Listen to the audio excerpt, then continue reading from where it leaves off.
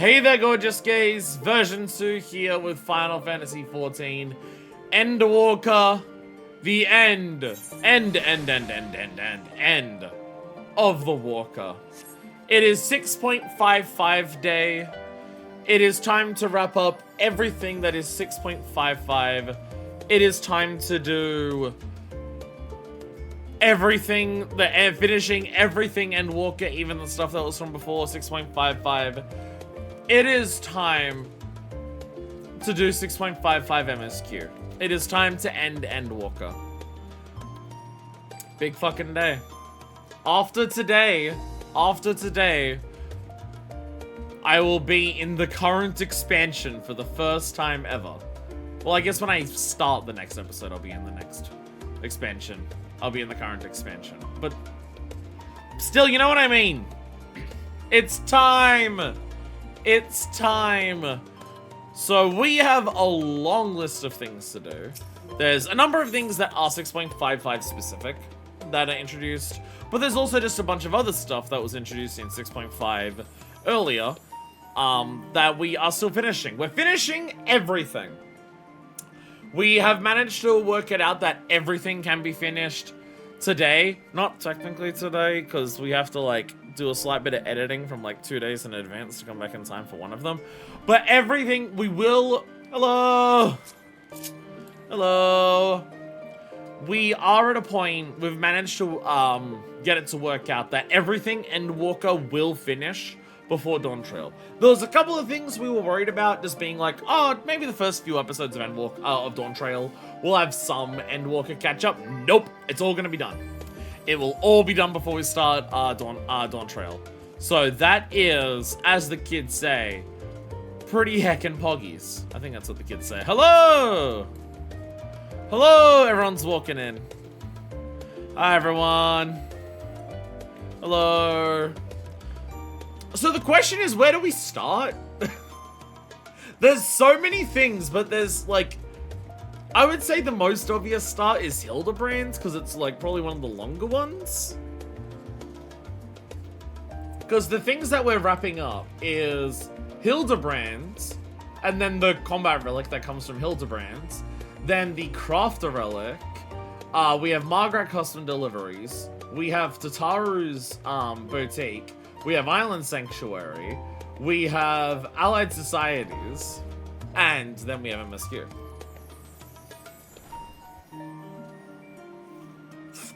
There's a lot happening. Also, hello! Everyone's coming in to say hello to me. Hello, everyone! My hair's blowing around a lot. The air conditioner is... I gotta just tuck the entire left side of my hair behind my head now. I just gotta do this now, otherwise it will blow in my face. Which, to be fair, I had to do that before when I had a fan on this side, and I have way more hair on this side of my face. So, if we're starting with Hildibrand, it is time to go to Radzatan. It is time for Radzataning!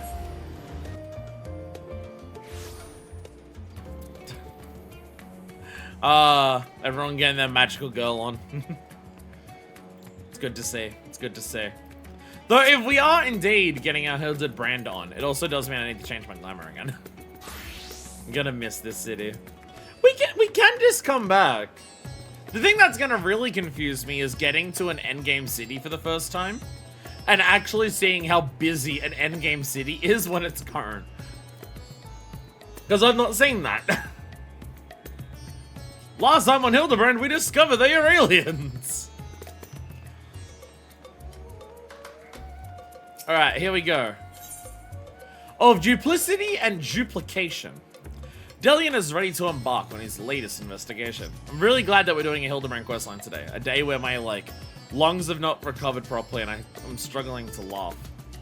It's specifically laughing. Like, the last 2 days, I've been doing all of the stories. And while that's, like, yeah, it's exhausting on the throat, I've not, like, been going...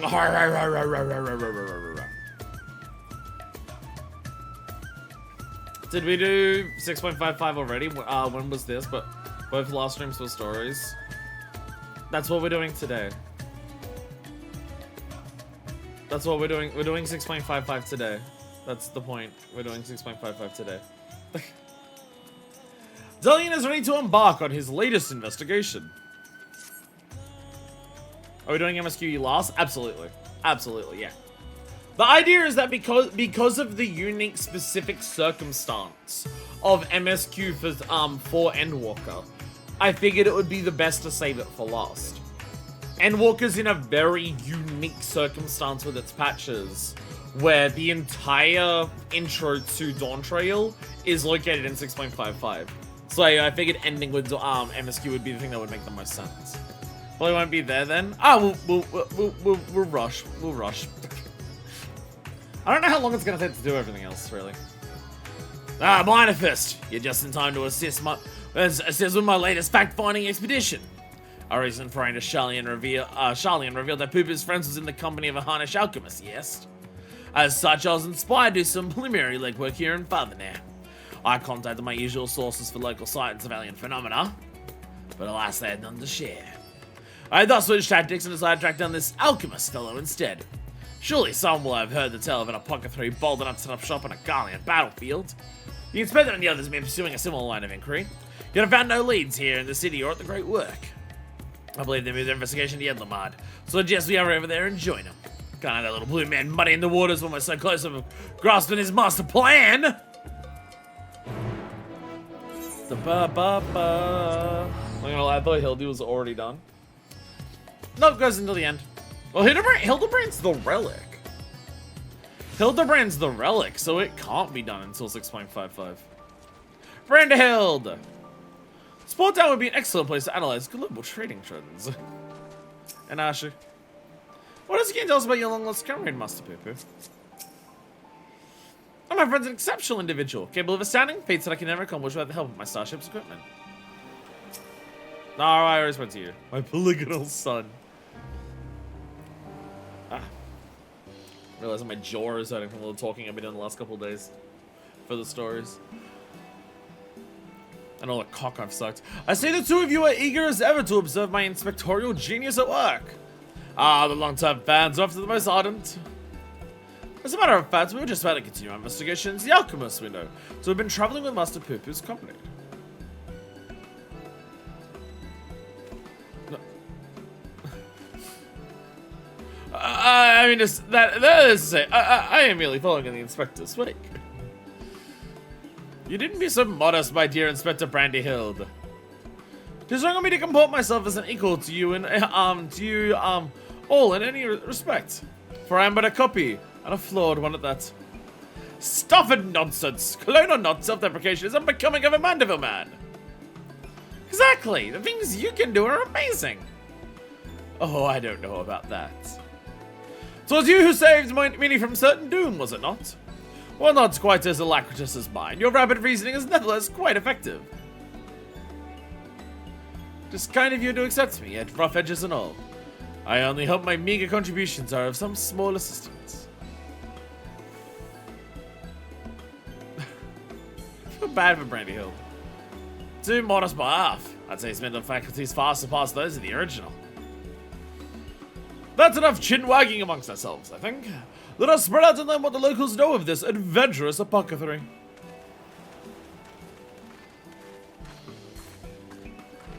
Apothecary. Alright, let's go and ask questions. Bye, Thunderwing. How fair your inquiries? I haven't started them yet, I want to talk to you. If I may, perchance acquainted with any reckless alchemists? Inspector Brandyhill, the blocky man across. And she's asleep. Love my retro N64 husband. Hello there, Hildibrand fisherman. I said I have the one whom you speak. A fellow fisherman told me of a friend of his, an apothecary, who set off for Warton Garlemald to sell his medicines. Reckless fool, you ask me. Not just any affairs such men. But you do, I take it? If so, I suggest you head to Yusakiyik and hear the talk for yourself.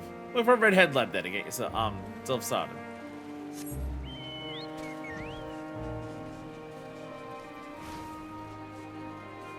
Hi there.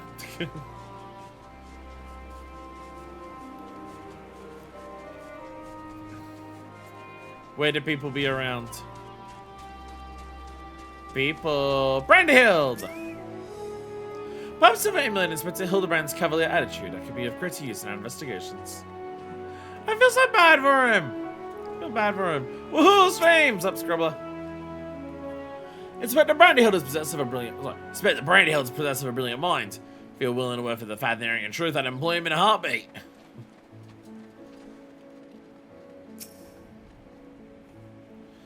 Do you know any apothecaries? In Razanan? Of course, I know more than I can account. I've not heard tell of anyone peddling such goods in the heart of the Empire, though. Seems like a terrible idea to me. Well, the Civil War raging and the world almost ending. Situation's improved in recent days, but even so, the Radiant Host still has to provide security for cargo shipments. A lone merchant trading there alone? Impossible. What if, instead of impossible, possible? He's bizarre Hildibrand who's got opposite level of self-confidence. I feel bad for him! Makes me feel bad for him. I know many merchants who travel abroad to ply their wares, but none have business in Garlemald. You'd have to be mad or desperate indeed to consider setting up shop in that troubled land. I mean, worders will sign some kind of trade agreement with the Alliance, but still not the kind of place where one simply wanders in and opens a street stall. So appreciate that the trade agreement that came up during MSQ is, like, actually relevant, yeah?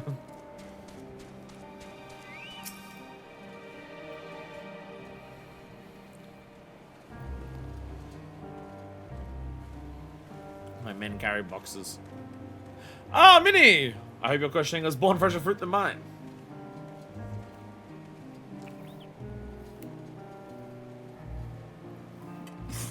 Oh ho! A good friend of the alchemist, a question, you say? Then let us gather troops and pay a visit to this felicitous fisherman. Oh my goodness. What about the felicitous furball? Are you gonna show up for one of the island sanctuary quests, Hildibrands? Because that would be funny.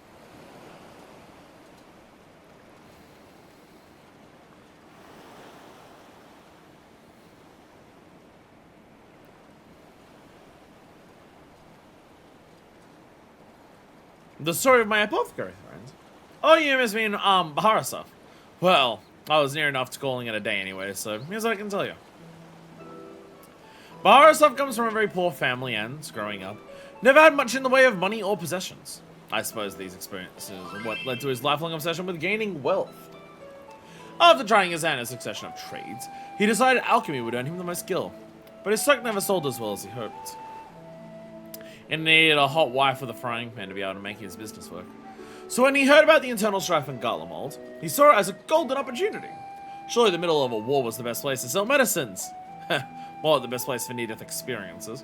He soon gave up on his Garlemald venture, but while one would have him expect him to return lamenting his ill fortune, Baharasov was practically euphoric when I saw him again. A God-given blessing he'd found in the snowfields had given him much cause to celebrate. He said he learned how to create gold. I must admit, I laughed at first. But then he showed me a gleaming mountain of the stuff. Enough to claim himself a merchant prince. He even changed his name to Von Hudi, a word which brings to mind the bounty of the divine. A name I've heard! He's the rising star in the market, is he not? The one snapping up commercial ventures left and right? Yes, Von Hudi has certainly made his ambitions known here in Fatherland, especially when he intended to purchase the entire port of Yenthamine. The Dogmasters declined to sell, of course, but when it comes to buying historic landmarks, a bottomless purse can open surprising doors. Last I heard, he converted the Gilded Araya into a private abode, and has been filling it with every rare treasure his gold can secure. He pays out large sums for artworks depicting the goddess Asura, from being a fervent worshipper of hers even as a child.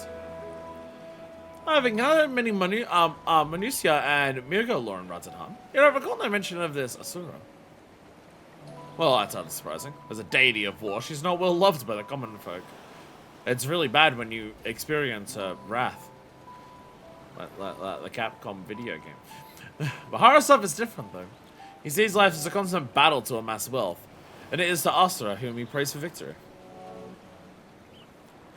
Damn me if she didn't listen. That once poor boy became merchant royalty. Man, far too rich and important now to afford more than a fleeting moment for simple fishermen. Even those who were once dear friends. If you'll excuse me, I really must leave it at that. These clams won't sell themselves, you know. Kratos, give me money.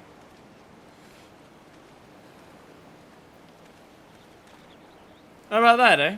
I sought after apothecary and the upstart merchant prince were one and the same. Might we assume the blessing he summoned upon in Garlemald was certain alien craft and its occupant? So intrude, but aren't you the hero who helped us when folk were turning into beasts? Well, some nasty-looking creature showed up outside town. One of our guards went to confront her, but I like her odds against that thing. Sounds like a case of respect to Hildibrand! Come, friends, let us investigate forthwith. This is concerning. This is concerning.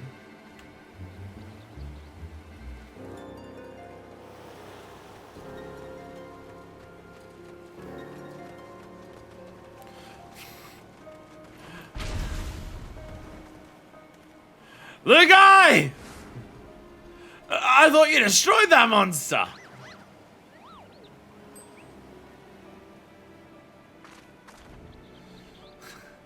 How many times do we have to teach you this lesson, old robot thing?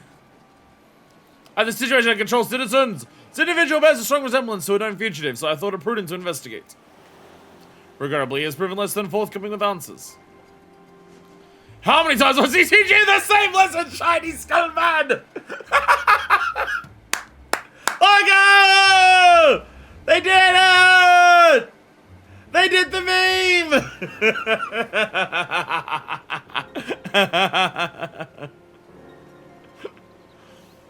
Lesson? What are you on about?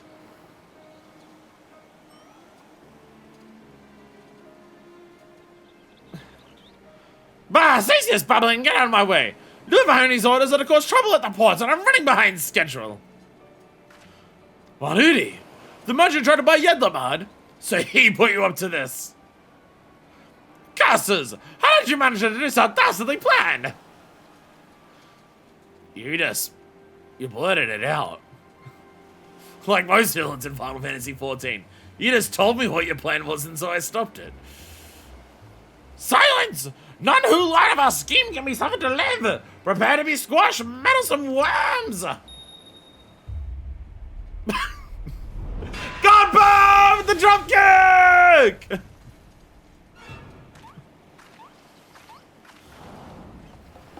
Oh no!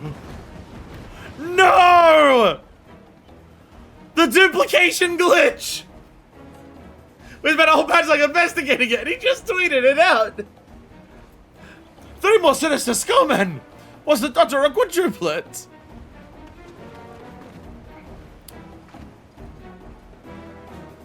Julian! Julian!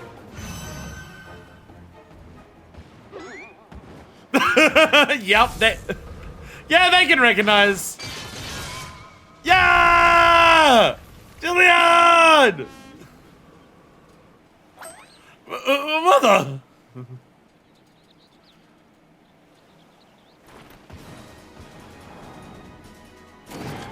Vexatious vermin! This will soften you up!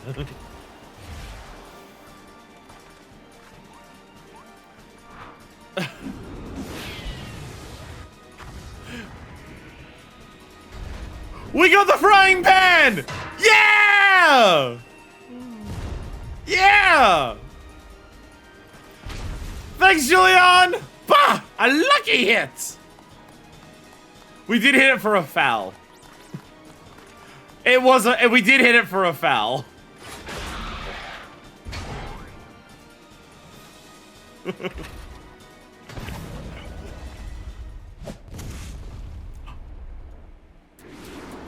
The goblin! The goblin!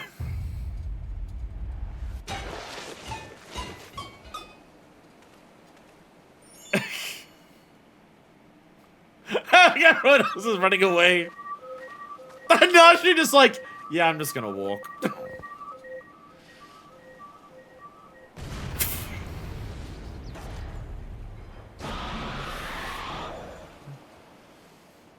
One last pitch! Yeah, we do have 2 strikes. Alright, come on! Shoot for the fucking fences, Minor Fist!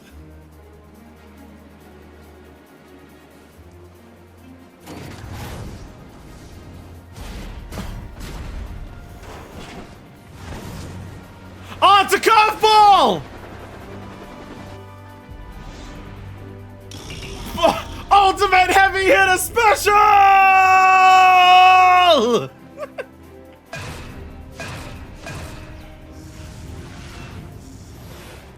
Home run!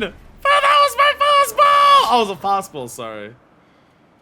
Well, the others are still straight pitches, so. We did it! Yay! We got to use Julian's frying pan. That's so cool.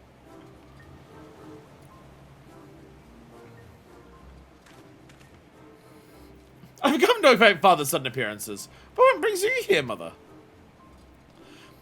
Proposition from that merchant Vanity, as a matter of fact. I'm accompanying your dad as a manager on Manderville and Manderville, and we're just on our way to the bloke's mansion. I've already refused Master Van Hootie once before when he tried to buy out our commercial empire. This, however, the deal is concerned offloading a quantity of gold at wholesale prices. It is quite an attractive offer considering fine jewelry is our stock in trade. And we thought to... Okay. Wait, whoa. Wait a minute. Is this a bit about gold selling bots?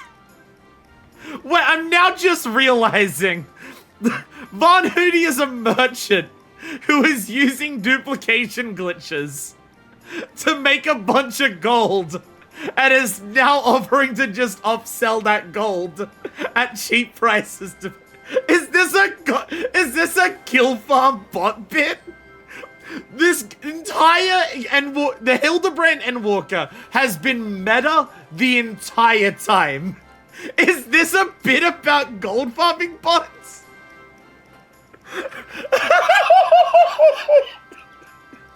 Surely, right?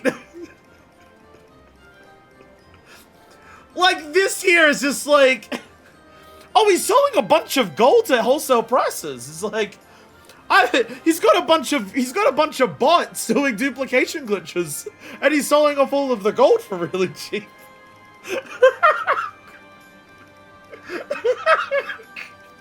Fucking hell.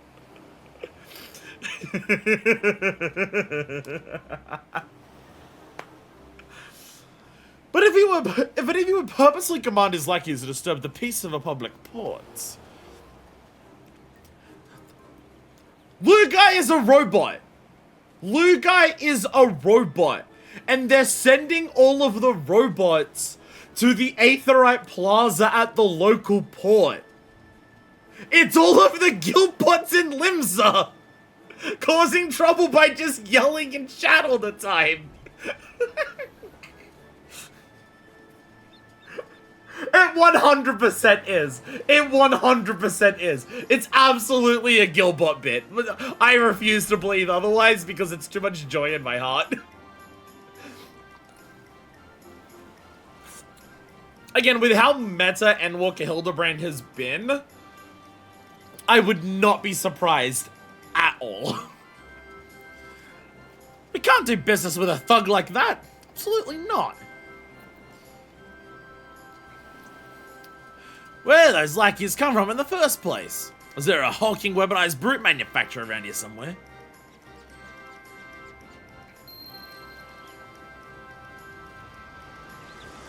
UFO!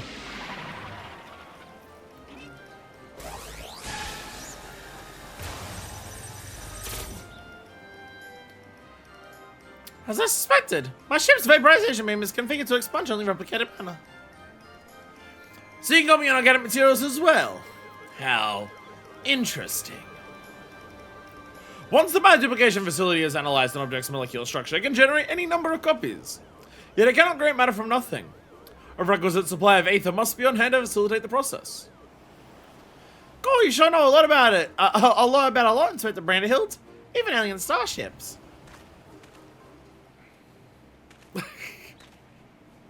This new great achievement. As I've mentioned, the gaps in my knowledge were patched with data from the starships and archives, which included the vessel's full schematics and functions. Assuming I understand this correctly, is it possible Van Hootie is using the repaired alien craft to replicate piles and piles of gold? It's 100% a guild farming bot. A guild farm bot thing. It's 100%. Because they keep calling, like, because the web, like, the big websites that were doing it all called, like, 5 gold and shit. And they keep calling it gold. It 100% is. We share the same suspicion, Master Delia. To my knowledge, no other method exists that can reliably produce precious metals. Of course! 'Tis the obvious conclusion. That being the case, one might further assume that Von Hootie is either threatening or deceiving Master Poopy's comrade in order to gain access to the vessel's superior technology. Our course of action is clear. We march right up to this gold spawner... 100%. To this gold spawner's front door and demand the release of his extraterrestrial hostage.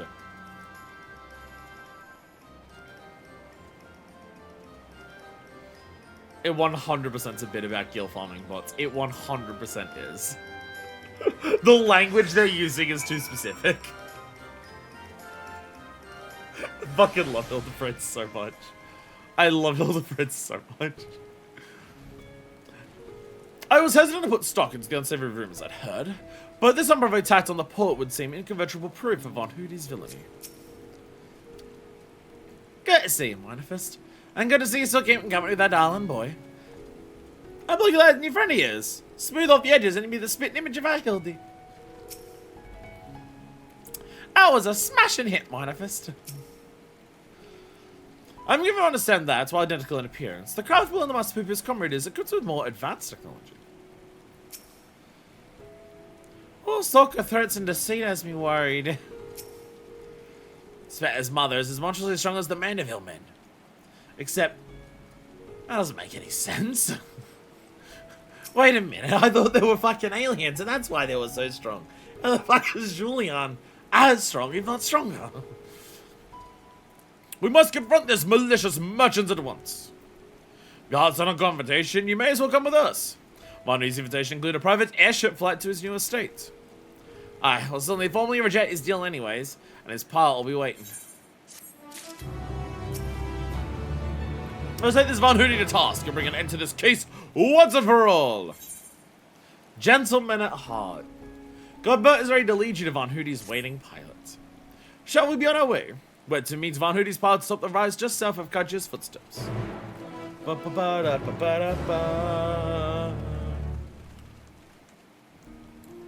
I've always been a fan of Hildibrand. I've liked Hildibrand since ARR. Endwalker Hildibrand takes the cake, though. It's definitely the best one. It's definitely the best one. Like, the meta humor is good. The meta humor is, I think, really well done for it. But even just outside of that, I think just, like, it's doing the most with, like, what you can do with the absurdity of the Hildibrand stuff. Like, having a character like Delian is just really funny. Having the solo duty as fucking Godbert. Just, like, having fucking aliens show up and shit like that. The absurd, like, lore reveal of the aliens and shit like that. I think Endwalker Hildibrand is doing the most with, like, what Hildibrand stuff can be. I feel like it might be for some people too much. It does feel like nearly every single scene is a bit in Endwalker Hildibrand. But to me, that's just efficiency. Because, because one of the things I appreciated about ARR Hildibrand is how it still touched on, like, real-ass lore in the game that was, like, relevant and meaningful in terms of the history of Uldar, Sildir, Belladere, and stuff like that. It still touched on real-ass shit. And it also introduced Briardian, who also, like, came up as just a character in another questline later. But we still get stuff like that in this. It's just also completely absurd. Like, we get Valor and Vonan. We got them back, like, by going back to the first, and we got to, like, interact more with them. We get, like, lore details and, like, learning about how the final days is affected other stars and stuff like that. Like, we still get those things. Just, I feel like the humor's a lot more fast-paced in this. It's like an old-school comedy movie where if they do 30 jokes a minute, if maybe half of them land, you don't dwell on the ones that don't, because here come another 30. I mean, for me, most of them land, but that is 100% what Hildibrand Endwalker is doing. Everything's trying to be funny, and if you don't find it funny, maybe the next thing in 30 seconds will.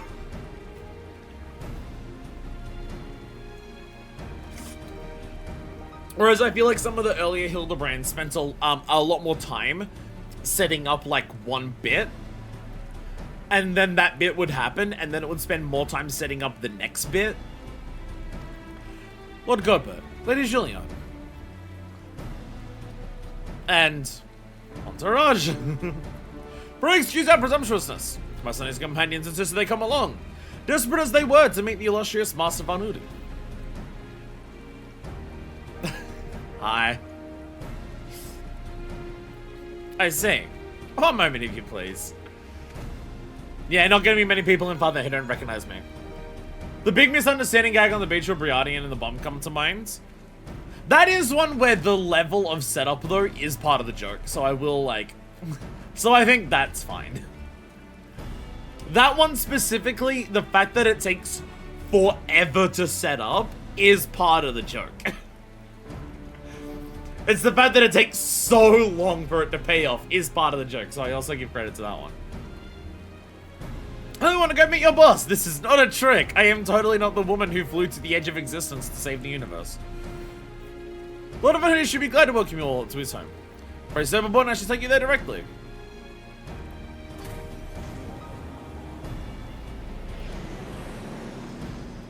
Hello, you are all welcome to come meet my boss. This is not a trick.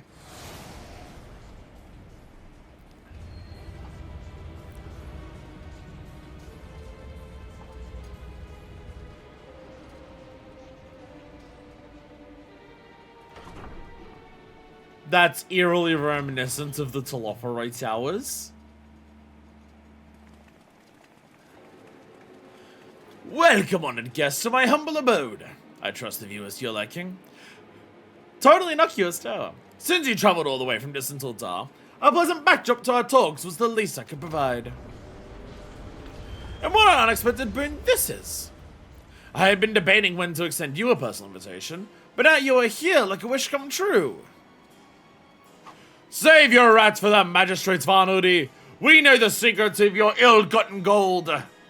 You will cease this exploitation of alien technology and release your hostage into the care of Master Poo-Poo at once. Unraveled all my schemes, have you? Good. Needn't waste my breath on tedious explanations, then. This is Master Poo-Poo, I presume? I do have his fellow alien here with me, yes? As for exploiting their technology, I freely admit to duplicating a quite frankly obscene amount of gold. But that was merely the beginning. Imagine making copy after copy of the deadliest weapons in existence. Would not the world itself be yours for the taking? Let's get straight to the point. I want you on my side.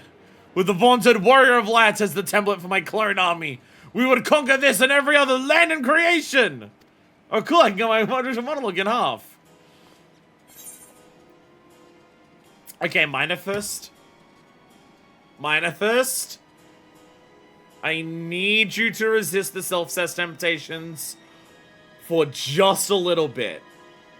I know where your mind is immediately going with the clone idea.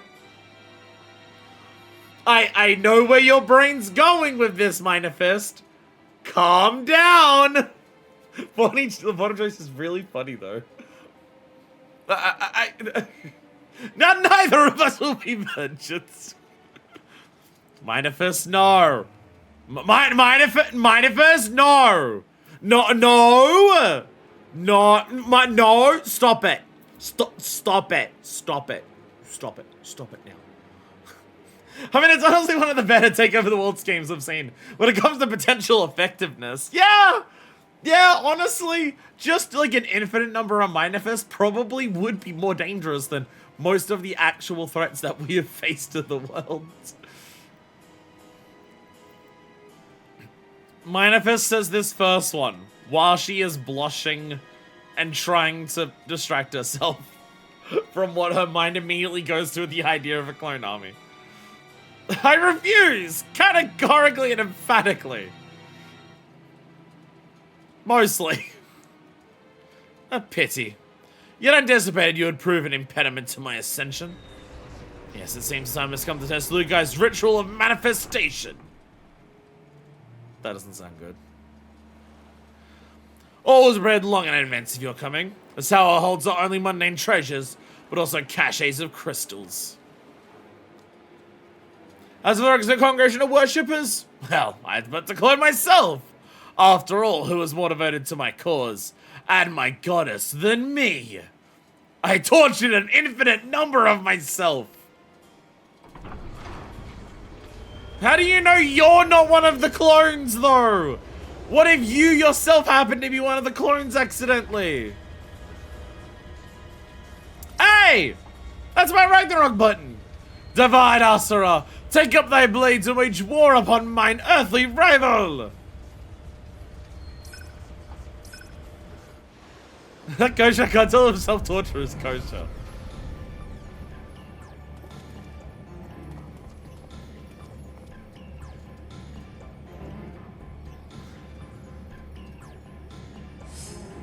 Wow, that was a funny joke. It was just a joke, and they all look directly at the camera. They Hildibrand, against the primal we may be more hindrance than help. We dare not remain within the sphere of its influence. We're gonna have another Hildibrand duty, aren't we? We're gonna have another Hildibrand duty, aren't we? Best of luck, my friend. I must make a gentlemanly withdrawal. How will this primal secretly be Greg? That's the real question. How is this gonna secretly turn out to be Greg? Even Goblin's like, nope, I know my limits, and my limits is not having the echo. Good on Hildy for at least wanting to throw down.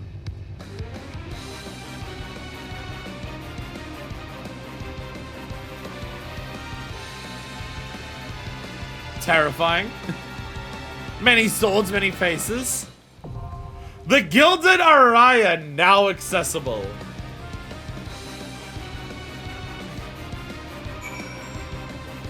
Another bonus duty! Whoa! My memories I wanted to do this one first. Yo! Transported the entire area around us. Yo, we have a trial! Asura. We have another primal, by the way. How long has it been since we fought like an actual primal that wasn't like an elder primal? I love the look of this. The face on each side, like with the arms. Like the faces are on the side that have the arms, and then this here at the front.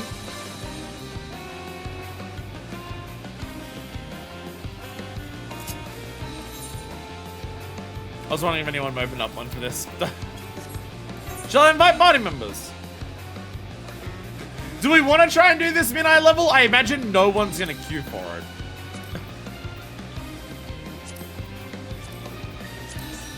I imagine if we say, hey, I'll join. You can join. I don't know if I don't think I have you in game.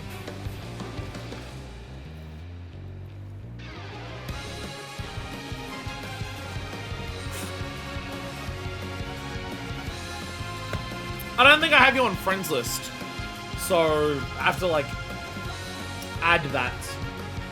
Music is very loud.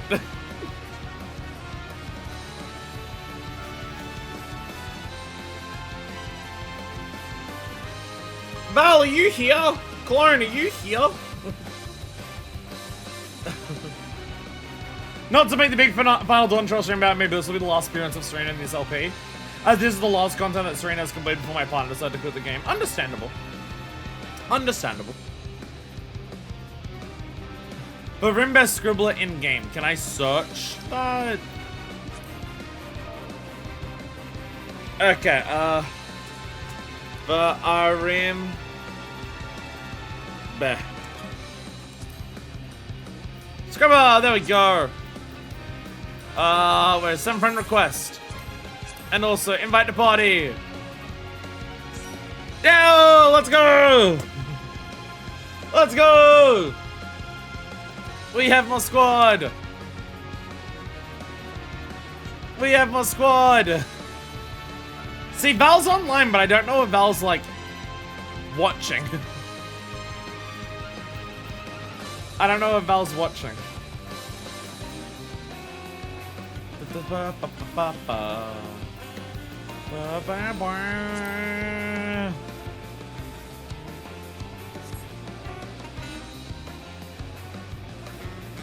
Yeah, I assume if we put this up in PF, no one's gonna join it because it's fucking...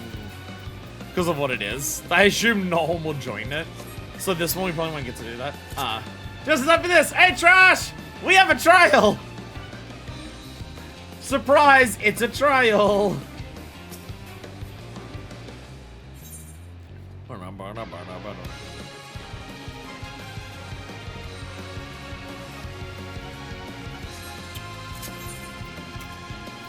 Right, I never actually...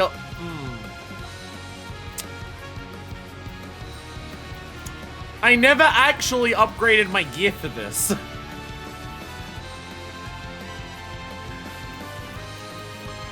I never actually upgraded my gear for this. I haven't done the Charlotte over 3 badges. I remember nothing about the fight. That's perfect. I have my other red mage glam. I can just go. I can still go red mage. I'll just go this red mage instead. I'll just go my normal red mage glam instead. I'll swap back to the suit afterwards.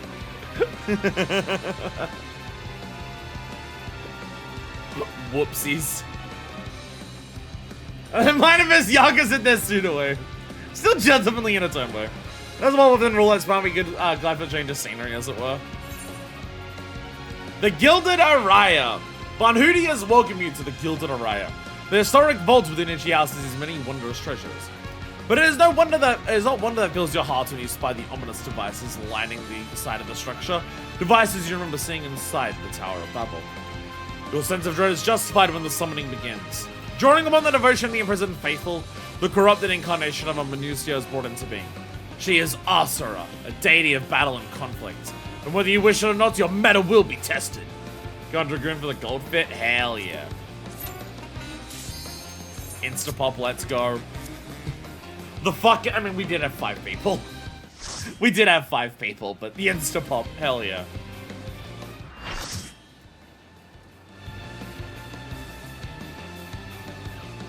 Got my, Dark Knight mid Dawntrail gear on. Yeah, I haven't upgraded any, like, my fashion glimpse to Endwalker. Whoopsies. False Minutia. Asura. Bunch of swords! Hola!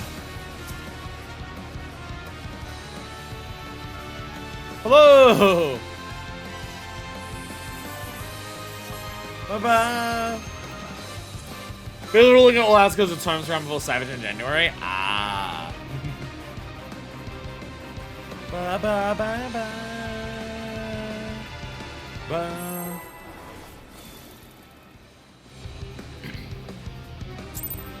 4, 3, 2, 1. I am Asura, and on battle I thrive. Have you the courage and strength to face me? Lower realm.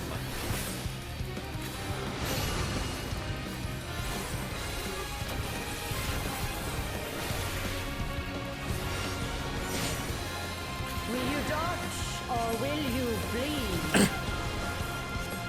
Very tiny gaps. Asura Chakra.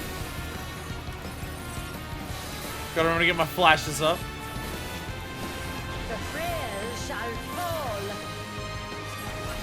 Stop. I was thinking I should addle that, and I pressed the completely wrong button for addle. You've not time to blink. Ephemerality. Big cuts everywhere! Oh! Oh! Oh! Oh, the shadows! They're lingering. The shadows linger. Tremble before the might of the Minutia. Come forth, embodiment of carnage. Whoa! Tremble on the bloody field of war. Big lady! Spirit of battle awakens. Big lady! Is the lesson. She's holding out the sword to that side. The weak shall perish. Oh no, it's just a big cleave. Ah, pink. Here the gleaming edge.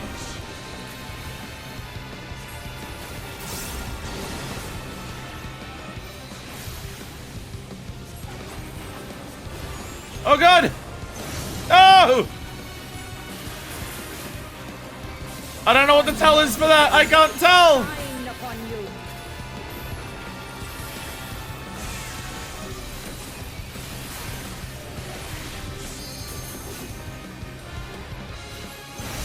What is the tell?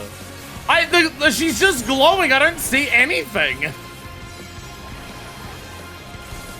Like, I just see her glow. I don't see any form of tell. Six-fold blade. One, yeah, mercies.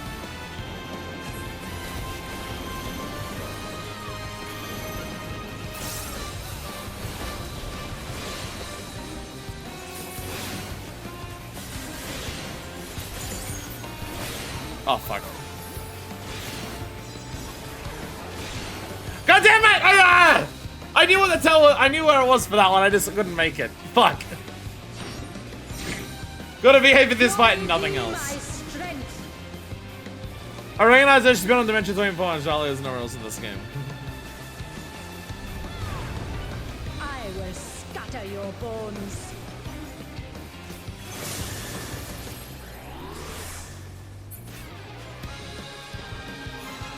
Hardest fight in Dawntrail confirmed. Show me your steel. Oh no.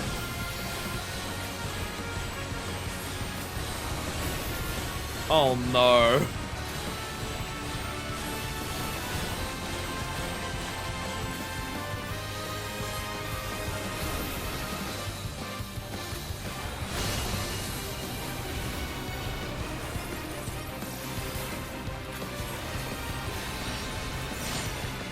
The spirit of battle awakens.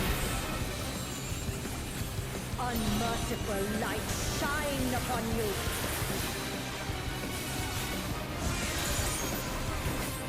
Show me your steel.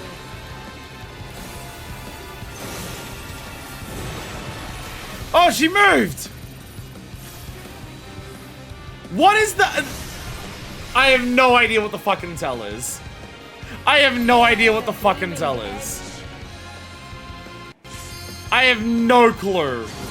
It seems like it's some position that she's holding the swords, but it feels like it's a pure memory check of if she holds the swords this way. It doesn't seem like there's any rational basis of what this actually is. I'll be honest. I don't see anything about the way she holds the swords that lines up with, like, what she's actually doing. Like, why are you running over here? And, like, how do you know if she teleports? Also, like, I can't see, I can't tell a single thing about this fight. There is nothing about this fight that I'm visually passing. I have no idea what's going on. This is the most confused I've been in any Dawntrail trial. Oh, mercies again.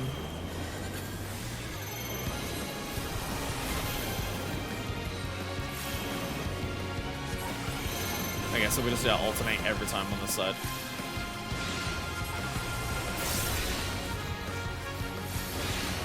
I was out of that! Fuck you! Fuck you, Ping! I was out of that.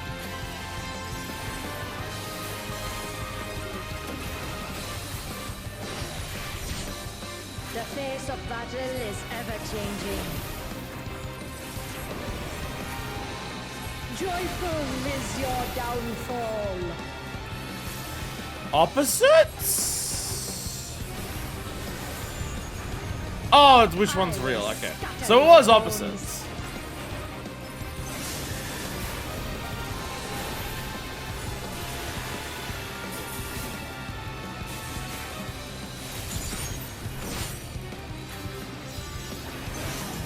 Will you dodge or will you bleed?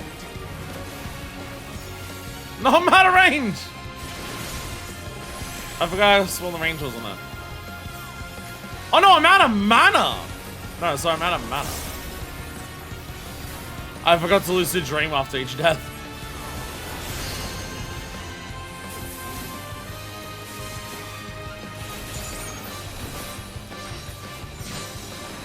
You've not time to blink. Ephemerality.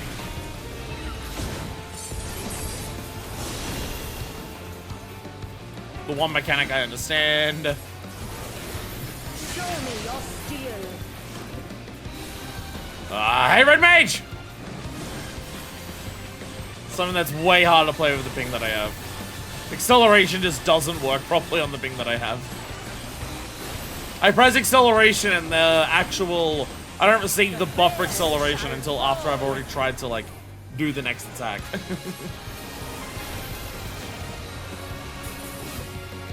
I almost want to say let's run this back immediately after, so I can actually understand the fight, because I've got nothing. The one for the big one, I have absolutely nothing.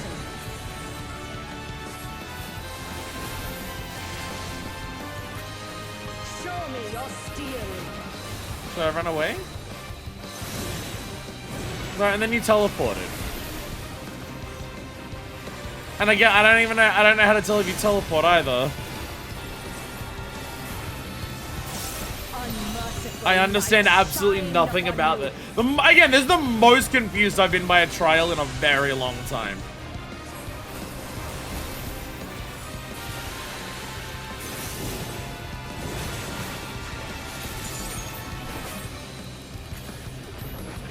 Like, I've got no fucking clue. My assumption at the moment is that there is no tell. My assumption is there is no tell.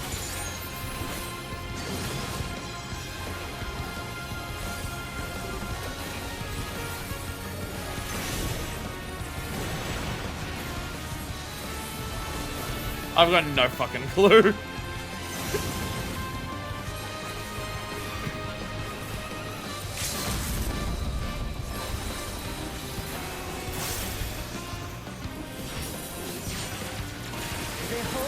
I've got no fucking clue. I've got absolutely no fucking clue of anything. I have absolutely no idea of it.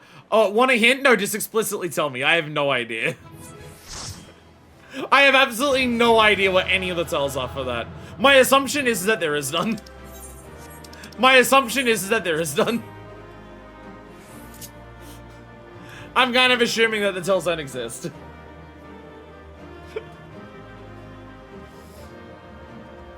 Six Mercies is admittedly a step up from Delibrum. The fucking clips on that. The holy shit. The Mercies on this one is way faster than Delibrum's in terms of snapshotting. Sorry, I was playing with my Unstock. Why you red? Because my gear for my suit outfit wasn't high enough eye level because it's still Shadowbringers. Big copies what small does, so small does an out and then you out the big two. I don't believe you. I honest to God, I don't know if I believe you. Because it really felt like that they were completely different for like the entire fight. I don't know if I believe you on that, I'll be honest. I feel like I'm being gaslit. Copying happens with this gold tether between the big one and the small, and the boss does a move to be specific. I saw the tether go to the boss. But like, I am almost positive that the boss like did different attacks to the big one. I'm almost positive I saw that. Either that or I got like completely misdirected on like which attacks were which. I mean, I made for a while because I died multiple times and I kept forgetting to lucid dream after dying. Please don't make me count again. Big move, the big one copies what she does. She does a donut, so the big one does a donut. You need to get close. She does close. Again, I don't know if that's true. I don't know if that's true. It really felt like the attacks were completely disconnected. But it may have just been me being one or two attacks ahead or behind. And just like, not connecting it that way.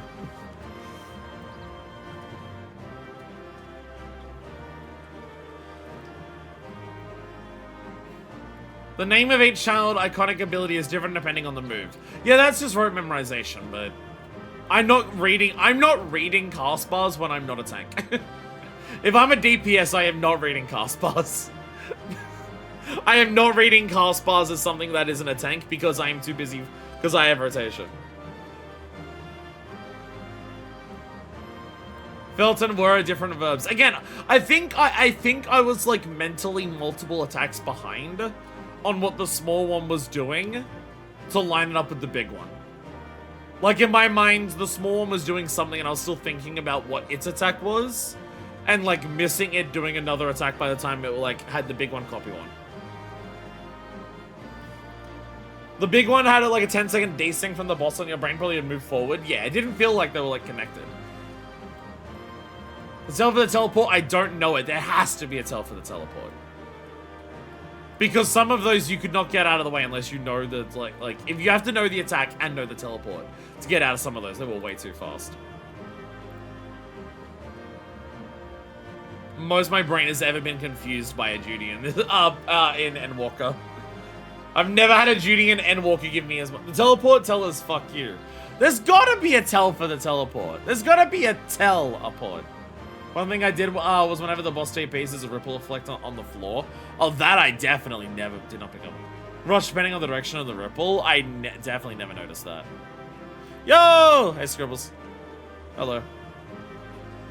Special teleport somewhere and nowhere to run in response to it. That seems mean. Hello. Yo, you have the Runka sword. Yo! Actually, do you have a reskin of this? Because that's got a blue handle. Ah, yeah, once again, yeah. Dawntrail gear has once again recolored a prior expansion leveling dungeon. This is the sword, this is the great sword from Katana Ravel. But it's a different color because it's a recolored dyeable version from Dawntrail. Awesome. Actually, I think your gear is too. I'm pretty sure. Yeah, I'm pretty sure a lot of this gear is also. I'm pretty sure you're wearing like a full Katana Ravel set. That's just a dyeable version. Dyeable Katana Ravel great sword, yeah. Whole gear's from quest coffers. Well, it's all the level 94 stuff, and all of this is Katana Ravel. I recognize the boots because I have those on my white mage now, and I recognize the top because that's on my retainer. Oh yeah, the headpiece game, because you got the sable mask. We don't actually... Do we have any catgirls? Do we... I'm now thinking about it. Do we actually have any catgirls? We have a lot of Aura representation. I mean...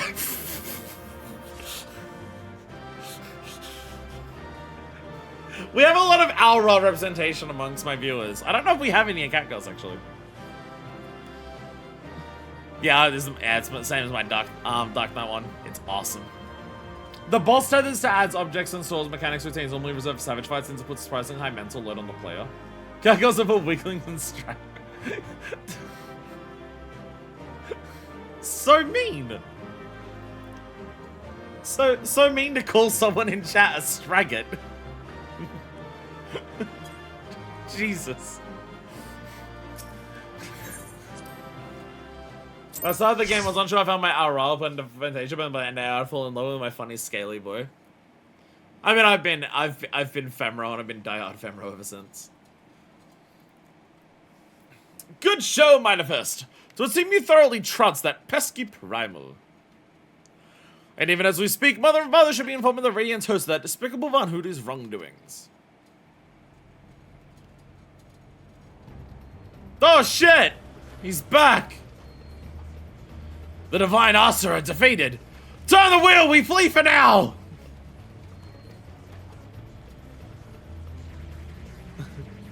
UFO!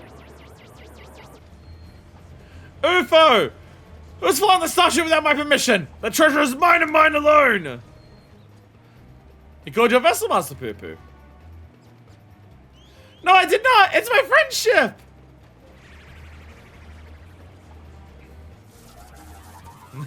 Did they duplicate the airship? No, this UFO can just blow it the fuck up, actually. This one can actually just blow it the fuck up.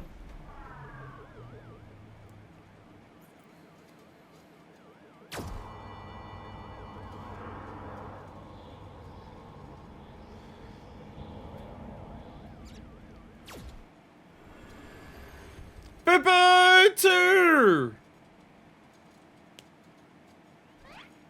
At last, the moment of sweet reunion is at hand. I'm so relieved to see you safe.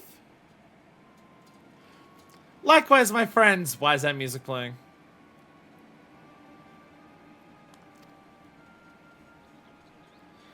But why'd you open fire on the starship, on the airship? Didn't that man help you after your crash? He did, at first. He pulled me from the wreckage and saw to it that my vessel was repaired. So in return, I replicated whatever trinket he desired and told him the basic of starship technology.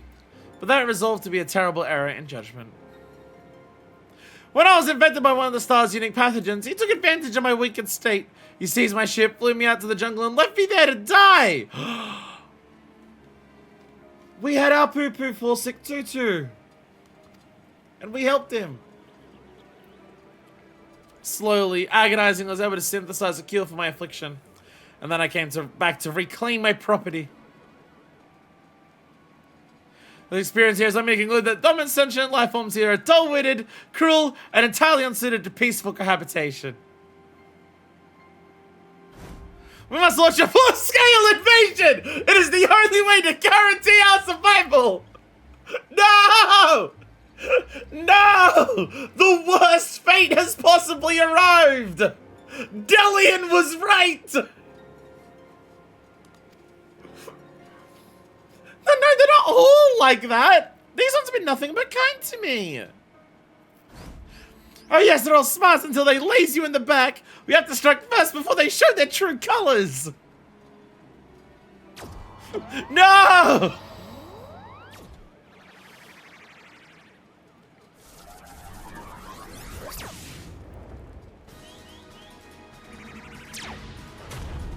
UFO War!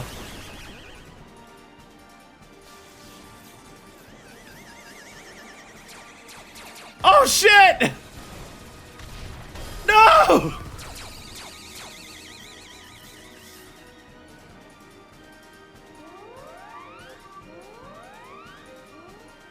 The ship's reactor has been breached. If it explodes, everyone in the vicinity will be atomized. And we're all in the vicinity.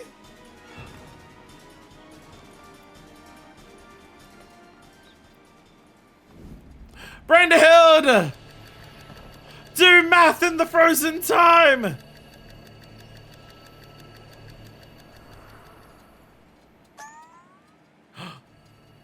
Think, damn it, think! I must let the explosion age universe a considerable distance to the starship, but I can conceive of no logical solution!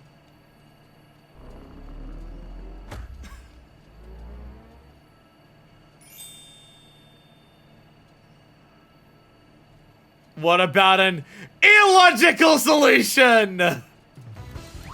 Yeah! Yeah!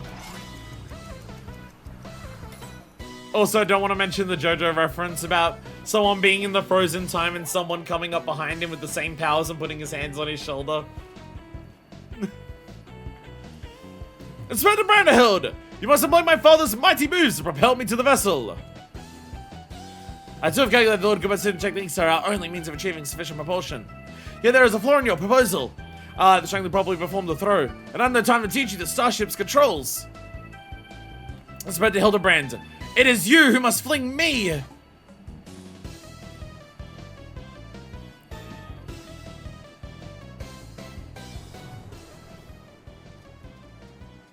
Manderville Man! Skyward, as only a Manderville can!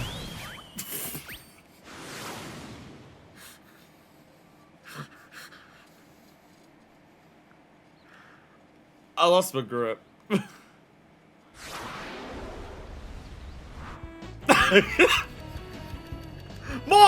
even more frozen time!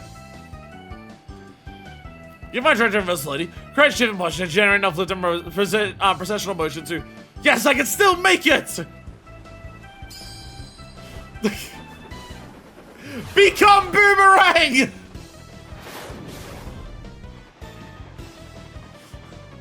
Yeah!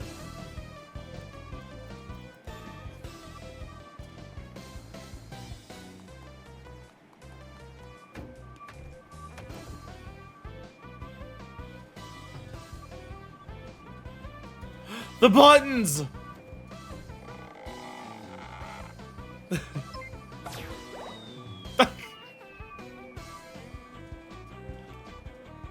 Got the friend out at least. Wrong buttons. No!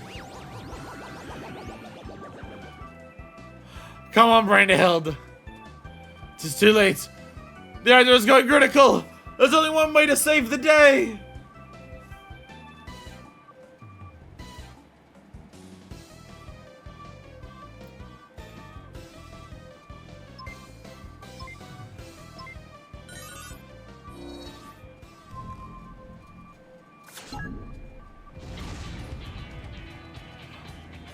Brandyhild, no! Brandyhild, no! Inspector Brandyhild! Our brief time together was more than any defective clone could ask for. Be well, my friends. No! Stop killing Hildibrand's children! Stop it! Stop killing his kids! Is this case closed for Inspector Brandyhild?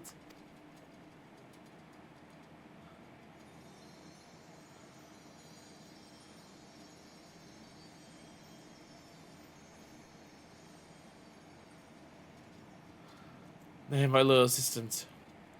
As a chip off the old gentleman, our dear Brandyhild has surely survived to tell the tale.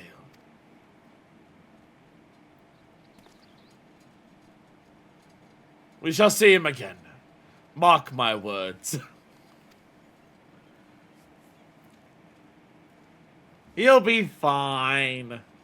See you, Space Cowboy.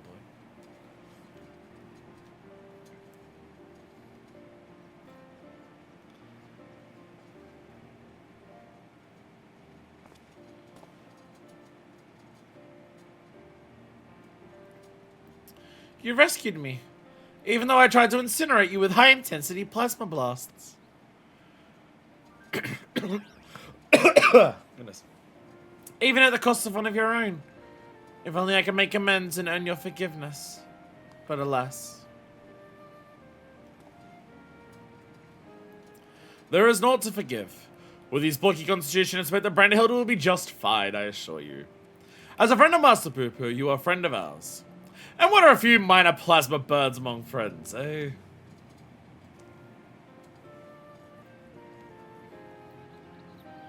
Our home planet. It was lost to the phenomenon you call the final days. We survived only because we were exploring the cosmos at the time.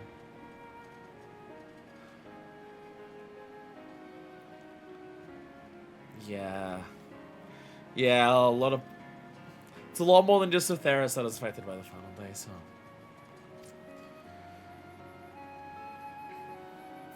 Our explorations, which had heretofore served no purpose but curiosity, shifted to a search for a safe haven. We visited countless stars, but all had succumbed to the same insidious ruin as our own. That's what Midgardsormr, basically said on the way here. Growing desperate, we decided to settle any suitable refuge we could find, whether it was populated or not. If the native means were hospitable, we could live peacefully alongside them. If not, we were prepared to claim a new home by force. So it was that I arrived at your miraculous planet. Lulled by the apparent absence of metaphysical chaos, I blundered into a mundane war zone, where I was promptly shot out of the sky. The rest you already know. Having fallen behind during our search, I hurried here where my communications received no answer.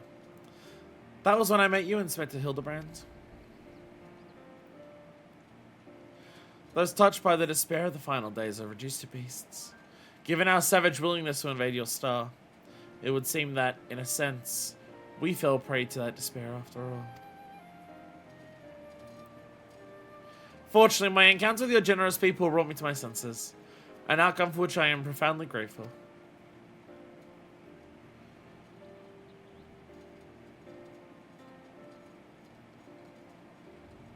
That said, there is nowhere else for us to go. Would it be too much to ask for us to live here, on your star? Well, of course you must stay. Yay!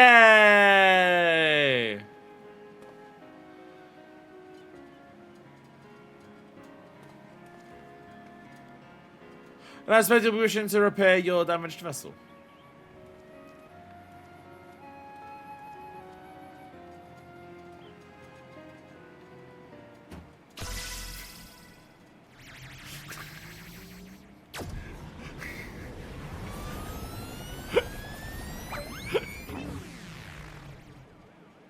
Hildibrand's blasting off again!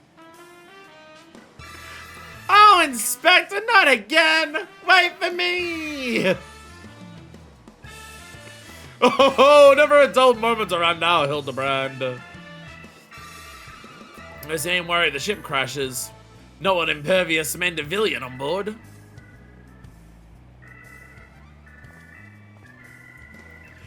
Ah, funny you should mention that. Upon reviewing the Manderville family tree, it was made clear that a lord without heirs of his own passed the name to an adopted child. Fucking.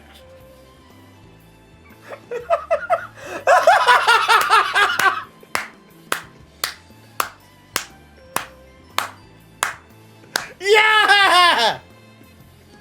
Let's go!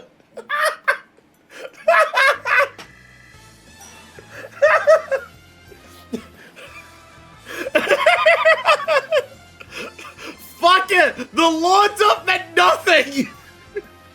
It meant nothing!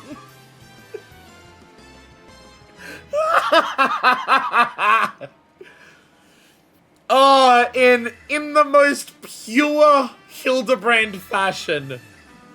The Lord dump that finally explained what the fuck their deal is turned out to be completely irrelevant. Are you saying that you and your son are not direct descendants of Godbrand, the alien progenitor of the Manderville line? Then how do you explain your unnatural sturdiness? When it comes to building strength and perfecting gentlemanly technique, it is not one's lineage which matters, but rather the unbending conviction within one's heart. Though Godbrand's bloodline be broken, House Manderville shall live on through us. Unfortunately, that does mean that the Mandervillian aliens are dead. Unless somewhere back in history, one of them had a secret kid, it does mean that the actual aliens of the Mandervillians are now extinct.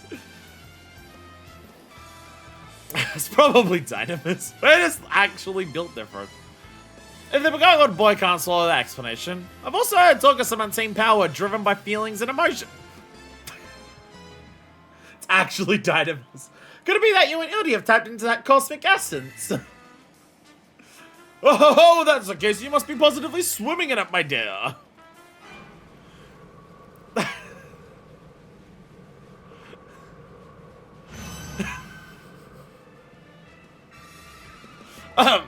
Every, thing appears to be under control here.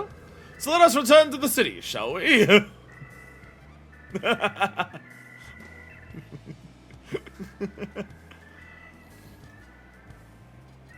Sitting here sweats have been put to good use.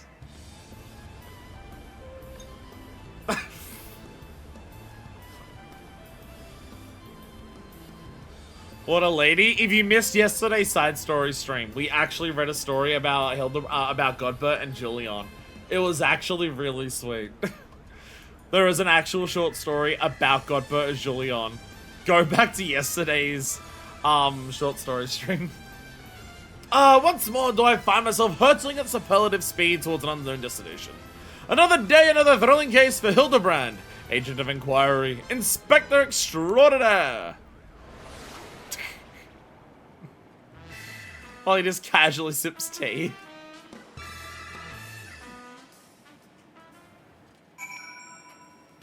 I fucking love Hildibrand so fucking much. I love Hildibrand so fucking much. I fucking love Hildibrand so much.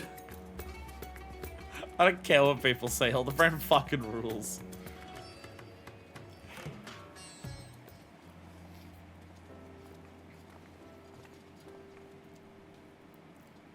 Thanks for an enlightening conversation with us, Spoop, on the way back. I believe I have the answers required to proceed with our weaponsmithing project. I'll trust the endeavor yet holds your interest. Pray more, Master Geralt, of your willingness to assist, and my hammer and I shall make all haste to the higher crucible. And with that, I bid you good day. Thank you all for looking out for our beloved son. I'm sure him and the blocky lad will be back for more cases before you know it.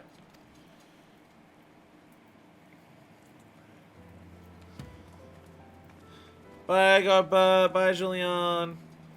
Glad we got Julian to show up in this. You've gone above and beyond for us, Manifest. Select you to have the one replicated starship we made. It doesn't have duplication facility or other such technology on board, but it'll carry you through the skies. Use this key to call it whenever you wish. Yay, UFO man! Getting a chance to swing the frying pan's a big part of why I chose my Dawntrail hairstyle to be hers. I noticed you had her hair. I did notice you have her hair. I just didn't want to say it. In case, like, the colors were different. As for the two of us, we decided to get out to our new home better by embarking on a journey of exploration. And now you can run into the poo-poos. The same way you run into Alpha and Omega. This is must where we say our farewells. Thank you for everything. We are fortunate indeed to have met you. Have you changed your mind about anything, Delian? You're still a dick. Seems Poo-Poo wasn't planning an invasion after all. He even tried to stop his friend from launching an attack. I'm going to end this investigation, Manifest. Your unfailing support through this entire ordeal has been most appreciated. Thanks to yours, I will observe the inner workings of Charlian. We even traveled to the surface of the moon in search of the truth. And when my own conspiracies threatened to blind me, you were there to open my eyes to the true shape of things. But this world yet harbors its share of the strange and inexplicable, not the least of which is the source of Hildibrand's impossible physiology. I'm not an alien, then. Maybe the product of a hyper-advanced civilization from the distant past, the descendant of some gruesome biological experiment. Someone needs to plumb the depths of these unexplained phenomena, and I'm the very man for the job. What about me? Like, I could probably survive the same stuff that Hildibrand does. UFO identification key! And a gentleman to walk with me. Oh, this is the outro song, I assume. I assume this is the outro song.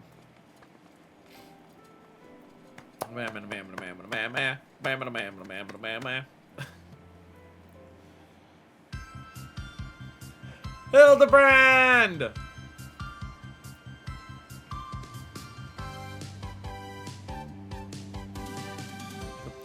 Alien blood never flowed in their veins. The source of their strength, an enigma remains. A dynamic folk, their clothing bespoke. A gentlemanly family, the good house Manderville. A true inspector is born from the heart. La li da da da, la li la la da da di da la da, tra la la la, tra la di da la da, tra la di la da da da da, tra di la da da la la. Oh my god, we're doing the run as well. Hildibrand will return.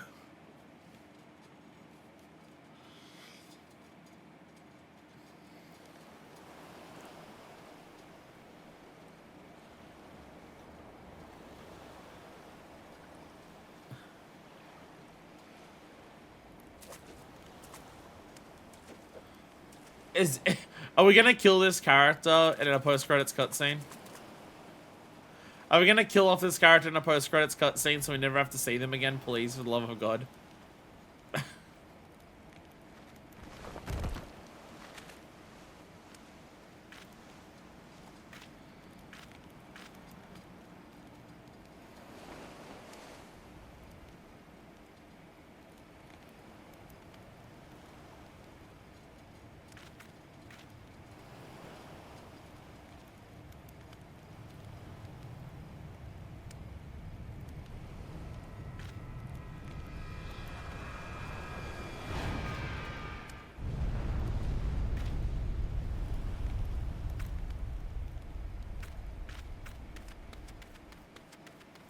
Ominous explosions.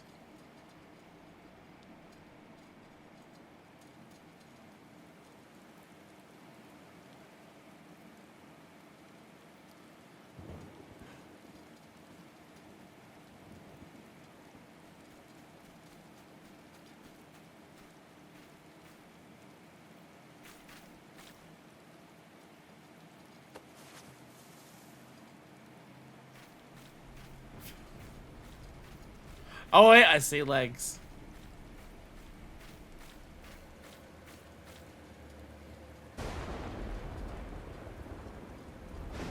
Yo! Brandy Hild lived!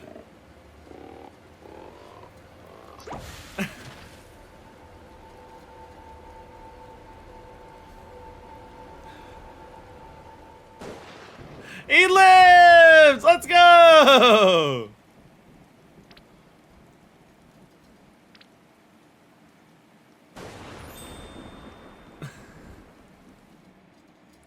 He lived! Identified flying gentleman. Yeah. I have to wonder. I'm now suspecting we may be at a point where they're trying to set up for when the game ends and they have their final expansion for the equivalent of a Hildibrand endgame. Because we now have Gigi and we now have Brandyhild as characters that were thought to be killed off by Hildibrand, but actually live on. And so now I'm wondering about the possibility of, are we gonna have like the final thing? Are we gonna have the final Hildibrand ever be like the joining of all of the warriors of the Hildibrand cinematic universe? Briardian will show up, Delian will show up, Gigi, Brandyhild. They're all gonna show up for the one big final Hildibrand thing. The Gentlemen of Light assemble. Started out with braided pigtails, as still in my adventure plate. Got it short and scruffy while on the run in Heavenswood. Everyone has hair stories for their character except for me. Mine's based on jobs. Grew back out in a braided ponytail for fight in Stormblood. Got a nasty nose scar from our first fight with Xenos. Hey! Hey! High five! High five to getting a nose scar for losing to Xenos and Rolga's Reach. Let's go! Let it loose the Mooney FF13 Lightning Hair in Shadowbringers. 100% chest increase from all that lightning. Okay. Minifist has one of her eyes damaged and is lighter in color because of the light infusion. You've gone for the path of her tits are bigger. To each their own. Tiny small twin tails for Endwalker and large ones for Dawntrail. See, for me, if I change Minifist's hairstyle, she no longer looks like Minifist to me. The face doesn't matter. If her hair is different, she no longer looks like Minifist to me. So I can't change her hair, ever. Well, I changed it once for the wedding. Hello. But that's why I've got job and outfit changes. Hello, everyone. Hello. You have the Yokai Watch fists. I recognize those. Yokai Watch fists. Some kind of cat or dog on there. Sup? Hello. Well, why the cutscenes go right to your chest, so.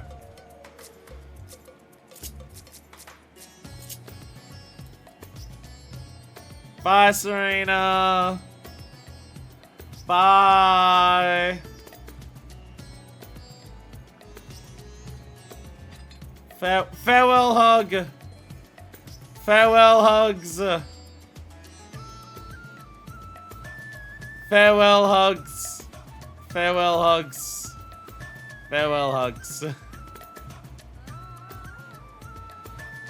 The Yardbird fist bump.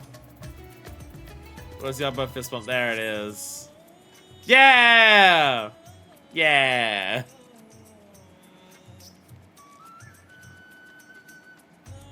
Bye, Serena. We shall miss your blue hair, your blue flower in your hair, and your blue dress, and your Dark Knight sword.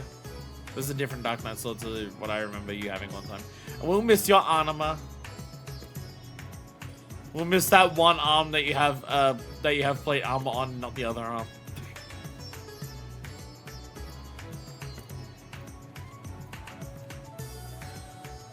And head pats.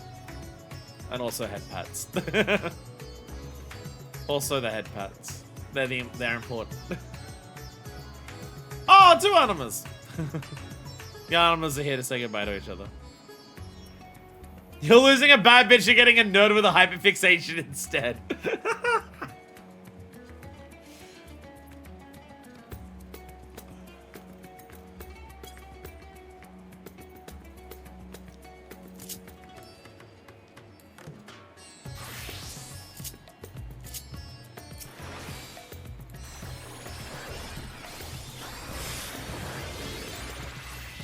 Shield. Shield. A farewell shield. We have one last relic stage to get. I don't want it. I don't want it. Weapons from the final Dark Knight relic of this. Well, I know what I'm gonna get for the sage, and what I know about it is that it's ugly as fuck. What I know about it is that it is horrifically bad.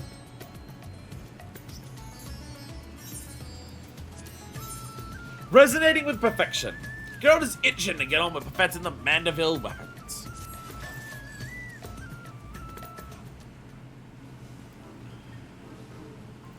Hey, Combat's finally figured out how to perfect this alien weaponry. About bleeding, it's all me. We shall inform his lordship that you are eager to begin. So is that why these final stage of these weapons look the way that they do? Is that why they look the way that they do? Is the idea that it's meant to be in honor of our alien heritage and honor of the aliens that helped us, these weapons now look like alien technology? Is that the idea? At long last, Mighty Fist, the end of our arduous yet most rewarding weaponsmithing journey is finally in sight. They're super techy because they're alien. And they're super ugly because they're alien. And a bloody expensive journey it's been. That's why I'm here not as a dutiful wife or doting mother, but as a concerned senior partner of Manderville and Manderville. My company's footing the bill for all sorts of extravagant materials and expert assistance, not to mention the rent we're paying for these high crucible facilities. Even if this is the final stage of the process, that's only one Manderville weapon out of how sudden many? Our side business and replica weapons ain't exactly booming neither, so we're gonna need to come and gauge the value of continuing this venture with my own two eyes.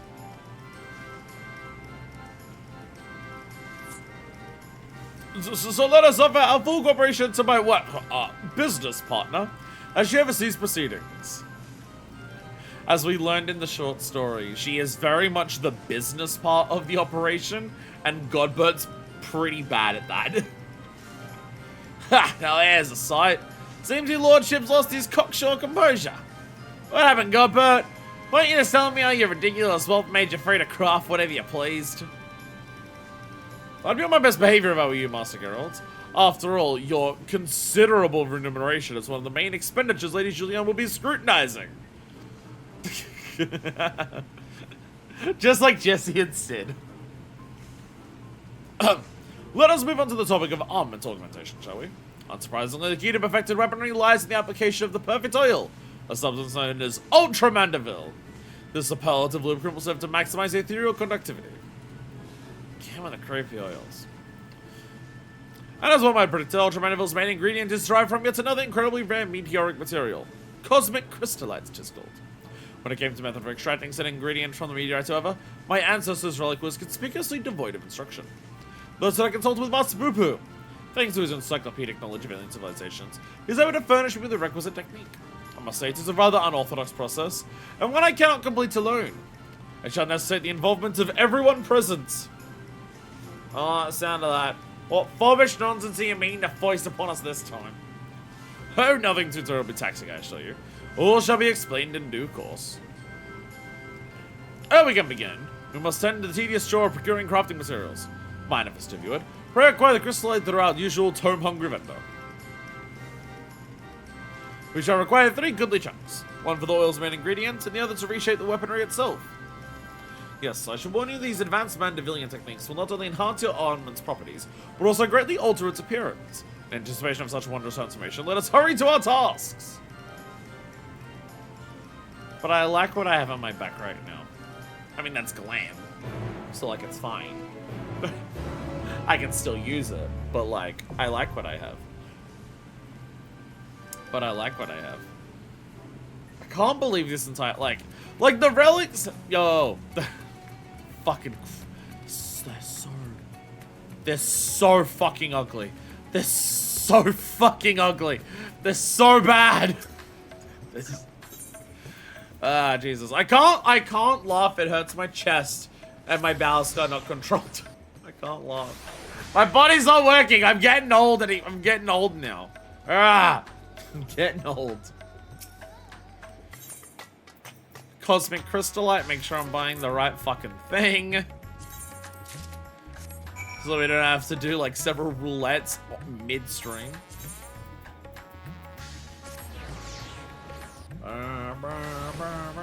They're so bad. What was the Dark Knight sword? Like, again, these... Oh yeah, this is one of the good ones. Right, the Dark Knight's one of the good ones. Because at least this flows with the shape of the weapon. And the circle, I'm not a massive fan of the circle there. But at least, like, it's around the hilt, so it kind of makes sense. This is the most cyberpunk looking out of all of them.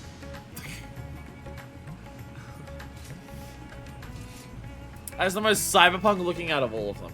Again, my main thing against the Sage ones is that just the design, like the glow and the design together don't work together. They're directly clashing and they just like kind of like take away from each other.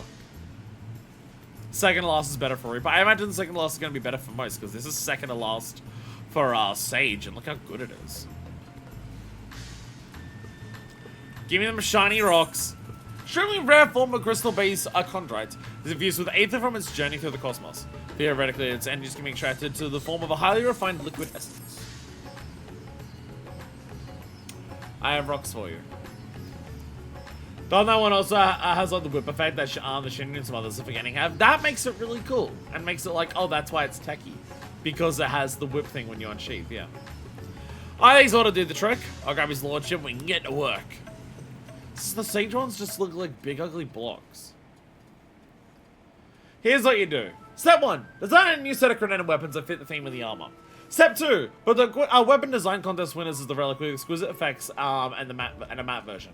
Can still have the same story and a line about how Poo-Poo talks artisans across the stars for design. Step 3. But the existing final relic set with some bonus for doing the Criterion dungeons or Eureka Orphos or something. There's so many ways to improve this relic line. The fact that it's all just by tomes is like so bad. And again, I like the storyline of the 2 greatest smiths in the world finally come together. Because it's been known for a long time that these are the 2 best. And so like, oh, what would weapons be like combining their powers? I like that concept.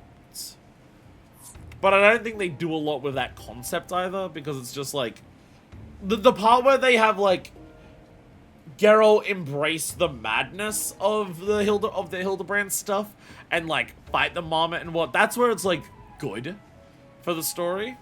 But yeah.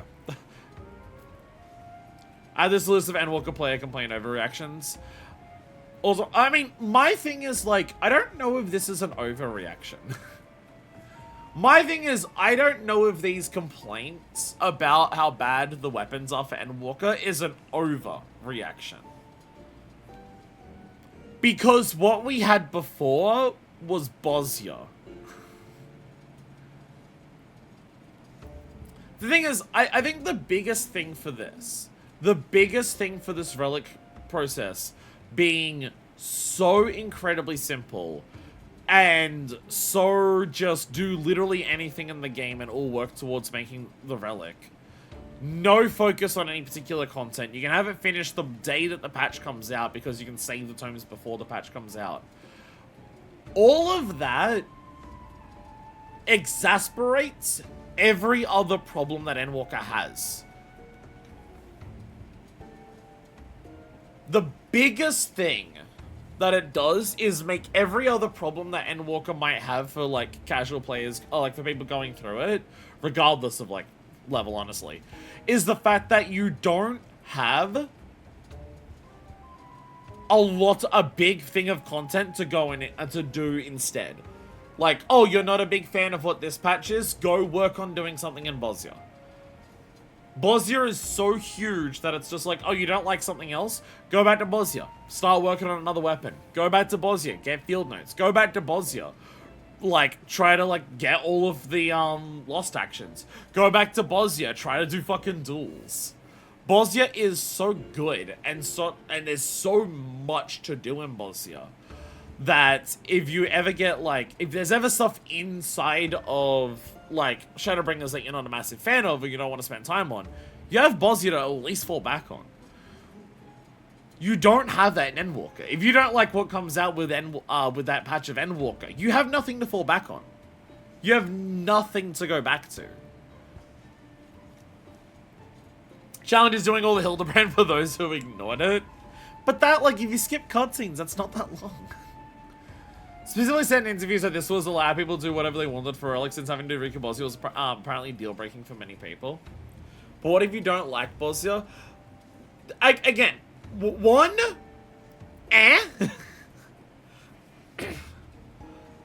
like, I don't know, I am partially of the opinion that it's just like, I don't like playing the content, and their response being, okay, so you don't get the rewards from it. I'm kind of okay saying that, because that's how video games work. Like, so many other video games are, hey, do you want to get through the cool things or get to the cool things in the video game? Okay, it requires you to play the video game. I want to push back against how much Final Fantasy XIV players suggest that not playing the game should be an option to be able to get the stuff from the video game. But also, this is part of where I think the issues lie with Bosnia. Bosnia has methods of doing stuff outside of Bosnia for most of its relic steps. One, there's a misbalance of half of the steps in Bosnia are easier to complete outside of Bosnia than in Bosnia. I think that's a misbalance. And the other misbalance is, I think they should have made a lot of the stuff that you can do outside of Bosnia stuff that players are more likely to naturally do. Palace of the Dead is a bad option, right? Like, saying, oh, if you don't want to do this stage of Bosnia inside of Bosnia, do Palace of the Dead instead, is not a good substitute for Delibram. Whereas, stuff like some of the stages being like, oh, run this specific roulette, and it'll get you, like, 1 piece a day. Or like, oh, if you run a roulette and you get a level 60 dungeon, you'll get this piece. Or if you run a roulette and you get a level 70 dungeon, you'll get this piece. That is better. The fate step would also... saying, hey, go and do fates would also be better if they ask you to do Shadowbringers fates. Just because Shadowbringers fates have a reason to do them. It's because of shared fates and bicolor gemstones. So if one, instead of saying, hey, go do Heavensward fates, which, like, the only reason to do Heavensward fates is because of Bosnia, if they instead turned around and said, well, if you don't want, you can do this step outside of Bosnia, it requires doing Shadowbringers fates, then it's just like, okay, well, at least I can get bicolor gemstones alongside that. Like, again, I've as much as I love Bosnia, I have critiqued quite a lot the process of how the actual process of getting the relic is, because half of the steps for the Bosnia relic to get are faster outside of Bosnia, which makes no sense. And if the idea is if people don't want to do Bosnia to get the Bosnia Relic, or spend less time in Bosnia, but still get the Bosnia Relic, some of the options they give players are also just terrible substitutes for people who don't want to do Bosnia. Because people who don't want to do Bosnia probably also don't want to do Palace of the fucking Dead. People who don't want to do Bosnia probably don't want to do Heavensward Fates, because Bosnia is just Fates. So, yeah. It doesn't even have stuff like the steps for armor or resistance weapons that funnel player into older content, which is good for the game's health. That, I think, is a big problem with these ones.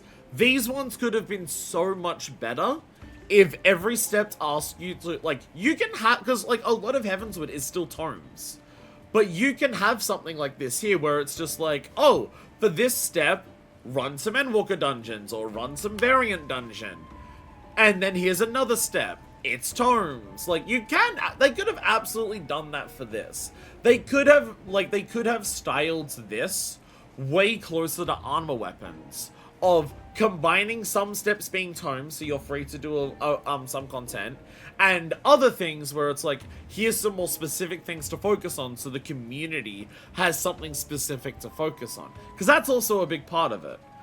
Telling people to just go and play any part of the game means there is no community focus on anything. Like it's not like, oh, a brand new step comes out and it asks people to go back and do like leveling dungeons from Endwalker. So, hey, that step comes out, the community is now focused on leveling dungeons. They queue faster, they pop quicker. People are, like, running them multiple times. Maybe people who are, like, trying to do MSQ and catch up are, like, running them faster. Maybe people who want to get, like, their triple triad cards will be able to get some better queues as, like, the community is focusing on that. You know, that kind of thing.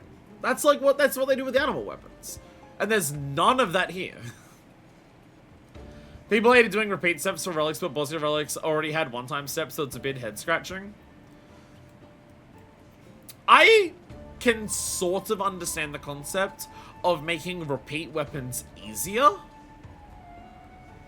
But I would say repeat weapons easier, not by, like, I don't like the one-step stuff. I don't like the one-time step stuff. I'm not a fan of it. I can understand the concept of, like, okay, your first Bosnia relic requires you getting, say, 20 of these memories. Subsequent ones only require 15 or 10 of them. I can understand that. I can understand lowering the requisite for that for future relics. The first one requires a bit more and the later ones require less. I don't like the one-time relics. Because again, I don't like the one-time steps. Again, for the same thing of it, like, a one-time step means that the community focus on something is way less. Because you'll have way more people finishing it and then never going back to it.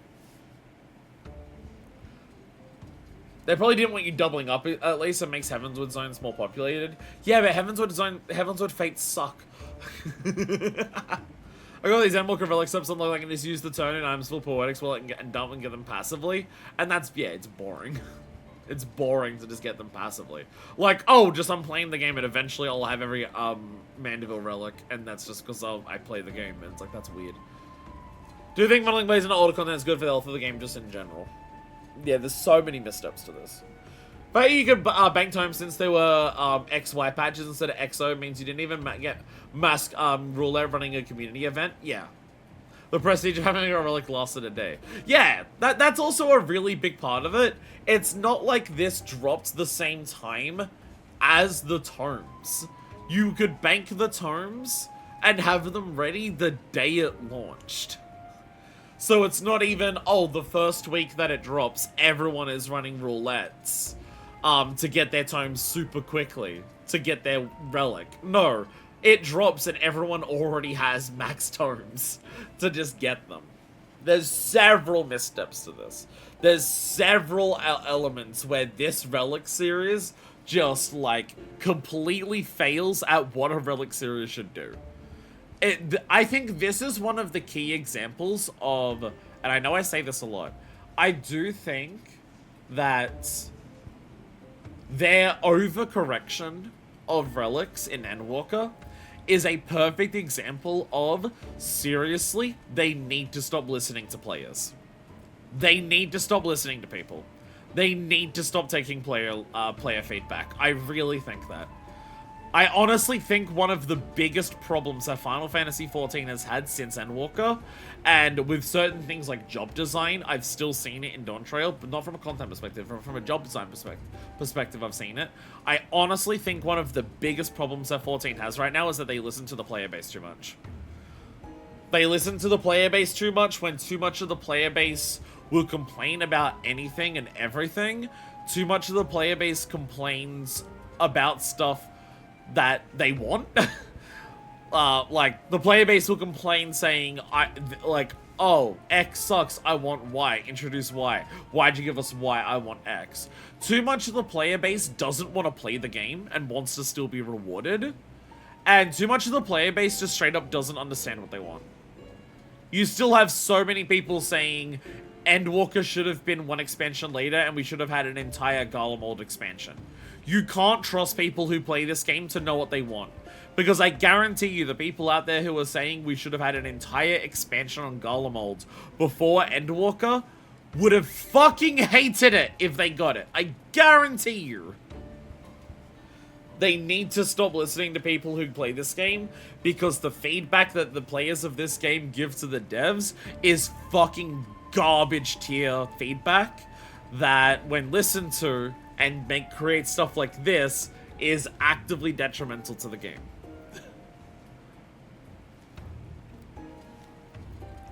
Don't fuck with Final Fantasy players, we don't play our game. That's a big part of it.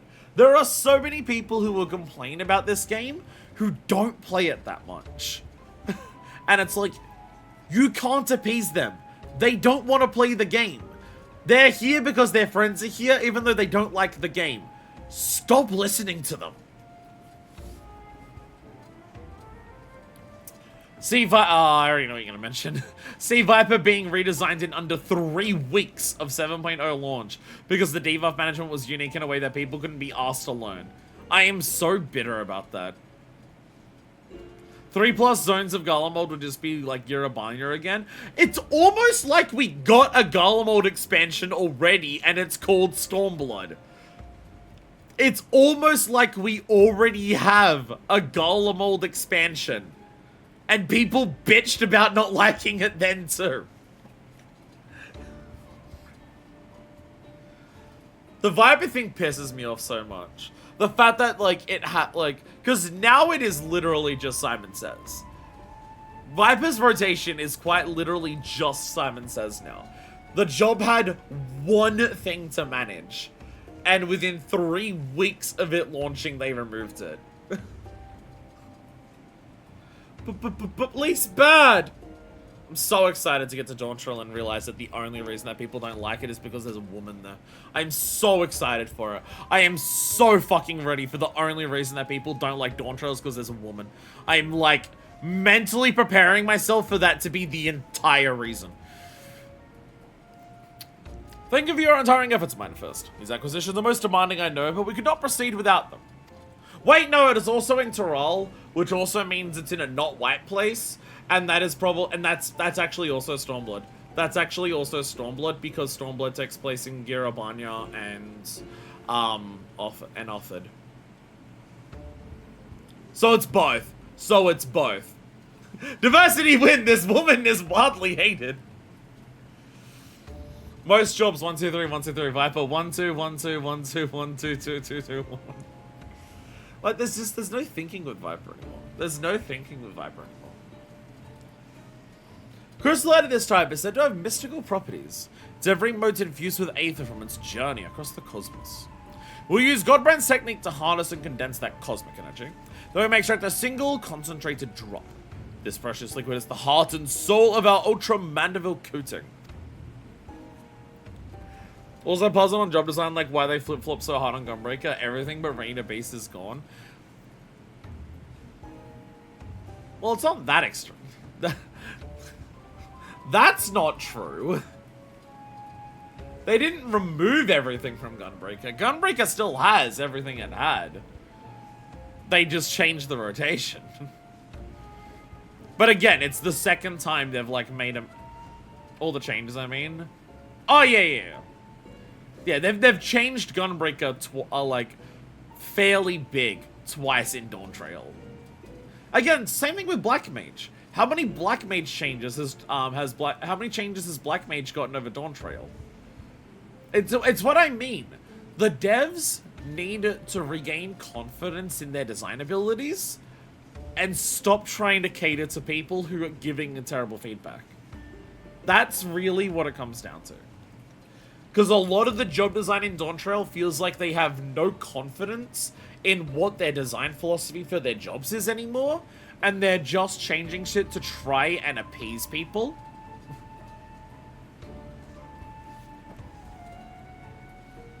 And it doesn't work because people give terrible feedback. Well, that's only fascinating and all, but would you explain the goddamn technique already? You mean to have us fighting this time? Meditating? Dancing, my good man! It's Manderville, how did I not see this coming? We shall perform the traditional dance of House Manderville together.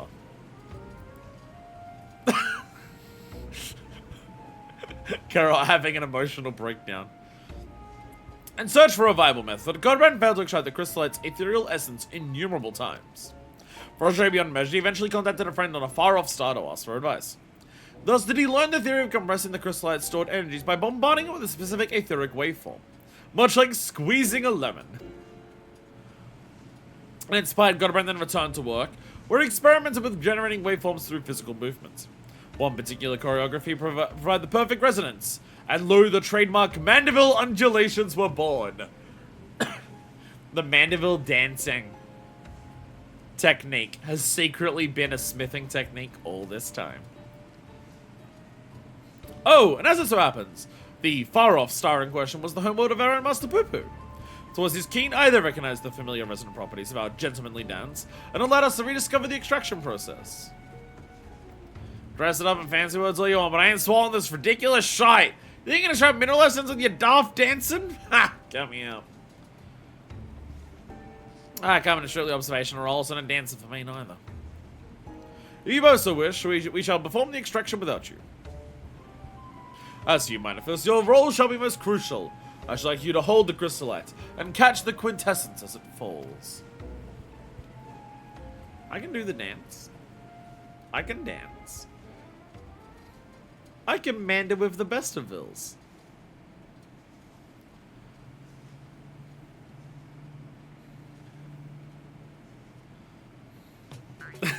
Yeah! Yeah! Yeah, let's go! You see? Why a chunk of my shot? The downside's sufficient intensity. For the lover. Fine. Yo! Julian! Yeah! Yeah, Julian's doing it! What the fuck is going on?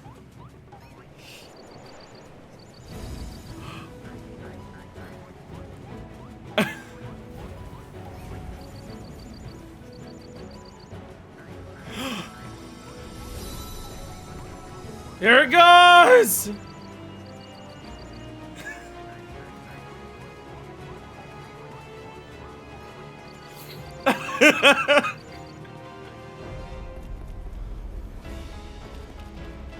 Look at him go!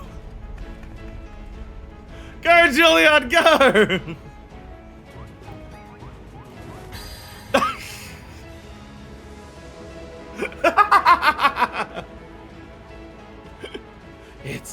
It's bloody magical! The resonance! 'Tis still not strong enough! Yeah! Yeah!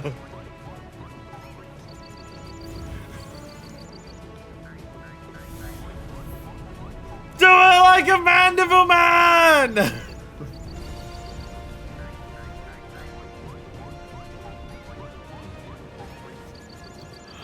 It's going!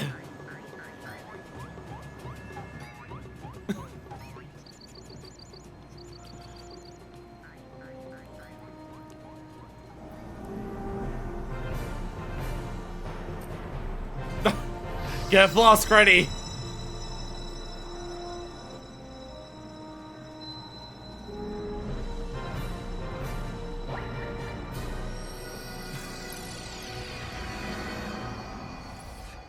We did it!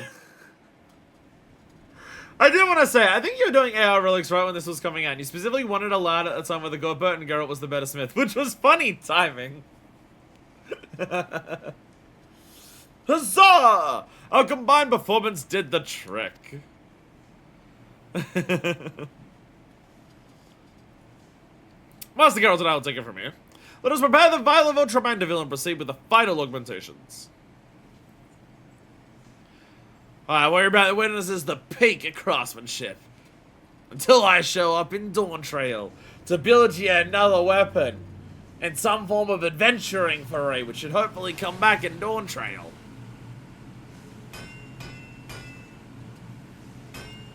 Something about those PvE first one, you think you're me, Big Shot? I'm Bard, bitch. I didn't realize that Bard was a Dark Knight counter in PvP. I just play Black Mage. Because I like explosions. Now we apply the Ultra Manderville coating. As with the prior stage, the final composition of the oil's ingredients will greatly influence the armament's properties. Change you take the moment to consider which qualities you value most in your weaponry. I will address the attributes. Alright. Clearly, piety. Clearly piety. Great hit and determination. Piety. And piety. You're certain, then so it shall be!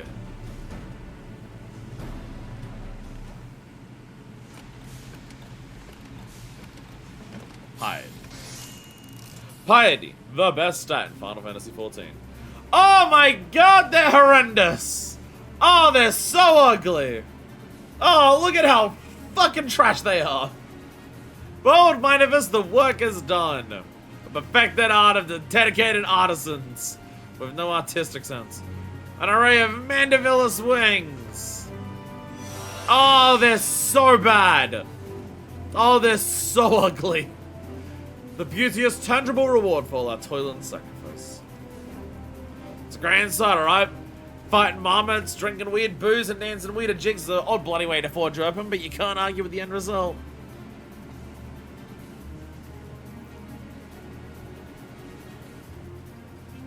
There is in fact one other favourable consequence of finishing our project.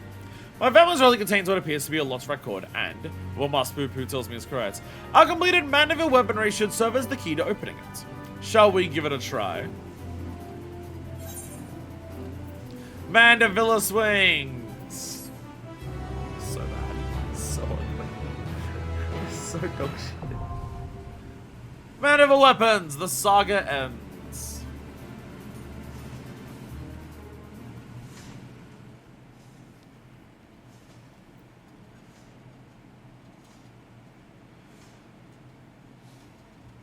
Ah, excellent. So it seems the relic has responded to your armament. Let us commence the viewing!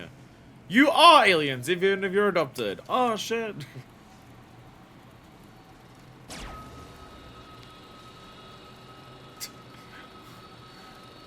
He's eating over there.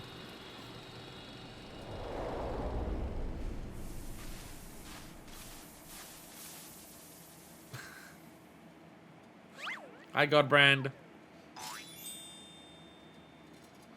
If you're watching this recording, then I must assume you have successfully brought the Manderville weaponry to its completed state. Allow me then to share some of the philosophy that went into the weapon's creation. As I explained in my previous story, the many worlds upon which we Mandervillians resided were laid to waste by inexplicable catastrophe. The final days, one must imagine.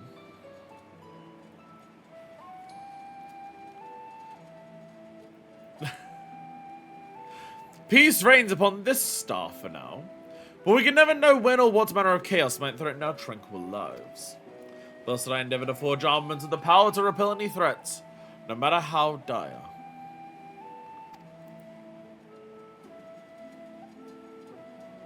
However, in the wrong hands, such powerful weapons may exacerbate the very problem they were created to solve.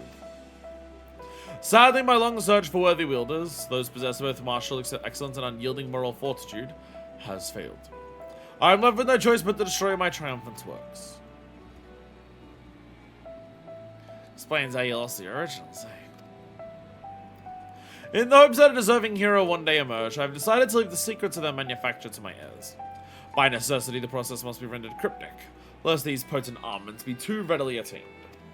The fact that you're watching this proves you have the wisdom to pierce elaborate obfuscations, and that is meant to retrace the grueling steps of my smithing saga. I have faith in your judgment. Do what is just and entrust the Manderville weaponry to those who champion the ideals of peace.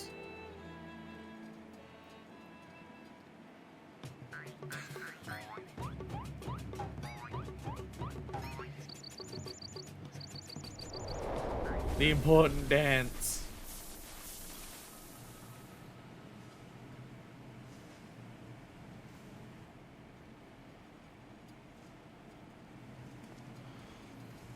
How gratifying to know my motives were aligned with those of my ancestor. Those are my own experience of the final days which moved me to recreate the Manderville weapons and put them in the heroic hands such as yours. And it is more gratifying still that we should succeed in the task which Godbrand himself set for his descendants. I thank you all for your valuable contributions. I'll admit, it's a bit of a shot here with those craft and alien designs, but you had the right smith for the job. You know the job isn't over yet, yes? There are so many weapon variants you have left to reforge.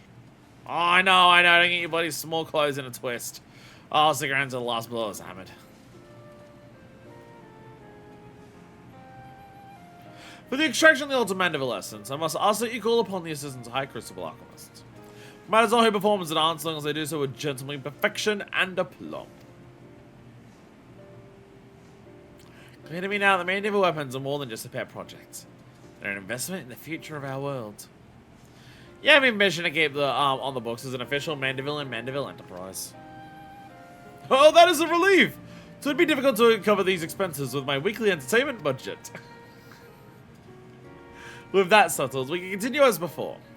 Our most excellent House Manderville artisan shall handle requests to perfect other weapons in your possession. Meanwhile, our resident expert alchemist will assist with adjusting weapon properties, assuming you supply the requisite crystallites, of course. All in all, it's been a most satisfying experience. My thanks again, I look forward to our next mutually beneficial encounter. We did it! Another relic done! Another relic finished. We did it! Yay! With great power comes great mandibility. Plus ultra. And perfect Mandervillous wings. We're gonna get so many achievements to do. The Mandervillous! We are the Mandervillous now. We did it! Yay!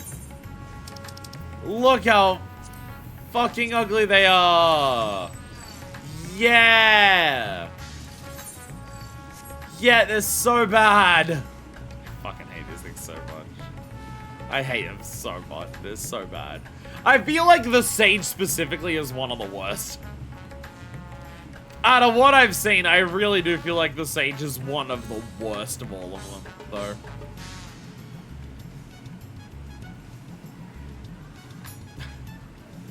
That middle stage, though.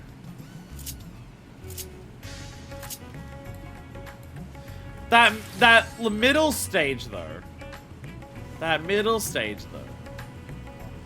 I like them specifically for this glam. That's the Shadowbringer thing. I kind of recognize that, I think.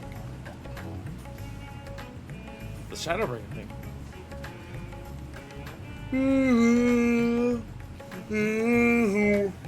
Yawning. So shall we go to the Crafter Relic next? Shall we do the Crafter Relic next, just because the Crafter Relic is the alternate world version of half of these characters? That one would make sense to be next on our table. List of 14 characters with fetal alcohol syndrome. Hancock, deleting the samurai quest, the one vault priest, name day. Who's next? You decide.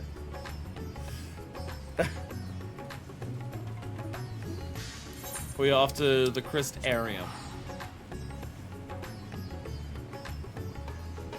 Although, I do need a drink, and I do need a bathroom.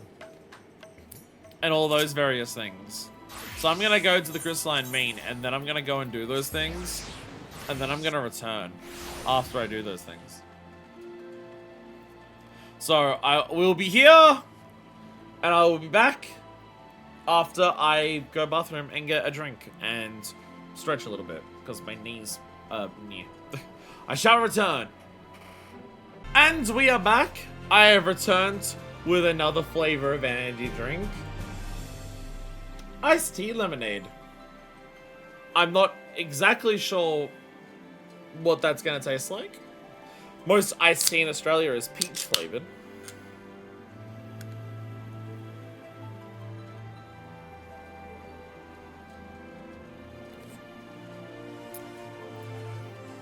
Yeah, it tastes like iced tea lemonade. That tastes like combining the flavors of like a tea that's been iced and lemonade. It's an Arnold Palmer. It's just an Arnold Palmer. Is that what Arnold Palmer is? It's that dead billionaire drink. Isn't it? Yeah, iced tea and lemonade. This is just an Arnold Palmer. Wait a minute. Yeah. The Golf Man. Well, it's one of the companies, I can't remember who it was, had a drink, had an Arnold Palmer flavored drink. And then the Arnold Palmer said, no, you're not allowed to call it that. So then they started calling the drink flavor the Dead Billionaire. I can't remember who that was. But it was someone. But it was indeed someone. I needed a thing to stream today. And I'm now trying to remember where I left it on my computer. And I don't remember where I left it on my computer. There it is. It still exists, it's fine. Licensing free Arnold Palmer. It does taste good. I'll give it to the mint. It's a flavor that works well together. It does taste nice. It is quite nice. My hair is not doing things that I want it to do. Yeah, I gotta work out a product in my hair so it doesn't do like look at this. What is that? This part here just refuses to go down and join the rest of the hair. Arrgh. It definitely refuses. Grr. Anyways, we are here for the crystalline mean. So we have the final step of this to make. This is the very final section of this, I believe. Stand to, my friend. We need to get those components. Let's make some components, shall we? I have one last one to make. Hopefully we can make it. So I've not purchased any new gear. I have not purchased, like, because, again, for the expert one here, I had to purchase new gear. Because I'm just like, my gear is not great, I'm just going to buy best in slot non-drop gear. Bam. I did not have to make new gear for this one. It's 1,000 higher in quality and progress. I did have to reorganize my macro, though. However, the thing that I have noticed about this... The thing is the conditions different? Yes, the conditions are different. So have a look at this. Have a look at the conditions on the Connoisseur's bamboo fence. You have quality increases that are good, guarantees good, actions are better, durability is better, CP is better. Let's have a look at the list of potential conditions for this one. They added some. This now has malleable, which is progress is 1.5 times higher than normal. And also primed, which is next status guarantee granted by an action will last 2 additional steps. Malleable's been fucking me over. The way that my macro is designed is that it gets close to finishing progress, then does all the quality, and then caps out the progress at the end. If Malleable shows up on any step where I'm going up in progress, I will finish the craft before I actually get the chance to get to the end of it.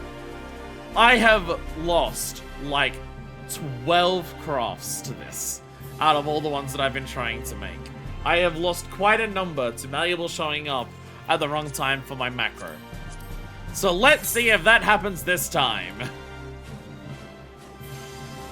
Sturdy. Pliant. Pliant again. Primed, this makes anything that gives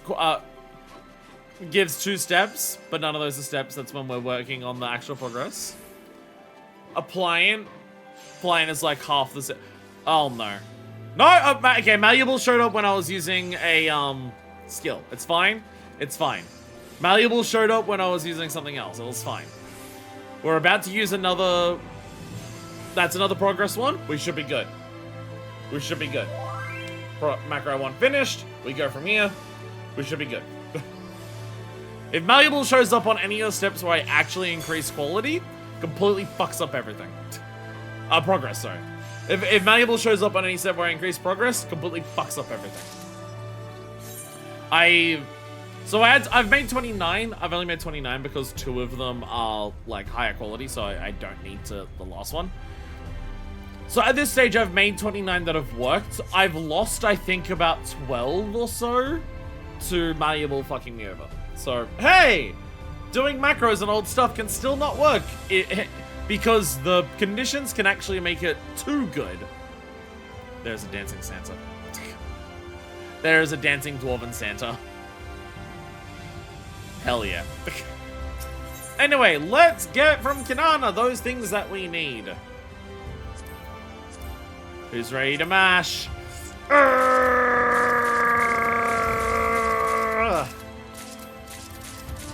Mash the button! Ah! Bam! There we go. We're still not ready. We've got to go back to our afflator saw so we can actually have our other one in our inventory. There we go. We are ready to hand this in. We are ready to hand in stand tool, my friend. That's standard work, Manifest. No mountain or components is too high for you to conquer. Now, I imagine that's all quite heavy. So leave your masters along with your tool. With advancing technology where I don't need to select these from my inventory to do this. Oh, that's gorgeous. Many thanks. I suppose this is it then. One last glorious step toward Mistress Molin's beacon of hope. My final collaboration with Master Granite. Bittersweet, isn't it? We've had such a wonderful time together. But all good things must come to an end. This duel is our greatest achievement. I mean to utilize every lesson I've learned to ensure it remains that way. Let's see. Everything appears to be in order. I hope the fire's ready to forge at a moment's notice, so sit tight and we'll have the finishing touches completed in no time. One last step. Fix the hair. Constantly just micro-adjusting all day. Our tool must embody perfection. It must define us and inspire us as artisans and providers, masters and apprentices. It must allow us to reach for the very stars to take hold of new opportunities. It must be everything we've ever been proud of. Every splendorous kettle, every crystalline rarity and brilliant friendship and visionary word. This is the epitome of our struggles and our triumphs. This is who we are! Every word to every adjective for every, like, previous step.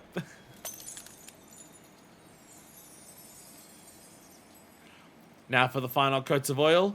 To those who have taught me, and to those who I might one day teach in return, let this serve as our lodestar, our eternal guide through the night!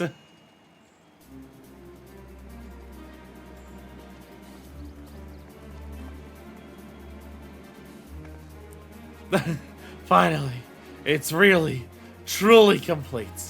This tool is everything we've ever dreamed of, and so much more. Haruka. The gods themselves would envy a tool like this. Go on then, Manifest. You're about to hold a piece of history, so raise it up for the world to see. Actually, we killed by a god at this point, so we can't even, like, appreciate it. Yo! Glowy saw! Crystals coming out of it, crystal colors on it. Interesting that the glow's, like, staying in place. Allow me to present the Lodestar Saw, our collaborative magnum opus. I can't think of anyone more fit to use it than you, Manifest. You've been a cornerstone of this endeavor from the very first, so I hope you'll accept this tool not only as a product of our hard work, but as a token of our boundless gratitude. And with that, our project has reached completion. We've accomplished so much. I can't begin to express how thankful I am for this opportunity. You made us all proud, Mr. Ozoi. And don't you go forgetting now you're feeling this moment. You've earned every bit of the glory. That immaculate tool sitting in Manifest's hands is proof of your unflagging dedication to your craft.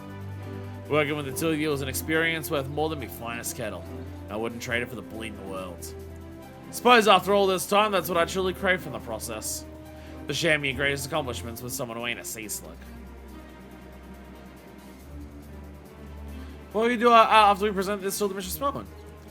You're not planning on leaving the Crystarium again, are you? Ha! You don't need to worry yourself about that. Finish all may mark the end of the answering process, we've still got plenty of work ahead of us. We can't very well turn the trades on their heads if we don't make silent share with the boutique, now can we? That last is bound to be a whole new journey unto itself. And on that journey, I'll need more than just a quiet place to earn me skills. I'll need somewhere I can share my ideas, and a colleague to help me develop them. I can think of no better smithy to work with them with you, Mr. Ozoi.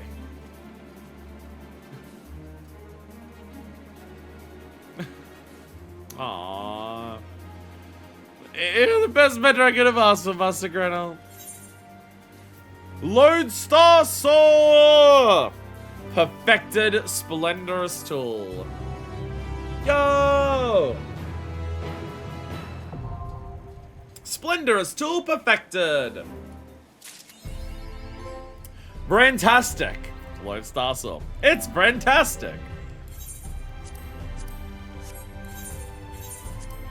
Lodestar Saw! Look at it. Look at the several colors to it. Look at the glow. Again, the fact that the glow stays in place is interesting. Look at my saw. Look at my shiny saw. Yeah.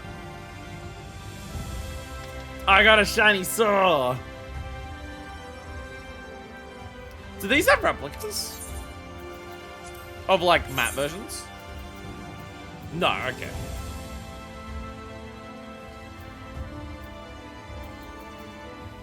Yeah, so there's no, like the matte version is this, but like there's no matte version that's like, it's got the crystals on it, but not the glow around it. Oh, I guess the entire, because all the crystals are the glow effects. Yeah, because when you put it away, it has none of it. So even the crystal that like comes out of the top of it, even that is like part of the glow effect. So yeah, all the coloring's the glow effect. So just without the glow is just the previous step. There is no, it retains the colors but doesn't have the spiral around it.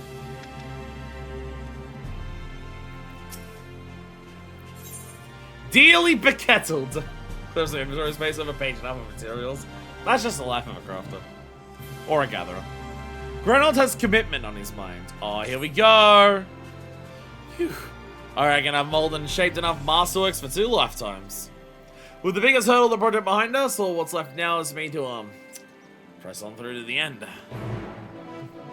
Here we go. Here we go.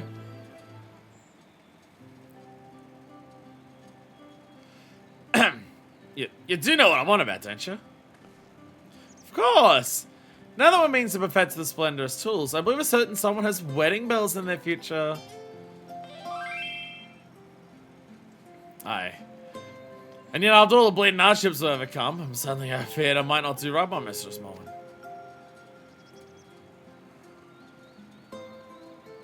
But taking moving mountains to get them tooled up to snuff and given in a cold feed would be a poor way to repay you.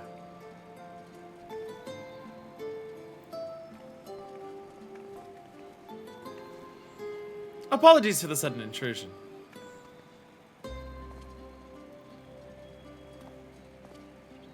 Mrs. Moen, to what do we owe the pleasure?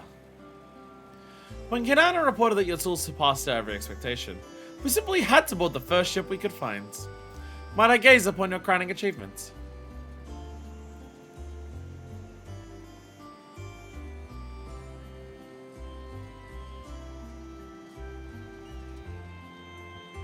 Yeah! Yeah!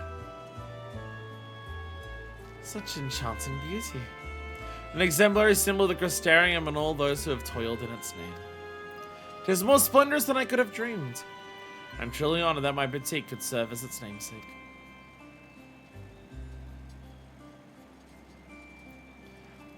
And what a joy to see my treasures given new life in your hands, Manifest.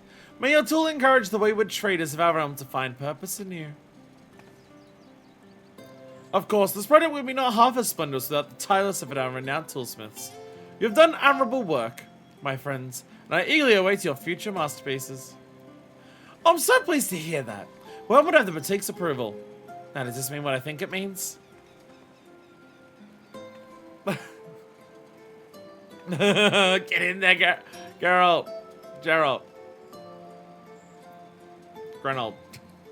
I remember that. I remember the names.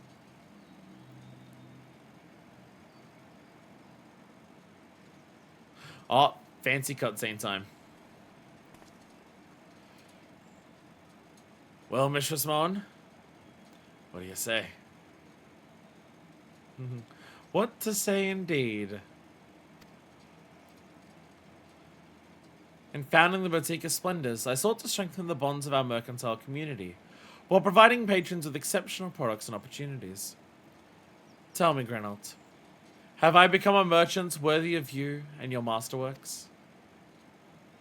Aye, without question. I hold you in the highest esteem. Always have and always will. I will treasure those words for as long as I live. If you would still have me, then let us share the prosperity we have earned. Not merely as business partners, but as husband and wife!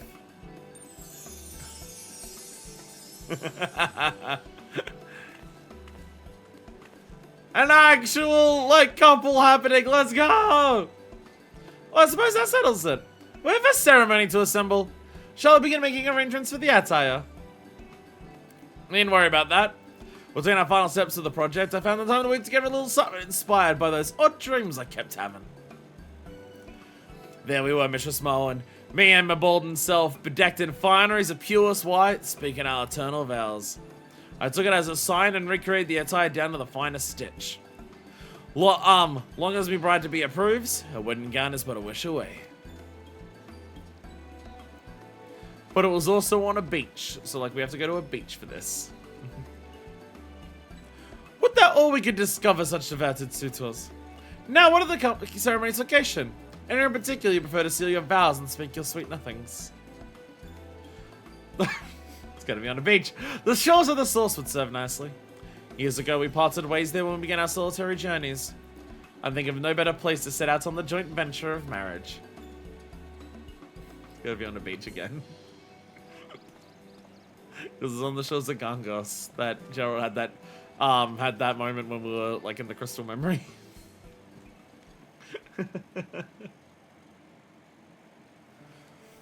Yo!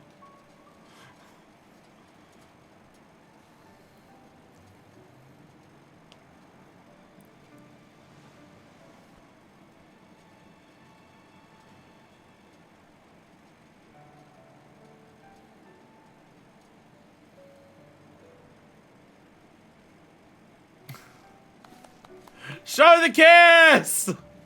Come on, you can put the models that close to each other. Show the kiss!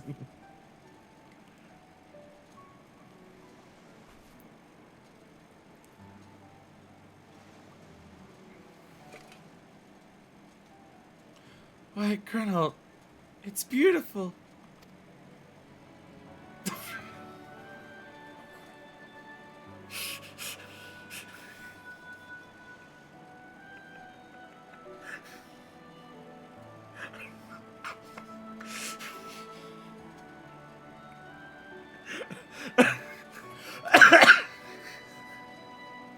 I've masked my identity as a smitten with kettles like this. After dedicating my life to iron and steel, traveling across land and sea, I finally fashioned up a pair that matches your breathtaking brilliance. Me dearest Moen, take this kettle as a symbol of the great strides we make apart, and the innovations which bring us together.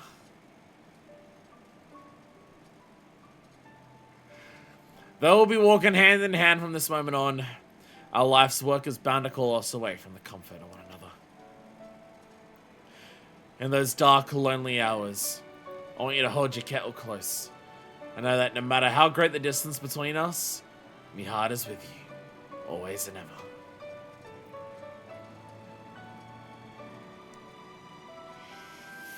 Master Colonel, Mistress Moen, I wish you all the best. Hey! My dear sweet Smithy, if this is a dream, I never want to wake up. And they're splashing in the water! This ain't a dream you love, and I'll prove it. The fact that this is a callback to Buzzya is like, holy shit.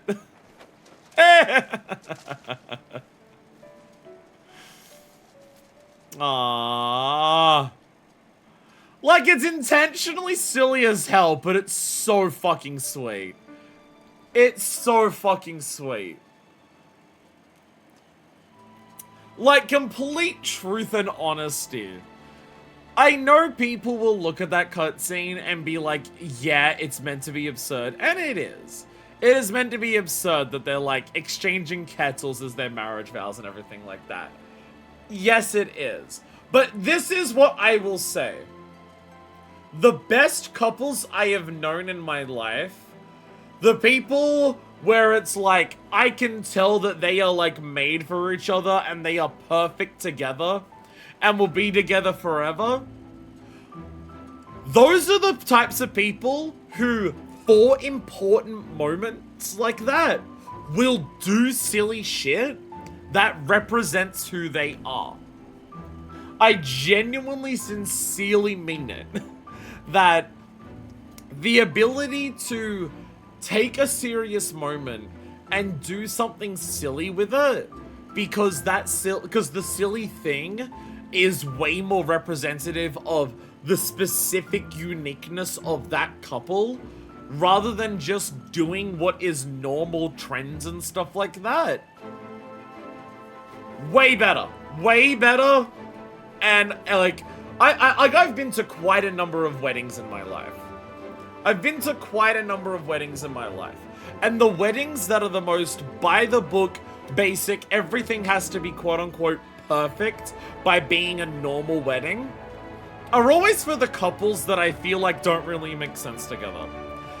The couples who do weird shit at their weddings are the couples that are like, have always made more sense to me of, oh, they absolutely belong together. 100%. I like sincerely super mean that. And like, I've been to weddings where the people have been judged for some of those weird things. But like, hey, that's part of the beauty of it. Is that you can have other people judge you for the weird, silly shit you want to do at your wedding.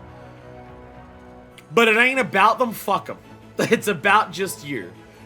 And being able to do something that is so specifically you two together. Despite people judging you for not taking it seriously or whatever. Is like a sign of strength of the couple. Of being able to say, who gives a fuck what other people think? We work together because of who we are. Let's embrace that. I'll always be a sucker for it. I will always be a sucker for it. I always will. And so even though this is intentionally silly, the bond between Gretel and Moen is like actually super cute and adorable here, and I love it. I love it.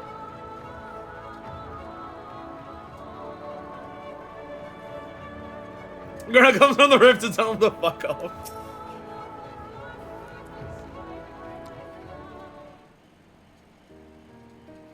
Well, I'm a married man now, but I have the two of you to thank. They're in it for each other, not to be married. Absolutely. Yeah.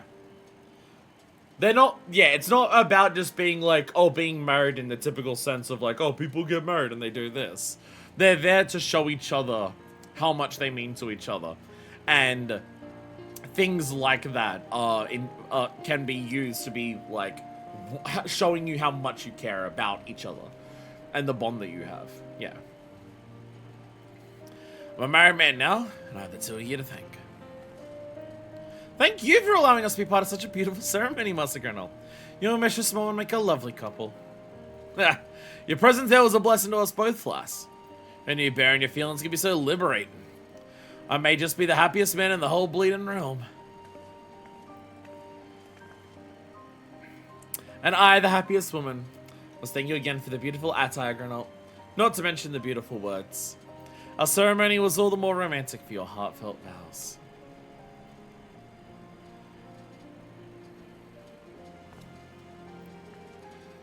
I'd live in those fleeting moments forever if I could. But with precious work ahead of us, and I can't go forgetting myself in marital bliss. As long as I can lend a hand, we'll keep mass producing the Splendorous Tools for the boutique. Might as well keep the forge warm in the Tempest while I'm at it. I'll still be down there to buy, if you want to buy Shadowbringer's gear for some reason. Don't worry about it. I'll expect no less from Norvrun's legendary blacksmith. Much as I would prefer to remain by your side, your more beckons, and I must heed the call of opportunity.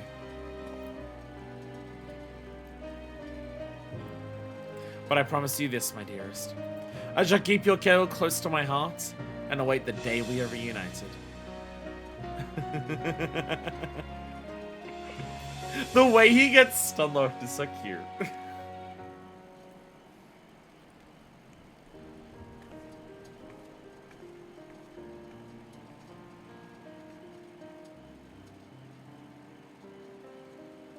And just like that, she's gone. No use moping, though. There's work to be done. Miracles to forge and visions to realize and whatnot. It's been an honor and a privilege, Manifest. Possibilities are endless with that Splendorous Tool of yours, and I know you'll make the most of it. If you find yourself needing another one down the line, just say the word. And regale us with some tales of adventure if you're feeling generous. The cat has moved, I am free! Deku, that cat was there when you started the stream. I never had a cat sit on me for that long before. I'm jealous now. So never be afraid to give us a shout if we can assist you, Manifest. You have our full support, no matter where your adventures or your trade skills take you.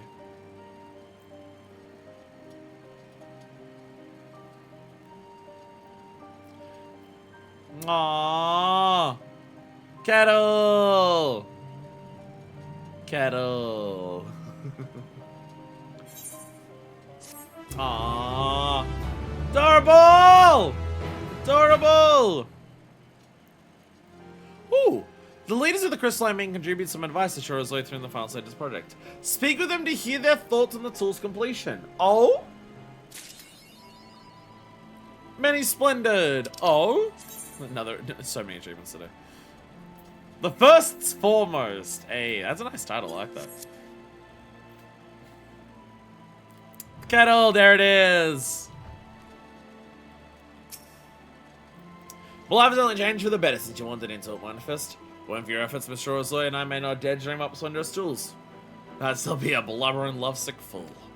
Your determination inspired us to forge ahead. We'll do our damnedest to make you proud.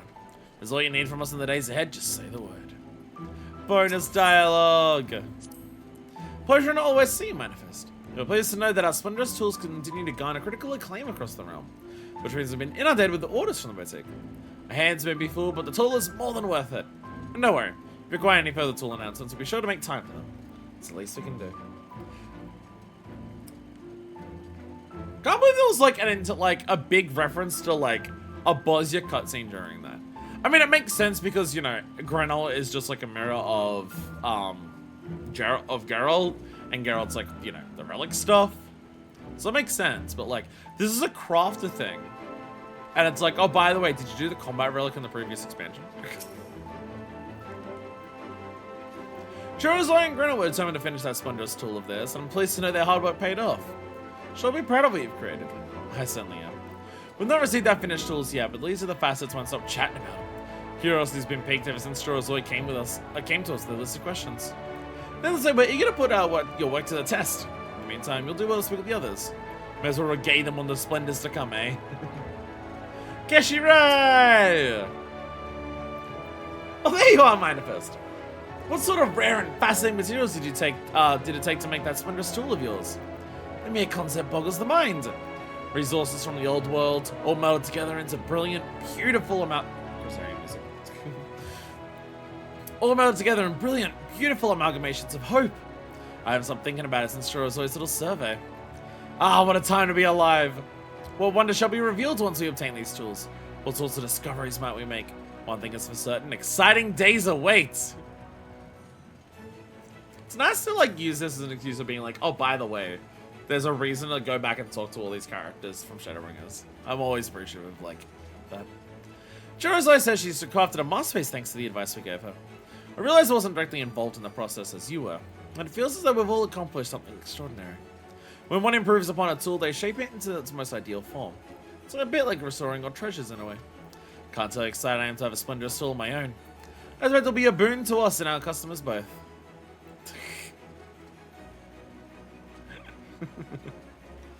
The node got excited. Iola! Manifest! Have you been working with our own Churuzoi on those innovative new tools? It was actually me who encouraged her to seek out Master Grenell when we learned he was looking to take an apprentice. She's always had potential, and this is the push she needed to truly shine. My hair is falling apart. Losing our star artisan was a hit to the fastest productivity, of course. But Eisman's been picking up the slack for practically nothing. I mean, the crystalline means mandated minimum compensation, so all is well. In any case, I've organized a joint project between the Iron Billets and your Splendorous Tool teams in the future. Okay. No, from the others. Just the leaders. Just the leaders. Frithric. Hello there, Manifest. I'm told Churuzoi has kept you rather busy with those Splendorous Tools. She dropped by some time ago to ask my thoughts on the project, and I was happy to oblige. A fisher is nothing without her equipment, as you well know. The prospect of a tool that might adapt to my very nature is not something I ever would have considered, but I'm grateful for it nonetheless. I imagine the fisher like Glenn would be equally pleased to wield one of your masterpieces once mass production begins. I thank you for your hard work. It would seem we've all got a bright future ahead of us. And lastly, Bethric! Ah, Manifest! I've heard your collaborative tools with Churuzoi met with great success. Now all of Norvrand shall soon bask in their splendor. Though my focus lies in medicine, I am still a proud member of the Mean, and proud still to have served a small part in your project. Why, just think of the possibilities. With such adaptive tools, we could create all manner of new medicines, and delight in healthier lives with our precious Amaro. Yes, there is much to look forward to indeed. Aww. I love this game so much. It's shit like this that really makes me like, fuck.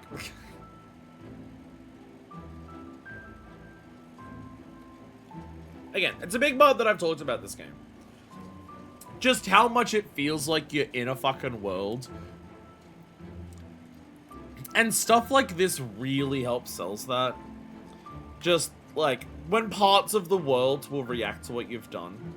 It's why, like, oh, I did something in a questline, it comes up in another, and, like, the lore is relevant. Or, I learned this bit of information, and it turns out this character knows about that. Or, oh, I did this thing, and these other characters now respond to it. Like, the world, like, despite the obvious limitations they have because it's an MMO, I really do feel like this feels like one of the most reactive worlds that I've experienced in a video game. Not because of, like, it's not like super reactive in a way something like, you know, Fallout New Vegas is reactive, where your choices in quest lines alter the very nature of the world and it can go down different paths and everything like that. It's not reactive in that sense, but it's reactive in the sense that the people of this world feel like they belong to this world. And when changes in the world happen, the people have changes. And I love that shit so fucking much. It goes such a long way to making everything feel connected in this game. Pardon me. Like, we may not have branching path lines in this game, but all of our actions feel like they have effects because we are constantly having things that remind us and show us about, like, why something we did means that, like, these people's lives have changed, or, like, the way these, like, things have, like, new things are happening for these characters. Feels like a lived-in world, not just an MMO quest hub. Absolutely. Absolutely. It's why I talk to characters so much in this game. It's why I try to talk to characters so much. Why every time we have a quest, I try to get all the small talk dialogue that we can. Why after finishing quest lines, I'll go back and talk to all of those characters. Why, like, if someone says, hey, by the way, there's, like, extra dialogue by talking to these characters at this moment, I'll go and try and find it and do it and stuff like that.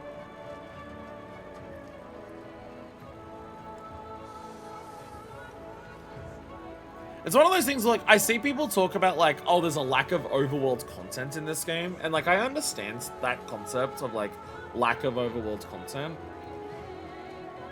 But a lot of this game is talking to people. And you do get a lot of overworld content if you talk to people. I'm slightly being a smartass with that one and not entirely genuine. But part of me is. But part of me is genuine when I say that. Anyways, we are now heading to Sharlayan. We're now heading to Sharlayan. It is time for custom delivery. It is custom delivery time. It is time to customate that delivery. So we're technically not finishing this now, but it will be finished in this video. Well, this is the second last step, so we have one more step for Margrat. So the idea is for the YouTube video, which the way you'll see it is I'm going to hand this quest in. And then something that I record in like 2 days from now when weekly reset happens will be edited in to finish Margrat before we start Dawntrail. Not enough overworld content. What do they want? More yellow side quests? The way that I've seen people describe overworld content in terms of what they want from this game is either just describing the way that stuff like World of Warcraft does overworld content, to which my response is play World of Warcraft, or they're just like, why can't the overworld be more like Bosnia? Why can't every zone be like Bosnia? And I don't have the energy to explain developmental resources are a thing that exist in response to that. I don't know. I understand that there's, like, I understand the idea that, like, once you're in the end game, there's not a ton of reason to visit the zones. I understand that idea. I understand the concept that there's not a ton of reason to go to the different zones once you're in endgame and you're doing the endgame loop. But I am genuinely of the opinion of just, like, the purpose of the overworld is more so to facilitate quests rather than facilitate gameplay. The overworld exists for story reasons, not gameplay reasons. The game has a endgame loop of its gameplay, which is like, you know, your combat, crafting, and gathering. Gathering takes place in the overworlds, but like, everything else is in hub or duties and instances, and like, I think that's fine. I don't consider the purpose of the zones to facilitate endgame grinds. I consider the purpose of the zones to facilitate stories and quests, and I think the overworld does a good job of that. So, yeah, that's kind of like where my thoughts come down to it. And also, if anyone says they want more overworld content and they haven't finished their shared fate list, you are legally allowed to punch them in the face. You are legally allowed to punch someone in the face if they say, I want more overworld content, and they haven't maxed out shared fates. Oh, good, you're back. I think Ibuki's growing restless. Let's surround her with darling monstrosities before she launches a second assault upon Hodge. Alright, some more mesmerizing miniatures. You're free to procure anything from grotesquely realistic clay sculptures to adorable plus creatures. We've been on a humbly request permission to squeeze your donation be the ladder persuasion. Shared fates, group fate, taunts. There is, again, I understand that there's not like a shitload to do in the overworld. I understand that. I just don't think it's a massive issue because there is endgame stuff to do. And I've never considered the overworld to be like a primary gameplay hub. Like, your first experience with every overworld in this game is like going into one area of the overworld and doing like either a circle or a zigzag path through that overworld to facilitate the MSQ. Like, to me, the game is showing you that the purpose of the overworld is to facilitate stories and quests, with your first introduction to every overworld zone being exactly that. So I don't expect much more from the overworld than being a thing to facilitate jobs and quests. And if you do all of the quests in the game, if you do a lot of side content, then you're in those overworld zones quite a lot, doing quests.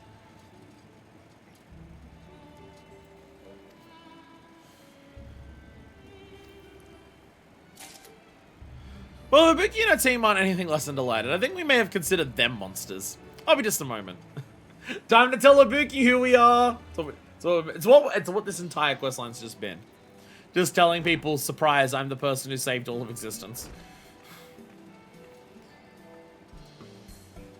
Look, I've procured something of my own. A researcher broom with gratitude. I haven't played WoW in a decade, but I suppose that explains how that Jessicox comparison vid describes zone leveling as preview for where you'll be grinding in the endgame. So that's the thing, is this like grinding overworld mobs for levels doesn't sound like interesting game, like an interesting endgame either. And also functionally not that different to like grinding fates for bicolor gemstones.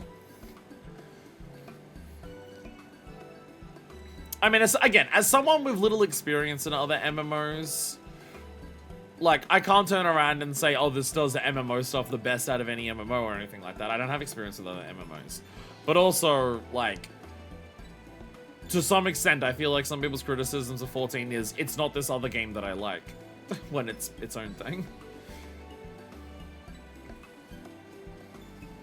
Not to say that not to say that 14 does everything perfectly, not to say that things can't be improved, but some of the stuff that people say comes across as, it sounds like you want to play a different game. It's like it's like something that people say with gearing in this game. Again, I don't know what the endgame loop of gearing even is like normally in 14, but I hear people say that gearing should be more interesting in 14. And people are just like, oh, there should be more decisions going into gearing. There should be like, oh, I should have to decide between, do I want this gear or anything like that? Do I want to spec into this and spec into that? And again, I just asked, it's just like, it sounds like you want a different game than Final Fantasy XIV. Gearing's not that important in 14 because stats aren't that important in 14.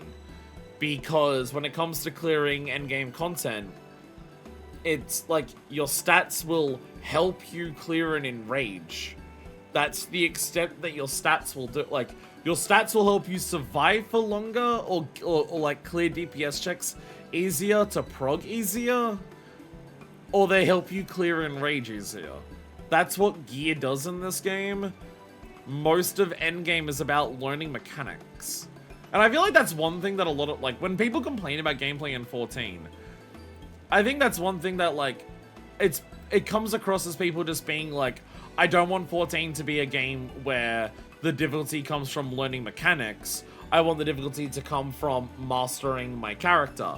And my thing is just like, I understand the desire for that difference. I understand wanting to get better at playing your character rather than getting better at, like, learning a boss. I totally understand that's, like, a difference that people want. It's a difference between, like, a Souls game and, like, a Devil May Cry game. Devil May Cry, way more about you learning your character. Dark Souls, way more about learning the bosses and dodging them and stuff like that.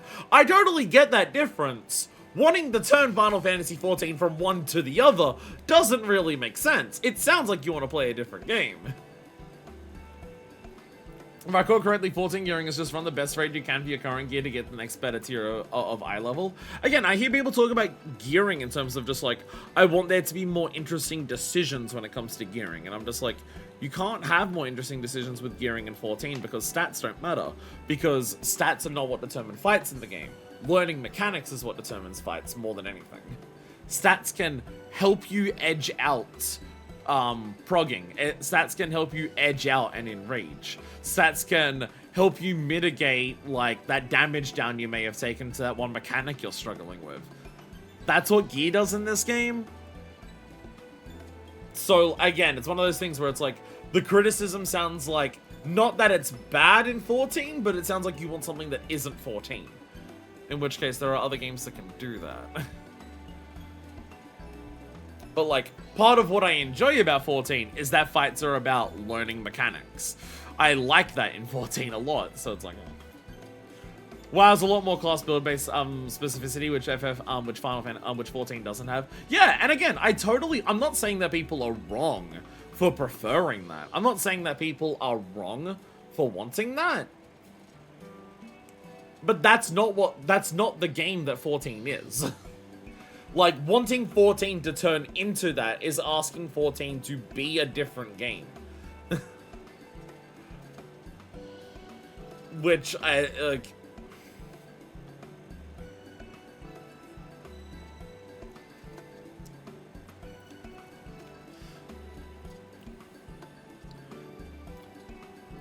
None of us were expecting anything remotely close to the quality of what you delivered.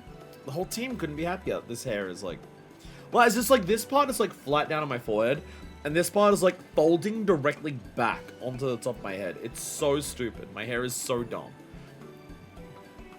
And even this, I like, oh, let's just tuck it all back so I don't have the fringe. And then you're going to see this part. It's like, what the hell?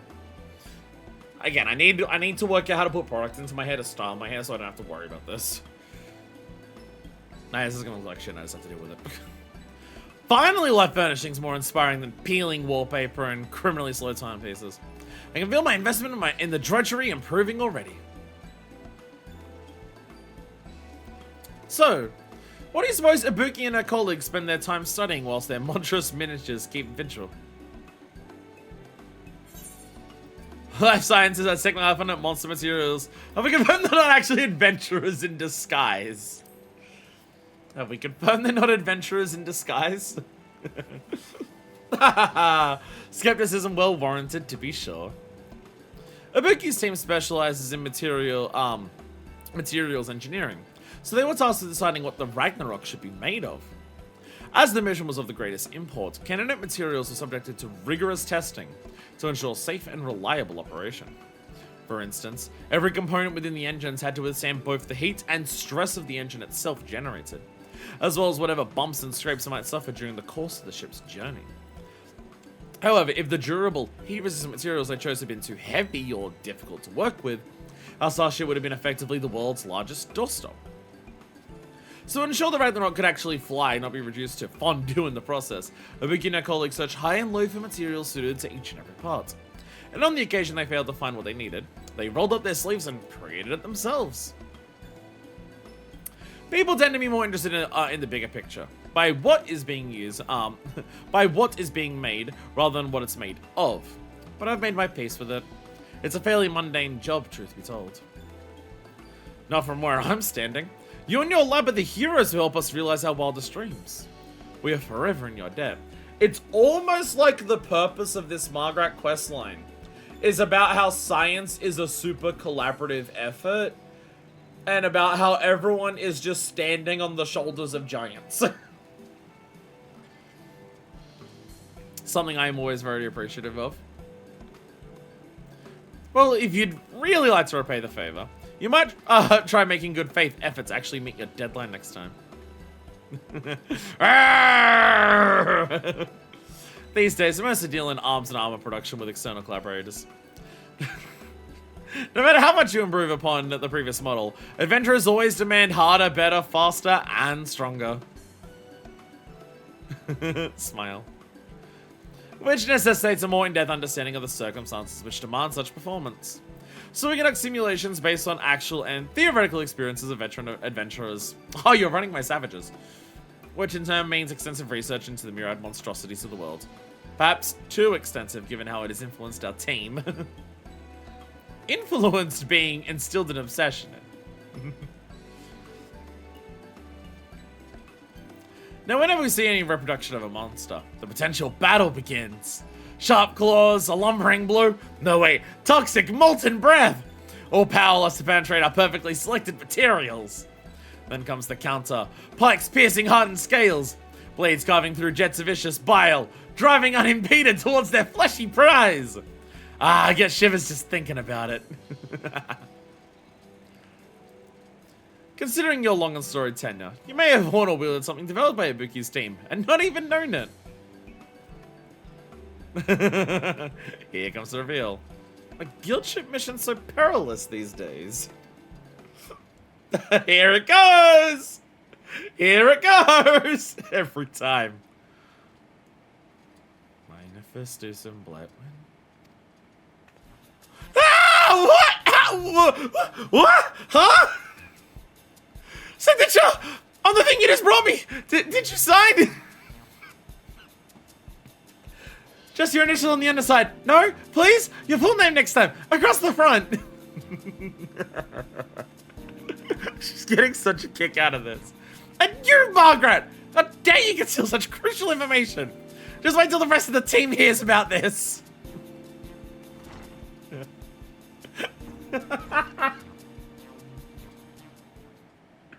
Every time.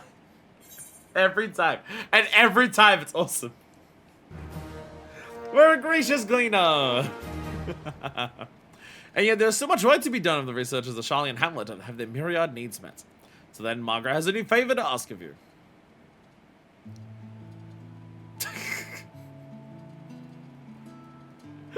She's dancing now.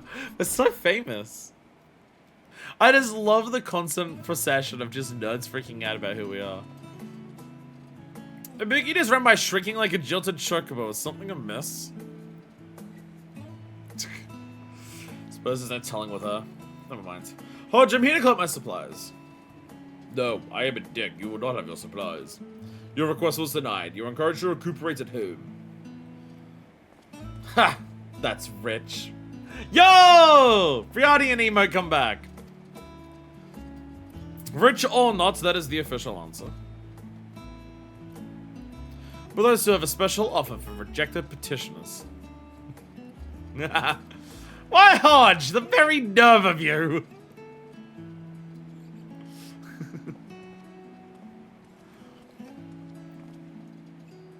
Well met, Margaret. I'm glad to find you in high spirits and not your usual states of inconsolable weeping. I believe you had to be acquainted. Grundove, systems aetherologist. No, Grundove, your good breeding ruined our fun little game. I've been challenging her to guess who did what on the Ragnarok.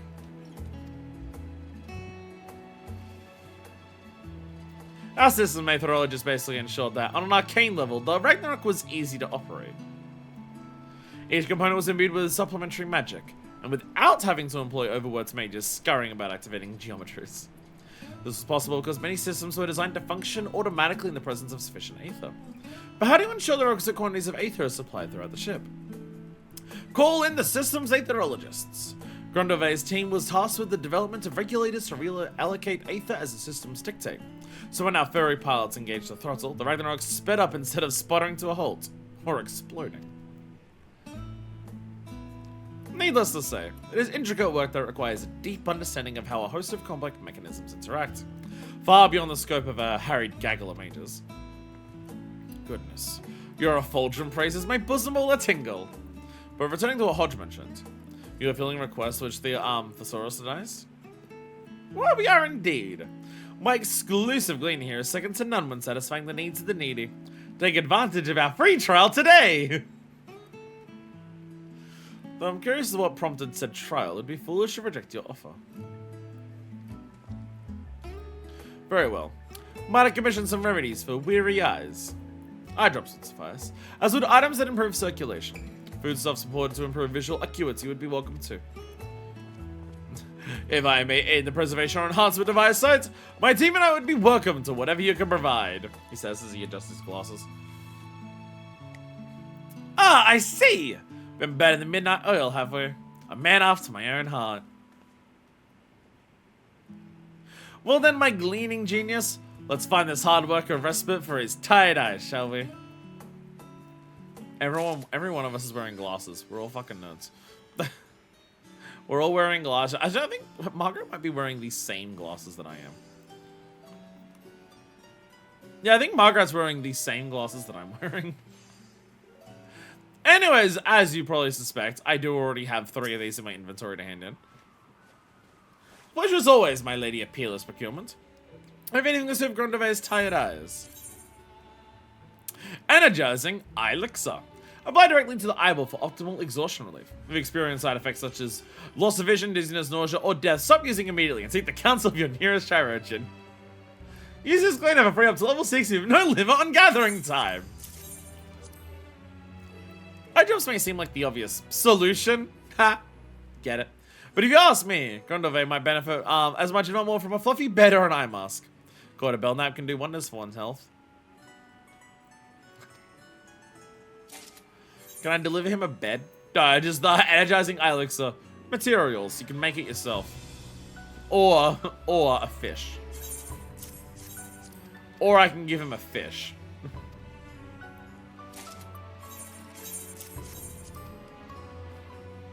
There we go. Last of those handed over. Why have I not returned to my lab and my other neglected responsibilities? Never you fear. I'll tend the perpetual bin fire just as soon as you leave. You're in a hurry to go, right? There we go. So that is our delivery limit, as we can see over here.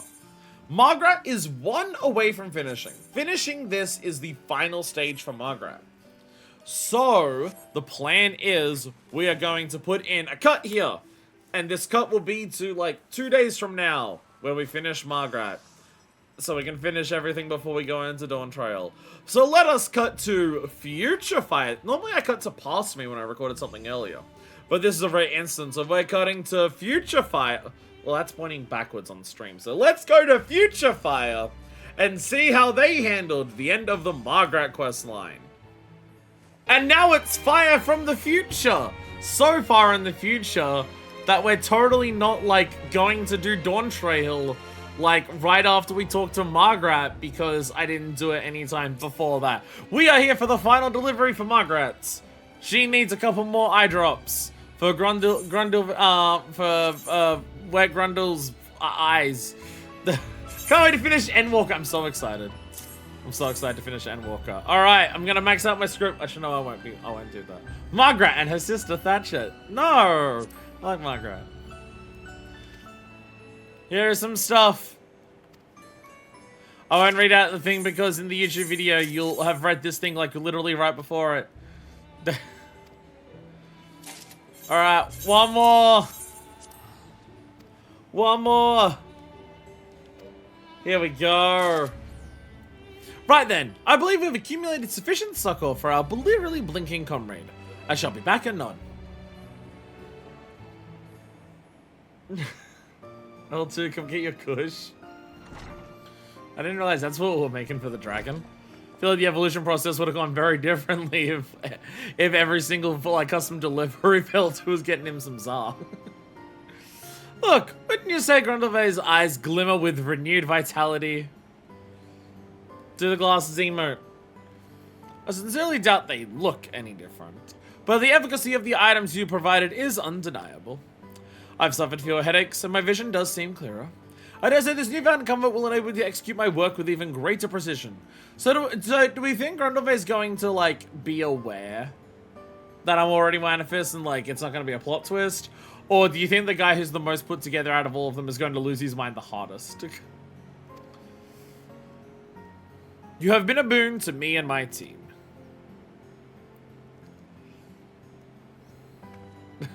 Out of curiosity, why so much intense squinting of late? Must be awfully delicate stuff to tax your eyesight, sir. Hey, Dagu! Look, we're in Endwalker. Don't you remember how we're in Endwalker because this is the past when we're in Endwalker? Indeed it is. Our current assignment is complicated. Sometimes punishingly so, but we are resolved to see it through. You see, during the Ark's conversion to the Ragnarok, I spoke with the lamented Arcanus come to deliver supplies. It wasn't long before we discovered, to our mutual delight, the uncanny similarities between Arcanema and systems aetherology. Arcane geometries were first conceived as a means to perceive and manipulate etheric energy in specific natural environments, namely those of the South Sea Isles. Yo, we saw that! We saw that in Aloelo, the presumed birthplace of Arcanema. But while our regulators were designed to serve a rather different purpose, the underlying principles of their operation are more or less the same. Now that we didn't concern ourselves with the end of civilization, we are free to engage in joint research with our friends in the Arcanus Guild. Sounds like an arrangement with Garland Ironworks. What's your current objective? We seek to incorporate analytical and conditional branching functionalities into framework utilizing arcane geometries. By iterating this process, we hope to produce a single, comprehensive system capable of heretofore unrealized feats. To wit, one capable of automatically heating foodstuffs to optimal temperature for consumption! They're inventing the microwave! Let's go! It's just like real life! The space race results in microwaves! Let's go! Yeah! What did you just say? You mean our days of eating cold Archon burgers would be over? Your arcane Wotsu would be able to restore them to their original juicy glory? Archon could finally be cold in the middle. One step closer to Hot Pockets. Mankind need never suffer cold burgers again. By God has blessed you with his genius, Grundleve! The world will never be the same after your etheric food warmer is complete. They do microwaves are such a life-changing development. I mean, on a personal level, there are more days in my life I use a microwave than don't. I mean, I'm at a point at the moment where I don't cook my own food because I don't have the energy to do it after all of the work and streaming and everything that I do, so I rely on microwave food probably a bit too much. But even outside of that, even if I did cook my own food, I'd use one miraculous invention to bring the temperature all the way down, and then use the other miraculous invention to, on a day-to-day basis, bring parts of it back up to a really high temperature. Use my microwave every morning because I hate cold milk in my coffee. Finally, you don't have to get used to the flavor from cerulean-powered toaster ovens. You're great, aren't you, Manifest? Manifest? Why is that name so familiar? Oh, here we go! Oh, dear. About that. I should have mentioned sooner. But Manifest is Manifestus Symboletwin of the Scions. One of the heroes who traveled aboard the Ragnarok to the end of the known universe. Margrat. I expected more from you of all people. To have let me in ignorance impose upon the goodwill of such an esteemed personage. I understand how you feel, I do.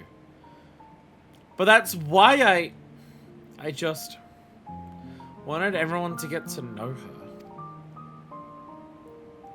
Not as a hero on a pedestal whom we would never dare to approach, but as a person like you and me. And I wanted her to get to know everyone too. The nameless faces that worked so hard to make her journey possible, and raise their voices in cheer at her triumphant return.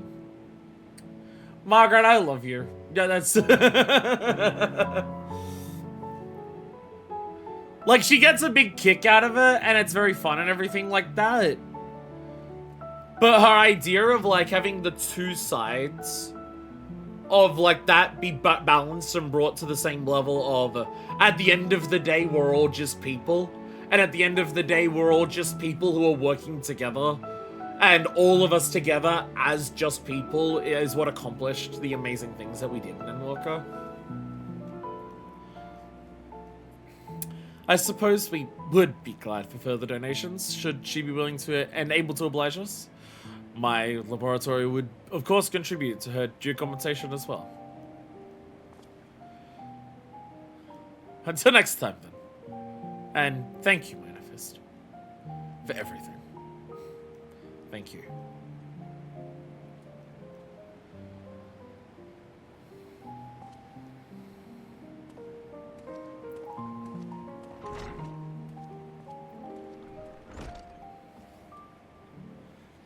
I've said it before, I'll say it forever.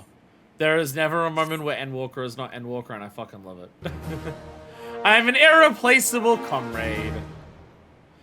Through your efforts, many dedicated intellectuals have found comfort and respite. Seems, however, that Margrat has something on her mind. There we go. Satisfaction guaranteed! I like how I get the achievement for, like, the trophy for it now, and I haven't even, like, done the quest to finish this. The Pride of Labyrinthos. Margrat is thoughtfully observing her surroundings. This is making me craft 3 extra items for no reason. You just gotta look at the list and do things very specifically and, like, carefully. I've had to, like, I've fallen for the same trap. I have fallen for the same trap all the time in the previous expansions. In Endwalker, I finally adjusted so I don't fall into the same trap that's making you punch Margrat. Margrat is thoughtfully observing her surroundings. I see the parade of disgruntled petitioners marching onto Thesaurus has come to an end. All thanks to you, I'd wager. Common script seemed far too impersonal a reward for such a feat, which is why I've secretly prepared you something else. But before I hand over the goods, I was hoping you might pay for your Paul dinner visit. Apparently he needs your reassurances that I haven't been an overbearing taskmaster. I bet he's never shown a fraction of concern for how we've suffered under the yoke, or lifted a finger to reform Thesaurus' broken policies, but what would I know? Anyway, you should be in Aporia, if you take pity on the old man. The rest of the compassion today. I bet your presence to go and play Theopod on a visit. Would you? You should be in Aporia. Can I teleport to Aporia? I am willing to spend 70 gil. I get paid gil for the custom deliveries anyways.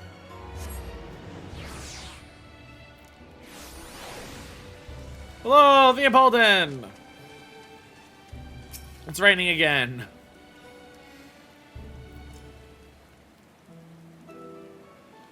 Hello! Well, I was accepted to the quest and didn't do it. Ah, I see. Margrat saw fit to release you from my grasp. Thank you for stopping by. I understand that you ended up fulfilling not only her request, but those of a number of other researchers in the Charmian Hamlet. Though I and many others appreciate the lengths to which you have gone on our behalf, I do hope you did not find the experience too vexing. I make 6 things a week. That's less than 1 a day, it's fine. On the contrary, your researches are a delight. They're silly and funny and all nerds. I'm relieved to hear it. You must be accustomed to dealing with strong personalities given your adventures with the Archons, to say nothing of the Leviators. I suppose I should have known my fears would be unfounded. Margrat would be the last person to willingly aggravate Manifesto Sublight one after all.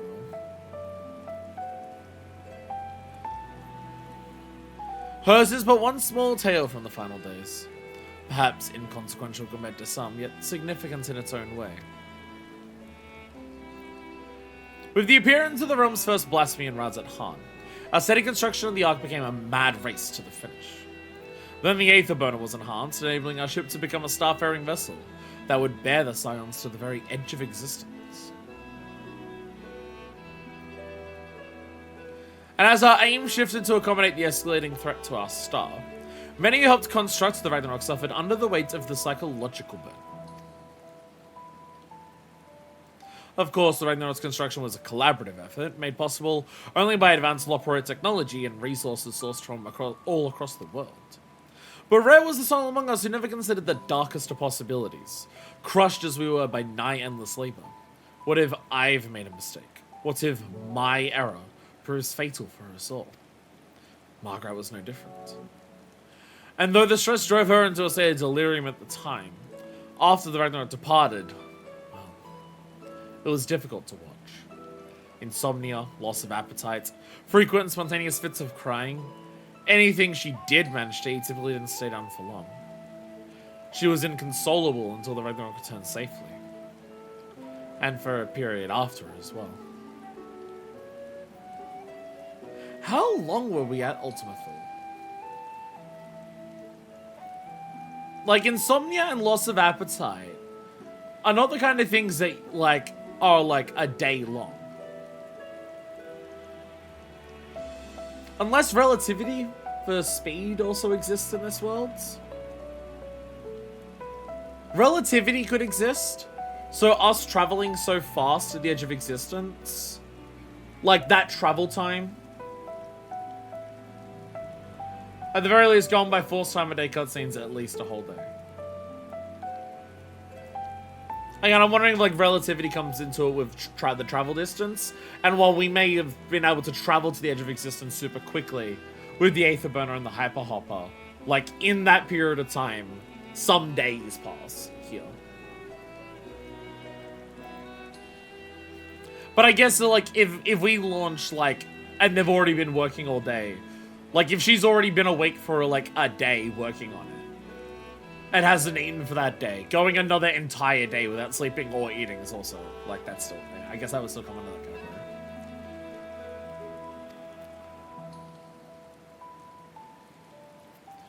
Hers was not a unique condition. The severity varied by person, but all our researchers struggled in the same fashion as the final days wore on. That is why you, your journey and your homecoming, hold so much significance for them. You are the living proof that everything we endured held meaning. Shockingly easy to forget sometimes. So thank you for spending so much time with us.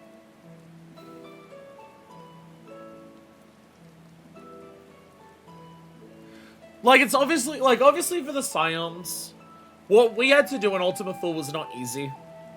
Like strength battle-wise, but also psychologically. Just, like, us physically seeing the ramifications of all these dead worlds, us losing our friends as we got, like, obviously, that's not easy for, like, the Scions to do once they get to Ultima Thule. But, like, everyone back on Atheris is just waiting. There's nothing they can do. There's, like, everything that they could do to affect the outcome is done. And the only thing they can do is wait. It is hard to truly imagine what that must feel like. Given the level of severity of, like, the outcomes. Like, literally sending people off to the edge of existence. And if they don't come back, the world ends. Like, that is a hard, like, it's hard to, like, I imagine a lot of us have been in situations where, like, you know, you're waiting on an outcome for something. In Interstellar. I imagine a lot of us have been in situations like that where you're waiting. And the only thing you can do is wait. And you are waiting for good news or you are waiting for bad news. Like, of all different, like, I'm not just talking like, oh, someone's in the hospital, like, that's the obvious one. But, like, of all different types, of all different kinds of things. Like, whether it's like, oh, you're finding out whether, like, oh, you desperately need, like, this new place, and you're just, like, waiting on getting the return, and if you don't get that place, then you may not know what you're going to do where you're living, or you sign up for the job, and it's, like, the first job that you've, like, been able to, like, hear anything back from, and if you don't get this, you have no idea how much longer, like, any type of situation where it's like that. Like, I imagine most of us have felt that a number of times, where you are just waiting, and it's agonizing. It is agonizing just waiting. Not knowing what the outcome's going to be and knowing you have nothing you can do to, like, affect it. So being in this situation where the outcome is the end of the world or not, oh, fuck, yeah. So people, like, having the response like Margrat, where it's just, like, they effectively just shut the fuck down. And even, like, it doesn't go away the moment they come back. Because it takes time for, like, that to actually settle in. Yeah. But the past is the past, and our memories do not justify this misuse of your time and energy. Should it ever be too much, I implore you to say no to Margrat and the others. They will understand. Now then, Hope you continue to enjoy the wonders that not only Labyrinthos, vortex of unassailable intellect and irrepressible emotion can provide.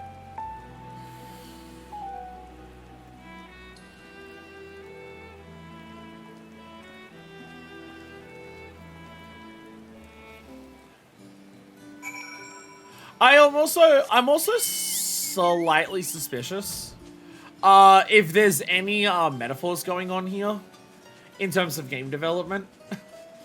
Just the idea of, you know, a bunch of people are like overworked and stressed out, and the people above them aren't giving them the conditions that they need to be able to do their work without the mental effects on them, and everyone's having to push it to the ultimate extent and everything like that. And while obviously that situation can be improved and a lot of things can be done to make it so that doesn't need to happen, the overall knowledge at the end of it all, that all the work that you've put into it, everything that you've done for this payoff, has indeed paid off, and now, like, people get to experience what Endwalker is, and people get to experience, like the level of emotion that Endwalker inflicts on people and everything like that. Because especially, like, making Endwalker would have been, like, during COVID as well. So that's, like, an extra layer on top of, like, the stress that it would have been. But also part of the relief that it would have been that everyone get, like, that you're possibly bringing this hope to all these people in a time when people really fucking need it. Like, I do have to wonder if there's some level of, like, the people working on 14 getting some of their ideas across about what it was like to work in video games during this time period, especially working on this one. Because I've mentioned it before. Like, playing Endwalker. Base Endwalker is obviously influenced by COVID. It absolutely is. I not to say that, like, I think what the plan was for Endwalker in terms of, like, where the story goes was like, oh, because of COVID, we've decided to take it this way. But just the way certain scenes are written, the way that certain moments are handled, 100% feels like it's because COVID. Like COVID being relevant while this was being made kind of made a lot of the themes of Endwalker much more relevant to the immediacy of the players and the developers for it. So I do have to wonder if this questline, this storyline that we have here, is, like, written as a, like, small amount of reflection on that.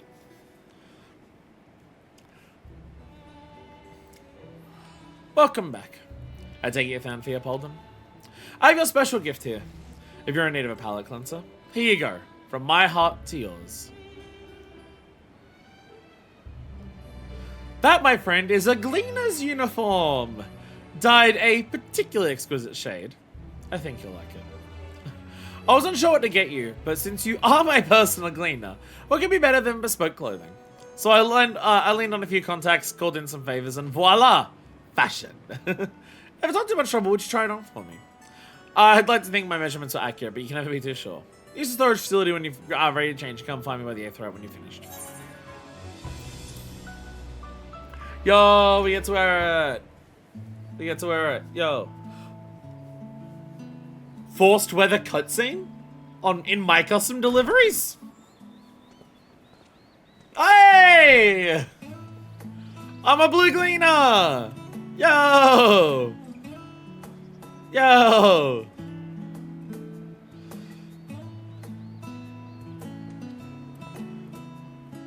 The Gleaner top does work for Manderfist. I will probably use this. There's a very good chance I'll use it as my actual Gatherer top. Testing. Oh dear God. Margrat, what are you doing? Greetings, comrades of Labyrinthos. It is I, Margrat, Propulsion Aetherologist, coming to you with a very special announcement. I gotta know I remember my magic with him all the time. Oh no. Some of you may have noticed a distinguished looking lady standing by the Aether in Charlian Hamlet. Oh no. Who is she, you ask? Why, none other than one of the brave souls we entrusted to the Ragnarok. Manifest is Blackwood. Oh dear God. Oh no. Now, I realize that some of you may feel compelled to smother her with questions and affection. However, That's why I'm wearing blue.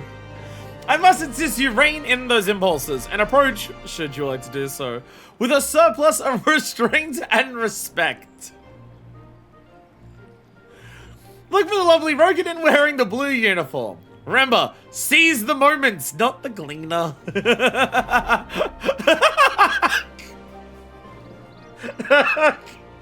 Did she say manifestos in black? What am I hallucinating again? I have to pay my respects. I must. What did she say? Look, a blue gleaner's uniform. There.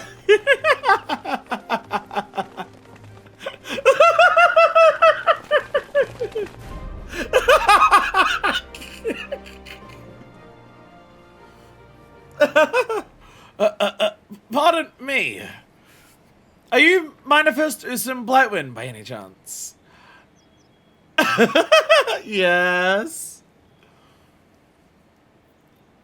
Oh, you're rather different than I imagined. I'm not normally wearing this. You don't feel regular, do you? After your travels. Are you well? Oh, I'm so glad. We were doing well too. I'm glad. He's right though. Thanks to you, we're living out our lives and continuing our research with nary an apocalypse in sight. Our experience working on the Ragnarok has proven instrumental to our current prospects. Once you censorship Ultimate Thule, nothing feels too intimidating to try. Not to mention the complete impossibility of pursuing our passions had we succumb to meteors, blasphemies, or God knows what else. Thank you for your service and your bravery. Ah, oh, Jesus fucking Christ. Ah, oh, Jesus. Sorry. Easy ask forgiveness, then permission, and so forth. I had hoped we might get the chance to chat. So.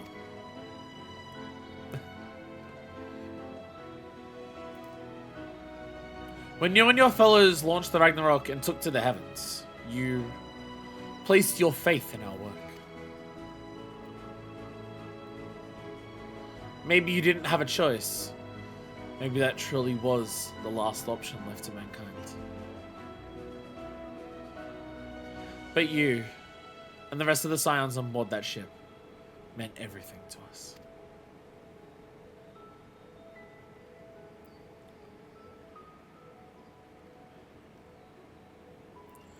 Your safe return meant everything to us. We all gave the Ragnarok strict instructions, you see.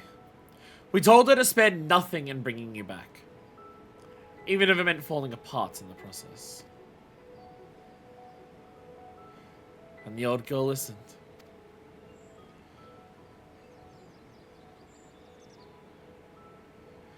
Bleated though the fanfare may be, allow us to officially welcome you home, Manifestus and Blowin.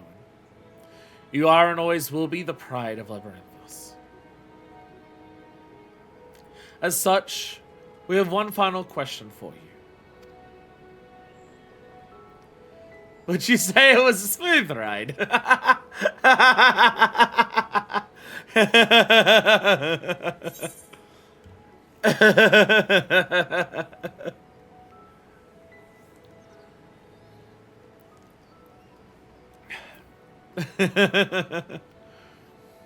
We made it home alive, thanks to you.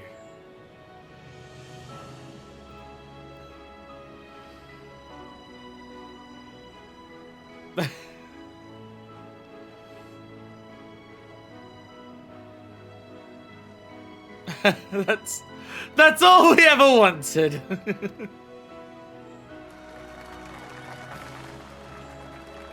Ah. Ah. No. Oh, Margrat.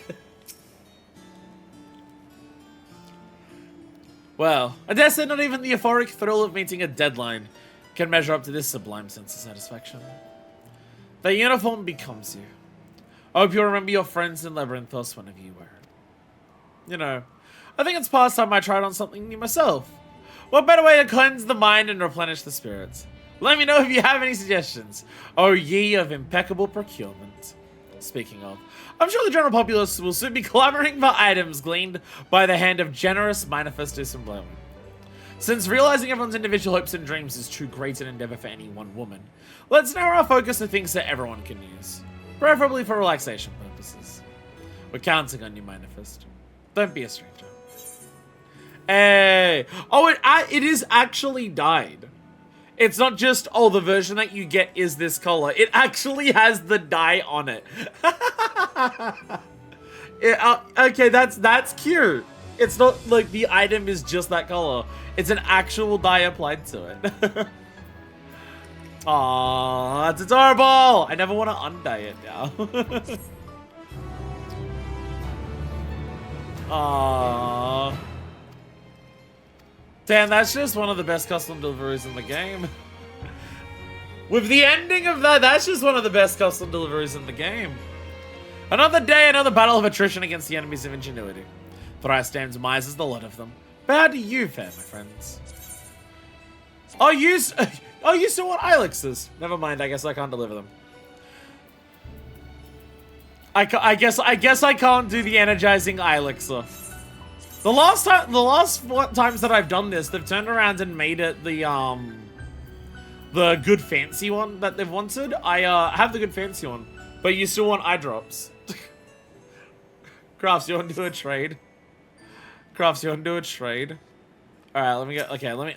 So we can get the dialogue for doing that. I mean, it means I still have 6 of those on there, so just whenever you are a bonus, I can just hand them in and I get them quite simply. Alright, let's quickly craft those up. So I still want, like, the ending dialogue. Crafting method, there we go. Oh, is this gonna be enough, actually? I think that's one that's manipulation. It's unnecessary. That's one that's manipulation. I don't need that one.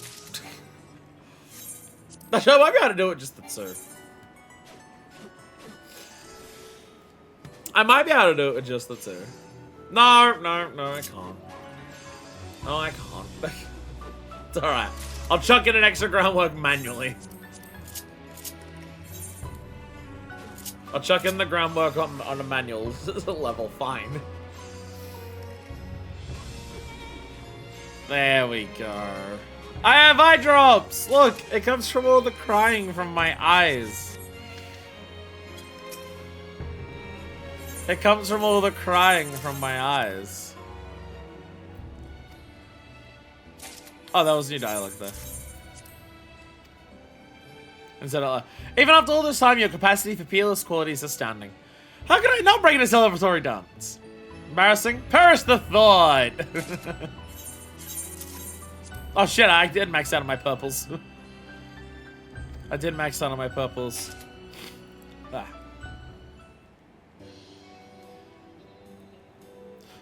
Oh, that's the same. That is the same dialogue. That one was the same, but the other one was when you're... We did it! We did it! We finished Margrat. So it's funny you mention metaphors, because in developer interviews, they did directly say that Margrat's questline was meant to be representative of the dev team. And when they went, okay, yeah. It very much felt that way. It very much felt that way that, yes, that the Margrat questline is absolutely like a metaphor for the development of the game. It 100% felt like that, and yeah. This finale is them saying it's all worth it and for the team to be able to thank you, the player, for witnessing their work. Fucking Christ.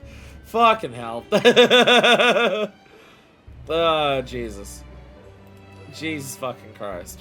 Oh my god. Anyways, let us cut back to past tense fire for the rest of the Endwalker stuff. Even though we don't worry about it. Don't think about it. Don't think about it. Don't think about it. Don't think about it. Let's go back there now. Yeah.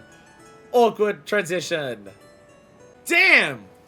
That was a super emotional... Wow, what a great ending to a custom delivery questline. Isn't that right, Pastfire? That was... I'm like... Just how emotional and heartfelt it was. Like... I didn't realize a custom a custom delivery quest line would make me cry, like, for 6 hours straight. But, like, damn. That was a very good ending to that. That was a very sweet, adorable ending to that. I would almost go as far to say that, like the Society quest lines, it makes Margrat's custom deliveries required reading to truly understand the themes of Endwalker. It's gonna be really funny if, like, that's even... if it's actually, like, a really good... I'm sure it's gonna be a fun ending, because you know, it's Endwalker, but, like, you know... Anyways... We cried so much. We cried so much when we delivered those last eye drops to Margrat. There's so many tears were shed. Okay, so question. I have question.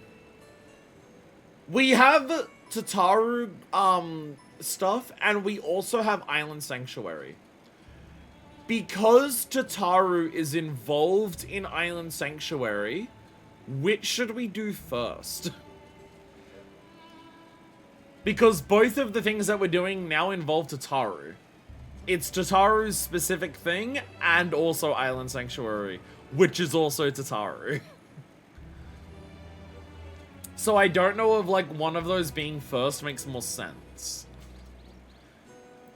Because, like, my brain would say it would be the Tataru one to finish last, but maybe, like, there's a reference to finishing the Tataru thing. Or maybe, like, she's wearing the necklace, because that's the whole thing. Maybe if you do, like, the Island Sanctuary stuff last, she's wearing the necklace in it. How far are you on Island? We're finishing it today. Today we finish it. So, yeah. When I say we're finishing everything for Endwalker, I super mean it. We are finishing Island Sanctuary today as well. So we're finishing Tataru's, questline that's, like, all of the different things that, like, for her boutique to, like, give the wares out. And we're also finishing Island Sanctuary. I'm just at level 19 for it. I'm at level 19, but with the experience I'm gonna get once I go there, it will finish. So, spoilers for you, I guess, because we'll do, like, the last things that happen for Island Sanctuary. Alma, yes. Alma. Well, specifically this here. I don't think it matters because it's Tataru because it's here. That's fair. That's fair. It probably doesn't matter. There probably won't be, like, a specific, oh, you should do it in this order because it's referenced in this order.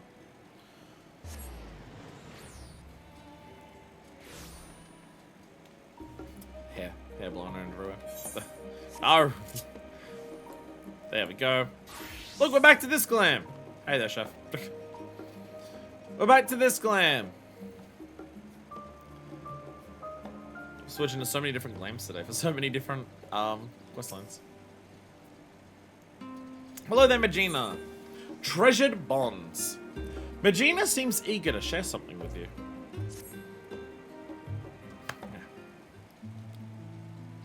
Manifest! I have wonderful news.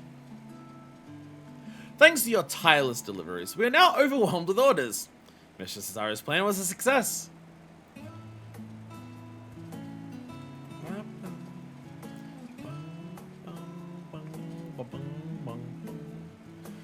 That's another shipment sent! I don't think I've ever packed so many parcels in my life. What's up?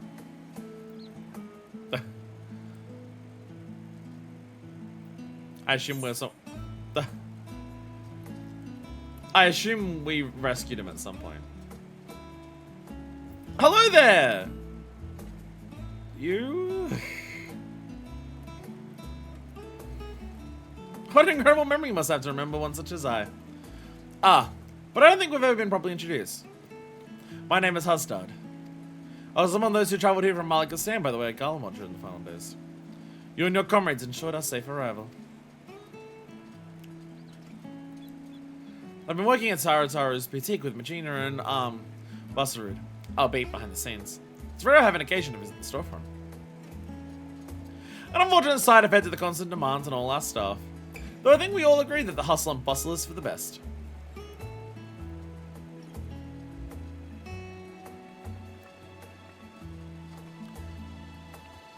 But anyone will do once the samples have served their purpose.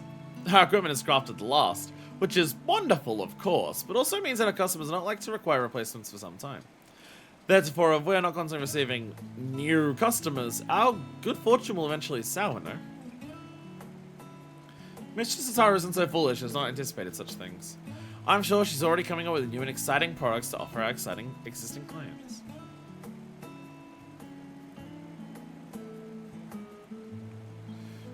Actually, I had an idea of my own.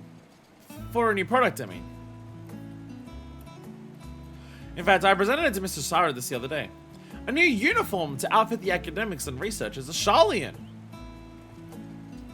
Oh, how enterprising. And what'd she say? Well, she seemed hesitant, which I can only interpret as reluctance to hurt my feelings of explicit rejection. But then she told me to look into it further and draft a formal proposal for review. It's wonderful, Magina. When she said to look into it further, did she mean for you to conduct some manner of market survey of the academics and researchers? Just so, but, well, some are involved in such sensitive work that simply approaching them is out of the question. Which is to say my petition to enter Hildibrand was denied. So I decided to try the studium. A secretary mama was only too happy to schedule a meeting with an academic representative. Tataru invents planned obsolescence! No, Tataru! But now that it's come to it, I'm feeling ill with nerves. If it were on Mistress Sara's behalf, it would be different, but this was my initiative. My idea. I'd offer to accompany you, but I have to mind the counter. Perhaps you could offer Magina your support?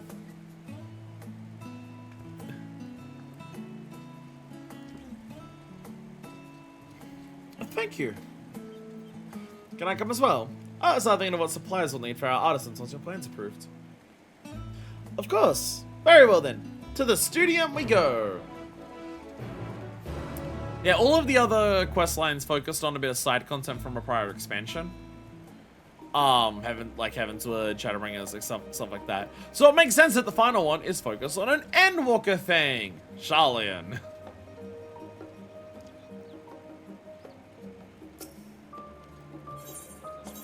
Alright, to the studium. Ooh. Oh my goodness. Blah, blah, blah. I was talking about this drink being less carbonated than like other energy drinks. Apparently still overcarbonated to make me go constantly throughout the stream. I'm scared of how much I like that. I'm scared of how much I like that.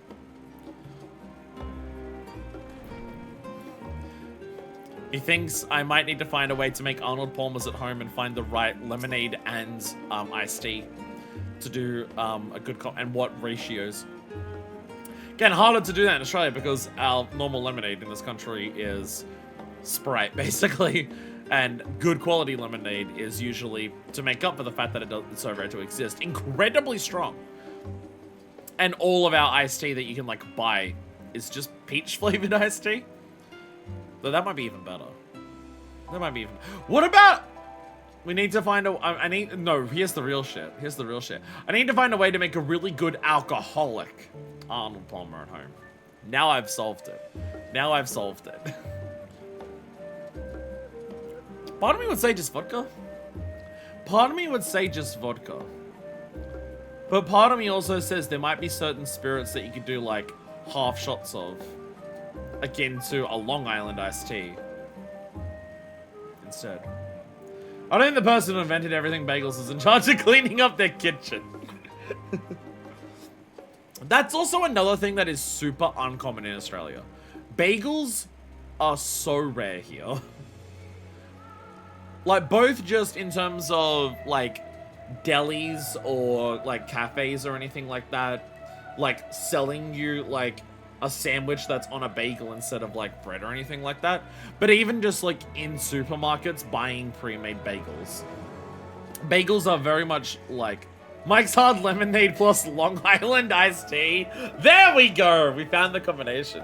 We found the combination. But yeah, bagels are, like, not that common in Australia.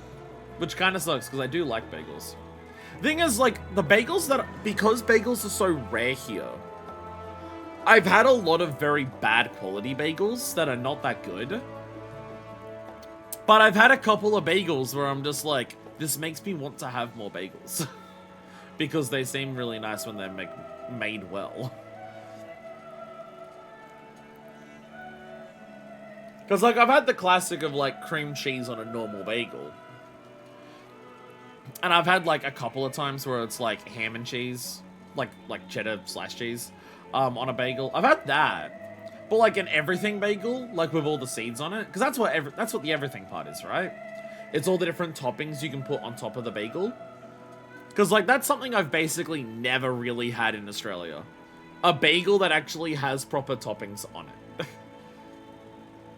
That is, like, something that I've not really had a chance to have here. What's the black seed that is common on top of a bagel? I've had that. I've had that and possibly a sesame bagel. But in terms of an everything bagel that has all of the different ones... Everything is garlic, onion, sesame, and poppy seed usually. Poppy seed, that's the one. So I've had poppy seed. That's like if there is a topping on bagels here, the most common is poppy seed. I've had that a couple of times, and I've had sesame. But I've never had an everything bagel that has... I mean, garlic and onion? That sounds amazing on a bagel. Really in the mood for bagels now. I'm really in the mood. Yeah, but that is the, like, at least the places that I frequent and the places that I've been around. There might be certain suburbs that are, where bagels are more prevalent. But for the places that I go to and the places that I frequent, bagels are just not really a thing. In Vavner, a man of science is almost certainly a practitioner of the alchemical arts, but these scholars pursue all manner of disciplines, some less practical than others from what I have seen. This building might be a temple for how Stuart feels. Glad I have your company. Also, the Ki Aliapo would meet us here. I'm sure they'll be along shortly. Does this only appear if you've done the role quests? Because all of the other stuff for Tataru only appears if you've done the relevant quest. Like, you have to finish Four Lords, you have to finish Shadows of Mark, you have to finish Whirlet. Does this only appear if you've done the role quests? Because Ki Aliapo is like the head of the role quests. Hello, representatives from Tataru's boutique, I presume. Oh, Manifest! What a pleasant surprise. Though I suppose your presence should merit no shock at all, given the breadth of your generosity. Hi. Pleased to make your acquaintance. My name is Magina, and I am ever so obliged for you for making the time to speak with us. Using the previous three ones. Ah, okay. Kiliapio at your service. There's no need to stand on ceremony, I assure you. Most of our academics are far more concerned with their research than pleasantries. Admittedly to their detriment at times. Anyway, how may I help you this morning?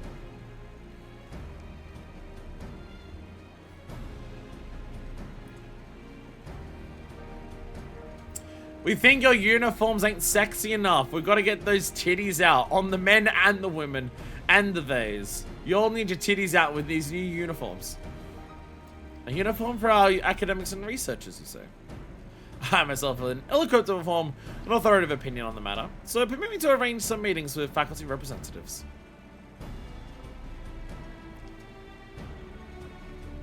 Please make yourself comfortable in the auditorium while I go and summon a few more our personal personnel.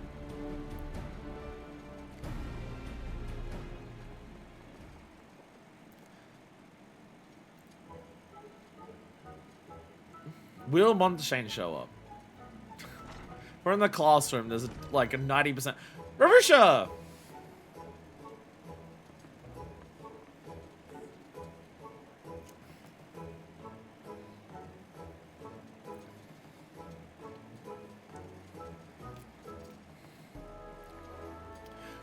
Well, in the faculty of archaeology, we spent much of our time traipsing about ancient ruins, which often ends up ruining our clothes, if you'll pardon the pun. An outfit durable enough to handle the extended use would be welcome, but would need to be lightweight and breathable as well. Equatorial deserts can be most taxing, but then again, you'd be surprised just how many relics are hidden at the bottom of lakes. And northern waters can get quite chilly. As it stands, my colleagues and I don't want any old thing for our field work. What if we have on hand is suitable for the conditions, with the understanding it may need to be disposed of afterwards. Poor Borak works his fingers to the bone as it is. And Professor Namono caught me shopping for fancy clothes instead of interns. He'd be the one dressing me down. Misplaced priorities, never mind the tight budget. None of this is what you're hoping to hear, I realize. No, thank you for your candor. It's true, new knit can be rather expensive. Must ensure our prices stay affordable.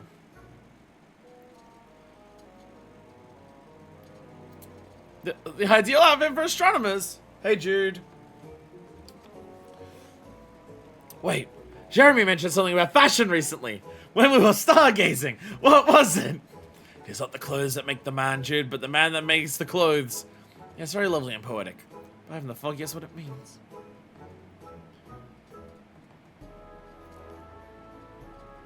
Well, I suppose we astronomers can often conduct our celestial observations from locales remote and subsequently chilly. You know, mountaintops and the like, so something warmer? Warm is surely the only requirement, then I think it's safe to say this is the opposite of an untapped market niche. DeBroy! The Faculty of Medicine has strict requirements for dress on accounts of hygiene regulations. Fabrics that are resistant to stains and possess antibacterial properties are a must, for example. Additionally, we students of nutritional sciences must vigorously dart about the kitchen, so dress and comfort is nearly as essential as cleanliness. And if we're fashionable enough to perhaps inspire others to follow in our footsteps, all the better. Indeed, style is an essential ingredient. Like the perfect loaf of Mervyn bread, the ideal outfit should not only embody practicality, but leaving all who behold it with a feeling of aesthetic satiety. So how are you going to make an outfit that fits all of these things together? Hinagashi. We require no such clothing in the Faculty of Anthropology. For we'll make all that we require right there, right here. Yeah, like they are specifically the ones who keep making outfits for all the different places that they're going. Like, they're pretending to live in. So theirs won't work at all. Rather, Professor Tankin prefers to do so. So you may better understand how necessity begets innovation. Can't say I completely agree with your logic. But I suppose I've grown to appreciate his sense of aesthetics now that the Professor and I are... But that has little bearing on your project. So these dialogues absolutely change based on whether you've done them or not. Because, like, Hinagashi and Tank Main are not dating unless you finish the questline. Telakatia. Not long ago, an outfit that ameliorates aether sickness might have been my answer. However, thanks to the Faculty of Medicine's miraculous of experimental treatments, I no longer have such a need. What's more, I don't know if I could bear to do anything but this professional gown. At least for now. I worked so hard to earn it. Thank God, are you dating and not married to this lady? Yeah, Telakatia, like, literally only just got these clothes and changed outfit. Like, as a result of the questline we did for him. So he definitely won't want to change. This professional attire that has spikes coming out of my ass.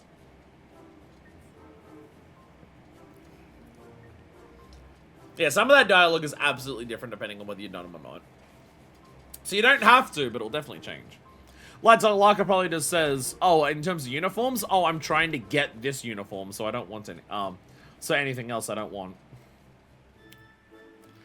Well, how'd it go? I don't know, to be honest. Everyone has such different preferences that I'm not sure if it's even possible to satisfy them all. A fair concern. Studium's faculties are filled with opinionated individuals, each with their own peculiarities. Additionally, our academics spend so much of their time engaged in fieldwork as opposed to seminars, which further complicates stipulations of dress. Academics sound just as unique as adventurers.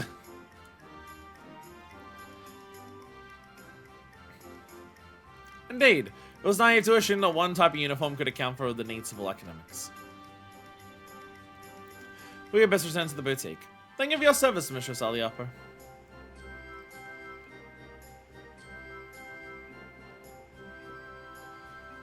So what's the end of this questline? We just fucking fail?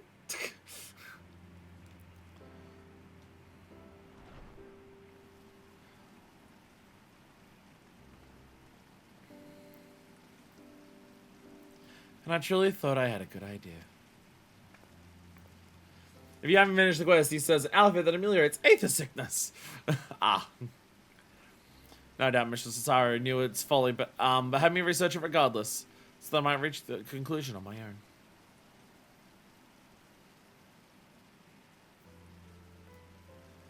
She meant well, I'm sure. See how the hardships make you strong.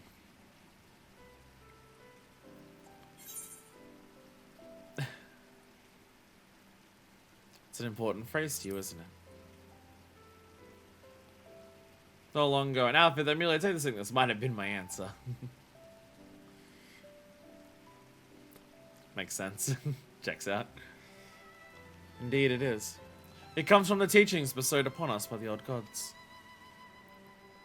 Many Harnish held fast to those words in their wisdom during the final days, so as to not give in to despair. Drink deep with calamity. Yeah. This specific moment where they each go around and say a line, yeah.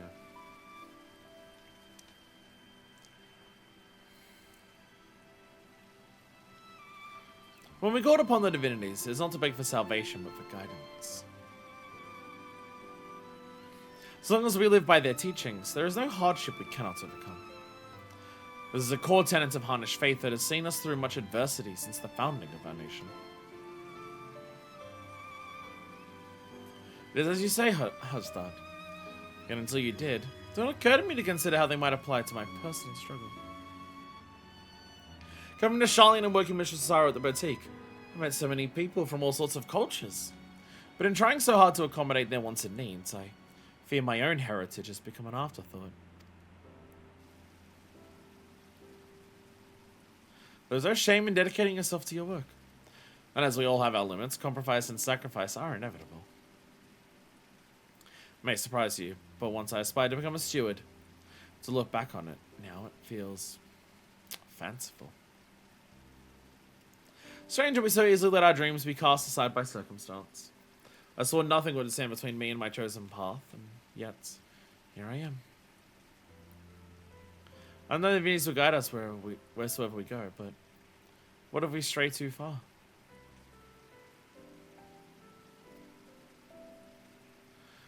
Would I be fooled to suggest perhaps we should return to Fathernair? But Mr. Zara has done so much for us. We can't simply leave the boutique on a moment's notice. Maybe not, but what of our family and friends? It is one thing for us to send money and well wishes, but I wonder if we cannot do more if we were there, helping to rebuild. We haven't been back to the village since the final days, and if we're already forgetting our old lives, I don't know. I just think Mrs. Tataru should know how we feel is all.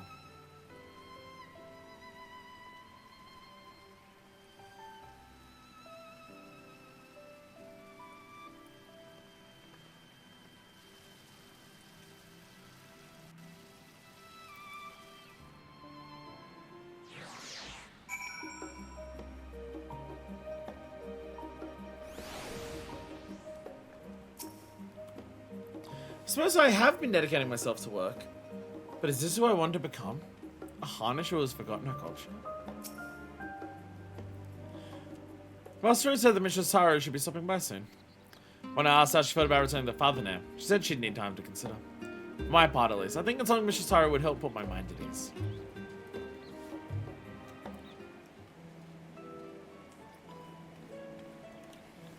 Tataru! My, what a busy counter we have today. Hasdard, it's good to see you out from behind your usual shipping crates. Yes, I thought I'd come to help Magina with her research. We've just returned from the interviewing academics at the studio. About that, Mistress Tataru.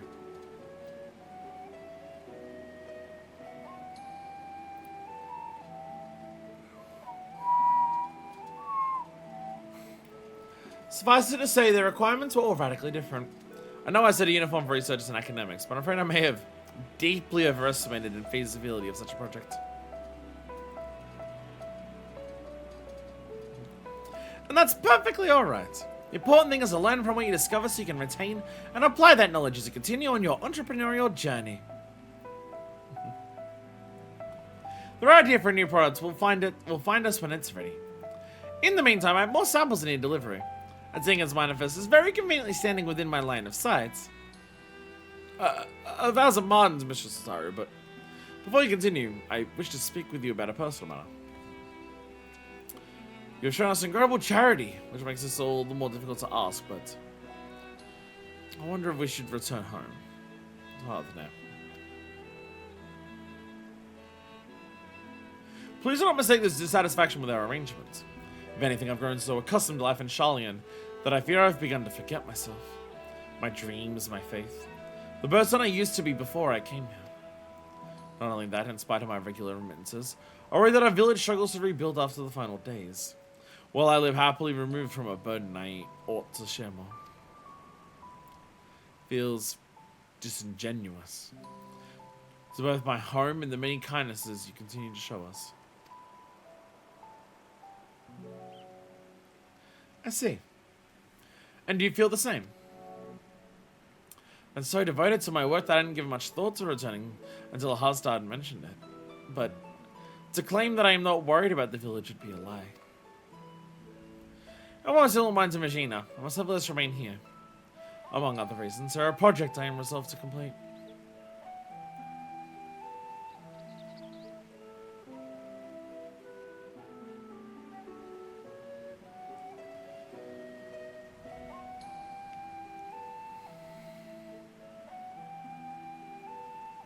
Well, I'll be very sorry to see any of you go. But if remaining here causes you grief, I will spare no effort to see you safely home. But I've decided that our next set sample shall be delivered to Palika's stand. Furthermore, ask that those who wish to accompany manifest on her errands. Seeing how your village fares is no doubt the best thing for you to do, for you both right now. I would help you to understand your feelings, after which we may proceed however so you desire.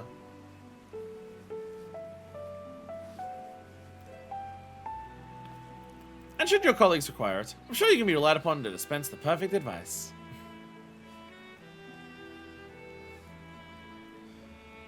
Regina, Hazdard, give everyone my regards.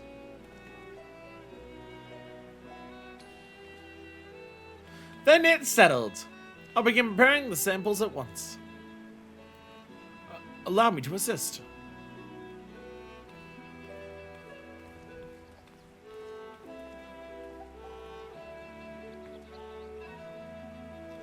No matter what happens, we must finish Mr. Tara's necklace. Are we ready to proceed with the restoration, do you think? There's enough additional materials thanks to the Manifest's dedication. As for the work itself, I thought we could entrust it to the lapidary Mistress Tataru once apprenticed with.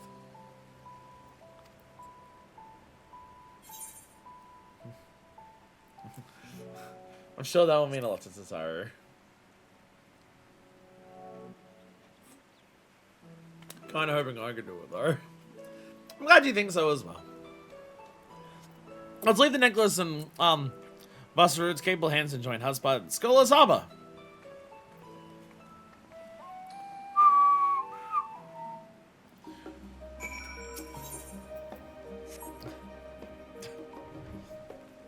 Very fairy. Very fairy. Intensely fairy.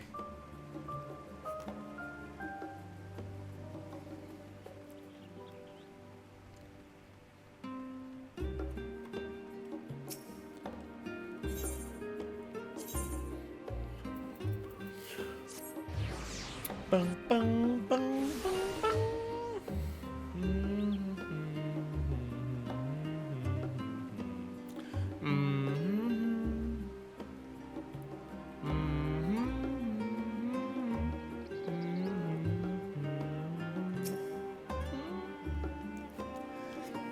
And never mind, we get the opportunity to return so quickly. Hope everyone is doing well. Low battery headphones. Well, no cutscenes. I will take this opportunity to switch.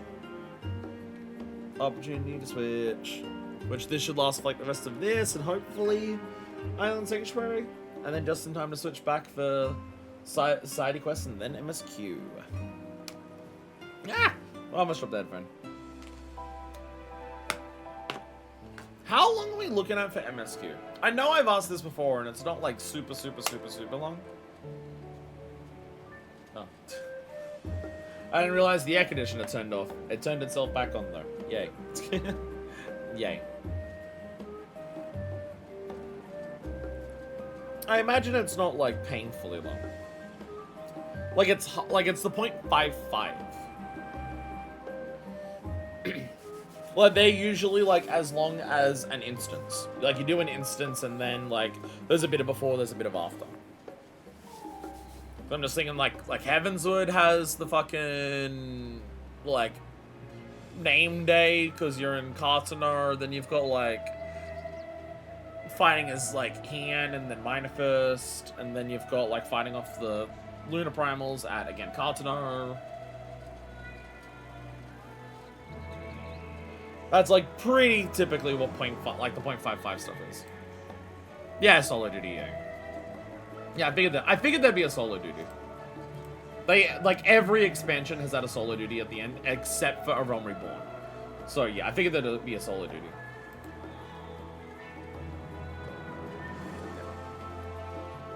I'm just thinking, it's just like, have I accidentally done this where it's gonna be like a 5-hour MSQ after 5 hours of other stuff? My expectation was somewhere in the 2 to 3 hour mark, given all of my rambling. So we finish everything within like 5 to 6 hours. Another 3 hours can be that, and that's like a 9-hour stream. Oh, I already spoke to you. Happy to return home soon. Turn down the volume a bit too much. For the Crystarium, I didn't turn it back up. Remember when we first set foot upon these docks? After a long, exhausting journey through frozen wastes, after surviving these horrid beasts, Tataru was a warm beacon of light. Working in the boutique has helped us rebuild our lives, but I will never forget that feeling of powerlessness. Should I have stayed in Palakistan and tried to defend my people? Was I a coward to flee? It is a betrayal to my home and to myself to remain here. I can't stop thinking in circles. I asked Steps of Faith that used to be a trial. That's true. I forgot about that. I forgot about that. I forgot, yeah. Because when I did it, it was a trial. It's now a solo duty. I forgot about that. Never mind, it's literally every expansion. Never mind, it's well, actually, wait, is Steps of Faith in 5 or 5, 2.5 or 2.55? I actually don't remember. I don't remember if it's in, yeah, I don't remember which one it's in. Anyway, I'm glad for this opportunity to better understand where my heart truly lies. All will be well, I'm sure. But we must be off, lest we miss our connecting flight.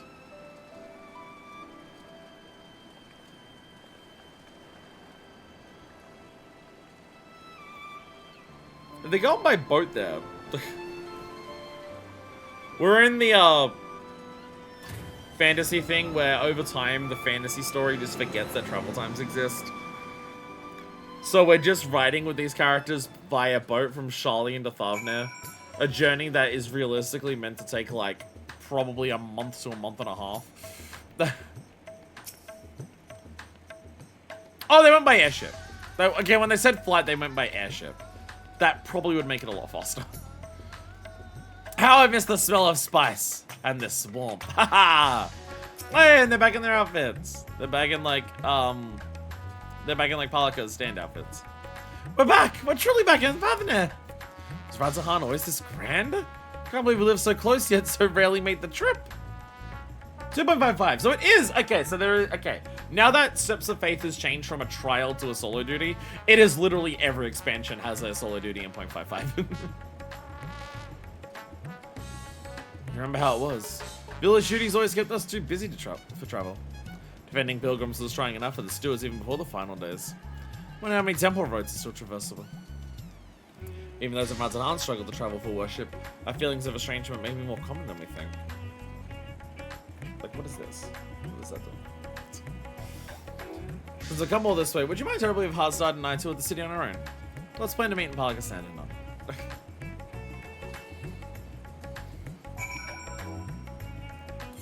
To Palakistan! Wrong tab. Palakistan! Oh, that was a very awkward knee crack. Cracked my knee, but it cracked in like a weird spot. That felt bizarre. That felt very weird.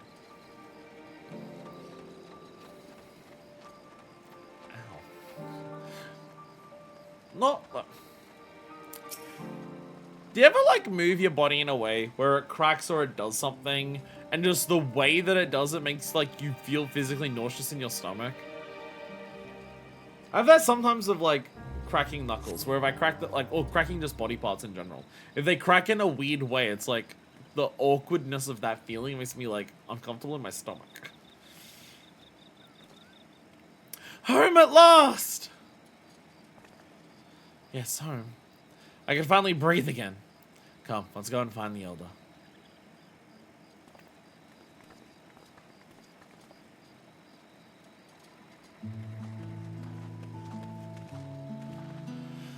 Elder, you're a van. Aslan, Machina? How wonderful it is to see you! I've been so worried. Tell me, how's life at Charlotte? Are you being treated well?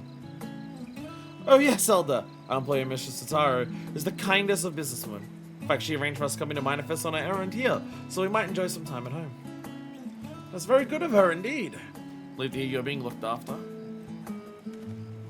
You are ever a guardian to our people. Thank you for seeing these children safely home. Now then, what is this errand you speak of? Well, we're wondering if you wanted some armor.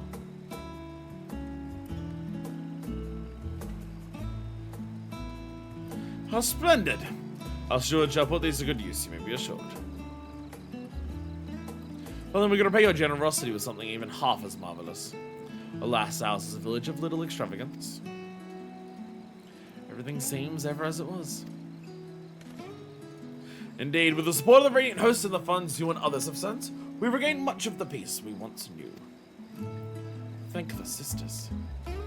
Still, there was something I wish to speak with you about, Elder. Should I stay or should I go?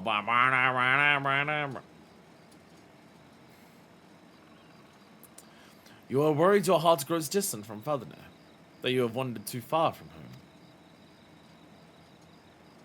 But my child, it is only right that you should wander, that you should roam. Your heart's connection endures no matter where you go. You yet think of us fondly enough to visit us, and send us what gil you can spare, do you not? Gestures, perhaps, but not true commitment. Should I not be here with all of you working to restore our village? There is no restoring our village, Hastad. Without those we lost, Palakistans will never be what it was. We must instead all we can become a new village, with a new future ahead of us. Although the particulars of our path are not yet clear to me. How so? Ours has always been a settlement of stewards, as you well know, tasked with the protection and preservation of Thadner's sacred sites. We have seen our roads shaken and temples defiled by beasts. The material is not always within our ability to protect. What is everlasting is our faith, the bonds between our people and the divine. Through the old teachings, we remind ourselves of life's meaning. If we wish to ensure our traditions endure for generations to come, should we not strive to do more than maintain our temples until pilgrims deign to visit? But I wish not tire you with an old man's amusings.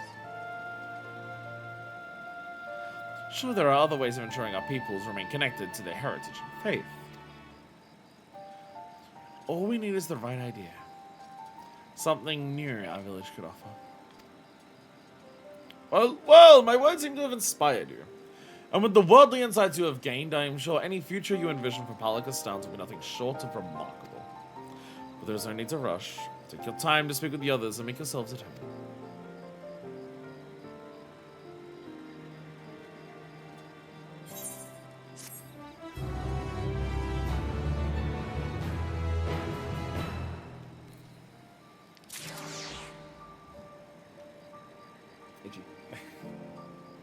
In case you can't tell by the scratching I'm doing. How else can the village help to strengthen our people's connection to their faith? Palakistan is changed with the preservation of Thadner's divine teachings. Charged. Our methods to accomplish this must naturally change with the times. More precious than Gil. Her star is deep in film. How foolish I was to think the answer would be so simple. I would come home and roll up my sleeves and help restore our village to the way it was. I would find fulfillment. Did you find fulfillment?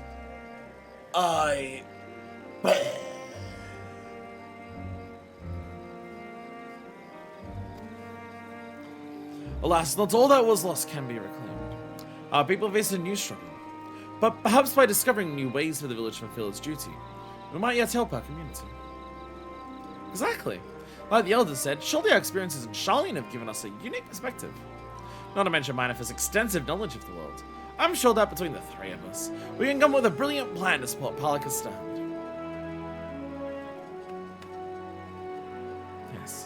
Yes, you are right. And I'm sure that hearing how everyone fares will give us insights as well.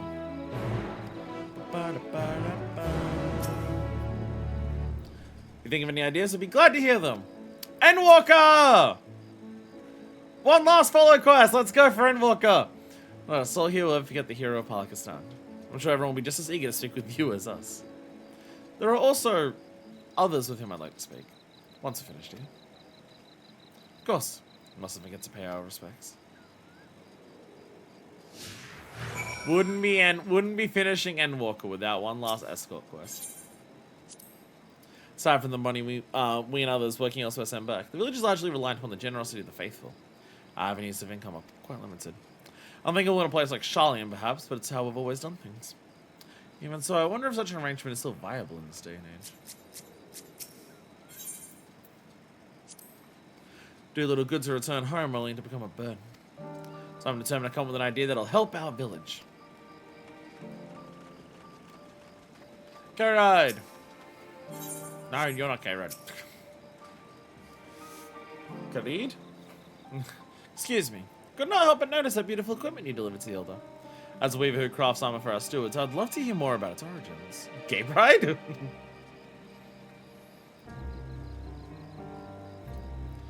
Creating cooperation with the guilds from across the world?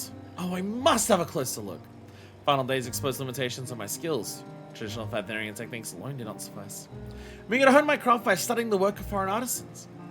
Although in my weaker moments, I often wonder if purchasing armor for our stewards would be the superior solution. Alas, I would require a surplus of coin, as well as available product. As a village sustained by donations and remittances, it would be hard for us to afford anything so expensive, even if such players were to venture this deep into the jungle. Ah, hello again. We got dancers. We got dancers up on stage. Where am I? They're never inside. They're never inside. No, it is inside! For the first time ever, it is inside. You normally have a yellow quest, but you actually are for the first time ever. Oh, hello there. Staying for a while or just passing through? Parlor. Tame Impala. I'm terrible. It's all about the elephant in the room. Our recovery has been slow but steady. Though I'm concerned for those who still struggle with wounds our healers cannot cure. Fun days may have passed, but grief and trauma are not so easily overcome. Or ever, for those who must accept them as constant companions. Ours is a tightly knit community. But I worry for those in the capital and abroad. It's difficult for them to honor their old teachings as they labor far from home. So many of us fled during those dark times. Now we're going to bring the comforts of community to all Harnish.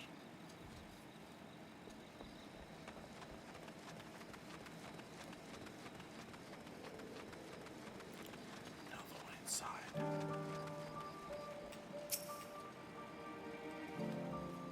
A division outside Magina, accompanied by our savior, no less. Welcome home, welcome home. True, we're a bit short-handed these days, but we've managed nevertheless. While there's happiness in being reunited with our young ones, we're just as happy knowing that you're walking your own path, no matter where it leads. I remember Hazard couldn't wait to become a steward when he was little, but as far as I'm concerned, sending aid from afar is just as praiseworthy as tending to the temples here. All the times they are a change. Song references, that's all I can do right now. And who is to say that this cannot be another form of stewardship? A steward who supports the village from afar. You haven't considered that possibility.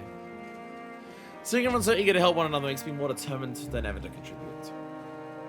But before anything else, shall we go? It'll be good to visit. To Perusa, then. Could we ask you to accompany us? Temple roads are perilous, and your presence would be a great comfort. The other people that we talk to here are like people who actually have quests here. Makes me wonder if those quests are like relevant to what they say. Aside from the money we know this work time and send back. Oh no.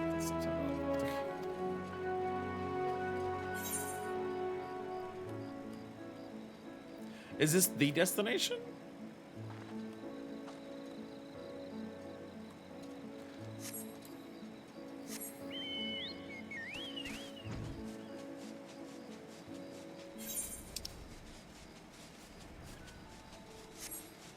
It is. Oh no, it's not. Oh no, the destination's way down here. This is just a bonus in the middle of everywhere. Sometimes the destination for these stalky things is one of these stalky things. The Shroud of Samga. When I was little, we used to run through these worlds, playing steward and matching fierce battles with hideous beasts. Got scarred in a lifetime when our parents found out. But when it really happened, when the sky turned red and the jungle spewed forth unspeakable horrors, I could do nothing but cower. That's why I felt so guilty for not returning. For not doing more. But even if it may never be enough. But this time, I'll rise to the occasion. Never used to give much thought to those who walked these roads before me. But you need to look to those who walked before. Countless pilgrims to risk their lives for faith. Aware of the dangers ahead, they pressed on. So strong was their devotion to sacred tradition. It is a perilous path you walk. So it is written, so too do our forebears must have felt when braving the jungles to reach what will become our beloved home.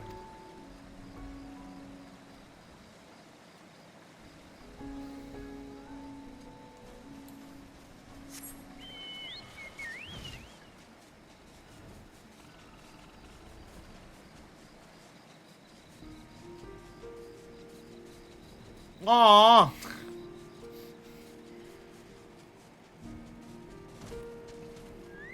Alright, Brissa. Same dialogue. Has dad.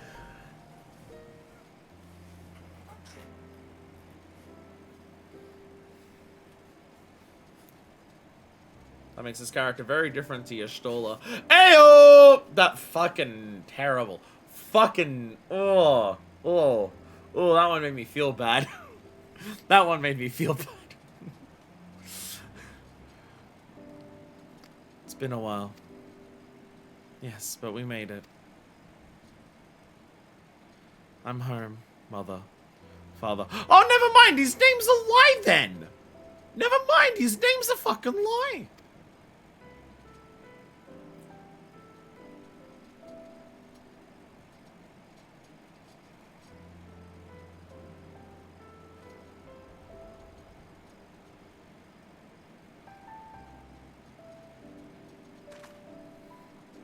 Here at Perusa, we make commune with the spirits of the departed. Neither Magina's nor my parents survived the final days. We're talking about how you saved us and that we're doing well. I know that will rest easier for her. My brain immediately just goes like, hopefully they can rest and they weren't like, hopefully they were just killed and not like hurt. May the next time we visit be delivered glad tidings from Palakistan. Though I was willing to find the village in better state than I had feared, it seems there are still issues we might help address. Finding a steady source of income, for instance, so the stewards can be properly outfitted without overwhelming our wearer. I was also troubled to hear about those who continue to struggle without the support of a local community. There must be some ways for her before I dress me. Yes, indeed. The question is what? Do you have any thoughts? Ask yourself. Look at your WWTD bracelet. Both of you look at your WWTD bracelet.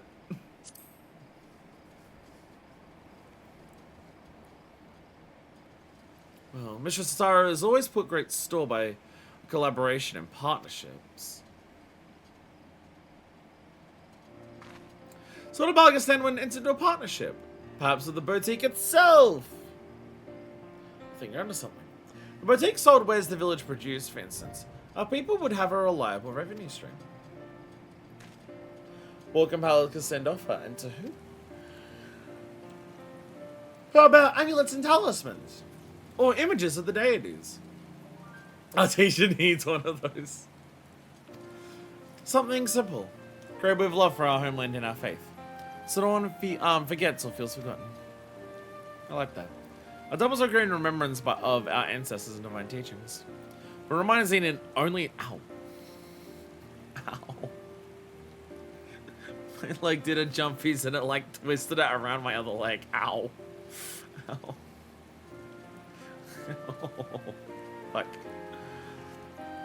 Been a while since I've had jumpies in my leg. Been a while. Jesus Christ. I call them jumpies because my mum calls them jumpies. It's just a body spasm. It's just where, like, you'll just be sitting there and it's like an arm or a leg will just go and just, like, jolt. So, I have it, my mum has it, my brother has it. It's hereditary. It's a family thing of, I never remember the exact name of it. It's not Parkinson's. But the way that the doctor originally described it to my mum, it's Parkinson's little cousin. It's... IRL IK glitch. It's not Parkinson's, it's Parkinson's little cousin, the way that the doctor described it. Parkinson's is where the neurons degrade, and so the information sent along neurons, like, gets warped by the degrading neurons. It's why, like, Parkinson's results in so much shaking, because like the neurons themselves are like physically like degraded, so the messages being sent is just like incorrect. Whereas what we have is the neurons get interrupted. It's why it's like nowhere near as bad as Parkinson's, because Parkinson's will wear down the neurons over time and it will get worse. By just like breaking down the neurons. Where what we have is interruptions to the neurons, where the neurons basically short circuit, and in an instant, like whatever messages are being sent via the neurons just like stop, and the complete and utter lack of the messages just results in body spasms. But, you treat it the same, like, you take the same like, if you want to treat it. I don't have it severely enough to bother treating it, because it's, like, it's not that frequent. My brother might need to, because he gets it really badly in his neck. It affects all of us in different parts of our body. My brother gets it really badly in his neck, so if that maintains, he'll probably need to get it, just because, you know, constant, is not healthy. So my brother might need to. But my mum needs the tablets, just because... with our, it's Kinson. It's the same medication used to treat Parkinson's. For my mum, if she doesn't have it, her leg spasms are frequent enough that, like, it stops her from being able to sleep. Because it's just, like, you know, it'll be every minute. Like, without the medication, it's every minute or two. Because lying down makes it a lot worse. Which I noticed that, too. Being, like, lying in bed makes it way worse in my legs. Like, it's way more common. But, like, if my mom's lying down without the medications, every minute or two that will happen, and try sleeping like that. and sometimes the spasms are big enough that it, like, physically moves the rest of her body with her. So, again, sleeping for that. She needs it for that. But also just walking. If, like, without medication, if she's walking, it might happen. And just, you know, your legs throwing yourself out from under you is not a great thing to have while walking. And my mom's not old. She's only in her 50s, because she had me when quite young. But, even in your 50s, taking a fall to the ground when you're not expecting it is not exactly something you want to risk super frequently. Whereas, for me, I don't have them that frequently. They happen in my arms a lot when they happen more in my arms when I'm at work. The constant repetitive motions is what triggers it in my arms. So constantly just like screen, tap, grab things, move, overscan. The constant doing similar motions all day in my arms causes it. So it's like while I'm at work, you just see my arm just like go to the side sometimes. But the other part that I have them in my brain. Like sometimes when my brain just stops and I can't think of a thing, that's like literally what's happening. It's literally like the neuron, like motor neurons in my brain have a spasm and just like get interrupted. had a EKG to I think it was an EKG. EKG, EEG, whichever one it is. And they confirmed that it's just like, yeah, the same thing that like happens in your arms and legs, like, or happens in your mum's arms and legs to like cause these spasms. Yeah, that's happening in your brain. It's like fun. But no, my leg just did that. And, like it twisted, like it shoved one of my legs over to my other leg and like twisted it like under it. And I was like, ow, very painful. Anyways, sorry. Interruption aside, I like that. Our temples were created in remembrance of our ancestors and divine teachings, but reminders need only take the form of great works. A small keepsake may be just what our scattered brethren need to reassure themselves that they are still members of our community. This could be the answer we're looking for. Can't wait to tell Mr. Tataru.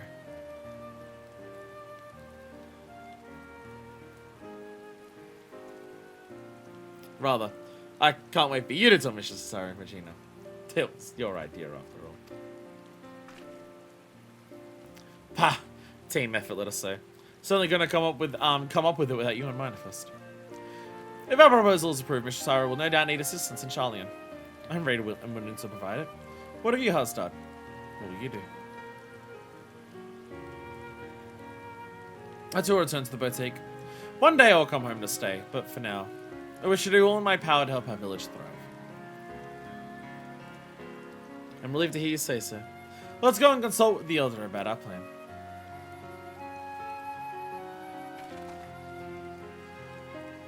Itchies. Itchies.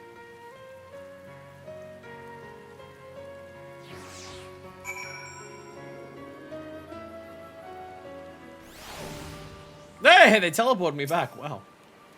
I'm always shocked when that happens. I was lost in a fog and able to find a path forward.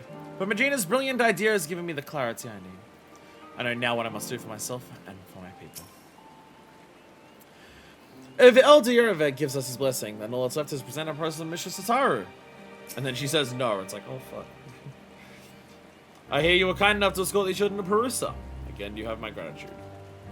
Are your feelings any clearer for it? I think so.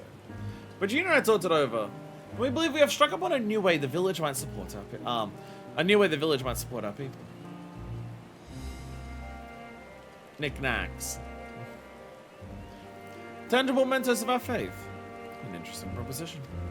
Many would be glad to create such reminders. I expect those unable to perform strenuous slavery would be especially grateful for an opportunity to contribute to the prosperity of our village. To say nothing of the options these additional funds would provide. Most importantly, we'd be able to help those who have chosen to live apart from us feel that much more connected to their community and their faith. I am proud to do you of you both for discovering such an innovative way to do so. I'm sorry to break it to you all. There will be people who will buy it like that. I'm sorry to break it to you all though. The main person who's going to buy these is white people who want to feel less guilty about themselves by feeling more spiritual by buying your mementos. You will have some diaspora from Palakistan who will buy them. But I'm sorry to say, your primary target demographic here is white people who want to feel spiritual. I mean, they got a lot of money and they'll buy it, absolutely. So like, you know, it'll help. It'll help.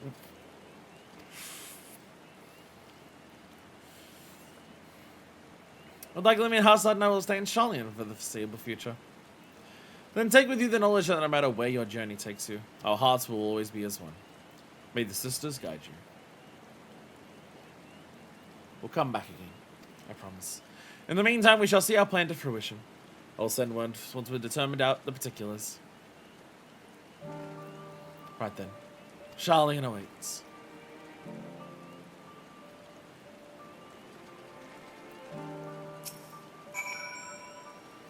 Wasn't a whole chunk of Splendorous custom deliveries foreign bullshit to sell to white people-ish guardians? Yes, it was.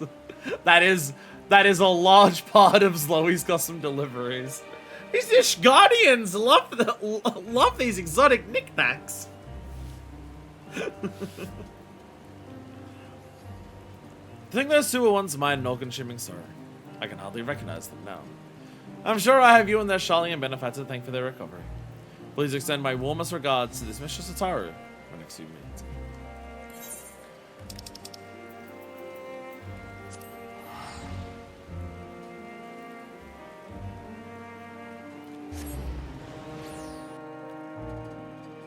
Oh, the neck crack. Let's go. I don't know if that's a normal thing for streamers to do. Well, streamers, people in general, really. I don't know if that's a normal thing to do, to like, one, crack your neck so frequently, and two, be like, cracks neck. Let's fucking go! Even Masaru likes our idea. Except Mrs. Tataru does as well. I wish I could ask her, but she doesn't have small talk options.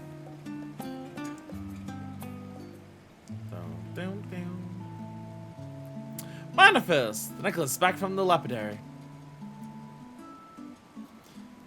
He had nothing but fond memories of Mr. Tataru and was eager to pour his everything into the restoration. The result is magnificent. The original sapphire, sent away with black pearl from the ruby sea, and a rose shell of violet, united by a length of marky leather. A singular necklace symboling Mr. Tataru's past and present. By the sisters, what a remarkable gift.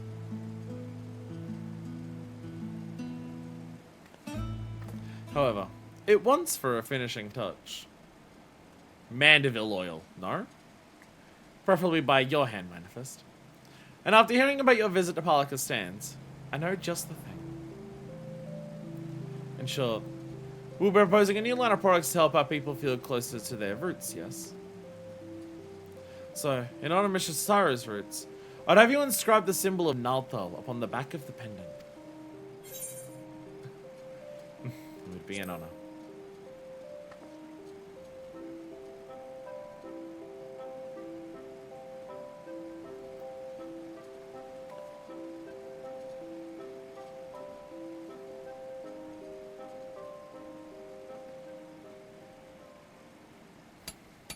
I'm trying to think last time we heard that specific song in a cutscene. I feel like it's been a while. With painstaking effort and unwavering focus, you engrave the symbol of the traders on Tataru's necklace. And he who behold it will surely know, beyond a shadow of a doubt, that this final flourish was the product of your heroic hand. That's what I get for having Max Crafters. I'm sure she'll adore it. Our work is officially done.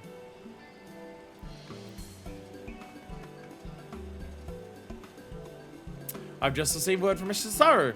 She should be arriving in Scholar's Harbor soon. Let's go and meet her there.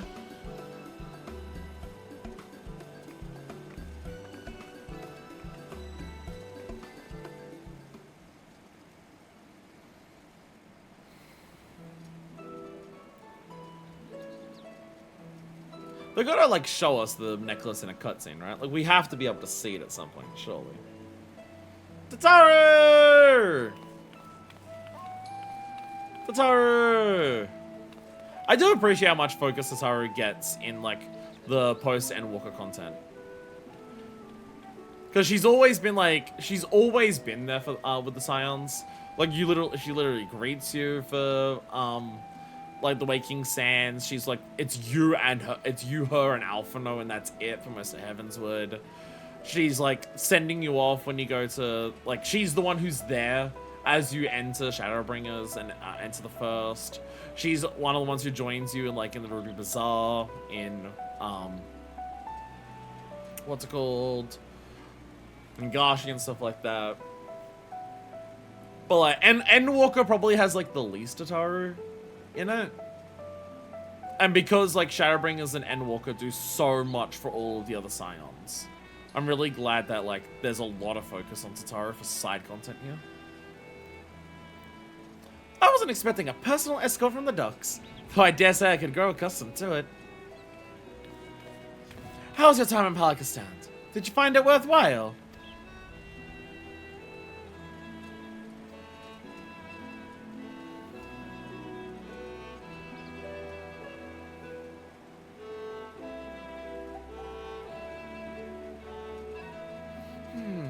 So while they do have interest in our equipment, matters of recovery are their greater concern at present.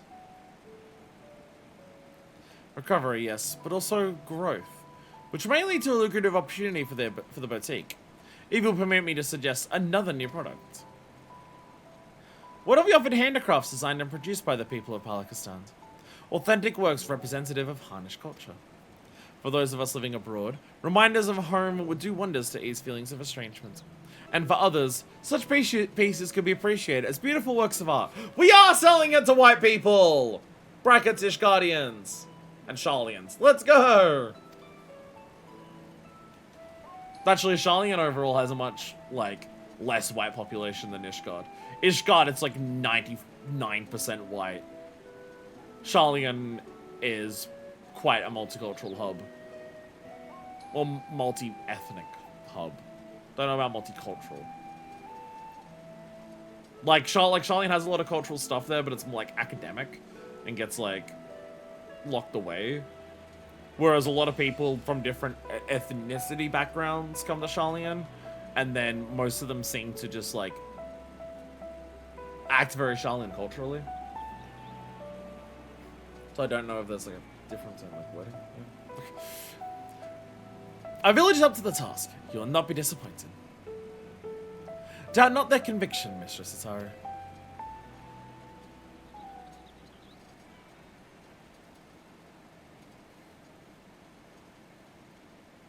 A product that embodies their spiritual beauty, to be shared with the whole world. Why, the boutique should offer nothing less.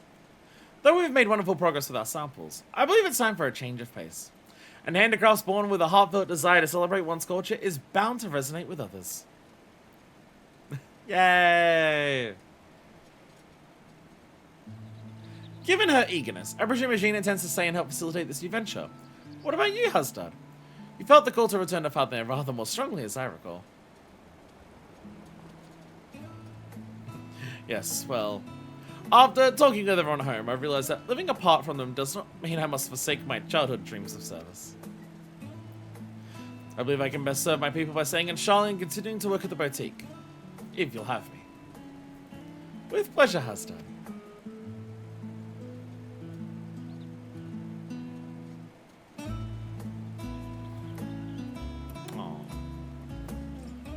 Mr. Tataru, if it would not be untoward, we would like to present you with a small token of our appreciation for everything you've done for us.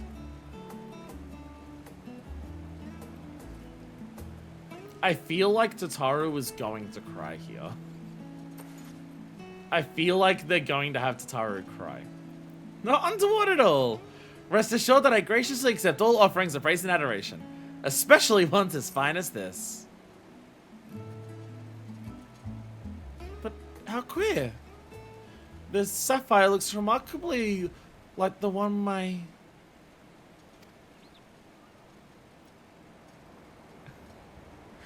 Manifest. Is this my mother's sapphire? Look, I put the symbol of Nabdal on the back.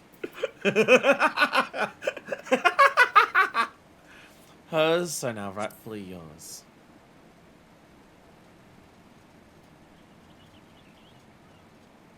It's hers. It's really hers. Never in my life did I imagine I'd see this jewel again.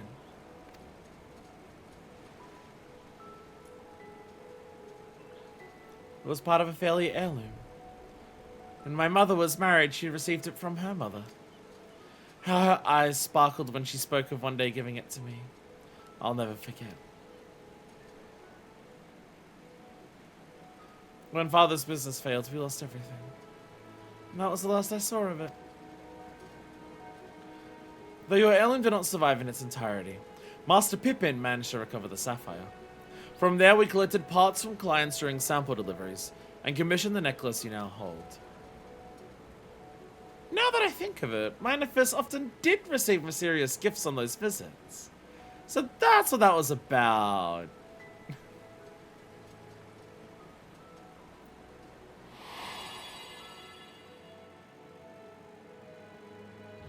Time after time, I'm reminded that a fortune in coin promises only a fraction of what a wealth of friendship provides.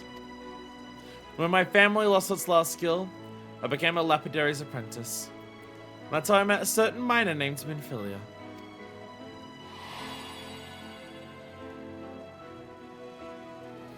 We hit it off instantly, chatting every time she brought in gems for appraisal. And then one day she came not with her usual haul, but with an invitation to join the Path of the 12. The rest, as they say, is history. Oh yeah, this is like... Yeah, this is super like, this is 1. Well, not 1.0, because it'd be Well, Minfilia's design there is not 1.0 Minfilia. But I was gonna say, none of these people here are like the Scions. Because the other Scions are in the Circle of Knowing. In 1.0, I believe. One serendipitous meeting that led to so many others. That led to so many incredible adventures.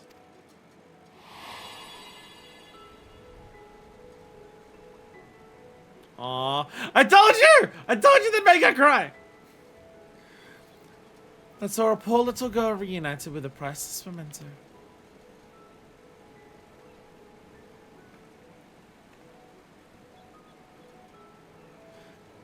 Our teachings say that there is more ugliness than beauty in this world. To live is to suffer. But we never need suffer alone. And what is more beautiful than the bonds we share with others? Indeed. It is these connections that give meaning to our lives. Connections for which I, too, am grateful. And thus compelled to advise that we return to the Agora. The counter remains unmanned, and we mustn't neglect our clients.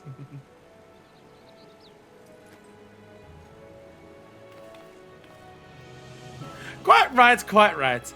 Back to work with a lot of us. We've got new products to plan.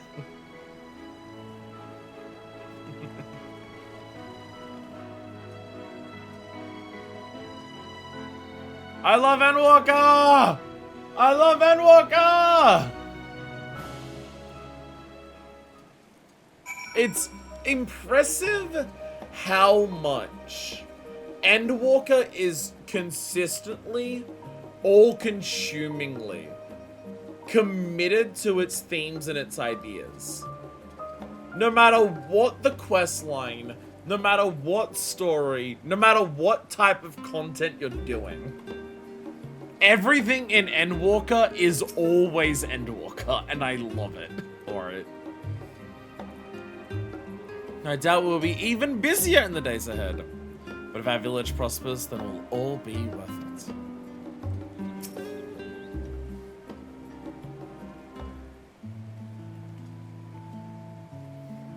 Manifest, on behalf of the entire boutique, allow me to thank you for all you have done. I'm ashamed to admit that in excitement to Mistress Saru's surprise, Valsarud and I failed to prepare something for you. It's fine. And that sounds like the cue for Mistress Tataru! Wahahaha!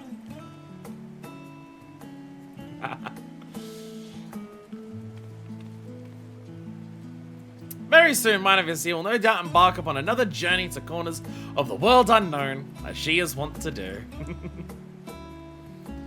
So to wish you well in making new friends, and to remind you of those who will always hold you in their hearts, I have prepared bespoke chocobo barding, crafted with love by one Tataru. Chicken dress. Tataru already made an outfit for me in post Endwalker, so now she needs to make one for the chocobo.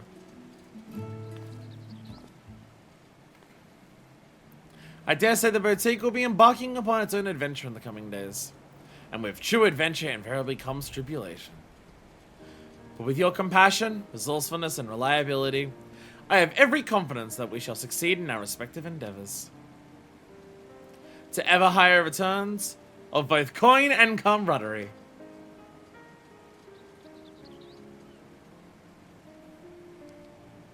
Yeah.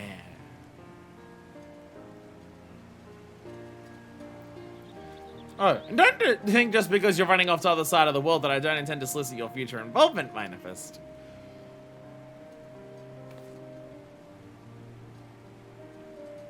You won't escape me that easily. Given the way that you tracked down Nestinian, I believe you. I believe you. I too am scared of the day that I awake in the middle of the night to two Lalafels T-posing over me. I am also scared of this future. Wayfarer's barding! It is another Wayfarer one. Tataru's bespoke framer's kit. Ooh. Ooh, framer kit. A framer kit. I do like framer kits. Big, we're getting like these achievements as well. Big dreams, found fortune. Like found family, but fortune instead. Windows, I need you to cooperate with me here for a second. Please, for the love of God. Oh my God. Oh my God! Trying to open FF14 Collect. So I can add these things so I can open them now. There we go. More precious than gold. How many achievements are we getting today? I think it's already more than 5. Yeah, because we got one for finishing the Manderville stuff. We are already past 5 achievements alone for today. Let's go. Alright. Oh yeah, alright, I also got UFO. I also got an UFO. Alright. Framer kit, 6.55. Tataru's bespoke framer kit. There we go. And also go into bardings. We have a Wayfarer barding. I might use that. I've had a similar barding for my chicken for a while, but Wayfarer for adventure. That might be nice.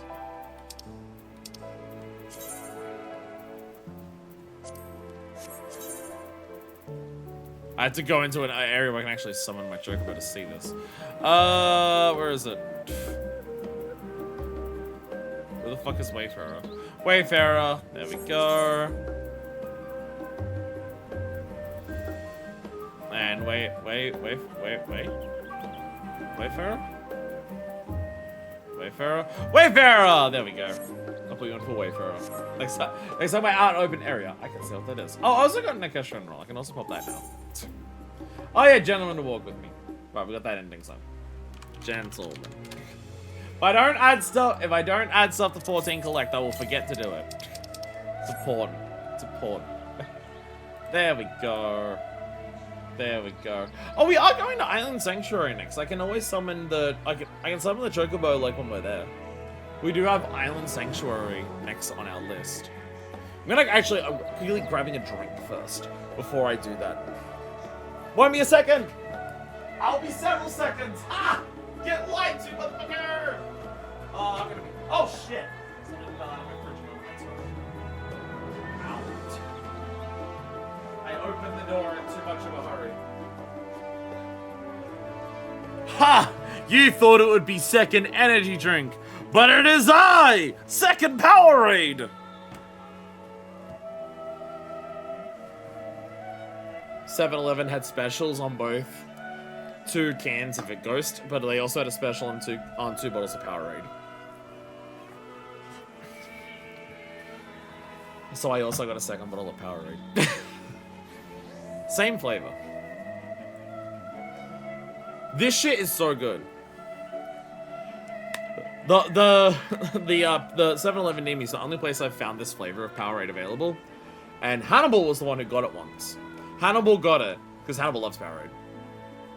Hannibal got it once, and then, when we were going to a concert and getting a drink beforehand, Hannibal was like, you have to try this flavor of Powerade, it's so fucking good, and then I got it, and now it's my favorite flavor of Powerade, Kiwi Pineapple. Kiwi Pineapple. It is so good. It is so good. Absolutely love it. So fucking tasty. Anyways, to the Sanctuary of Islands. To Sanctuary of Islands. We are working through our list of things to complete for the day. Alright. Thunderwing. Yo, Wayfarer. Wayfarer. Yeah. Packed for adventure. Look at you go. Look at Thunderwing go. You got the sacks back there for the carrying. You got a cute little thing there. You got the booties. The booties look like my booties. Hell yeah. Hell yeah. Hell yeah. Yo, your chocobo looks so cool. Scribbles, your chocobo is so badass. Hell yeah. I love your chocobo. Yo, your chocobo got legs. It can jump. Impressive. The chocobo is so cool. Crocobo. I have a lot of Seafarer's carries. I've just not started buying stuff yet from Island Sanctuary.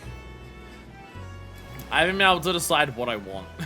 Anyway, Island Sanctuary glam. Very important to make sure we are glammed accurately for Island Sanctuary content when we do it. Did I have the hat dyed last time I did this? I honestly don't remember.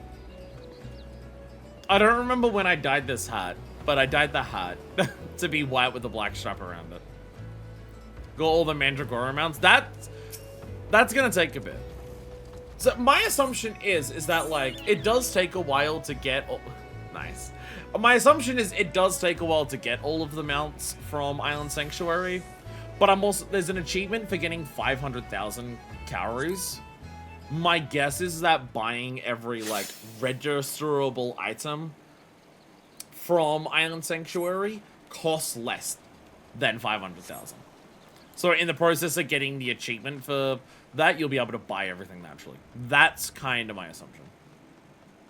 I did like rough maths on what was currently there, and it was like 250k or so. And I imagine getting to higher levels will mean that there's more stuff. Anyways, we have a bunch of workshops finished.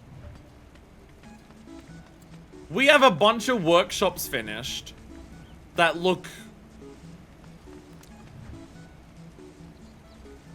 I'm hesitant to use the word interesting, but they look.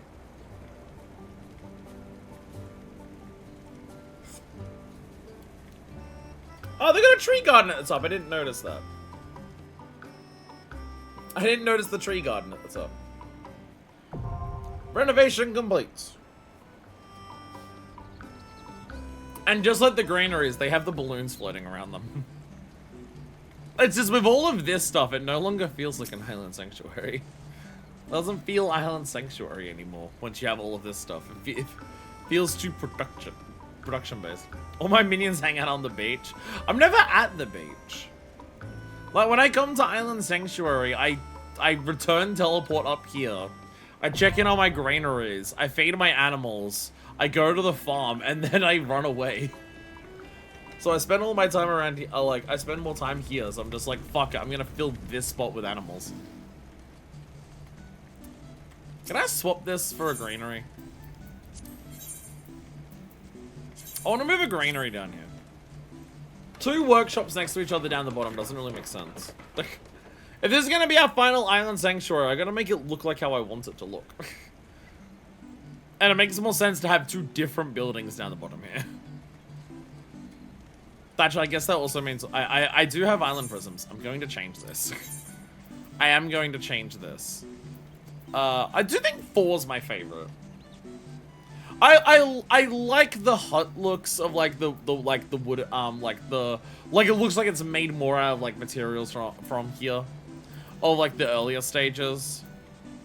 But 3's design's a bit odd, and the first 2 are too small. I think 4 is my favorite of these. I think 4 is my favorite of these. So I'm gonna change this to 4. Yeah, I think this is my favorite of these. But I also have the hideaway appearance. I gotta get rid of the red brick. I do not like the red brick. I am not a fan of the red brick. I like the grass for the animals, but the grass texture's not great.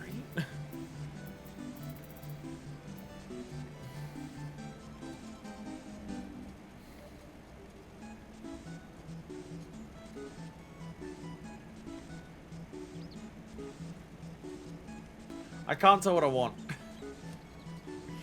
Do I want tiled brick or stone? I think I want tiled brick. I'm gonna go tiled brick. Yeah, I like the blue. I like the blue of that. I like the blue more than the gray. But then we have slopes and we have paths. I like the slopes being log steps, I'll be honest. They just look... Or was it the stone steps that I liked? Probably go stone steps, because that's what I've already got. Like, stone make more sense of that. Oh yeah, no, I still like the stone steps. No, I still did like these. The stone steps are still nice.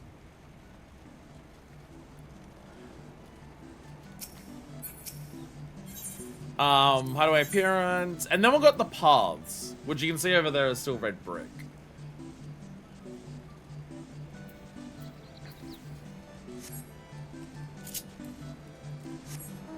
Which, how many paths are there? Because, like, they're all, yeah, like, say they're all stone steps. How many paths actually exist? Because most of the pathway is going to be, like, oh, I guess up here it exists. The pathway is basically just that section that runs along there to the top section and the part that goes up to the farm. Yeah, those are the parts that have the red brick. I might actually leave those as red brick specifically. I might leave those as red brick specifically. I think this is what I like. I like my stone paths here. I like the blue here. I just like the color blue, like, because of like the water in the sky. So I like that matching. Anyways, we have more of the workshops to check in on. Because there's 4 of the fucking workshops that we fixed up.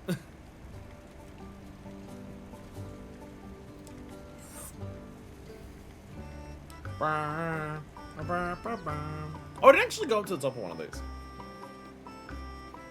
Atisha! Oh, well, one of the headphones died. Guess I know when to. I guess I'll swap to the others. To the other, the good pair, after Island Sanctuary is done.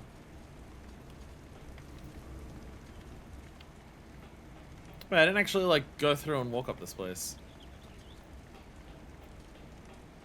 Yeah, again, this is cute. Everything else is very over the top, but I do like the little tree sanctuary up here. I do like the little bits of all the trees to hang out up here. That is cute. I am a fan of that. Bang! There's actually no, like, inside to this, though. So many of the others you can via why do you have 4 glyptodons? Because I need carapaces. Because I need carapaces. The stuff that I make on a weekly basis for my workshop, carapaces are something that I need more of compared to some other things, and I had hardly any animals that made it carapaces.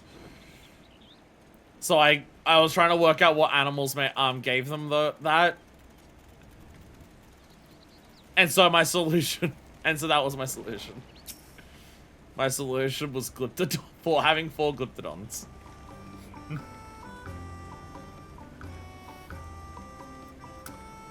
Worrying about catching, like, rare animals to fill out, like, my farm with, like, super rare animals, that is one aspect of Island Sanctuary I have not worried about just yet. That, I'll worry about that at some point in the future, but I'm not worried about that just yet. I can show that off in the future when when in the future I randomly come back to Island Sanctuary for a stream out of nowhere, and you're confused, wait, why are we still doing why are you coming back to Island Sanctuary? Didn't you finish it? That's for when I'm about to get one of the achievements for Island Sanctuary, and when that happens, I'll have caught some more rare animals. Rare animals would be cooler if they gave new mats. I guess the idea is they don't want to, like, have rare animals be something that, like, locks behind super hard stuff to do. Oh, by the way,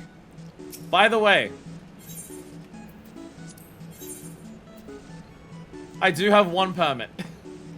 I do have the ability to get a single permit.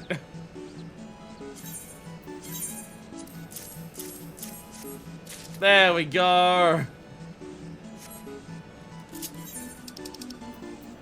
I have an uncharted course construction permit. Let's go. Let's go. Did you know that the expert crafting required for these materials is fucked? Let's go over to the crafting log to have a little comparison, shall we? So here's the Splendorous Tools. Have a look at what is required for the final stage of this. Admittedly, you do have to make several of these. We only have to make 2 of the others. But look at the max quality here. 16,308, of which you need 16,000 to get the biggest step, but you only need like 800 or so to get like the small return. With a difficulty of 7,000 for the progress, right? So 16,000, 7,000.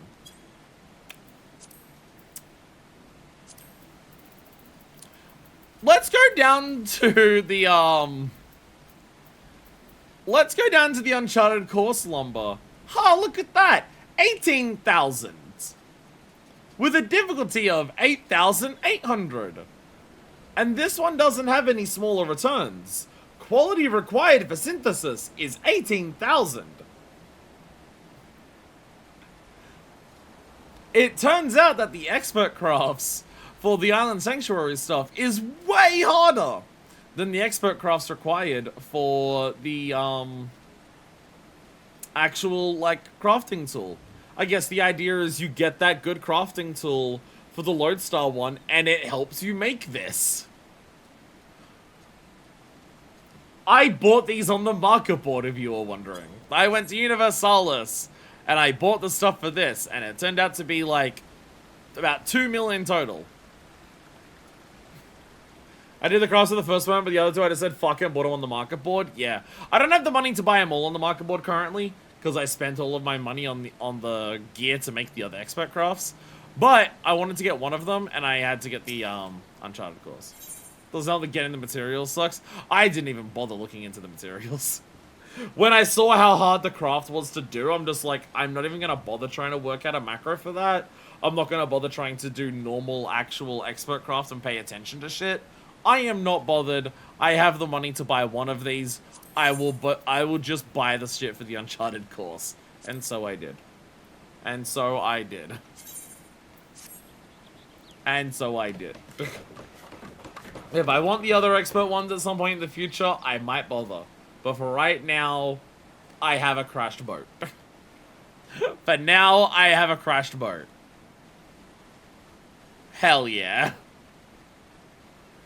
I got a boat. I got a boat. Look at me. You got up here quick. Everybody look at me because I'm sailing on a boat. Can you actually jumping puzzle this? Is this a jumping puzzle? Is it a jump? Not even bothering because I like the default landmarks. I mean, this one's a crashed boat. I had to get it for Minerfist. Minerfist wouldn't let me say no for this. It is a jumping puzzle. Okay, well that's... That's a jumping puzzle, but you looked up the answer. Jumping puzzle that you looked up the answer to. But it is actually, yeah, even the ropes here. Even the ropes you can jump on, so it's absolutely designed to be a jumping puzzle. It is absolutely designed to be a, look, can you work out a climb it? Because normally ropes like this would never be interactable. You'd phase right through them. But then it's like, you work hard for the expert craft for this, fuck it, you get a little jumping thing. Yo! Hi, Grey Serpent. How are you today? But look! This is cool. I like this one. Again, it's a boat. Oh my god, there's even pegs down there for... That's another jump. How many jumping puzzles does this thing have? How many things can you jump on? You can climb up the anchor to jump up here as well. It's just a bunch of shit to jump on. That's awesome. They want you to have excuses to just jump around on this. You can play tag on this. We're gonna play tag. We're gonna run around and I'm gonna try to... You gotta try and catch up to each other. And like challenge each other to jump up shit. Like even here. Ah, because you can't walk up the middle of it. You can't... Okay, you can't walk up this. It's too steep. So they actually say, here's... Yeah, you gotta jump up this. Ah, and then you can make it to the rope. And then you can fuck up landing on the rope. There we go. There we go. Yay! And then you get here and just jump. Oh, then you get here and you just. And you get here and you just. There we go. Yo! Hello.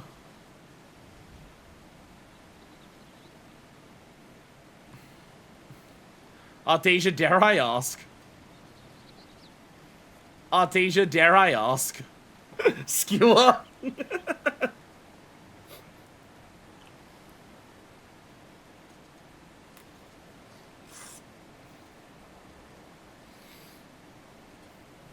What top are you wearing? I don't recognize that.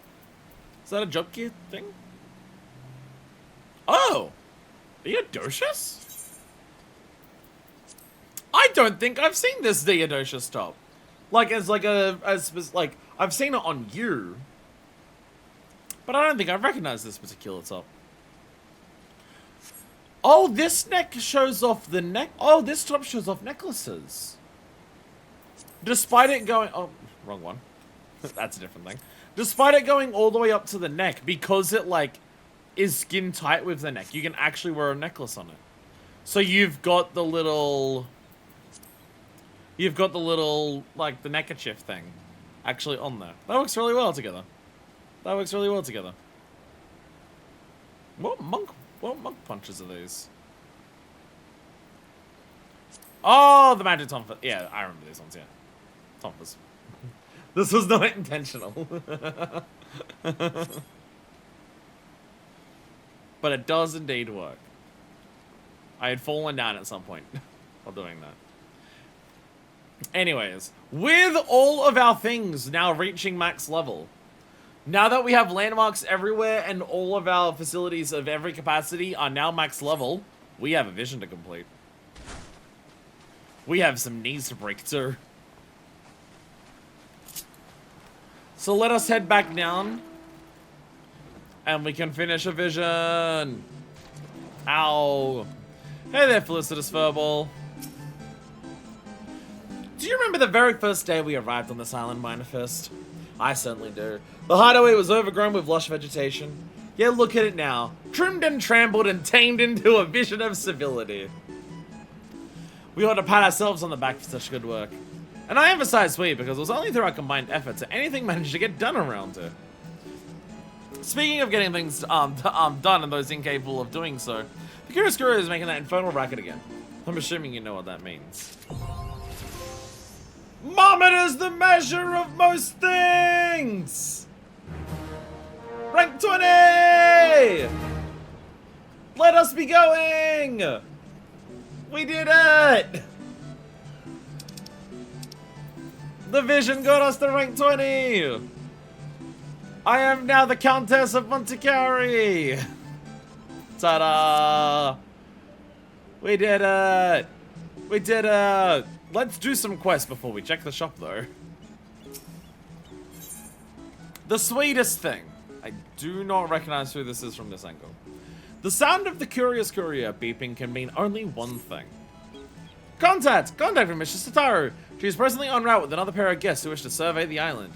She also mentioned an important update, a crucial announcement. You must go and meet her on the beach.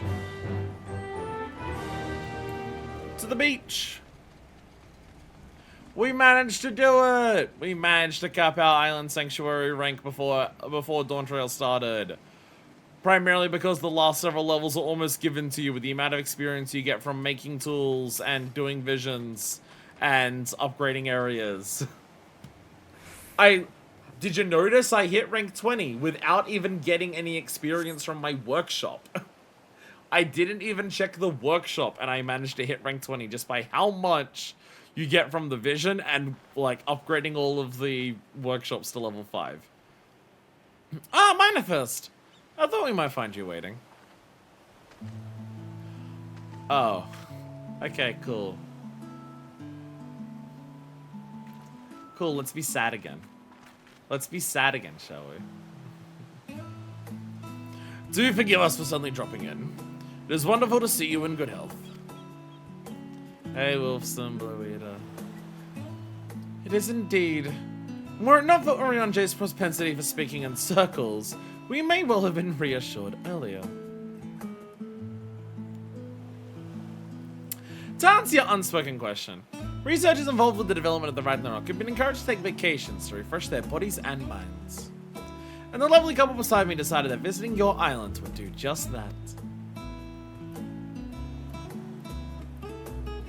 Before we knew it, all our colleagues had already returned from their vacations. We knew it was time to make our own arrangements, but could think of nowhere in particular we wished to go. Outside the purposes of our research, we've never been avid travelers. Even less so since we lost Breeder. But not Margrat and her friends, they're stuck working forever. Cocold Dangold noticed our reluctance and just we visit the Southern Isles, extolling the virtues of fresh air and claiming that we'd have a bloody good time.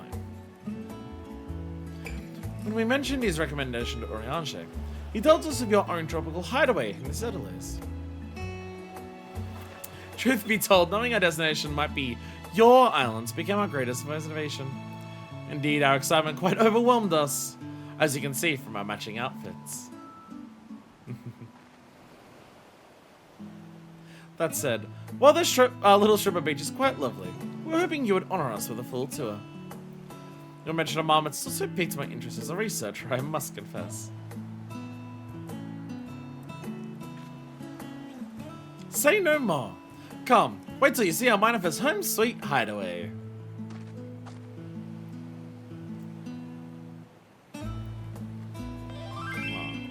It's nice to be able to do something nice for these two.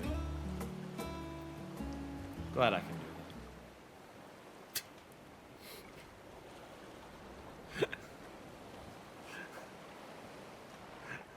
We have a Loperate stowaway. We have a Loperate stowaway. Are you taking care of the Loperate stowaway, Scribbles? Ah, they're no longer there. I can only assume you've taken care of it. Thank you for your service. Alright. To Wolfson! Whee! Go, crab, go! Go, crab, go! I have animals everywhere, watch out. Remarkable. Think you've achieved all this after starting out with not but yourself and a team of marmots. Each time I return, it never ceases me to amaze me how far your hideaway has come. I've also put down, like, no furniture in my hideaway. I'm now remembering that you're allowed to put down furniture, and I have done precisely none of that, so this actually does look a bit barren. What you've accomplished here is outstanding, Manifest. The complete... I don't put down furniture, because instead of furniture, I just fill it with animals everywhere. The complexity of the architecture far exceeds what I expected. The Zorlantane's wilderness when you first arrived, was it not? Must have been an ordeal to get into this state. We have witnessed our fair share of developments in Labyrinthos. One need not be directly involved to understand its hardships. Carving out a place for yourself here must have been quite the lengthy process. That's our Manifest! Innovative and determined to the last. Though, she didn't do it all by herself. Oh god, I almost forgot! My important announcement!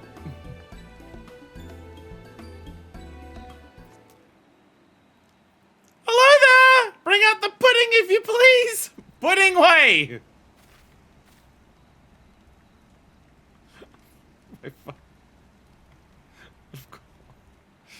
Hi, pudding way.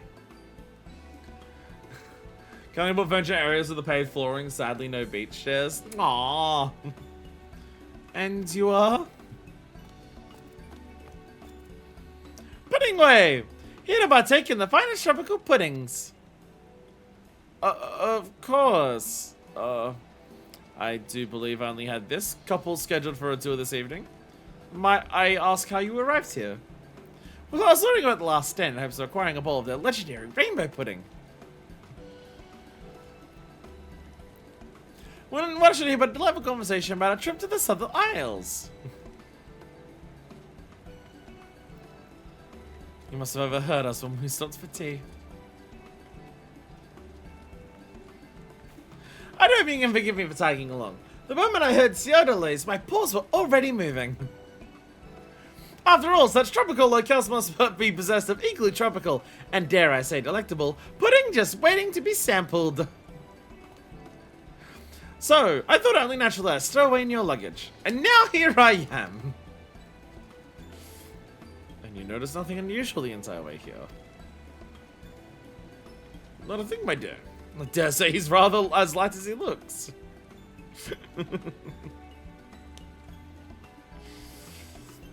It seems you had quite the adventure putting away, which makes this all the more difficult to tell you. There is no pudding here. No culinary establishment serve pudding on this island.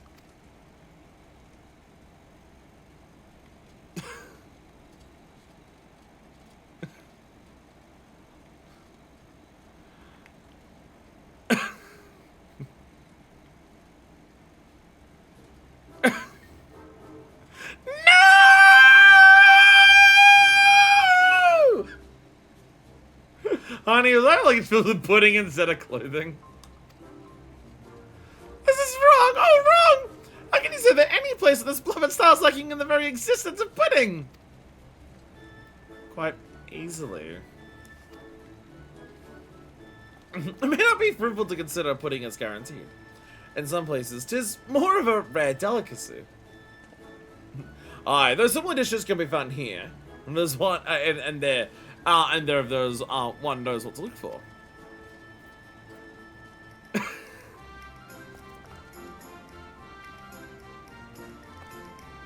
Oh, sweet mother Heidelin, where is the pudding? Do not despair, little one. If it is pudding you want, then pudding you shall have. All I need are the proper ingredients and utensils. When Margrat was young, she and I would often trench ourselves in the kitchen and make pudding by the potful. 'Tis an old family recipe, the best in the realm, as she would have it.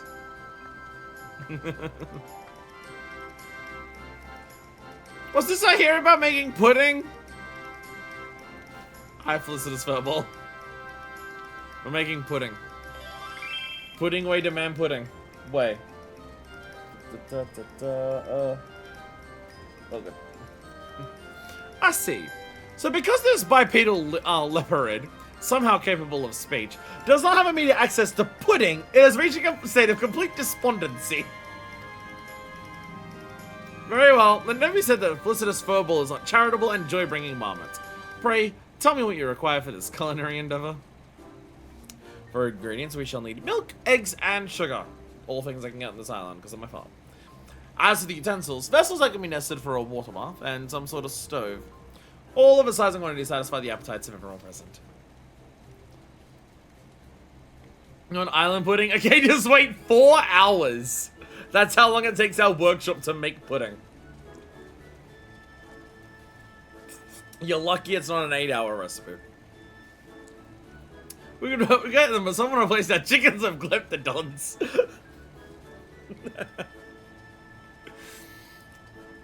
Glyptodons lay eggs. Don't really do that.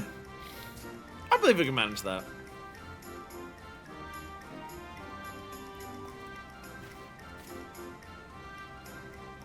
What are you staring at me for? Look. I guess we're making pudding. It's time for pudding. You truly are Heidelin's chosen. In that case, I'll save my important announcement until after the pudding festivities. Then let us be about it. I shall now share with you a treasured family recipe, so listen well. Milk, eggs, and sugar. That's it. That's it. But what about the caramel on the top you want to put? Or you could do a pineapple version. So many options. Well, the show is certainly taking an interesting turn, though I dare say it shall prove just as diverting. Tataru putting away and I shall enlist help with your moments to gather necessary ingredients. In the meantime, I'd have you all know of some repair cooking utensils. I'll tell that a moment is gathered all you should require and will be waiting for you upon the hill. My husband plans to meet you on the beach, so speak with him once you're supplied and ready.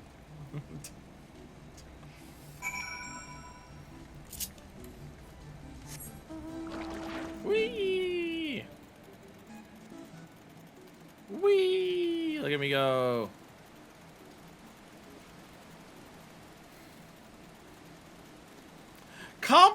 Can't believe Artesia's hanging shit on my 4 Glyptodons. See, the thing is, it's not even just 4 Glyptodons. It's 4 Glyptodon pups and a Glyptodon dad. There is also a Glyptodon dad here. So it's actually 5 Glyptodons that I have. 1/4 of my farm is Glyptodons. But they're very important Glyptodons. They get my carapaces that I need for my crafting each week. They're very important. Oh, and also, don't worry, they live on here. Don't worry, they may have been patched out of the game in the most recent patch. They may have been patched out of the game literally on Christmas Day, but don't worry, they live on. They live on here. Don't you worry. Don't you worry.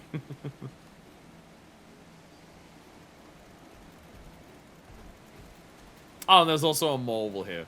Which, again, feels like something you probably shouldn't have on a farm like this, but, well, there's one there. Howdy there, Madame Manifest. Tiny Tinker at your service. Anything needs tidying, I'm your moment. I sifted through all the material I have tidied so far and found precisely what you should need for crafting utensils. What joyous luck. I had all tightly fit into these 2 crates, but I fear they're rather large. You need to make 2 trips. Mind your pudding on the way down. Never found a marble. To be fair, I didn't find a marble.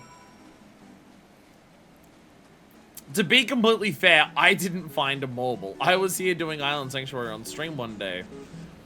And Deku found a marble, and I went and caught it.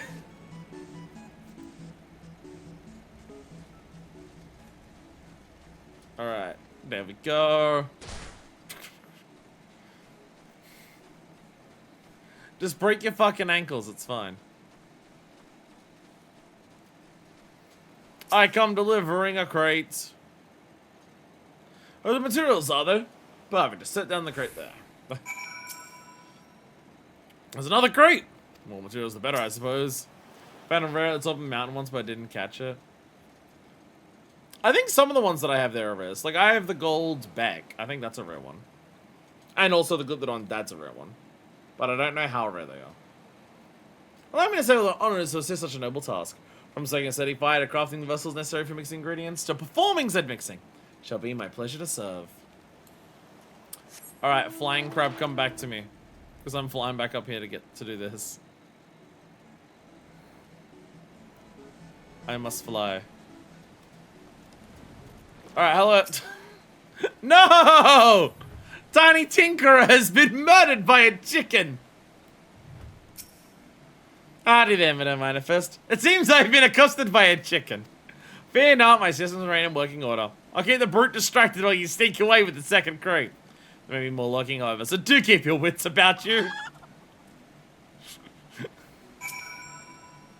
Wretched bird. I'll expose your weaknesses yet. Petitioning resources. Countermeasures for chicken aggression.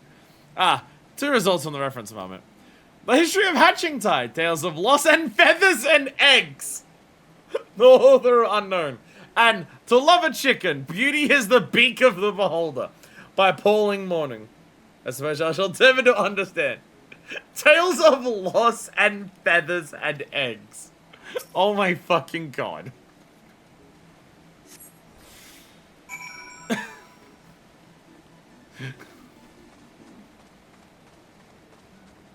Game can be so silly when it wants to be, I love it. Oh shit, there's more chickens.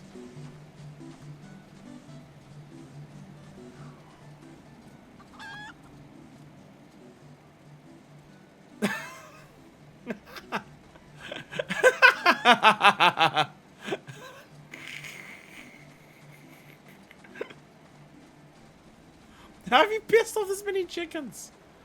How have you pissed off all the chickens?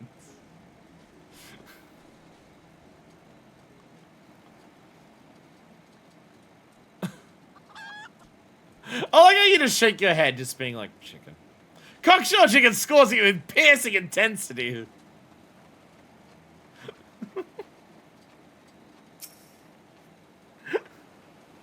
Should be everything, yes? My thanks. You've done your part, so you can leave the rest of the preparations to us. Bluebeard and the others should be here ere long.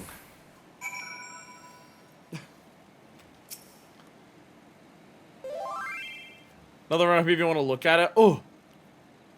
I shall see as possible some of my might to me, putting enough for all. Alright. Go! Past the horde of ravenous chickens. Yeah, go back. I'm pretty sure that's a rare one. We have a rare over here. Go, go, go, go, go. Because I don't know, like, when it will despawn. Aurochs! No. Aurochs! No.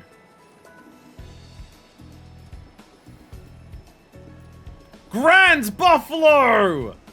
Huge Aurochs! In a big one!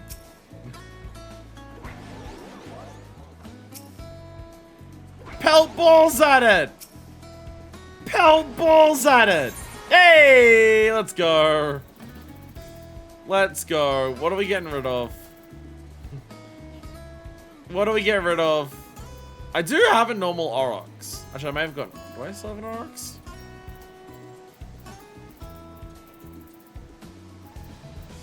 I think my normal Aurochs... No, normal Aurochs is here. There we go. Yay! Oh, a sacred. It's a sacred. Hello, how are you today, sacred? Yay, I got a Grand Buffalo, thank you. I have another rare animal.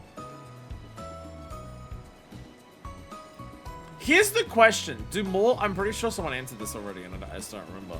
Do more than 20 rare animals exist?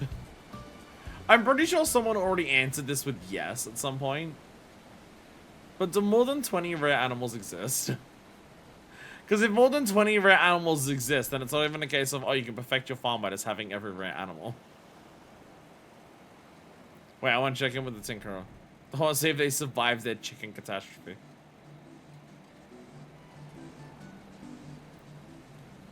No, they fucking died. They're dead as shit.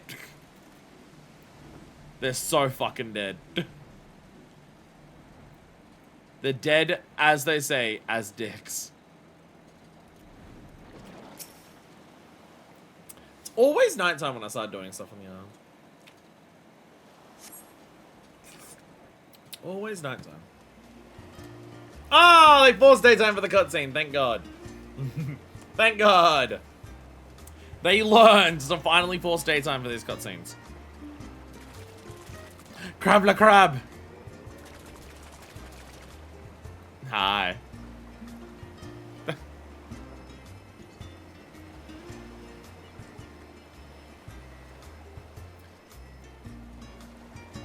Okay, when you said stuff big enough to feed the appetite... No! Chicken, they're taking pudding work. When you said big enough to feed the appetites of everyone here, I guess I should have assumed what Puddingway's appetite was. How fucking strong is Tataru that she's holding this up? How strong is Tataru that she can lift that thing that big and that full of milk? Oh my God, Tataru.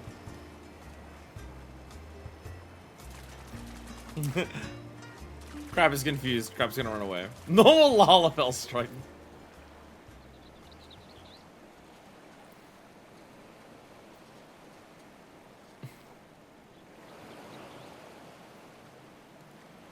This seems a little excessive.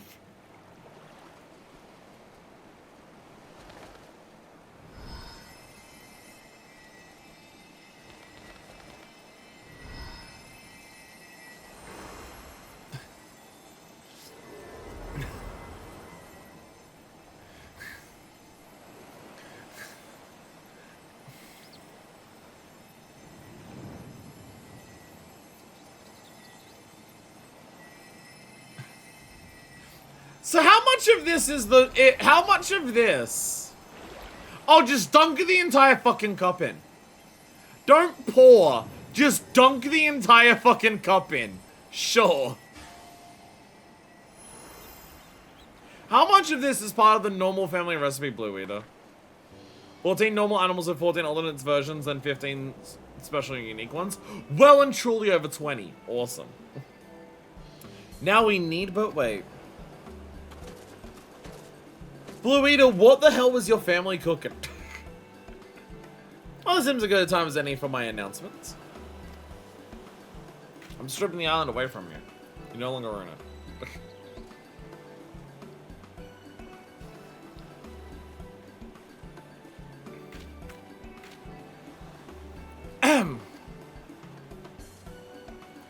As you know, the Island Sanctuary Initiative was brought forth by Admiral Moab, not only as a source of employment for former pirates, but as a means of offering self-sufficient sanctuaries to those who might benefit from them.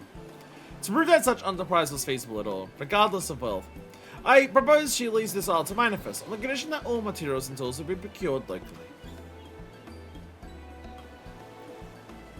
You have gone far beyond merely achieving this goal, Manifest. You have shown us a sanctuary that can flourish. I'm assured your accomplishments have not gone unnoticed. For you, Manifest, have been officially awarded the highest honors by Admiral Moab for excellence and dedication to the Island Sanctuary Initiative. Yo! This island will hereby serve an example for future development during the program's pending expansion. I won! Furthermore, as the Outkeeper oversaw this success, you have been granted permission to make use of this island indefinitely. Invite your friends, continue to explore, or redesign your hideaway as you see fit. This is and shall ever be your island sanctuary. Yay! Yay! What about the pudding?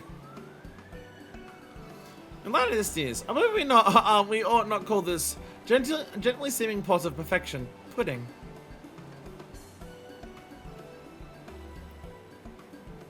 Huh?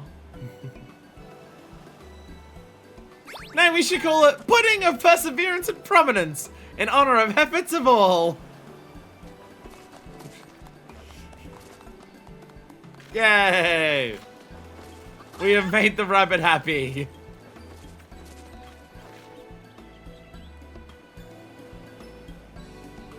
PPP.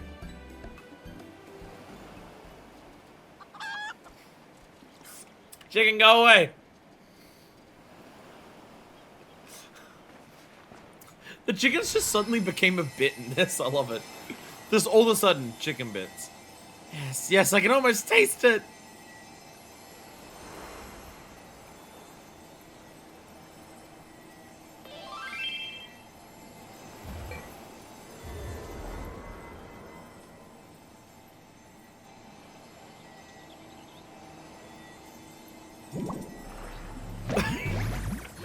Pudding! Pudding!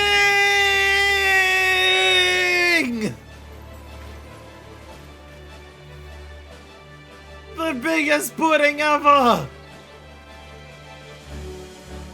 Spoon! I dare say I've made enough for the entire island. But I suppose you'll have to partake of our share.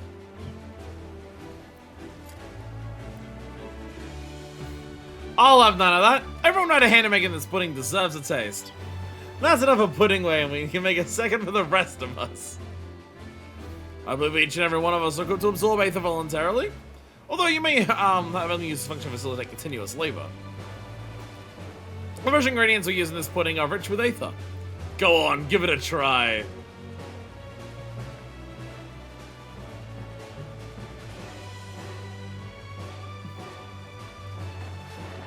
Maybe let Pudding Way eat a bite first before they absorb the entire pudding into their palms. It's amazing! I've never absorbed Aether like this! It's so smooth! It tastes like happiness!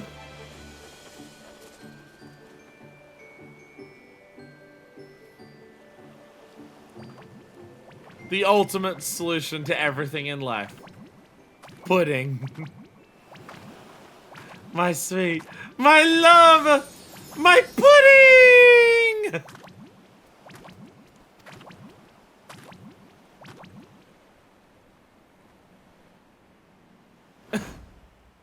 The time has come! Whoa!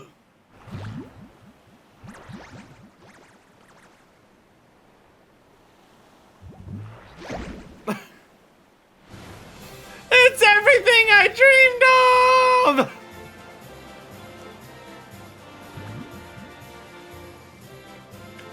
I didn't expect Island Sanctuary to be like the ultimate payoff for putting away as a character. I wasn't expecting that to be found in Island Sanctuary of all things. You better get it serving while you still can. Da da da da da da da da da. Now we just need to make sure we eat around the bunny that's in there, getting its fur all over the rest of the pudding. We did it! Pudding way! That was delicious. I had so much I can hardly move an ilm. This magical place surely is worthy of being called a paradise. From start to finish, your marmots are a delight to work with. Must never take the efforts of Automata for granted.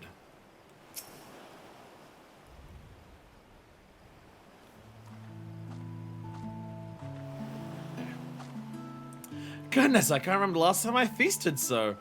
There's little better than merriments to whet the appetites. So, how'd you find our pudding?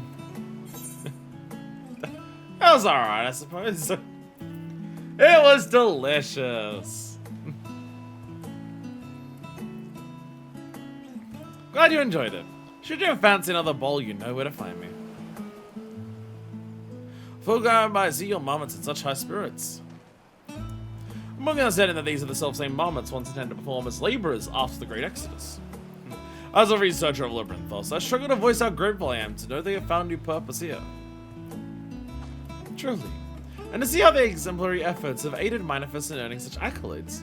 Hardly know how to put the pride to words. Though hardly measures the sort of congratulations you are due for your accomplishments, we did bring you a gift from Charlian. A small thank you for hosting us.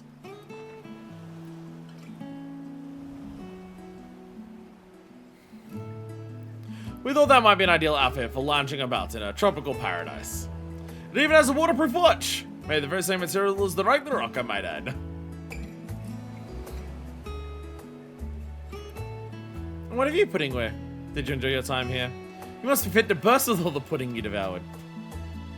Without a doubt, today has been the best day of my life. So this island to serve an example of future Isle keeps correct, which means no matter the hardship, they'll each strive to emulate Manifest greatness. Once each island has earned its own pudding of perseverance and prominence, this archipelago will become home to the greatest pudding culture in the realm. Nay, the entire universe. Manifest, thank you for saving this star. Because of what I did at Ultima Thule, or because of the pudding that I helped make? Which one do you mean, pudding way? It could go either way with you.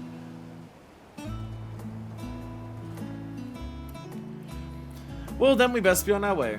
Perhaps vacations abroad can indeed be worth the effort, if spent in such lively company.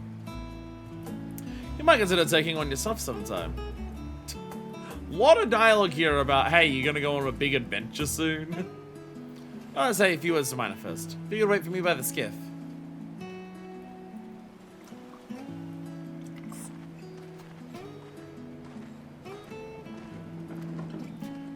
This feels like the final quest. But we got this quest for the ranking up everything to max, not for getting to level 20. Thank you once again for hosting us on such short notice. In truth, I had my own motives for bringing so many guests to your island. I want to view your progress through unbiased eyes, or at least more unbiased than mine. But now that you have reached a monumental milestone, your only guests should be the ones you choose, those nearest and dearest to you. That's what I'd like to say. But there's one last party I wish to invite. At the strong behest of a Monoline in Sickard. What do you say? Would you be willing to welcome one last group of visitors? Monoline and Sickard, who were they inviting? Wonderful. I've gone to the Kuroscuro when I made the arrangements. Till then, who would Monoline and Sickard invite? Not themselves again, hopefully. Recreation Isle. I got a polo shirt. You can now become the ultimate white guy on vacation. I got a polo shirt, little chocobo on it. I got the waterproof wristwatch. Let's go. I got fucking boardies. Let's go. And shoes. Oh hell yeah. Hell yeah, I got the loafers. Yeah. Yeah. All of those make me look like a young white guy in my 20s on vacation. All of those make me look like a young white guy on vacation. I prefer Minerva's current look, which makes it look like a 50-year-old white guy on vacation. I prefer that. Meow meow.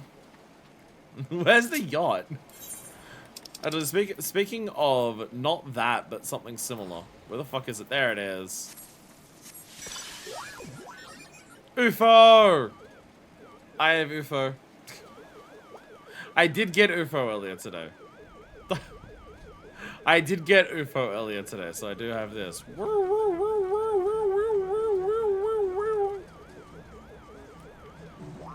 Oh, so, okay.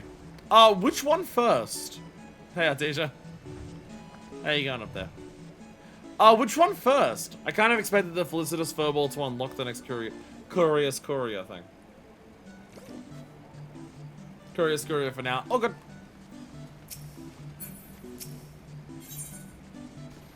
Can't tell who that is with the silhouetting.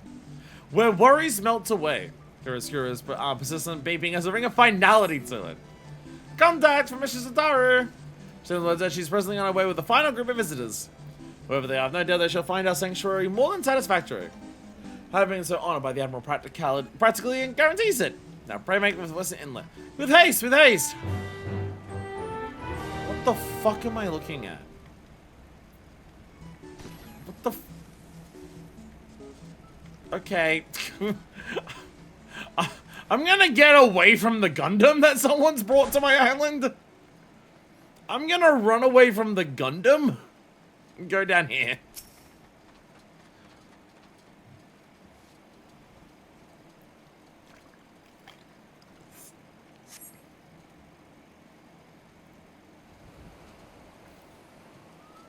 Yo, Moon! Sick Endwalker reference.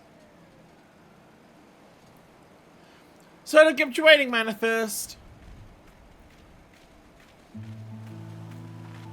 Oh! Euless and the other Galleons in Tertium. Oh, shit. Forgive our intrusion. Euless Pier Nobanus reporting for recreation. I thought it best we not arrive in uniform, but these are my comrades of the First Legion. They've been laboring daily to ensure the Gallian community's needs are met. Tataru's invitation came as a surprise to all of us, but... Well, do you remember how we insisted the twins take proper leave from their duties in Garlemald? They informed the Allspired contingent of their impending departure, of course. And apparently the news traveled fast. Oh, so this has to be after 6.5. Something you can do now, I'm assuming you won't do for a while because it's fairly recent content. Ah! Then try not to use it around me. People try to deliberately avoid, like, mount spoilers and stuff, so try to also do that. Also try to avoid mount spoilers. It's just that, it's something that everyone else does, so, yeah. This would be... Here's so garbage today. Specifically to a monoline and Sickard. According to Lucia, they were uncommonly allied in their insistence that our Galleon comrades need a vacation above anyone. For River 6.5, this is 6.55. Ah, okay. Knowing full well the relaxation to be found on your island, they wasted no time in hatching a plan to ensure the Galleon community's most indefatigable workers benefit from such pleasurable environments. Thus, we lured out Euless and his contingent. And by a Manoline's airship, Sigurd's swiftest vessel, and my wee little rowboat delivered our fine guests to your lovely island. Yeah. This is the warmest we've ever been in our entire lives. We had reservations at first, could not in good conscience refuse such a generous offer. So here we are, vacationing. That's the spirit. Now, what would you like to do? Lounge on the beach, soak in the greenery, tour the Isle Sandmarks?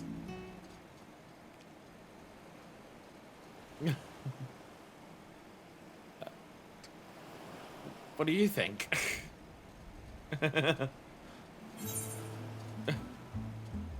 Let's catch bugs.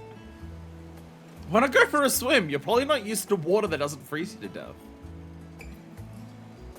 Of course, we all learn to swim during military training. However, it's our first time in an ocean. I prefer to remain within reasonable distance to the shore. How long and far would be sufficient?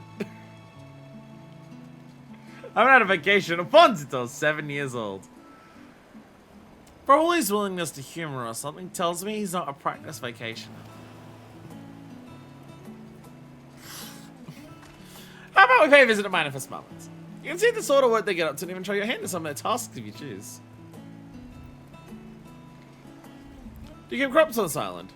The art of cultivation has been passed down in my family for generations, so I'd be happy to tend to the fields.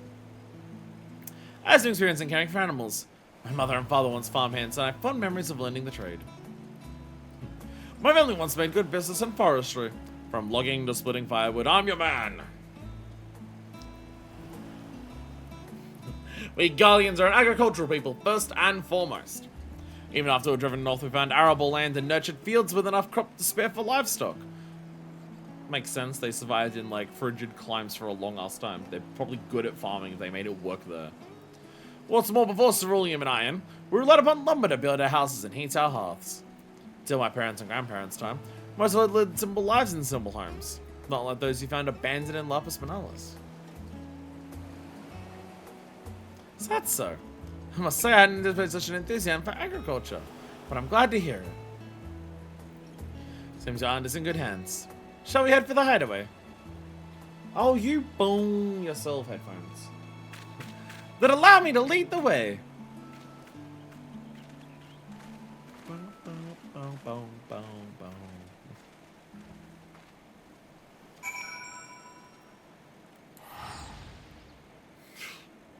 Fine, I'll walk up there. Ah, just kidding. Oh, don't worry.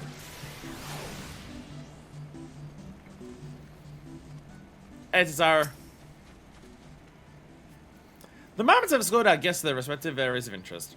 Since everyone's eager to get started, hope they find it be a good change of pace.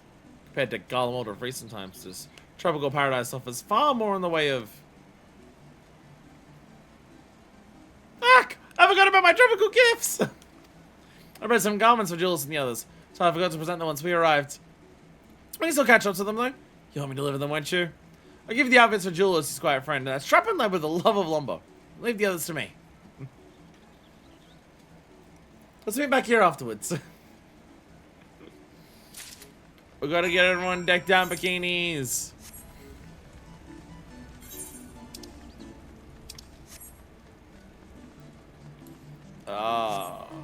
This way. Whee! Where's enthusiastic Solga? You love the woods, so you're amidst the trees, right? No, Euless is over here. Never mind, I do you lost! Euless is out looking at the ocean. You can be lost.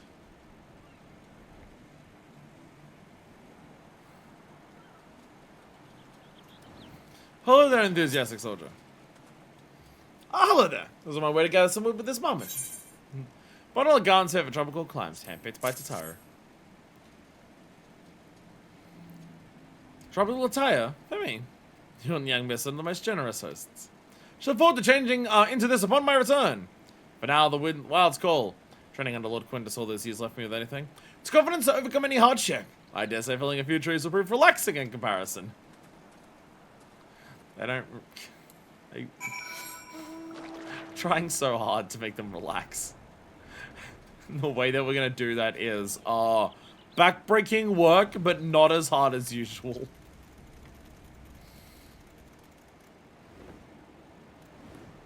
Yolas!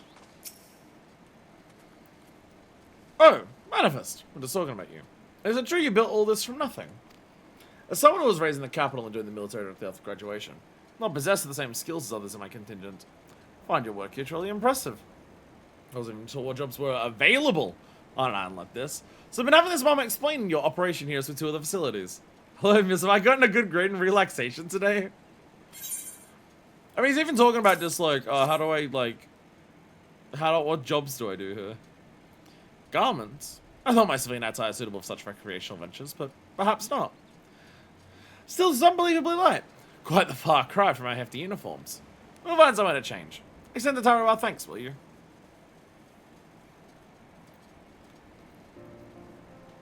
Yeah, money asked.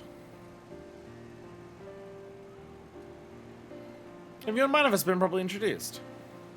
We had occasion to speak some time ago. Victor Spoils, as I recall. Though you were trailing a tiny chocobo at the time. Not to mention that spider-like communicator. Never seen a more curious piece of magitech. There I am, graveside, and it starts spouting philosophical queries at me.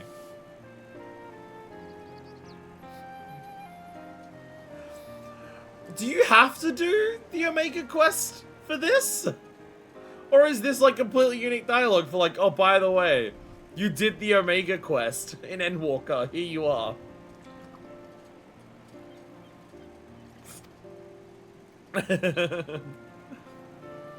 Nice bonus dialogue. A tiny chocobo and philosophical magitech. You sure you weren't dreaming? Of course I wasn't dreaming. Like some of us who drift off during lecture and start loudly scolding our kid siblings in our sleep. It was one time. Let me live it down already. Ha! If I don't keep your elite ass humble, who will? You're stuck with me, Euless. Well, we found the gay couple this time around. We found the gay couple this time around. Wilson and Blue Eater are lucky enough that they get to... They're sweet enough that they're allowed to be cishet on my island.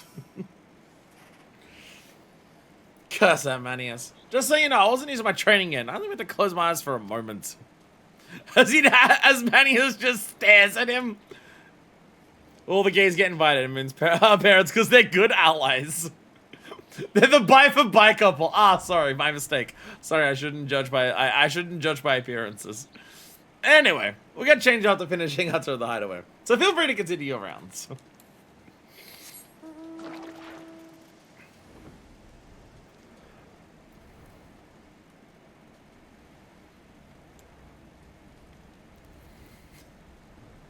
The Have you been attacked by chickens? Why is everyone bringing mechs to my island? Zara's been attacked by chickens. Yeah, the Amanoline and Sickard one, there's so many lines of dialogue that are just like, they are absolutely dating. I'm pretty sure you, like, we had something that was like, the other characters thought they were dating. Like in the short stories. Like a character was just like, yeah, Amanoline and Sickard are dating.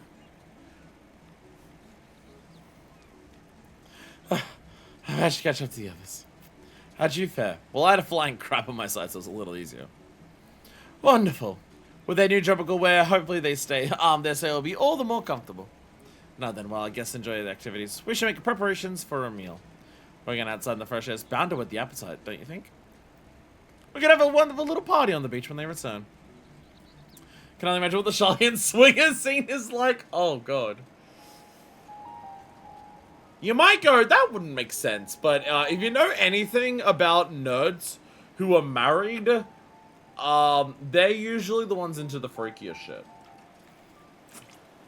Remember, kink is just sexual roleplay. So of course nerds are into it. Also, hello Flo.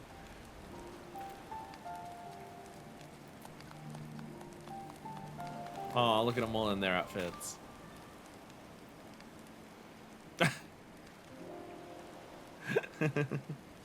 Tataru singing by the campfire. It's strange, you know.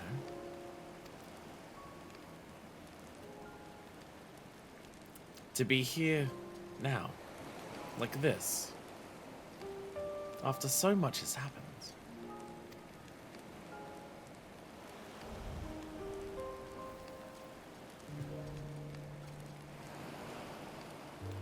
First, the death of Emperor Solus. Then Emperor Varus was assassinated, and life as we knew it was pushed straight into the abyss. How blind we were, and how heavy a price we paid for it. In our ignorance, we fed the fires of conflict that gave rise to Anima, and lost everything we held dear. Our friends, our families.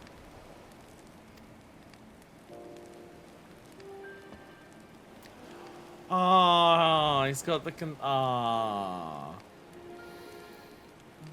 Oh, he's got the soup that they get. Oh, it's the can of soup they gave him. Ah! Endwalker and food. Endwalker and food. The Ilsabard contingent arrived in the midst of that chaos to save us from ourselves, but the damage was already done. Countless were tempered that night, myself included. Yet that wasn't the end. You and your allies found a cure and roused us from that waking nightmare.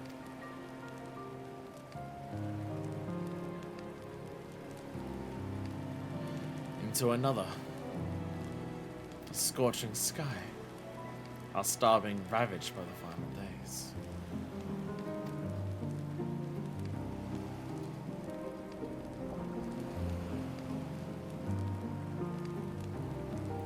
What was left after such calamity?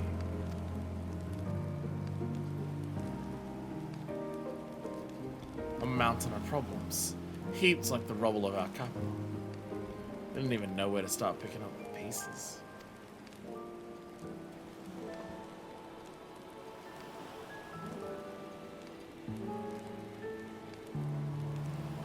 And then along came Alfredo and Alice, the harnessed satrap, and Zero, of course.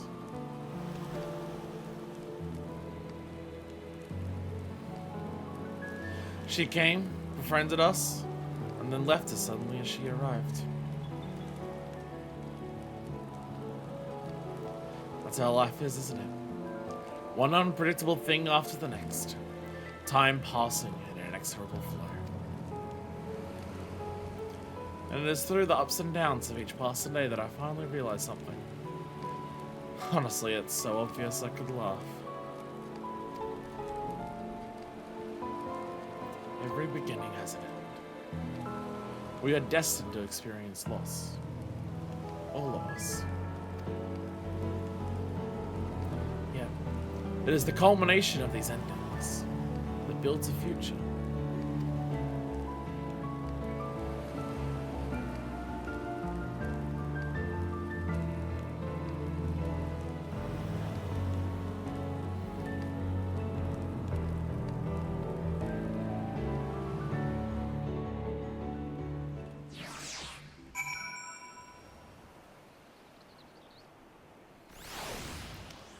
Endwalker at every moment to every ending that we're seeing today, across every type of content that we're doing today.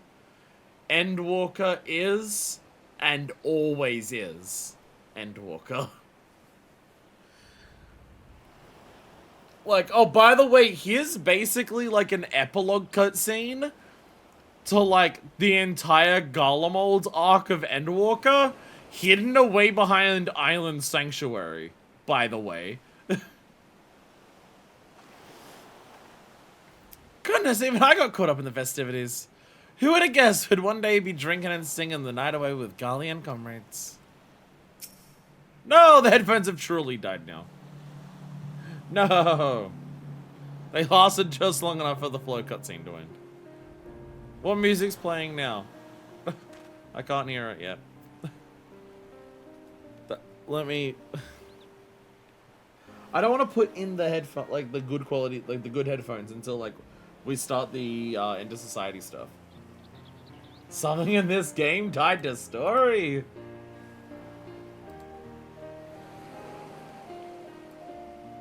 Oh, it's this Endwalker song. Yeah.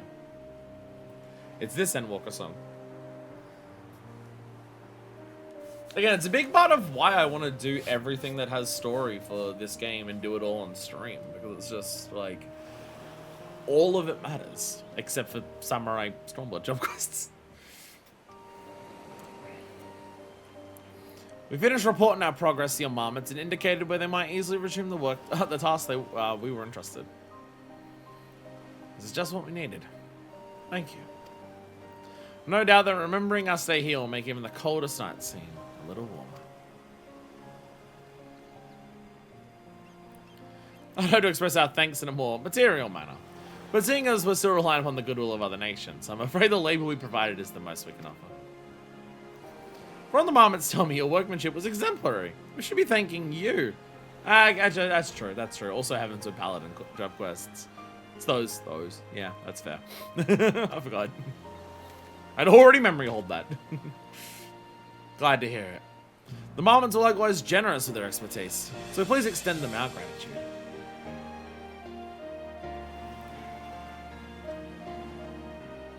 We'll put all we'll learn here to good use back home. Once Garlemald has regained her footing, I'll extend you an invitation.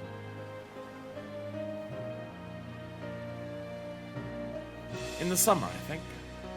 When the wind sweeps across the meadows to the snow-capped mountains beyond. After seeing your beautiful isle, I have a strong feeling you'll like it. I look forward to it.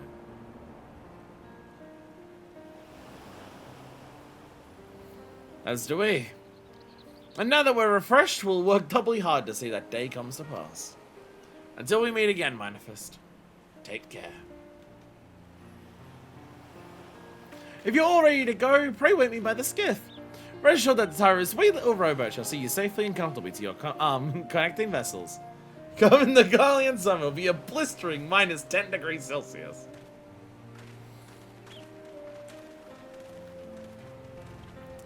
So if you're wondering why we're saving 6.55 MSQ as the very, very last thing we're doing today, I think all of this gets across the reason why. I think all of this really gets across the reason why. I really like the idea of wrapping up the book on everything Endwalker, because all of these endings of everything that we're doing today are leaning so heavily into the themes of Endwalker and feeling like a really big thing for the ends that I really like. I didn't want to be like, oh, here's a little bit of Dawntrail and then that. Like, 6.55 is like the prelude to day 2, so good to do it last. Well, that was also my thought process. It's like, normally patches work where it's like, oh, you get 2 full patches of MSQ leading into the next story. So it's like, you know, something that happens alongside everything else. But for Dawntrail, it's literally only 6.55. You have one small bit of MSQ, and that's it. And then it's Dawntrail.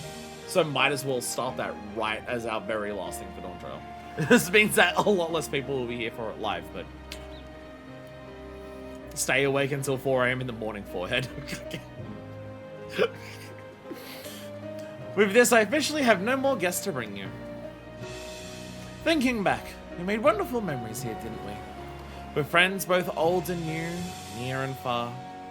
Well, I'm glad the Island Sanctuary initiative succeeded. Far more precious to me is the time we spent here together. Aww. How about you, Manifest? Did you enjoy the change of pace? Did you find fulfillment? Nothing will make you happier if you did. No matter where adventure leads, may your hideaway here continue to serve you for summers and summers to come. The fucking air conditioner. It detects that, oh, the temperature's dropped down, I need to... If it detects that it's at a temperature that I set it to, it turns itself off. And it's at a point now where it's just like going on and off for like 30-second intervals. So silly. So silly. I'll turn you down 1 degree. There, you shouldn't get colder than that. You shouldn't... That should be too cold for you to stay at. Yo! What do we get? Garlic and cheese. Hey. They did say they had nothing material to give us. So we just get some cheese for our efforts there. Island Sanctuary! Island Sanctuary! They ran out of glam ideas! Wait a minute, or are the glam ideas currently sitting at the shop? Again, I quite like Island Sanctuary. I've enjoyed coming back here, exploring the islands more, getting new tools and being like, oh, with my new tools, I'm able to, like, get these things from these, like, that process of discovery, of, like, finding out, like, oh, where can I find different materials on the island? What tools will work with which, like, gathering spots to get me more items? That process of just, like, slowly uncovering the island to do all of that, I've really enjoyed that process. I've enjoyed, like, just having a little daily thing of just, like, coming here, checking in on the animals, checking out my granary, doing all of that. The little quest lines that we get, the advancements that you have of just, like, getting, like, more of the building set up to do more of the things. Again, it's very Animal Crossing. I've enjoyed this in the way that I enjoy Animal Crossing, of just doing a little bit of work here and there, each day do a little bit of work. Over the course of each week, do a little bit more work. And just seeing this slowly evolve over time into being something much bigger than what it was when it started. It's that Animal Crossing idea, and I've really enjoyed doing that. Again, if you were doing this as it came out, you'd end up stuck in points where you're just like, I can't level up further because the further levels aren't patched in. So I guess I'll just continue working on stuff to get money, I guess, until I can start getting more experience.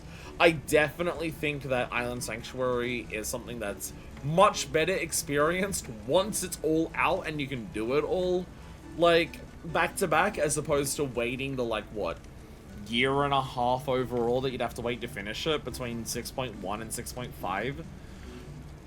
It's definitely something where I'm doing this in the best format. Doing this as it's coming out would have been much less interesting. I am completely aware of that. And I'm also completely aware of the idea that if you're doing this as it's coming out, this is meant to be your big content to focus on because you don't have, like, a Bosnia or anything like that, or you don't have, like, an Ishgardian Restoration.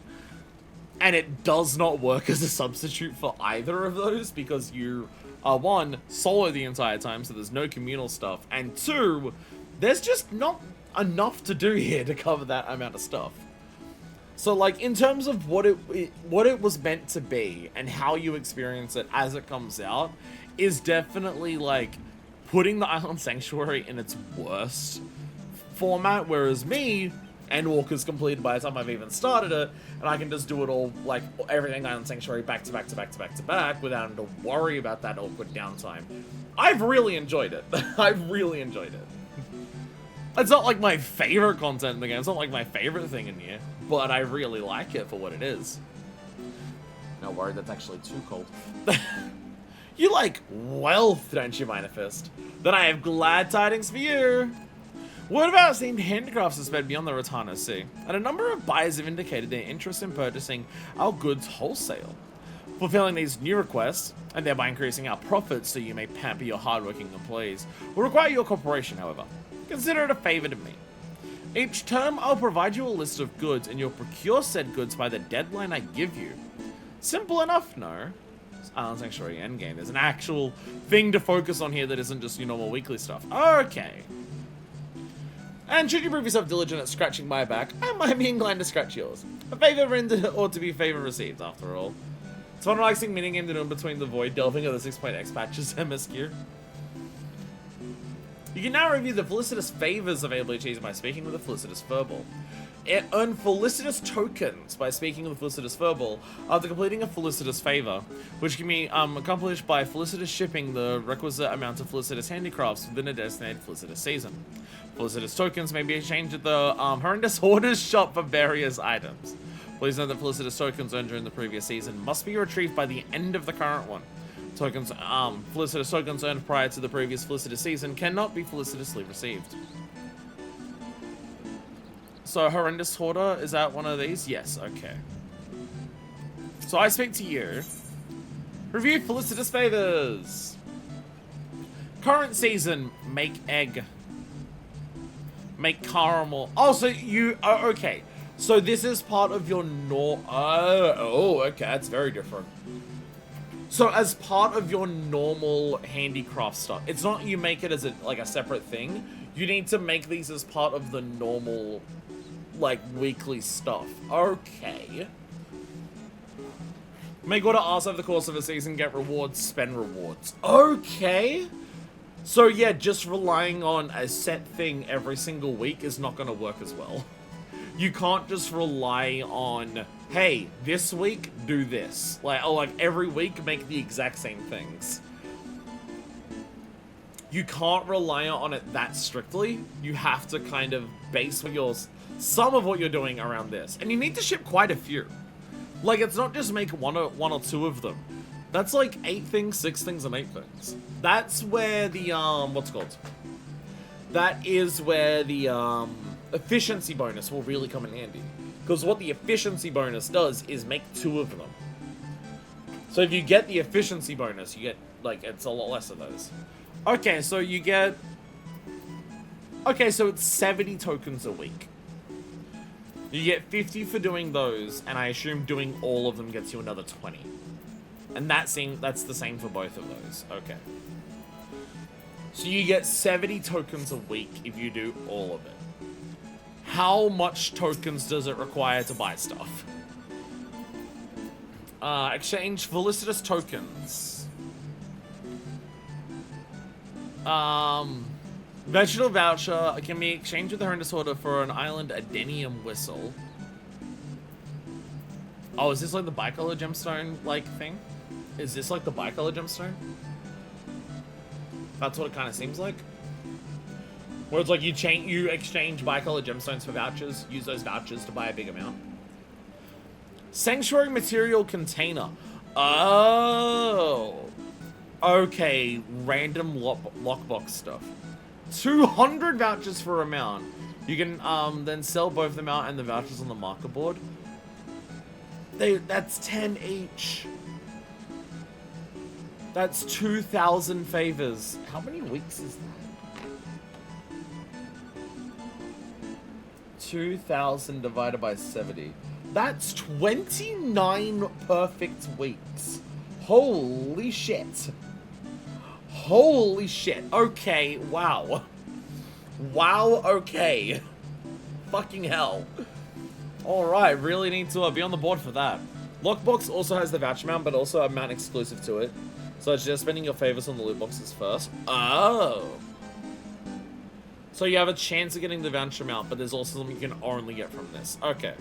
So basically, spend vouchers on this until you get the one exclusive to this.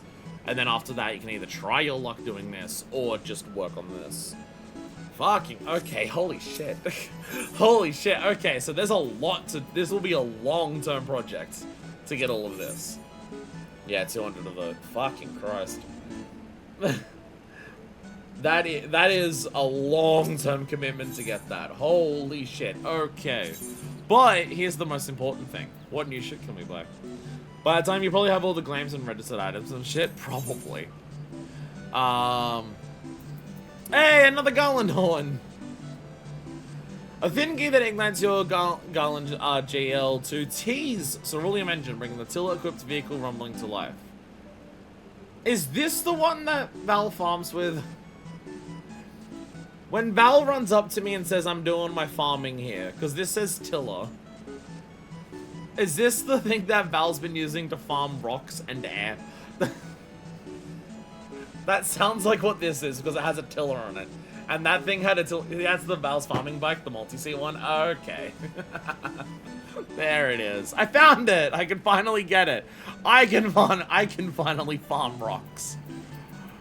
We have all of the different Isle of Mandragoras of all different types. We have minions of furballs and the Posha Otter.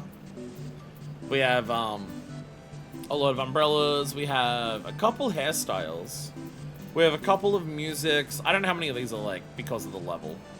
I got the one card ages ago. 2 different bardings for this. 3 different framer kits. Three different framer kits to buy. But something I know I'm buying. Something I already know ahead of time that I'm buying. I didn't realize. I mean, I kind of figured it would be like either a quest reward or something that you got later. One of the framer kits in U20. Okay. But something that I knew it was a part of Island Sanctuary just because of the name. And I figured it would be late because of the name, but I wasn't sure exactly how you got it. You can get felicitous stuff. You too can become the felicitous furball. If you would like to be the felicitous furball, you too can become the felicitous furball. This hood, I do see quite a lot. I do see this hood quite a lot in Limsa. I've been seeing this hood for quite some time in Limsa. I feel like these pants, because like they put a completely unique design on the pants for everything that's past where the shoes would normally be. I feel like you could definitely make these pants work in a couple of glams, like, and make it look really cool. But I am here to buy the felicitous tunic. Chest is also very popular. It's what I'm buying. It's what I'm buying. We will have to stop by our the mizzen mast in a second. Oh, third landmark permit. There is also that, yes. The ethereal arbor. It's a giant tree. But if it cost me as much money as it did to get the Uncharted course, I'm not gonna get this just yet. I'll get it at some point, but not just yet. Not just yet, but I will get it at some point. I will get it at some point. What do I want to buy? No. Out of the exclusive wares, what I want to buy, because I'll be honest, I like the idea of an alligator mount, but also I kind of want to farm rocks. I also kind of want to farm. I want to farm rocks. I'm gonna farm rocks. No. No. Oh, so that's okay. So that's just the bike with. Oh, okay. So that's the non-farming bike. A non-drinking amount would be my pick. Okay, so that, yeah, okay, so the non-farming bike actually looks really fucking cool. But I already have a bike. Yo. Is this the Adenium? The fact that it has an effect on it makes me think that's the Adenium. So the Adenium's like the ultimate Mandragora. Yeah, this is the, yeah, you got the GL2 and I've got the GL2 Tiller. This is the voucher mount? Okay.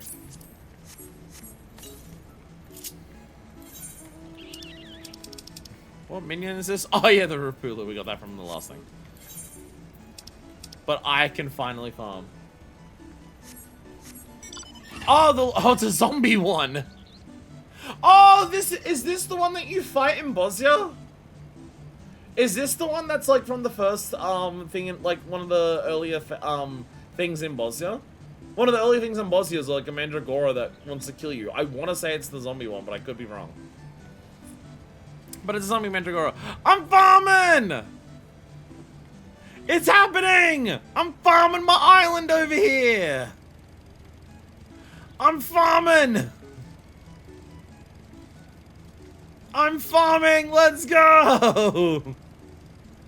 The bit has come full circle! I'm farming over here! Yeah! So I do really like the alligator. I do quite like the alligator. Yeah, like I can see the Tiller go at the back. And also, I love the little jets at the bottom.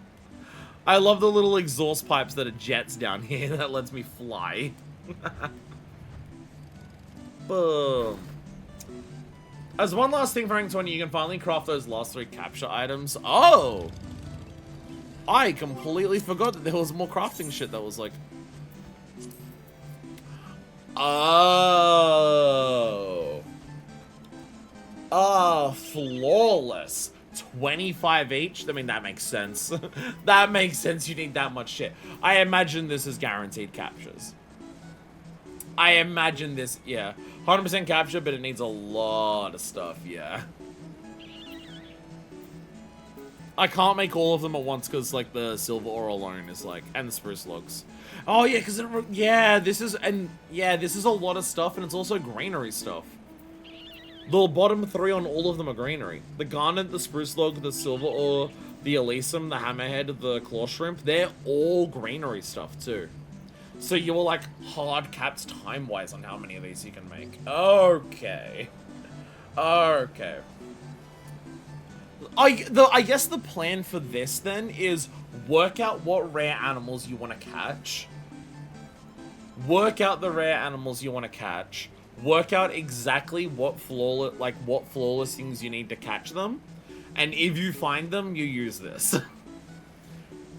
Plan out your rare animal captures.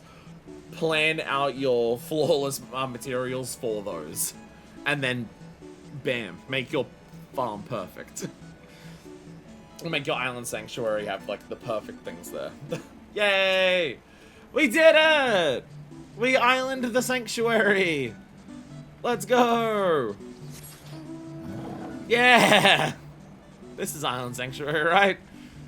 This is island sanctuary, right? So we are going to return to Limsa real quick. We are going to return to Limsa real quick, because with finishing Island Sanctuary and being able to get a felicitous body, I don't remember the actual name of it, there is something important that I can now do. I can finish a glam. And this is a glam that heavily uses 7.4 system of saying fuck it and putting any job gear you want on anything. I had the idea of using this body piece for this glam before the job unlock, but with the job unlock, I can make something significantly better. So we'll put away our felicitous tunic. I'll need to like get some glamour prisms so I can like start putting these things away as glamour stuff. We are going to dye this. I have the dye already on me. It is going to be... Wait, I thought I had the dye on me.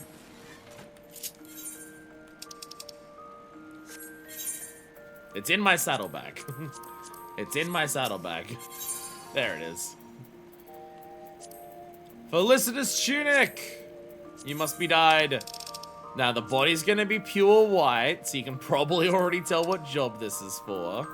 And the rest of the dye is going to be carmine red. You can probably already tell what job it's for based on the color alone. Ninja! Somehow you got it. Here we go. Put our felicitous tunic on here. And I have a white mage glam that looks good and like suits Manifest finally. Yeah, let's go. Let's go. White mage glam. Yay. Like I had the white mage glam before, but it was a bit too over the top and a bit too edgy. It's the stuff like it's the same like I've had the same white mage glam since like doing the white mage job quest and like Stormblood and stuff. Where it uses the World of Darkness stuff. I like that that was a big coat. It was a hat with an eye patch on it. Like yeah, that like kind of falls under the Manifest thing, but it was way too edgy and way too sharp and way too spiky. And just with the addition of a lot more pieces of gear since I originally made that white mage glam, so many more of Manifest glams have tried to go away from like the spiky edgy stuff and try to look a lot more clean in terms of like big coats and jackets and stuff like that. So it didn't really suit the rest of Manifest's glams at that point. But thanks to the job unlock, because this is again, this is also very heavily job unlocked. The skirt is what skirt is this? Yeah, this is the Raptor skin skirt. This skirt is only available for Disciple of War, not magic. These boots are Katana Ravel boots. It's how I recognized yours as being Katana Ravel boots earlier. But these are Katana Ravel boots of Fending, which looks completely different. Again, the gloves are the casting version, which look the same as the healing version, but with a red gem. And the same with the hat. The hat is of the aiming version. It looks the same as the healing version, but the feather is undyeable, and the aiming version is the one with the red feather. And as you can see, as I mentioned this before when we did the job glam unlock stuff, see, you've got the Fending boots, and they've got the big red diamonds in them. You've got the you've got the casting gloves, and they've got a big red gemstone in the hand. You've got the hat, and it's got this bright red feather on it. And look! Look at the diamond that is on the sleeves of the Felicitas stuff. Look at the gemstone that is on the neck. They are like, they're the same shape. It's like made to match. That diamond's there.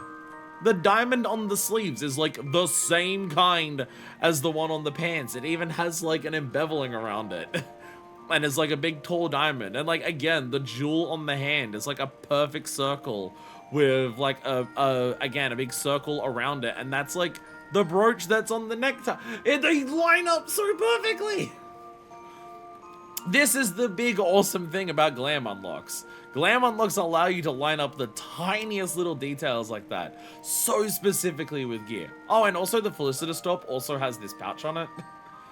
The Felicitas top also just naturally comes with this pouch that has some greenery on it. So, you know, the nature vibes that, like, White Mage has, especially when it's Conjurer. The idea of, like, using branches and being, like, more connected with nature. Look, my White Mage carries around a pouch of, like, herbal plants and stuff like that for cures. And then the skirt, like, somehow when you dye this skirt, it just naturally matches the black area of the Felicitas top, and just like they look like they're part of the same fucking gear. Like, the leathery part at the bottom of the raptor skin skirt somehow matches the leathery design on the middle of the Felicitas top. This is what is so good about the glam unlock system, which I am not utilizing to its full extent across a lot of my glams, but yeah. Even the smallest little details you can make look cohesive. Like, the fact that the diamonds and, like, the circle, like, why does the Felicitas top have diamonds on the sleeves and a circle on there? Why does it have that?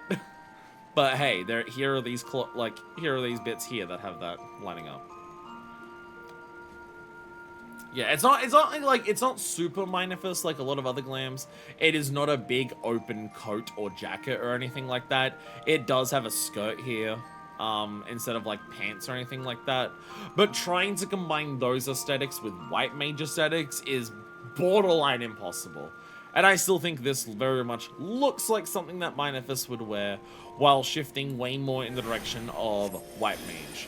Flowy, loose robe, like, kind of look, while looking like it belongs with nature, while being incredibly fucking white. White Mage is one of the glams that I've had the biggest struggles of trying to decide what I've wanted for a very, very long time. And now, thanks to the glam unlock system and also the Felicitas tunic, I finally have a White Mage glam that I am very, very, very happy with. Anyways, we have 2 things left today. We have 2 more things to do today. We have the Allied Society quest, the Inter-Society quests. Hey, White Mage with a leather jacket. Hey. I love spamming Holy as White Mage. I love spamming Holy in cities as White Mage. It's very fun. Nice. I like the monocle, though. Wait a second. Is that monocle what I think it is? Is that the dragon monocle? No, okay, I was about to say, wait a fucking second. Is that a dragon monocle that you're wearing? No, it's not. No, it's not. No. I was about to lose my fucking shit for a second there. Hey, Furry, how you going? I was about to lose. I made the fairy glam as my new White Mage one, but I couldn't give it this old one I've been using. I can understand that. Go between multiple glams for the same job. I mean, I kind of have that with my, like, story-based ones. Very, this being White Mage, yes. This is a very, like, in tune with nature kind of glam. Very much you look like you are one with nature glam. You're shedding the whites, but you're embracing the nature aspect of it. Yeah, absolutely. See, Manifest White Mage glam is, it's white. Yo, wings on wings on wings on wings, let's go. Hell yeah. Hell yeah. Anyways, we have 2 things left to do, which is Inter-Society Quest and then MSQ. I need to go to the bathroom. I also need to get more drinks. I also just, like, need to stretch my legs. I'm going for one last bathroom break. I hope one last bathroom break. I'll go for that. I'll get some drinks. We will come back. We will do the Allied Society questline, the combination of all the ones that come together, and then finally MSQ. So we'll be back shortly with those things. Yeah. And we are back. We have a couple things left to do. First one, pop open another can of blue raspberry. Though honestly, that iced lemonade one from earlier was so good that I kind of wish I got 2 of those. Ah, well, the blue raspberry still sucks and fucks. So, we are starting with the inter-society quests. Where do I start that? I don't actually know. Because I have 4 possible locations. Where any of the hubs are for any of the society quests, and the middle of Sharlayan. And also, from memory, these are usually yellows, so I can't even just rely on, oh, I've seen blues somewhere. Ah. I want to keep it out, like, I prefer how it looks like that. But it keeps blowing away in the wind, so now I'm just like, I'll tuck it behind this and it looks silly. Ultima, I think. Well, let me change over to the proper claim. Should really change over to the proper claim. I don't know why I made sure this. To Ultima Thule! To base on Magron! Dinner and a show at Ultima Thule. I'm just gonna assume it's like where the hub is. Oh! Ooh! Ooh! Extra bicolor gemstones? Don't mind if I do! I quite like bicolor gemstones. I could take some of those. Greetings! This unit's directive is to recover memory from the siege unit sheet. However, analysis indicates that the current communications device is insufficient to make contact. Mission assistance requested. I'll provide assistance. Request acceptance, 7's confirmed. Alright, let's go grab a bunch of precious piles of scrap. Or, instead, fuck that, let's pull every single thing in the zone. Let's just pull all of them. Why don't we just do that instead? It's way faster. Let's just pull literally all of them. Let's just pull literally everything.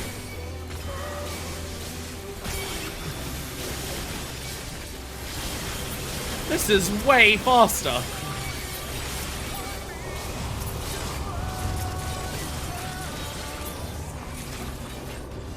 No one tell them we already killed Chi. There we go. Oh shit, you pulled other enemies. Wait, you're the healer. I'll pull everything, you heal me. Closing the distance hit different when you're fighting off 20 robots.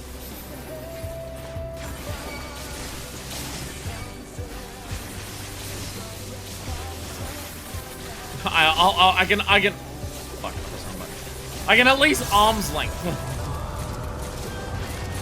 Ah, there we go. Get some scrap. Get rid of this one with some of this. Get rid of you. Get out of here. There we go. Hand in some pieces. There we go. That's some good pieces handed in. That's a good amount of pieces handed in. Thunderwing looks so cool with the Wayfarer stuff. You're no longer as Thunderwing as before, but you're still very cool, Thunderwing. I still very much appreciate you. I hope these straps don't like reduce your vision. Though the thing I had around your neck before very much like constricted like your head movement, your neck movement. So I guess there was also that. Alright, Thunderwing, I need you to not look over here at Milk. Their sack's bigger than yours. I'm sorry to break it to you, Thunderwing. Their sack's a little bigger than yours. It's alright, I still love you for how big your sack is. They just have quite the large one. Milk sack is just pretty big. Then Milk has goggles, but I don't think you need those. I don't think you need like the face mask to breathe in space. Hi, how are you? Free market friend, Ultima Thule. But that's not all. Bar trade. Let's go. Patron of the Fates. I did it. I did my overworld content. I finished my shared fates for Endwalker. I did it. And so now we can go back over here. Also, I think that, yeah, that literally capped out my gemstones because it was a boosted one. Gemstone trader. I can buy in close in the distance. I can buy close in the distance. Let's go. I can also buy a wheat ear. Proof that you don't need to be big to think big. I can also buy an A card and a chi card. I already have the writing one. I have close in the distance. I have the real one. Let's go. And I also have all these things. Anyways.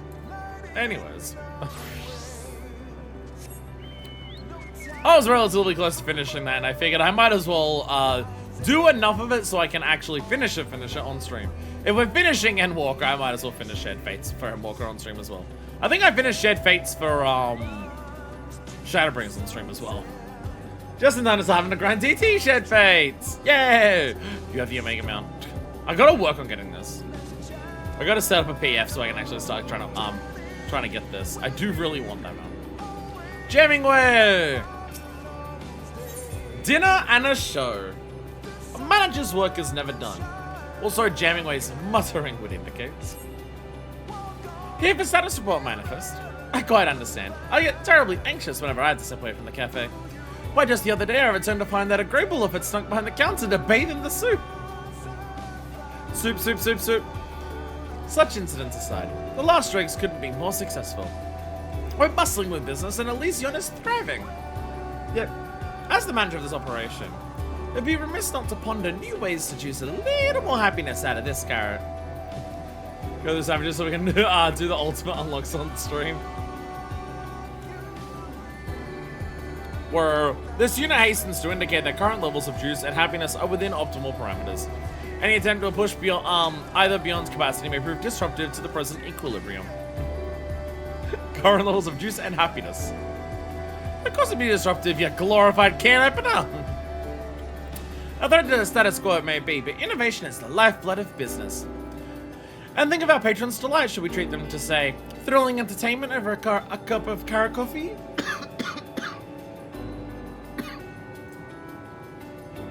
Would you believe that I ate a chocolate again while having a break, and it once again is stuck in my mouth and down my throat? Ferrero shares, oh how I can't resist you, and your nutty indulgence that you shoot down my throat. Whatever we do needs to be truly spectacular though. So good that even the Nibiron won't simply stare morosely. If only I had any ideas whatsoever. The Dreaming Ways are full of ideas. Can't vouch for quality though. No! Go to Orbis Hold, it's quite a sight. Really now? I had heard they were cooking up something in the hold, but I had no idea the project was such a success. Must see it for myself.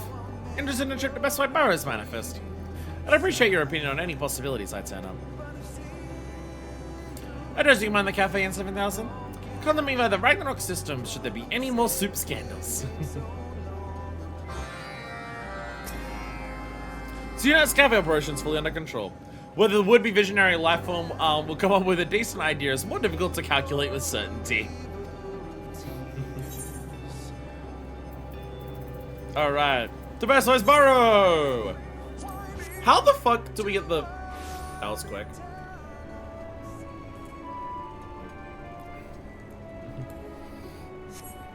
Oh, because I got a teleport offer. Oh, that's why. I was about to say, I didn't even do the animation. Teleport offer. Like, this I can understand. I can understand how the Dreaming Ways get involved with Ultima Thule, right? How the fuck do we bring the hippos into this? That's the one that really confuses me. How the fuck do the hippos get involved?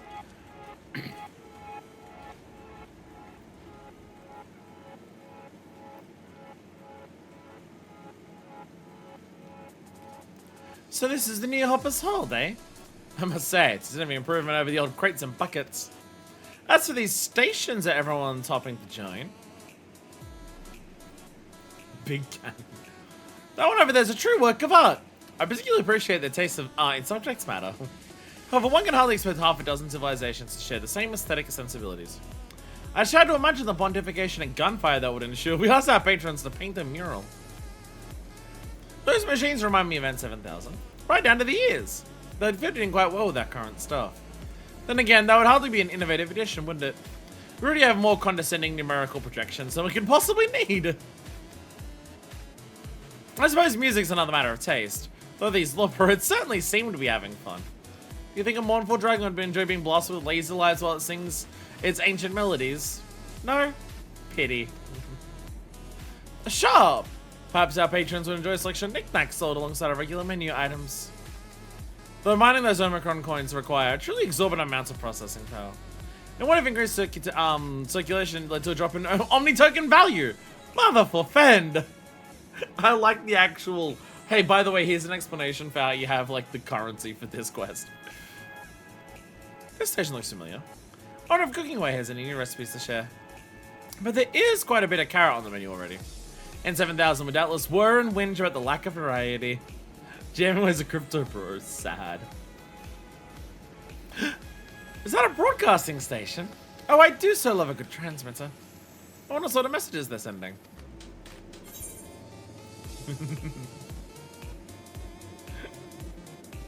You're listening to Hope FM. Stay tuned for more talking and ways all day and all night. One time. Color me intrigued. Ensuring widespread access to receivers seems like hard work, but well worth the effort indeed. We can adjust the tuning of the Ragnarok's communications and facilities to receive this transmission in the last strokes. Still provide the level of crowd-pleasing excitement we're aiming for. Which and every one of these stations is wonderful in its own right. I've even done it quite suitable for our goals. Perhaps Streaming Way can dream up something special for us.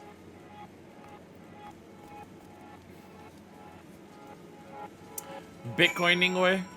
The one Loperat who's been kicked out of the Mario Elemental. It's good to see Dreaming Way again. Didn't get me one of those shirts. Oh, Manifestant! Is that Jamming Way? It's been so long I started to think they were avoiding me. No, they're all with me at Ultima Thule.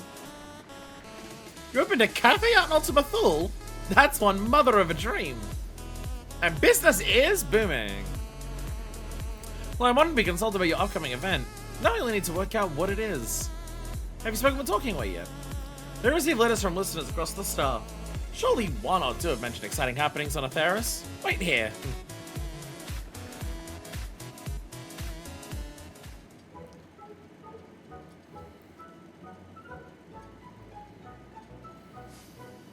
I present Talkback Radioing Way. It's a pleasure to see you again. I'd be happy to assist in your endeavors however I can. Forgive me, but have we met before? Ah, yes, you would remember me as Counseling Way, but I recently given the name Talking Way in honor of my new dream. How wonderful! I look forward to working with you, Talking Way. See how easy it is! See how easy it is to do? See how fucking simple it is?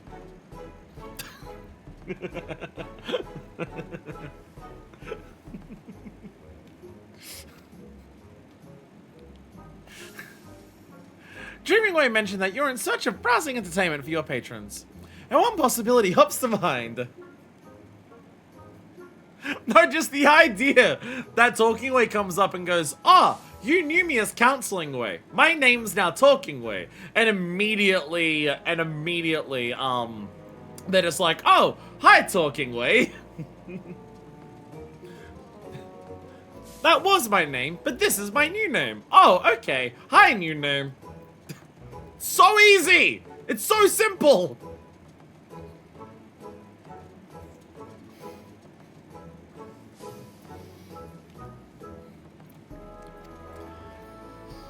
If our listener mail's any indication, but there's hippo cart races have been drawing quite a crowd of late. That's how. There we go. We found a way. Folk come from far and wide to see those hippos hurtle, 'tis said. Hurtling hippos! Well, it does sound exciting. We can set up a race course in the necropolis to give Last Strike's patrons a prime view of the action. Is that where we're going with this? A stirring contest of speed and skill the likes of which Ultima Thule never before seen. Surely that will pique even the Nippon interest. That isn't how we might approach these hippo races, manifest. I'm quite familiar with them, actually. He's a friend of yours. I really do know everyone. Hope we can count on you for an introduction. Hey! So you know how you, like, do hippo races and you, like, deliver food and stuff? How would you like to do that at the edge of existence? A hippo hustle in Ultima Thule sounds like the sort of entertainment that should be available to all. Can our radio station provide a live broadcast of the event? But of course! With the right knockers of relay, there's no signal we cannot boost. I should have nothing more than to share the joy of such an experience with our listeners across the Paris. And I certainly would be curious to attend myself. Then it's settled. We'll make a start on the preparations. I trust you can convince the hippos to traverse the Sea of Stars. We'll see. It's a fab there! You said looking for a woman named Tina, right? Oh, I can hardly wait. In fact, I can't. See you there. I'm never gonna fix my hair. This is just gonna be the worst hair day I've ever had. The hair is just never gonna be good. Again, it's not just that it's like irritating to look at, it's physically uncomfortable. Like how much this hair pulls in the direction that it is that I don't want it to do, like hurts my scalp. It's so dumb. Hey, the broadcasting set up to us. So become quite proficient in connecting the thingies to the whatsits, you know. Are you hoisting up the thing? Are you battening down the whatsit? And even when you see something spinning, you get somebody to stop it. One time I make a longer strong reference and Hannibal's not in chat.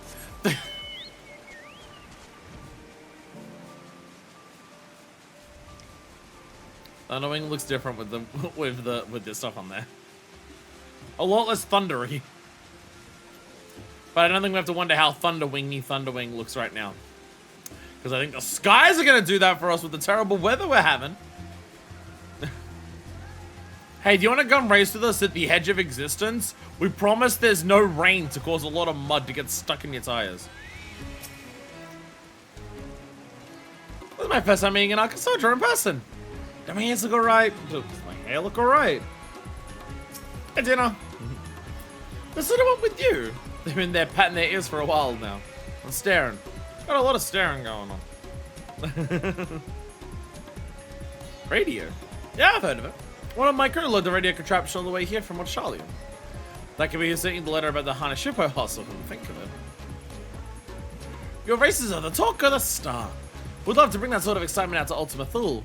Though it is a wee bit of a trek from here. Never mind, the rains have ceased and we've been graced with another beautiful day. Ultima who? Now them I ain't never heard of. They live across the sea somewhere, I take it. As boring as the hippos are, we can't send them out into the wide world on their own. You'd need a collar and me to race them safely. And I have too much work here at home to abandon my post. I can't think enough for taking an interest in that operation, though. Oh. Surely a shame, but I'd hate to make the hippo riders disappoint their own customers in the name of entertaining ours. What to do? Across the sea of stars. Sorry to turn you down, especially after you came all this way. Dreaming Way and Talking Way were excited for this plan too. Mustn't give up just yet. I'm calling a strategy meeting. To be held, well, that most of it looks like a good a place as any.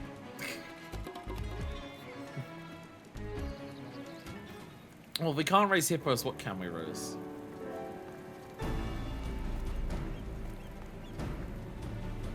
I understand Tina's passion for our work. I feel the same about my own. Perhaps someone else might race on her behalf?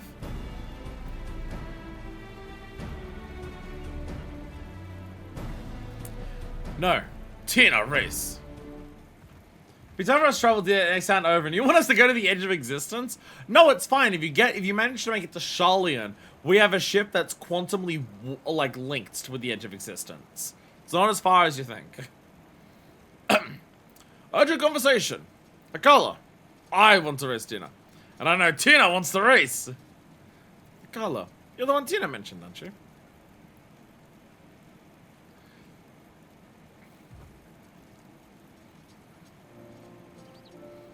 Hey, Ogle! Hey, Ogle. Never. Tina's work ends. When she finishes with hippos, she teaches us the common tongue so we fit in. She teaches us harnish manners and fairness in trade. Arka. I find your language difficult, but my speaking improves. Tina says so. But Tina has no time to ride hippos now. She cares about hippos and hippo riders. Her kin. Always she helps us. But she forgets we can help her. Always we want to help her. I see. Tina's a great leader, but she takes every responsibility upon herself. No wonder she has no time left over to race hippos. Always Tina listens to you. You must talk sense to her at her. Yes, I quite agree. If in her heart of hearts Tina wants to race, that's all the more reason for us to host a hippo hustle. Being and Vincent to come around.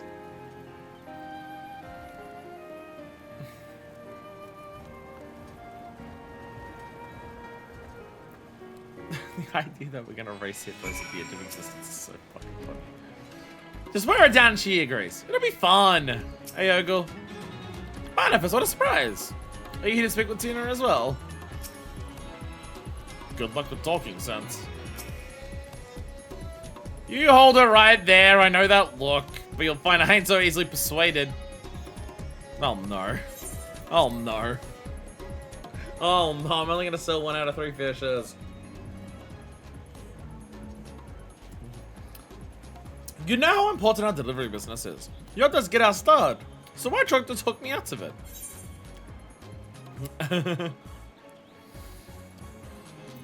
You may deliveries later, opportunities knocking now.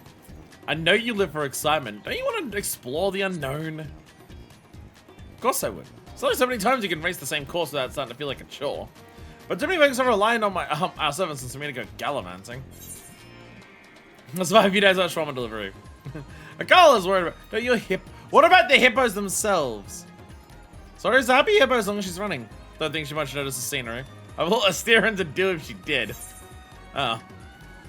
Akala's worried about you, you know. I told him there ain't nothing to worry about.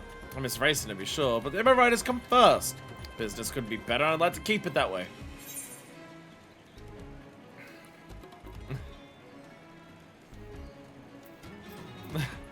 Surely it won't fall apart in just one day. You ain't got the slightest idea how much work we do in a day. I've never mind to put you on the stable duties so you can see how fast it piles up. I recall a heartwarming lesson learned during the inaugural Harnish Hippo Hustle. It was a race for the ages to be sure. It was all thanks to our team here. Like I always say, you can only do so much by yourself. I do say that, don't I? Yet here I am acting like a caller back when he first got here. Guess I was right that him and I answered different in more ways than I knew. Alright, fine. The hippo riders will pull together to keep things moving in Father, and you'll have your race. Ba ba ba ba ba da. We did it! I sold 3 fish! Let's fucking go! You talk good sense. You win, you win. Just give me a moment to speak with Maro and Gassak. The race feels to be taking place in a faraway land. I'd best join you. For everyone's safety, of course. They're all so unprepared for what the fuck is about to happen. They're so unprepared for what the fuck is about to occur.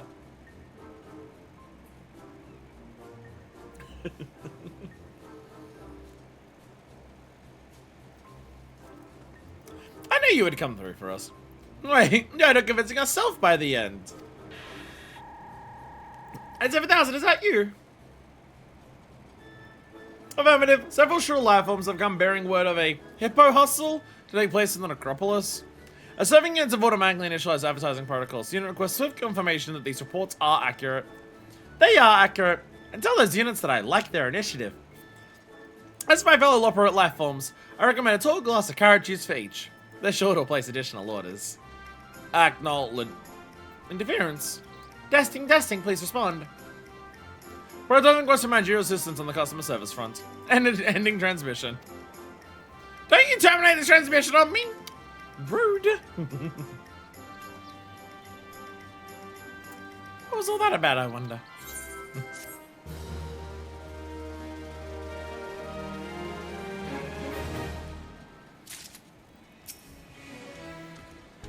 No harm will come to our comrades on my watch. I shall be watching quite avidly, I expect. I'm coming, hold your hippos. Race will be good. I can feel it. A dream worth chasing. Jammingway appears moderately concerned about the unidentified calamity that may or may not be befalling the last dregs at this very moment. Shading a new core doesn't work either. I doubt it's anything serious, but perhaps you should check on N7000 just in case. These will be carry at least one object suitable for a light bludgeoning, do you know?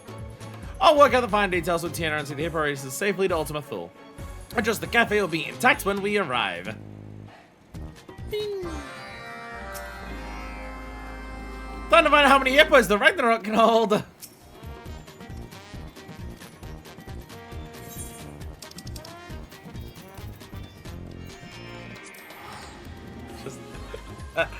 I love that it's just willingly embracing the idea of just like, fuck it, the plot that's happening right now is a hippo right at the edge of existence.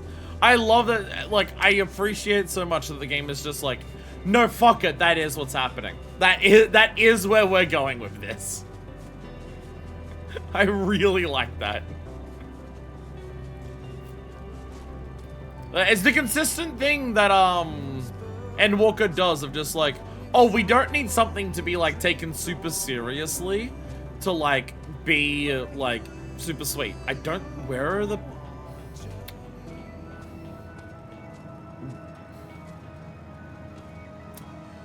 the customers?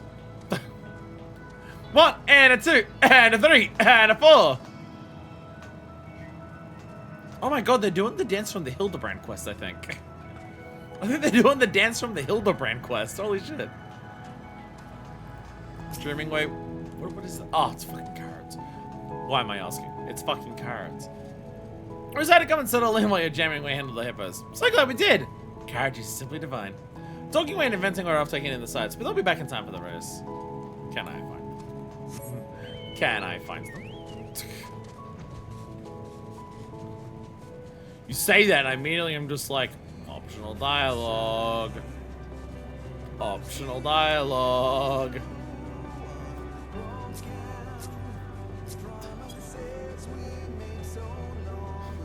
Just looking around, making sure I'm not accidentally flying around people doing MSQ.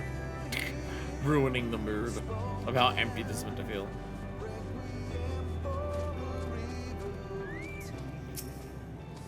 And 7,000, where are the people? Your return is most welcome. However, one managerial life form remains conspicuously absent. Understood. This unit will initiate idling protocols until Jammingway arrives. Caribase refreshments have already been distributed to the newcome life forms. And such refreshing refreshments they were. Furthermore, as sensory organizers were detected, the usual customers have vacated the premises. These unit now convey usual context. We're once upon a time code. So to sum up, we no longer need worry for lack of patrons. In fact, the last dregs being empty is quite inconceivable.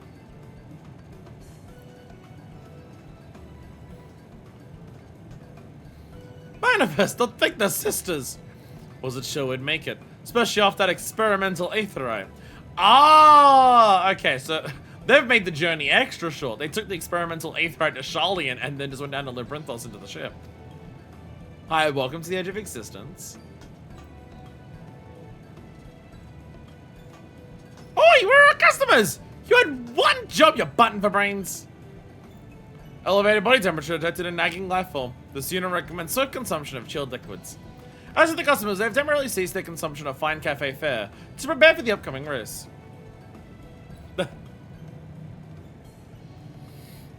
Oh my god. The Corellians procured a transport vessel with the assistance of Stigma 4. Presently, the global citizens and freedom fighters are conducting a joint test drive. Meanwhile, the Grey Bluffs expressed a long-standing desire to float about with the Mew Mews, which were eagerly volunteered by their AI caretaker service states. This unit's ethical algorithms are still processing. The dragons too intend to participate. Soaring through Legion's mountains has revived their passion for flight, and they express a desire to see more of Ultima Thule from above. Unexpected, but I'll take it. As long as our patrons reach happiness, the means by which they travel matters not. This unit agrees and hopes that all patrons will be replete with joy upon their inevitable defeat by the superior Omicron vehicle. Artillery may be involved. Artillery? Artillery no match for Akala, I dodge! It's shame not to be a gauntlet fiercer than Bardom's metal. This unit also invited the Deeperons to share the single experience of losing to the Omicrons, but their registration remains pending. Nevertheless, they have conceded to observe the other civilizations' preparations. We'll have to hope that the overall excitement sweeps them up eventually. For now, we have our own preparations to attend to. On that note, this unit recalls that the inventing lifeform wishes to speak with Manifest regarding said preparations. Reports at critical levels of static electricity indicate the likely presence of this ally at base Omicron. As unit must return to supervising Stigma 4's production of racetrack features. Engaging enthusiasm protocols.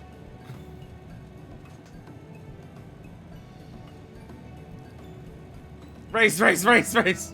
How are you all not freaking the fuck out? Our mother always said that naught reveals more about people than their food, and they dish certainly look educational. Which would Rakashir like, Mr. I wonder? You are at the edge of existence! What spot for a restaurant? I reckon a little bit of thought there would be sustainable in the long run. But we should bring back some grub for Maru at least. One of you show wonder at where you are! I swear to God! Later we race, for now we lunch. You are at the edge of existence! Be impressed! Be amazed! This will be our best broadcast yet, I can feel it. If anyone is having difficulties with the radio delay, don't hesitate to direct him to me. I have an knack for whacking unruly machines into shape if I do say so myself. But first I should prepare a drink or two to help our Harnish guests feel at home. Perhaps some carrot chai? Why do I bother? Why do I bother? I'm farming my space over here. Get out of the way. I'm farming space. Not as impressive as it could be, man. It's the edge of existence. Edge of existence. Dead civilizations brought back to life by the power of emotions. Closing the distances, plane. Come on. Aha! Just the person of Atheros I was hoping to see. As our Omicron friend doubtless relates to you, this race is no longer a mere spectator sport. The people of Ultima Thule will be bringing the best the civilizations have to offer, and they mean to win. Should the Arca Soldier then be left to defend Atheros all on their own? Nay, I say. Mother puts her faith in the myriad peoples of the star for a reason. Fortunately, we brought a number of moonhoppers to help prepare for hustle. With a little help from a good old inventing way. There's no reason that one can't haul you to victory. N7000 mentioned artillery, that might be a reason. Artillery, schmartillery. You can't pulverize what you can't catch. Or take liberty of altering this moonhopper. Dazzle the competition with the hyper hop step, or press the big boost button to outstrip them with ease. Actually, why not do both? Do mind your power reserves though. Even my prodigious skill, there are only so many batteries I can shove into the chassis.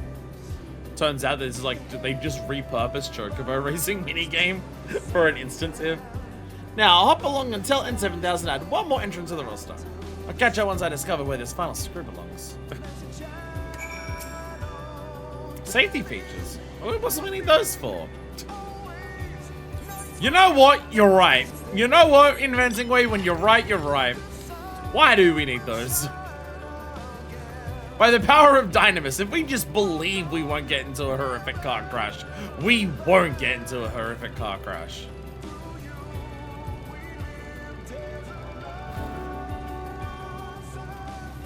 Oh, and 7,007.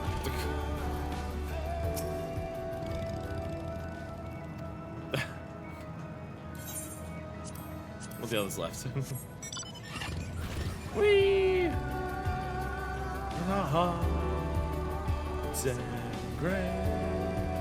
Throw back down. Hi everyone! Be amazed by the space! Generally asked my starting line. Me being an expert and all. Best I've eaten. Now victory awaits. It's gonna be one queer hustle. Me when I'm trying my best to make enough money to pay for rent this week. Was inventing way in the Omicrons. Perhaps we can learn from his methods.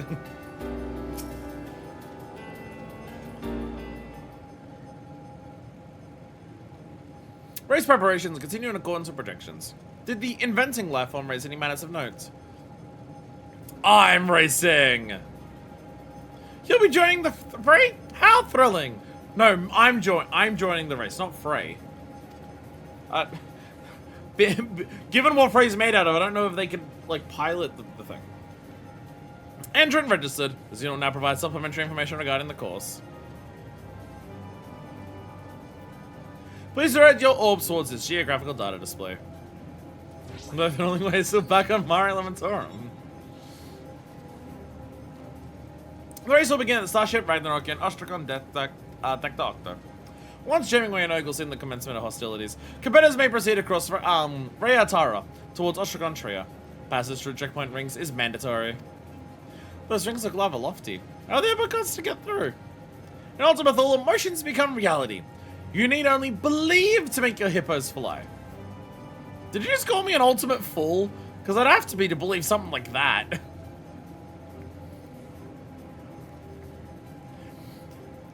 Once in Ostrakon Trio, racers will enter the artillery zone, which extends from the periphery of Ostrakon to the abode of the Ao. This exciting enhancement is sponsored by the Albatron civilization. Wait, you were serious about the artillery? What if my Saria gets hit? Concerned for the curiously smooth four-legged life forms, Sigma 4 is presently manufacturing non-lethal cannons. Encountering these painless projectiles results in no more than explosive removal from the course. That's all.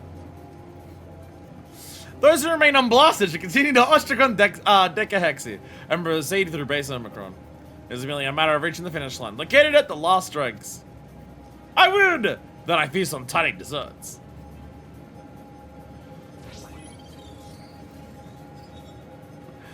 Note that, in accordance with the Omicron contest protocols, there are no restrictions on contrivances mechanical, magical, or maniacal during the race. This concludes the briefing. Well, at least I passed my Rambo Galal, so I should be happy to run for it no matter where she is. You brought Galal? Why did you not share? Sharing is caring. We've been through this, Akala. You guys haven't shown a lick of interest. You just like throwing things. But I like throwing things. Go and make your preparations. I need to make sure that N7000 is an understating the firepower of those cannons. Once that's taken care of, I'll retrieve your Moonhopper and meet you at the Ragnarok. Shit is so absurd. I fucking love it! What a perfect... This is... If there is a way to, like, truly wrap up Endwalker, it's this. If there is something that truly represents what Endwalker is at its core, it's this. Allied units participation is unexpected. We're calculating advisability for free-for-all. Grab your most durable headgear and wait for me by the Ragnarok. Once you work out what your hippo likes, you can throw some of that instead. But I like rainbow colors. See you at the starting line. Where is my hyper hopper? I have one of them. There we go. I'll take my hyper hopper. I will hyper and I will hop. Whee! Says we made so long ago. You know, when anyone goes through Ultima Thule for the first time, whenever anyone's going through this area for the first time and experiencing what the End of Endwalker is, in terms of like the core storyline, do you reckon there's a single person out there who's going through that thinking to themselves, I can't wait for when we do a racetrack here. By the way, there's an A rank. If anyone wants, there's an A rank. No, sorry, it's a B rank. Never mind. Never mind, it's a B rank. kind of wish we could like go in there, but upon commencing the race, several cutscenes will play in sequence. Like when you start system time to view these in their entirety.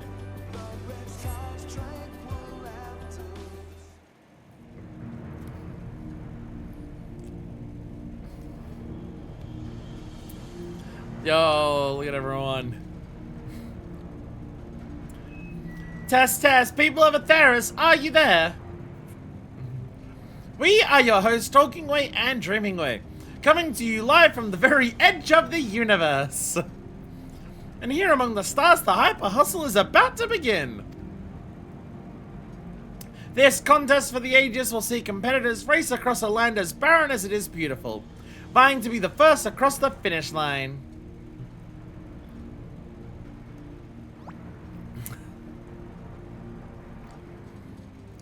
You won't want to miss a moment of this, folks. Now let's introduce our racers. Yeah! Hauled by the speedy Saria's Akoria, as fast as she is reliable. All the way from Thavne, it's Tina the Hippo Rider! Yeah! Next, Akajasaur is fearsome on the track as he is fearless on the battlefield. Honed in the fires of the Honashippo Hustle, Akala! Oh, Jesus! Let's hope that Peacekeeper's less peaceful functions are disabled. Hailing from Corellan, a team of once bitter enemies turned past friends, the citizens of freedom! This is the fucked up Peacekeeper. Yeah! Our next entry may look more frolicsome than furious, but pass them at your peril. Supported by the ever so darling Mew Mew's, it's the electrifying Grable of X! Yeah! This mean, clean speeding machine is ready to put the Alpha back in Alphatron civilization. Say hello to the lethal Lambda unit, victory! Arrgh! But lo, what wisdom rides on the winds of Elysion and fair peaks once forgot. The Dragon Star has joined the fray.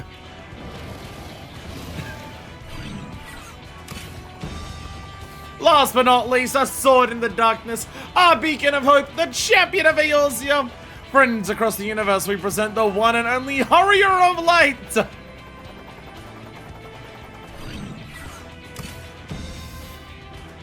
What's this? A Nibiru challenger? I'm supposed to be there? I thought the Harrier was our last participant. You made it! Did you prepare a vehicle? We can lend you a Moonhopper if you like. That will not be necessary.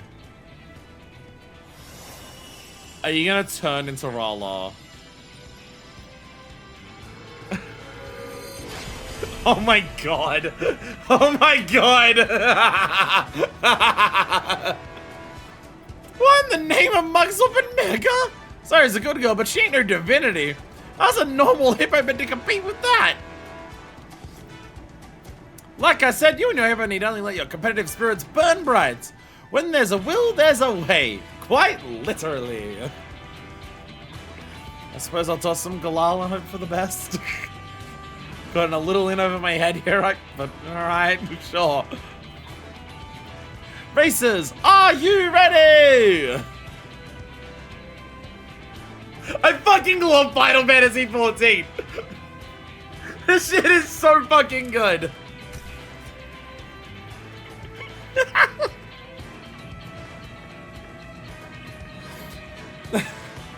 I've said it before that the society quests in Endwalker are the best they've ever been. Times like a million for this. Mind of us, we're having a long chat when we get back to pub, man. Our racers have assembled at the starting line. Who will surpass the rest to emerge triumphant?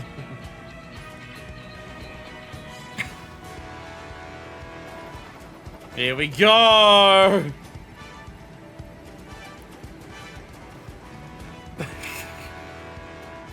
On your mark, get set.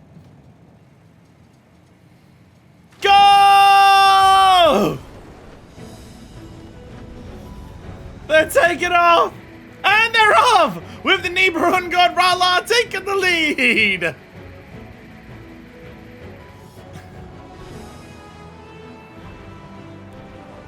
Look at him go! The Mew Mews! Go Mew Mews! Yeah! No!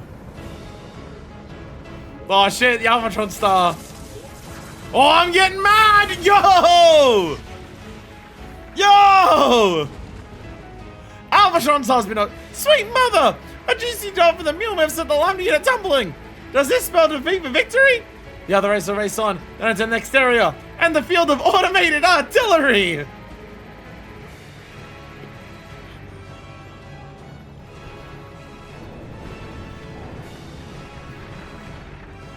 Oh shit, the missiles! Look out, Rala! Are the Corellians gonna fire back? Oh shit! The citizens of freedom are going in! We've seen transmission from the Peacekeeper. This is naught compared to the carnage on Corellan! Yeah! You heard it here, folks!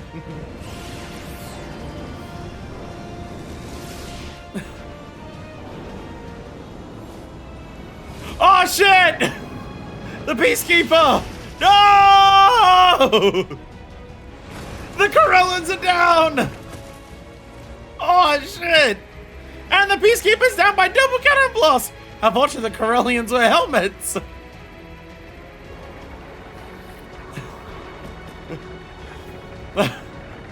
What you got, Akala? What are you throwing? What are you throwing? Rainbows! Akala's developed in a clan of Galal! A boy to try to combine hippos, perhaps. But he fall prey to rainbow temptation. Oh, but Alsaria sees it! Yeah! Zooming past Akala! Whatever the cause, there's only maintain the hippo riders can't fly all the faster! She has overtaken the Harrier of Light for second place! Oh shit, we're getting close! We're going through the Omicron base! Oh. To claim victory, you must overtake both Tina's Hippocot and the Nibiruan's Rala. I've already taken liberty of altering this moon hippo. Does your opponent with a hyper hop step, or press the big boost button to outstrip them with ease. Actually, why not do both? Don't mind your power reserves though. Even my prodigious skill, there's only so many batteries I can shove into the chassis.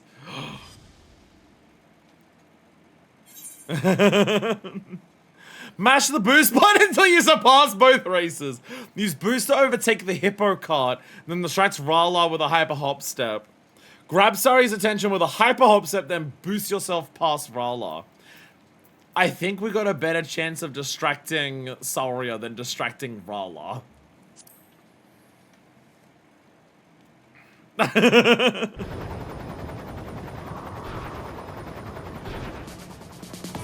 Yeah! Yeah! Hyper hop step! The hippo has altered! Overwhelmed by the euphony of my song, no doubt. Bye, Tyrna! And the Harrier of Light has taken second place, so the cries of "This ain't over, mind of fist" from Tyrna. Oh, I'm coming for you, Rala! I'm coming for you! Activate boost powers! This is it, folks. The final stretch. Hurry up, let's push the moon hopping to hand racing speeds. Rala's a step ahead. This race is faster than the dialogue box has gone past. Go, go, go, go, go! It's neck and neck!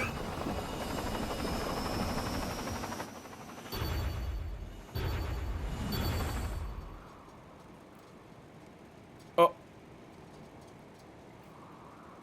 Oh, here we go! Photo finish! We have word from N7000 at the finish line. The winner of the Hyper Hustle is...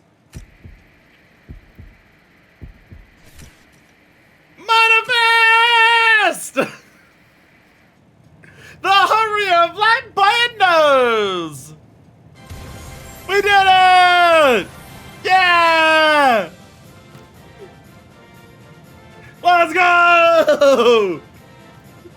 We won the ultimate race at the edge of existence! The dragon could not fly very fast. I mean, still not losing because Albatron Star got wiped out early and the Krellins didn't finish either. Albatron Star came last.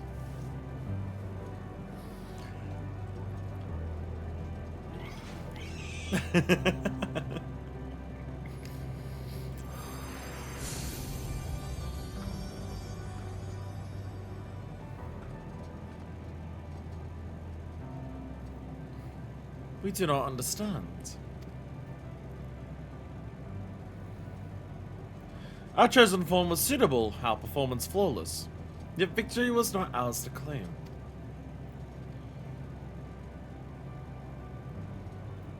This has been long since we've experienced this quickening of the pulse. This vexation.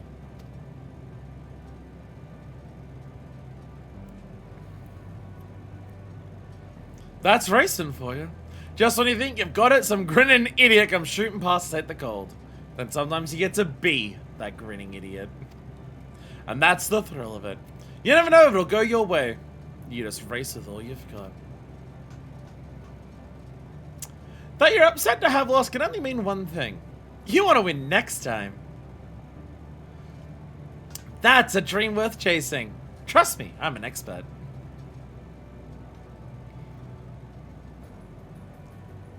We do feel a yearning. A yearning to race once more. A desire to triumph.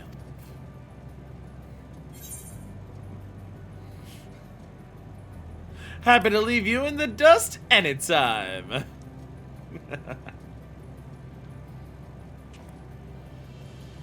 This as well. We will engage with the other patrons of the establishment to develop a superior stratagem. Dynamous readings indicate a positive effect on the local environment. And according with Janway's aspirations, the last strikes has become an ever greater source of hope. Despite the significant expensive property damage, and crushing defeat incurred, this unit rates the Hyper Hustle as worth it. Yeah! Ultimate Fool final boss defeated!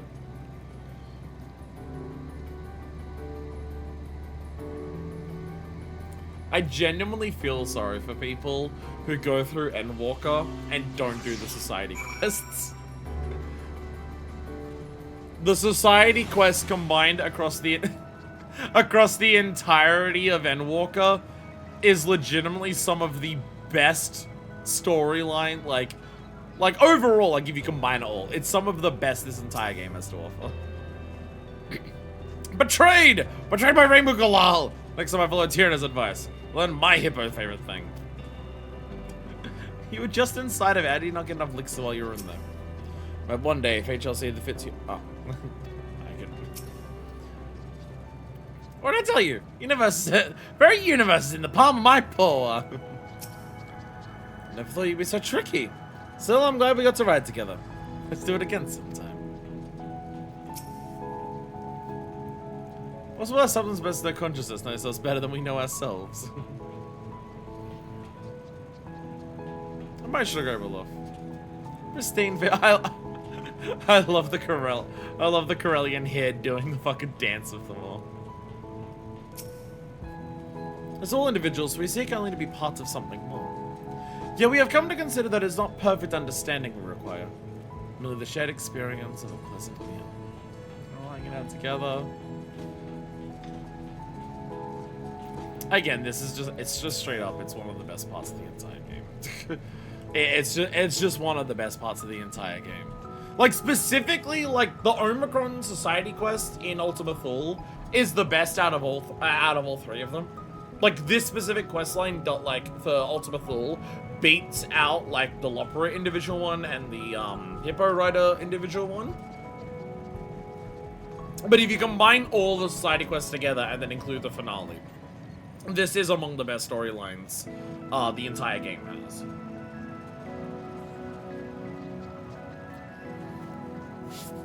Like, it's just the perfect combination of embracing sheer absurdity for laughs while also just being some of the most heartwarming stories that that Endwalker has to offer outside of the MSQ. You're submittable on the trackers on the battlefield. I shall do my best to learn from your example. Congratulations on your victory, Manifest. No, in truth, I'm just relieved that everyone survived. Do you think we could beat a racetrack and help us hold? Compute one in best ways borrows, at the very least. Congratulations, Allied Unit Manifest. This unit has already requested the manufacture of an Omega unit to be cultivated into a worthy competitor via racing trials. Please anticipate your defeat. I think you did all that on the Loperate-built craft.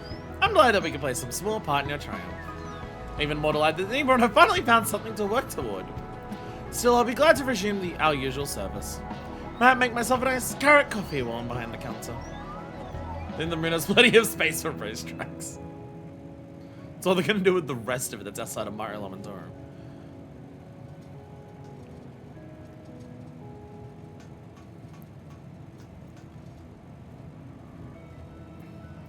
You were right, I admit it. I had a great time racing, even if I didn't understand half of what was going on. But as fun as it was, I need to be getting on home to Tharv there. Don't want to leave the Above Riders alone for too long, unless some harms ahead start getting restless. We've finished packing up the broadcasting equipment, so we'll be heading back to the Dreaming Workshops ourselves. So soon? It'll feel so empty out here in the cosmic void without you. Affirmative. But we do not have one more objective to complete before the other organic life forms depart. Objective.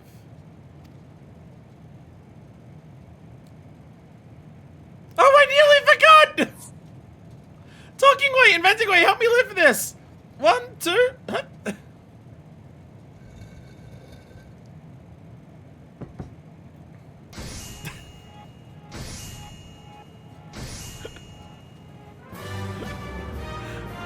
I got a trophy for winning! It's for you, Manifest! A trophy befitting the victor of the Hyper Hustle!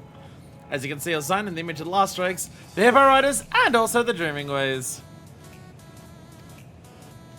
That reminds me, we brought a few commemorative gifts as well. Talking way, inventing way, help me lift these! 1, 2, what?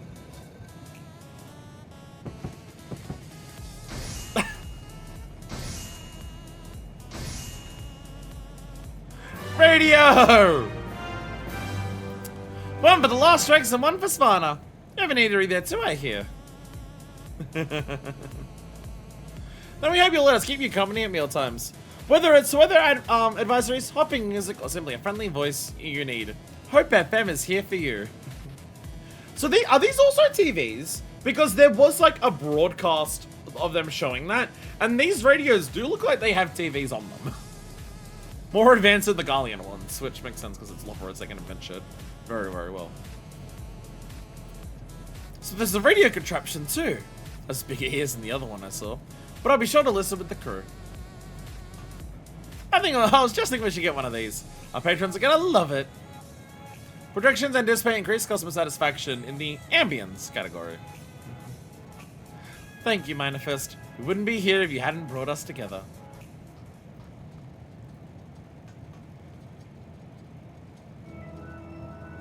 I think I speak for everyone when I say that this day will shine like a newborn star in our memories. I hope you feel the same. Aww. I love Endwalker! I love Endwalker! This is such an absurd way to wrap up Endwalker, and I'm so happy that this is the last thing we're doing for Endwalker. Yes, I know 6.55, but that's Dawntrail. Just don't let it eclipse the possibility of more unforgettable days to come. After all, look across the sea, up at the moon, past the distant stars, and you'll find us waiting for you. Yay! Yay! Hyper Hustle Trophy! A trophy that represents the power of teamwork, friendly competition, shared cuisine, hopes, dreams, purpose, and batteries. The Lob Up! There it is! We can do the dance from the Hildibrand thing that they're also now doing here. Let's go! The Lob Up! They seriously introduced this dance in fucking Hildibrand and then said, hey, by the way, here it is right at the end. Allied with all three of them. Through your efforts, your allies from Atheros to the stars beyond have forged bonds of friendship that promise to remain strong through the years. You truly are a hero to societies throughout the universe. Aww. Space race! It's all for the fun. Back in Summer Event, Loporits were there too, but they were doing Lopop, so you had to do this quest first for them to show up. Ah! A dream worth chasing. Lopop! Lopop! Lopop! Lopop! Lopop! Lopop! Yeah! Lopop! Yeah!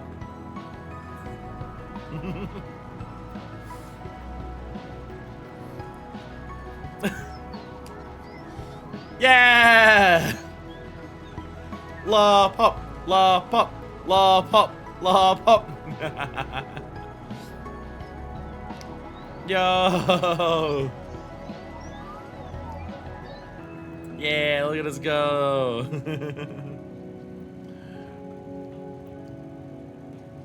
Oh, there's so many here.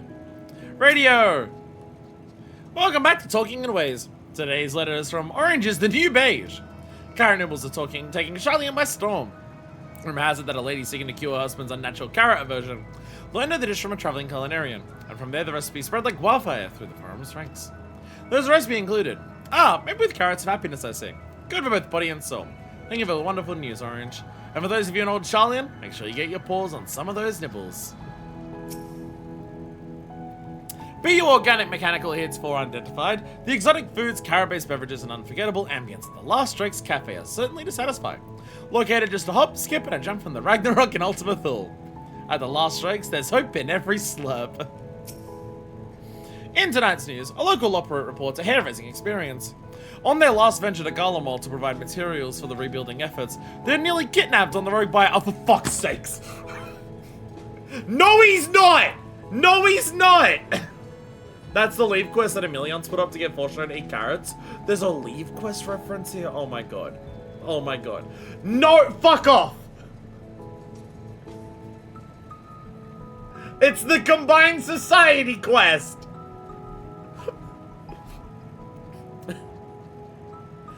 It's the Combined Society quest! So Banana Hammock is back! No! I thought he, like, super died in the Stormblood one. I thought he super died in Stormblood. He seemed very fucking dead then. Fortunately, the shrieks attract the attention of a patrol out of Camp Broken Glass, who intervened ere any lasting harm could be perpetuated. Nevertheless, travelers in the area are advised to exercise caution and stay away from any Mas Makote. Fuck's sakes. What's up? Hey! We found another bunny. As a Lopera, I know what it's like to feel bereft of purpose, but remember, in this great wide universe, you never need to drift alone. If you're in search of a dream, hop on to the Dreaming Workshop and Hopper's Hold. Help you find your passion just as we've found ours. I'm curious how many of these there are.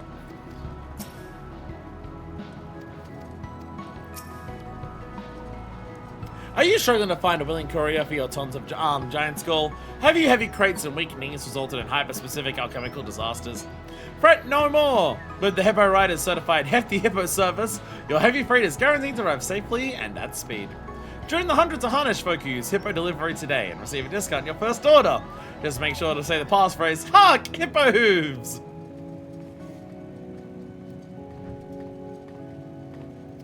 And this is why this dance exists. And this is why this dance exists. If you're feeling sad, just come to the moon.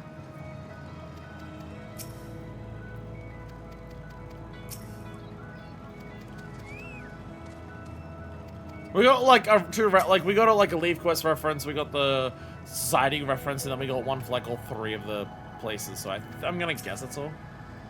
That's 5 of them. It sounds like a good number of these.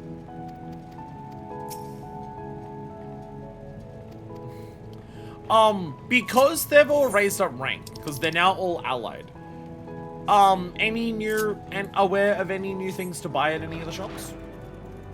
I don't remember if this normally happens.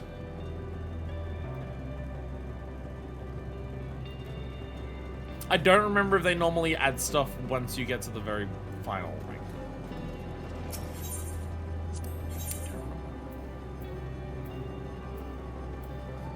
I don't actually think these have anything new allied, but we can just check to see how they're updated now. Yeah, nothing, like, we got the card, we got the minion, that's existed before, we got the mounts, we got the framer kit, we got the music. Yeah. So, nothing with that one particularly. Hello! Preparations for production of a roasting and making are well underway. Would you like a cup of carrot coffee of which to contemplate your inevitable vanquishment? Manifest! Happy to report since the Hyperhustle, there have been no further mass exodus of our clientele. But business has never been better. Always have a table for you though, so stop by anytime. Yay! Yay! Alright. We'll head to Besso's Burrow.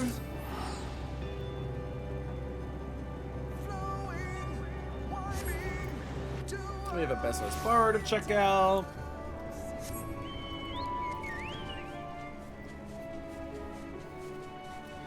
Because from memory in, I think, Heavenswood, once you do the allied stuff in Heavenswood, I seem to remember the Bath also showing up in the other areas. I seem to remember that happening.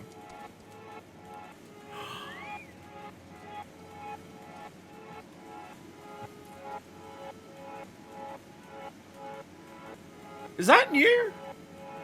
That's new, right? Are the Mateo new for this?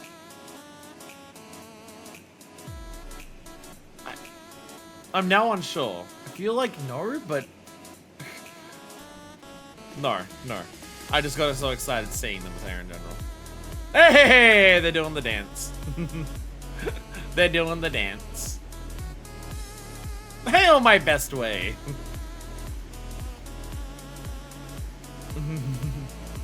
Hail.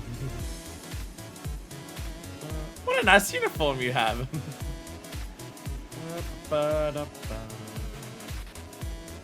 I present this! How they're doing the show emo. It's very this.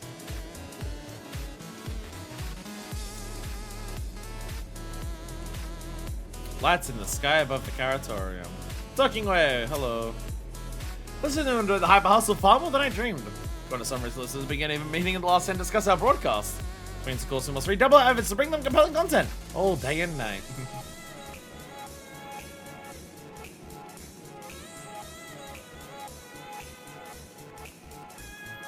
So yeah, you've got new dialogue. You're just running around checking out everywhere.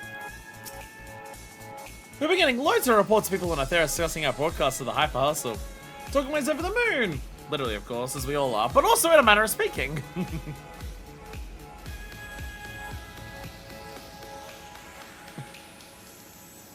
Look at him go.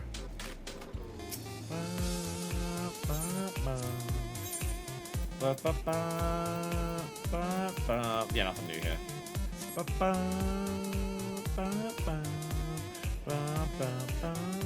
Yeah, so nothing new here like we had at the other thing. But some dialogue for the characters, which is worth it in itself. May not be any new things here like the radio like at the Lost Dregs, but there's new dialogue, which is worth checking out.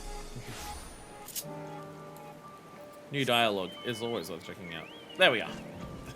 It's once again raining here. The rain ceased here earlier, but the rains have come back. The rains have ceased, but give those fuckers like a couple minutes and they'll be back. I swear to God. Well, anyway, stream's about to hit 8 hours long. Taking all of the breaks, it's gonna be like 7 to 7.5.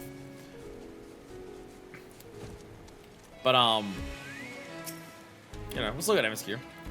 I'll be when you're ready to race again. Ever since the Hyper Hustle, I've been making time to practice. Working out to necessity, but for a while there, I've forgotten what it's all for. Sometimes you need the rush of the winds flapping in your ears to get a little perspective, you know? Let's just try wearing some, eh? Nowhere! Clothes itchy! Gassa, do you have any dialogue? No. You're running in. Hey! Ogle! Ogle! Grandmother trained me in the Yule dance! Ogle! Curious way to train. Yo! This is worth it. This is worth checking out this place. Ogle's now permanently on the map, and she's just constantly dancing.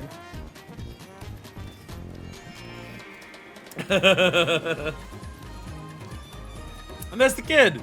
And there's the kid who's like, what are you doing?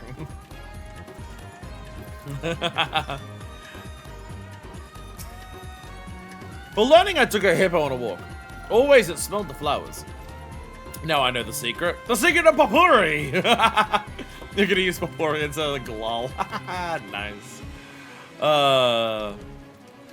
Anything else? Does anything else spring to mind? That seems to be the end of the Endwalker stuff that is not related to MSQ. For one final bastion. There's one thing, but it's in Sharlayan anyway. To Sharlayan! Let us journey to Sharlayan! Strike a bargain with the woman, sir. It's that same thing where whenever we go to Azazla, I do the thought on Azazla. Oh wait, but we go to Sharlayan way more fucking frequently. So I end up saying it way more fucking frequently. Is it at the last stand? Can I guess it's at the last stand? Oh, hey, you're waving to me. Hi. Follow. There we go. Guide me. Guide me. Let me be lazy for a second.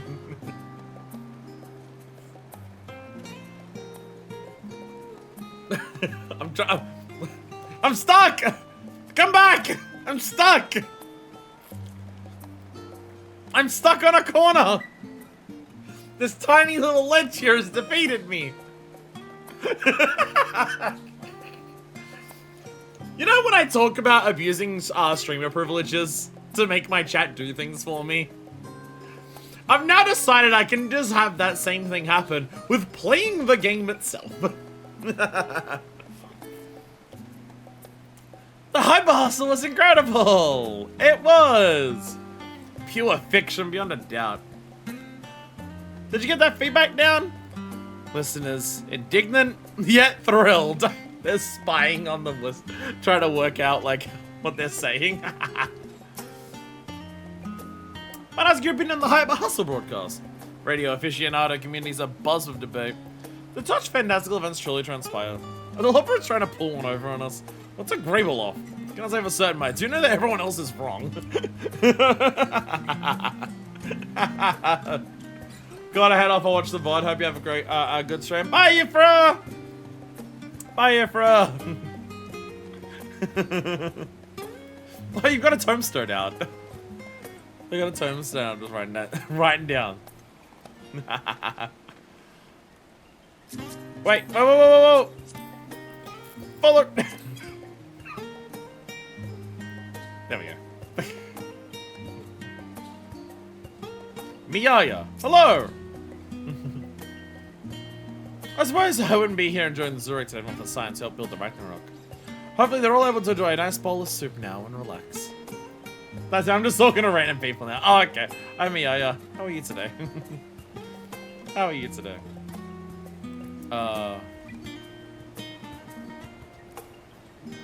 Are we ready?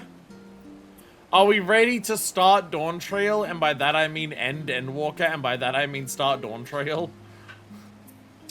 When one door closes.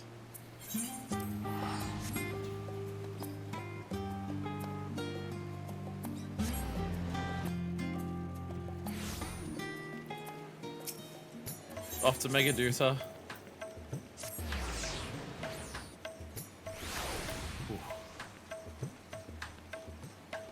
Here we are. We join Nevis Network just to leave it soon after. That'd be so funny. Alright, can I join Nevis Network? I need some help. Oh, by the way, I'm done now. Bye. If you're having sandwiches and pretzels in Charlian, I feel like it's a little late for random quests. Radzet Han.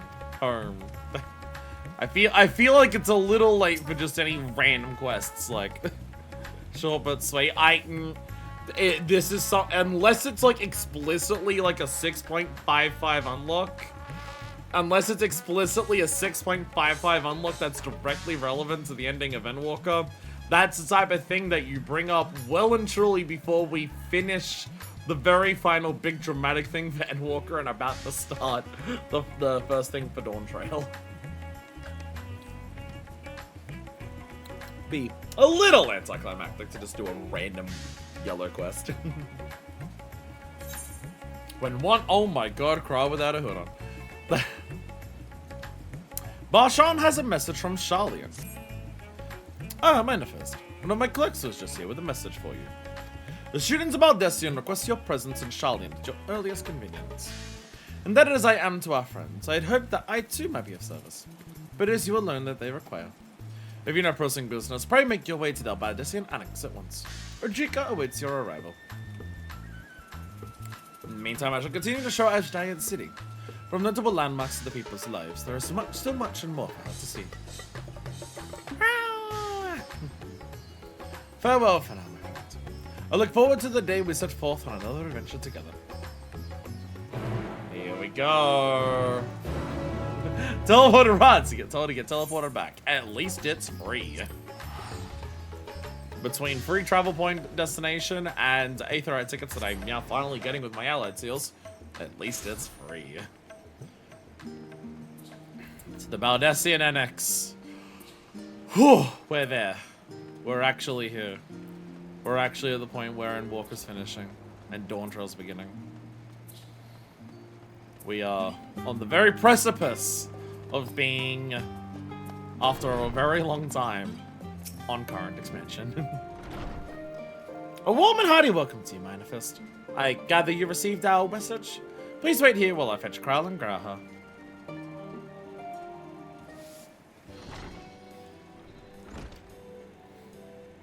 Yo! And Gral's not wearing the hood! Thank you for coming on such short notice. Eh, she's wearing the earring now. That's why she's not wearing the hood. So you can see that she's wearing the earring. And forgive us for sending you for you so soon after your trials in the void. To say nothing of your grueling battle against the 12. Now then, we aren't actually the ones who require your presence, but Erenville. He stopped by recently, you see, and asked us to reach out to you on his behalf. I imagine you're as surprised as we are, given that he was supposed to be away on a long expedition. Something must have necessitated a change in his plans. All he would tell me is that there's someone whom he wishes Manifest to meet. He also mentioned that we should be tending to business at the studio. Shall we look for him there? To the studium! Bye, Jika! Bye, Jika.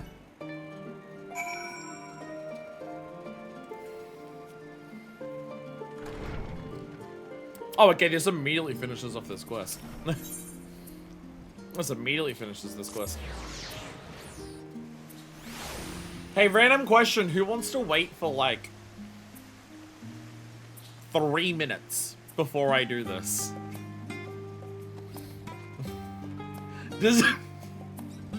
Does anyone want to wait for 3 minutes, roughly? Or, like, a minute, or however long it is before we do this? Erenville's early return likely has something to do with this visitor. Who could it be, I wonder? No, we're an hour away from the sun rising and we haven't bed lighted for cutscenes. That's my thought process. It's 5 in the morning. If we wait till 6, we have better light for the cutscenes. That's kind of my thought process. Sorry, while we wait, let me respond to a text from my roommate. 3 minutes for that quest. No. Again, anticlimactic. I have to think about, like, I want some level of, like, anticipation, rising, building, stuff like that. A random yellow quest after everything else we did doesn't make sense, unless it's, like, directly, like, relevant. Ah! But 3 minutes to get the fucking hair out of my mouth that I just got in my mouth. It's the air conditioning unit. Da-da-da-da-da-da. Da-da-da.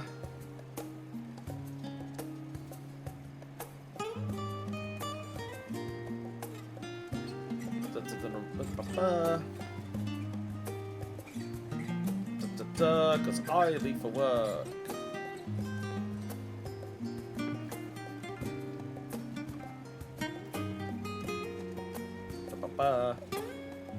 There we go. It's fairly MSQ. This is again. You're really insistent on it, and I'll be honest, it's kind of frustrating. This is the type of thing where if you are serious about like it being MSQ related and like something like that, it's something you bring up long before now. It's I'm very much not a fan of just we have a plan, we do that plan for like most of what we're doing, and then all of the sudden, right as like we're about to like finish plans or like do a certain thing for a plan, oh, by the way, here's something to interrupt that. I'm really not a fan of that. I do try very specifically to plan my 14 streams for like, you know, things to make sense and things to flow. Like, ending with the End of Society quest is like something that deals with Ultima Fool and all of that stuff and all the big stuff like that and everything, yeah. So it's just like after all, like I'm trying to like do this where it's like it all leads into going into Dawntrail, so trying to interrupt that at the very last moment with absolutely no like mentioning of it before, oh by the way, go and do something else, is just like something that I very much is like, no, I'm not gonna do that. No, I'm not gonna do that. Type of thing where it's like, if it was important enough to be part of today's stream, it would have been important enough to bring up before the literal last moment. Back after some sleep. Hey Josh, forgot about the wrap-up quest for societies in Endwalker. Well, a dawn has come now. You could say a dawn is here. See? We have to have the dawn for the cutscenes. Where is Erenville?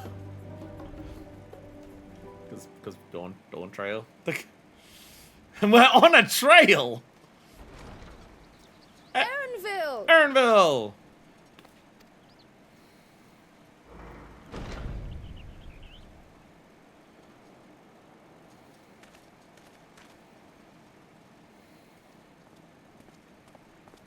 Apologies for the wait.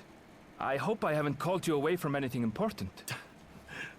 I've done so much stuff today that's like big, dramatic, important cutscenes with no voice acting. I kind of forgot that. Oh yeah, we're gonna end with voice acting today, aren't we? I chanced upon some commissioned items at my destination, so I thought I might deliver them. Where did you go, if I may ask? I was only sitting here for a few minutes for the sun to rise. The New World. Tural. Oh my god, Dawntrail's in Tural! What? Viper Quest didn't spoil this at all.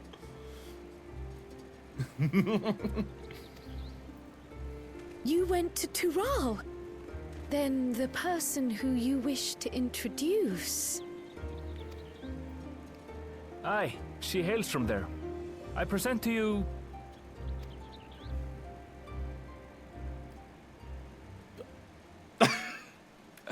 It seems you've lost her.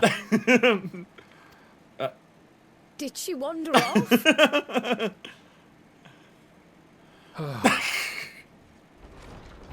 There we go! Sorry. It's just so different here. I can't help but want to explore. Well... Female while you were Hrothgar! exploring, your candidate came to us. Mention of This Canada, yes is I did her. hear. The adventurer you crossed the seas to meet. Hello! Ooh, So, you weren't exaggerating. It's plain she's no ordinary woman. Yo! Female Hrothgar! I'm Uklamat, claimant to the throne of Tulihuela. Yo! She's more than just legs! Hello, Uklamat! Hello! Claimant to the throne of Tulihuela. Claimant to the throne? Tulihuela. Thank you for pronouncing that slowly for the white people to pronounce, Kryl. Claimant to the throne? It's Tural's governing nation. The capital bears the same name. That's how a lot of city-states work in this game, yeah. That is how a lot of them work, yeah. I'll get to the point. I want you to come with me to my homeland. Girl, we just met. I mean, I'm not saying no, but like, we just met. I'm also noticing how she's wearing a headpiece that covers the ears, much like Yagiri wearing a headpiece that covers the horns. Even at this, I literally just sat down. Even at this point, they still have not finalized the ears for the Hrothgals.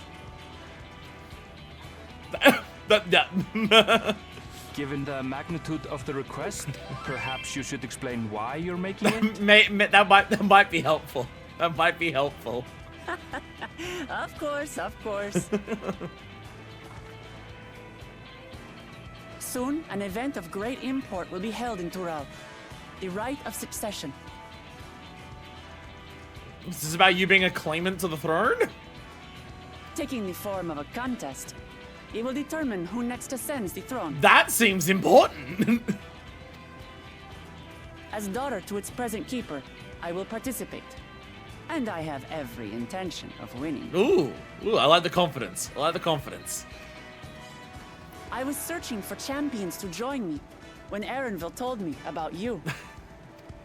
A mighty warrior who knows no fear, who sweeps aside terrible fiends as if they were reeds, who flew to the edge of existence and saved our star.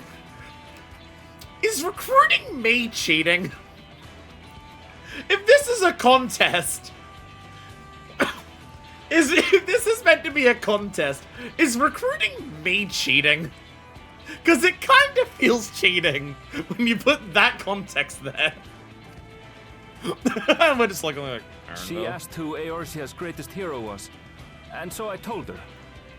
Much more elegantly, I might add. Now you know why. You'll come to Tural, yes? I need to give me like a little more description. I mean, I'm happy to go. I like exploring new places. But given the magnitude of you want me to help you become the new leader of a nation, I'm gonna need a little more insight before I get involved in political machinations in yet another nation. Not that I don't do that, just, you know. It took like at least 3 quests in Heavenswood before I started trying to do that. Alright, the signs are disbanded, so let's keep a low profile. Goes to interfere in the leadership succession of a South American country. Like, he's just a bundle of ADHD energy. Wait, let's all just slow down. I mean, I appreciate the gumption. It's just, you know. Wuklamat, was it? You claim to be of the royal family, but is it not the Mamulja who rule in Tural? Graha, you have a V's granddaughter on the first. Graha, you have a V's granddaughter on the first. You know about the concept of adoption. You know about the concept of adoption. Tulihuela is a nation of many peoples. Not only the Mamulsha, as some across the seas are quick to assume. Look, just because the only people you've met from Tural so far have been Mamulsha because of the Blue Mage quest, doesn't mean they're the only people who exist there. That said, its present ruler is a Mamulsha, and one blessed with 2 heads besides. Oh! Like that one guy. Like that one Mamulsha from the Wanderer's Palace. You know, the one that the Tomberries absolutely fucking murked the shit out of. Yeah. Graham admitting racial insensitivity towards mixed South American families. Okay, so Mamuja with 2 heads is like a thing. Okay. Thought it was weird that one in Wanderer's Palace had 2 heads. Like, it was just like, okay. Like, we don't, I mean, to be fair, in ARR, we know so little about Mamuja, and then it's like, oh, by the way, here's one that's a bath pervert. Here's one that's, like, killing Tomberries that has 2 heads. It's like, okay. Are we doing anything else with Mamuja yet? No? Okay, we're gonna wait for 5 expansions later? Sure. He's also my father. Not by blood, obviously, but he raised me as his own. And that's what matters. Obviously, Graha. So that is the way of it. My apologies if I was indelicate. Hardly.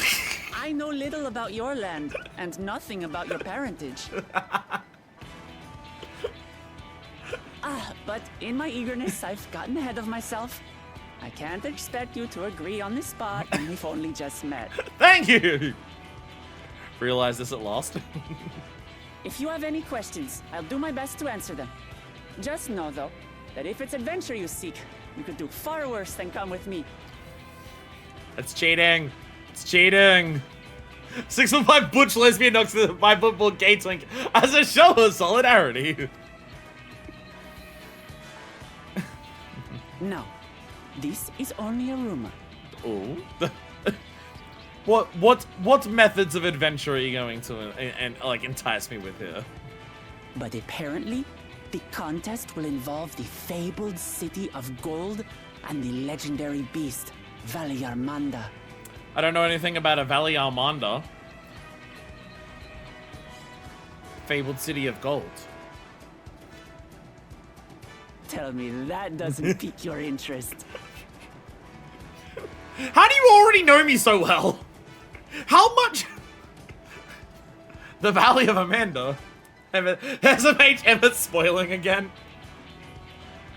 And I can't fucking believe Emmett pre-watched. How much did Erenville tell you about me? Because you were like really knowing how to get me here. Valley Girl Amanda. You have my complete attention. Strictly a room, nothing more. Golden City. I've heard about it before.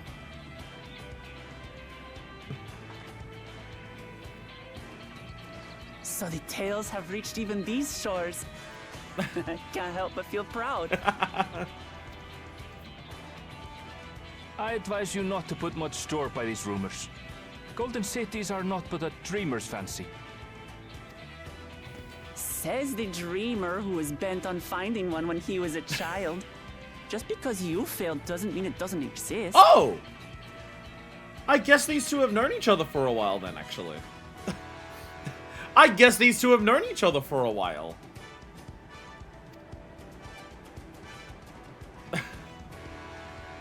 Tuliolal and the Golden City. Just like in the letter to Grandfather. Fate has an interesting way of working, doesn't it, Regardless Crow? of what the contest may entail, it'll be no simple thing. If I'm to triumph, I'll need capable and dependable companions. I'm both of those things. So let's go on a hunt together. There's no better way to get acquainted. Alright, let's see what's in my hunt marks currently. I haven't done them for Charlian yet this week, I don't think. I don't think I've done those ones. I think I capped out on my Saxon hunts. I didn't need anymore.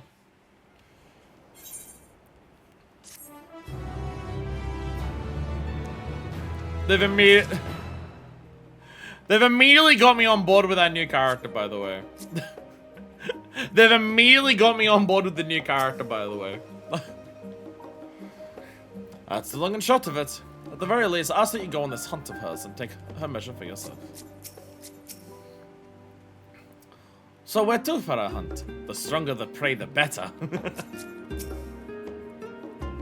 Yeah, I like her. A journey to Taral. The game is afoot! Grahati appears equal parts bewildered and excited.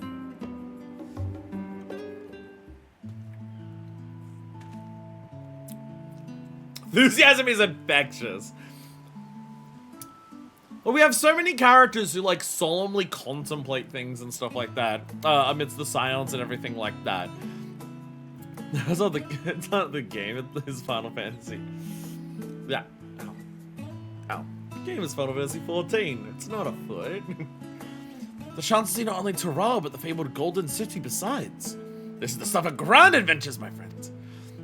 Which is not to say that you should hastily accept this invitation, mind. There's still a great deal we do not know. So let's begin to rectify that by first getting acquainted with our visitor in the manner she suggests. I'm not certain what might be a suitable location for a hunt, however. When I was at the guild earlier, I learned about a petition from researchers on the Isle of Harm. You went there not long ago and called someone really fawned, of course. But according to recent reports, other ordinarily docile fauna have gone savage.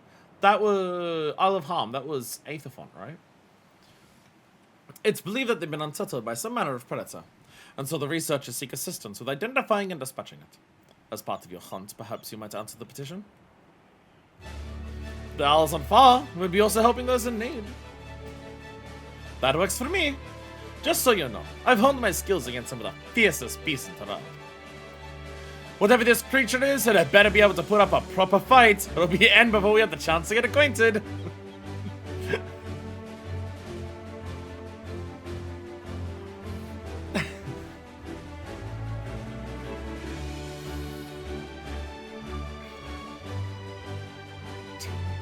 You are doing so much contemplation, Kryl.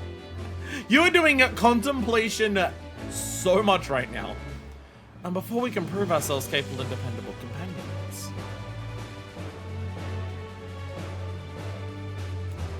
My apologies, but I must see to some preparations. Pray go on ahead to the Isle. I'll join you as soon as possible. Girl has a million things. Well, I don't know if she has a million things on her mind. She has she has Tulia Lol and how to pronounce it, and the Golden City on her mind, and her grandfather a lot. But as if you're ready, let's head to the hub. This being guild ship business, it should be simple enough to secure a vessel. We should be able to secure a guild ship. How do any of you watch me? How do any of you fucking put up with me? I will never understand. I will never in my life understand how the fuck you put up with me. When is the last time that this has been the start of an expansion where it's not us being swept away into some horrific circumstances or someone like forcing a point with like brutal violence or anything like that? Like Heavenswood starts because we get swept up into the war because Nidhogg's advancing it, and you know, the bloody banquet means we have to hide. Stormblood starts because Ilberd, like, forces the point at Baelsar's wall. Shadowbringer starts because Vara starts a war and fucking Graha sucks us over to the first. Endwalker starts with the Talophoroi and Vandaniel attacking. When's the... Like, none of the expansions have started with this someone just coming up saying, hey, do you want to go on a fucking adventure? And I'm like, hell yeah, I want to go on a fucking adventure. First time since the start of the game where you have a truly clean slate, I think. It's a very different start to any expansion, and I'm super here for it. We have the loan of a ship from one of the captains. A cheery fellow. I can operate the vessel, so we don't need to trouble him to thank us. Da-ba-ba.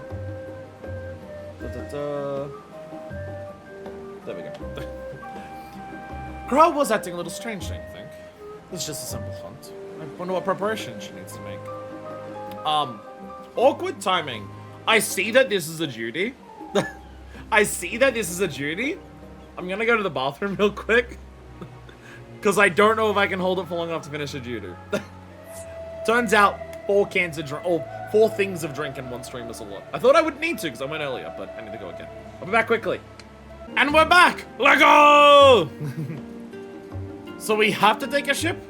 Ugh. And I've barely set foot on dry land. Oh well. I suppose it's for a good cause. A hunt. Come on, let's get going. One more than the ship, several cutscenes. Oh, you must participate in a battle. Your points will... Okay, progress will be saved at certain points. That... Checkpoint. Oh, I guess that actually makes sense. Most 6 point... I feel like a lot of the 0.55 duties have checkpoints because they're so long. But they usually save big solo duties for this. From here, we must walk. Like you play as Hien and then Minor first. For like one of the big ones, or it's like you've got to like fight off like multiple lunar primals with multiple characters. They save the big ones for the 0.55s. So much ice. It rivals even Yoctural. Most solo duties to checkpoint for cutscenes if no other reason. Ah. Yoctural. What's the difference between Tural and Yoctural?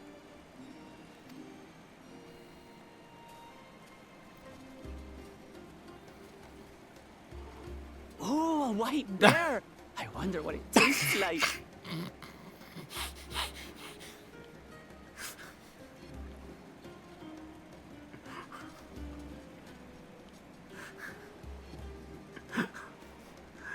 So she says that brain cell would manifest.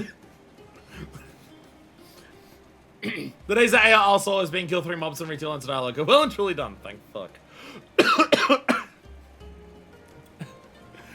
Ooh, a new wild animal! I wonder what it tastes like. Remember, we're here to deal with creatures that have been deemed an unacceptable danger. Do not attack anything else unprovoked. I know. Fine. Fine, I won't eat the adorable polar bears. She sounds so disappointed. So this is the isle where ether literally bursts forth. But just perpetually hungry, yeah. I understand. Aye, the Isle of Ham. The geysers lie deep inland, however. You really are knowledgeable. Kona told me nothing about this place. Yo, Karna! Spelled differently, but yo! Shout out to Karna! I don't know if you're in chat. I saw you earlier today. You may not still be here. It is 8.5 hours later. Yo, shout out to Karna! In chat. Spelled differently, but yo. I doubt your brother managed to come out this way. He's like to have toured facilities like Labyrinthos, however. The great big cavern under the city. It's amazing that they could make a sky down there complete with a sun. That place is kind of like over the top. So your brother's been here. Brona. This brother of yours, he has been to Sharlayan. He has. Kona's my second older brother. And until recently, he was a student in the city. Oh. Explains why you know about this place. He went on and on about technological amusements. It made me want to come here too one day. And so I did. I think I understood something of how he felt when I set foot in his beloved studium. He went to the studium? Your brother must be quite a scholar. But I wonder, like you, he'd be royalty, yes? With such a personage coming to Sharlayan to receive an education would surely have caused a stir, yet I recall nothing of the sort. Probably hid the fact. He consulted with the head of the studium beforehand, that his identity might remain secret. Yeah. To make sure that he doesn't get harassed for being a fucking prince, basically. Being Mikote, he had no trouble blending in. He's adopted like me, you see. So you just have all kinds of siblings. Your family's just all kinds. I love that. Awesome. One time, though, he almost let it slip to a professor. It was all he could do to parry the barrage of questions. Having no shortage of questions myself, I can imagine. They keep adopting cats.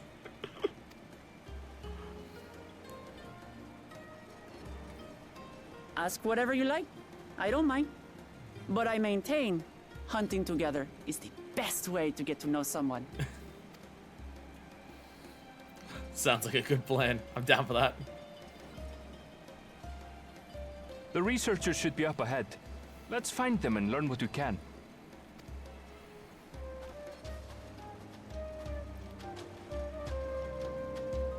I immediately like this character. They're so fun to be around. Well, don't get me wrong, I love the characters in this game, and I enjoy being around a lot of them. But we have so many quiet, contemplative, or like super considered types across the Scions. Researchers should be just There's ahead. so many of them. There. The building to the northeast. Oh, right. Lad sounds. So ordinarily harmless creatures have grown savage. Don't know what's got them riled up, but I'll take down any that thinks to try me. Right, let's hunt our fill. That's our plan! Who am I? You're not dead or in prison. I thought that's what happened to all female Hrothgars.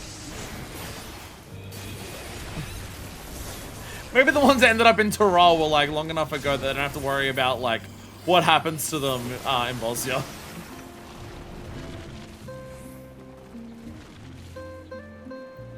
Look, someone's in trouble. Oh shit! Run! Yo! Taste my axe. With the gap close? Yo!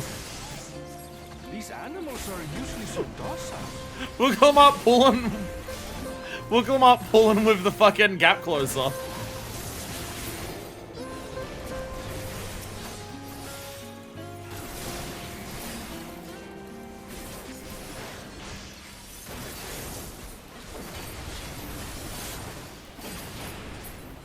Yeah, like this is not like, these are just like normal animals and they're like super intense.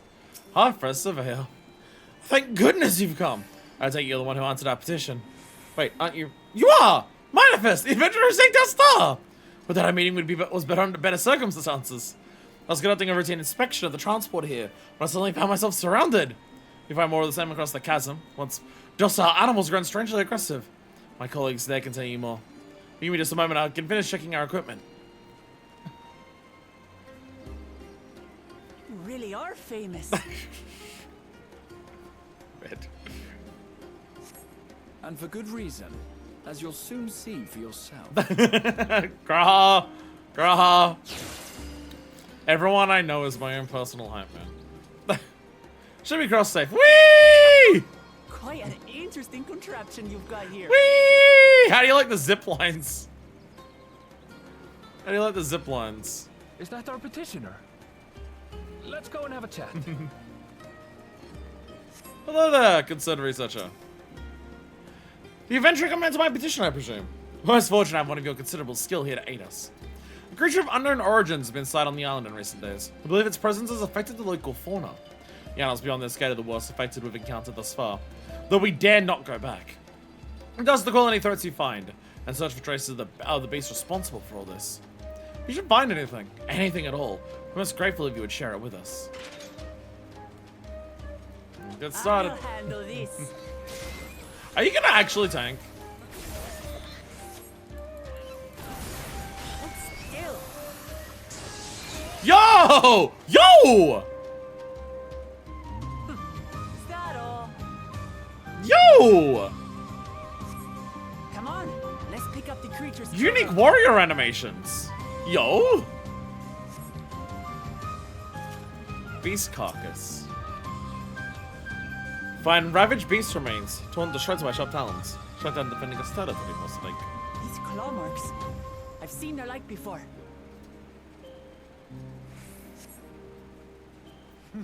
It's starting to feel like a proper hunt.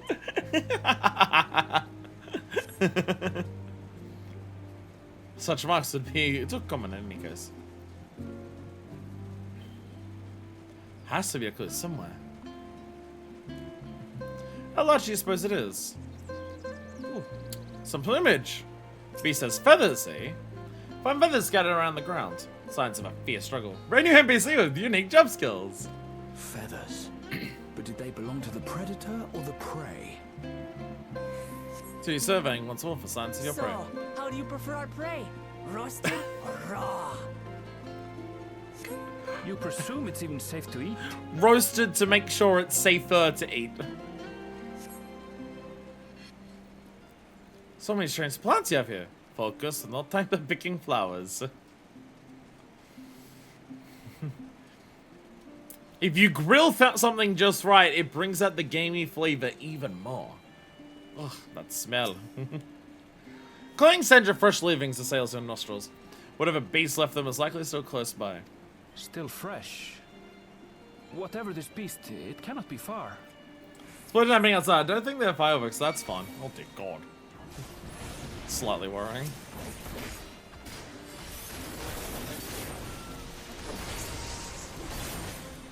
Yeah, we've all got Aaron we'll handle. It's a race now.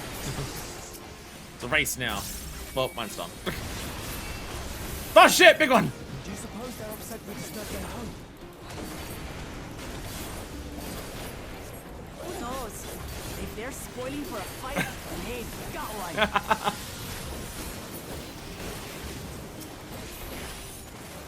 Oh, Mithril Tempest! I saw Mithril Tempest on there. Let's head back and report what we found. Because I think it's Mithril Tempest. The one where you jump and spin the axe and like slashes appear around you. I forget the name of like all of the AoE circle attacks that warrior has. There's so many versions of them. I forget the difference in names.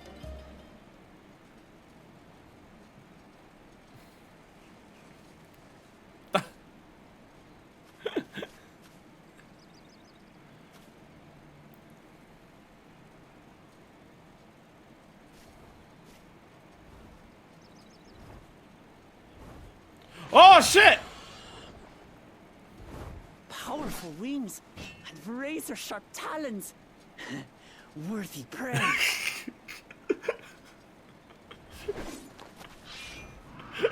She's so excited to fight everything. I love her. Oh shit! What is that?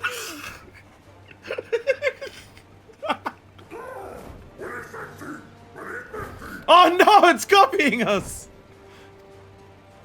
It speaks?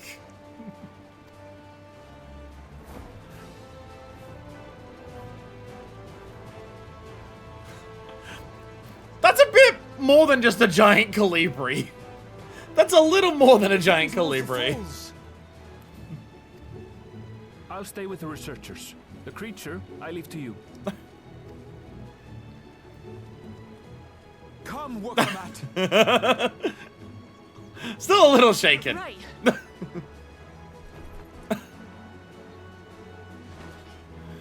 Let's go! Whee! Magic zip lines! Gotta make sure you do the hero landing. It's very important for the zip lines to work properly.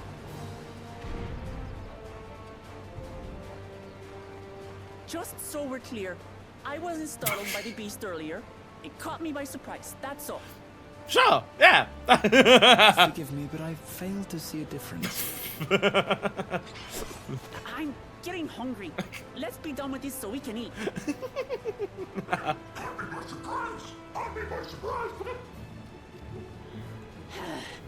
Think you're clever, huh? I'll rip off that beak and roast you on a stick! Oh, it's personal now. It's personal now. Oh my goodness. I appreciate that, like, after everything that Endwalker is and everything that Endwalker, like, wants to get across with its post-game content, I am so glad that our introduction to Dawntrail is so fucking fun. Makes me really happy that the intro to the next expansion is focused on being, like, fun. Although you like bird, I'm going to have the last laugh. Oh, I'm going to enjoy sinking my teeth into you.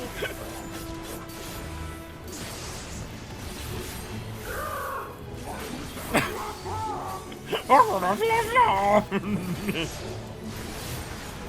got red whites. Shut up already, you blasted bird!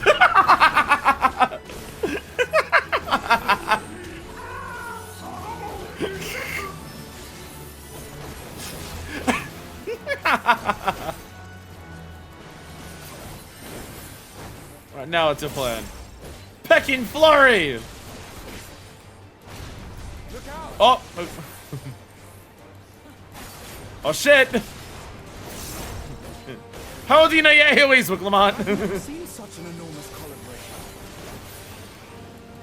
That's a little ridiculous. I will definitely agree with that. Sticky spit? I don't like that. Not good. Oh shit! Quickly, gather together. Stack market time! Oh no! My burst window! I've got you. Yo! Yo! That was too close. Yo! Steady now. Well done!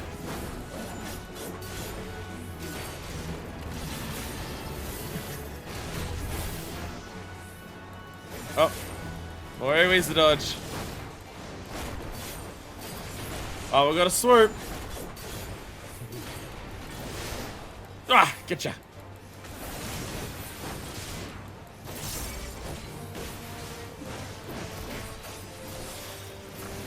Fucking using the home gang to like pull out and do rescue. That's so cool. So cool for home gang to be used as a rescue option. Spread out, everyone. That's really big. That's really big. Oh my god, the knock up. No! Oh shit. So get out! Alright, you might be better at getting out of spit. I'm better at getting out of tornadoes. Attack the wind! Attack the wind! Thank you.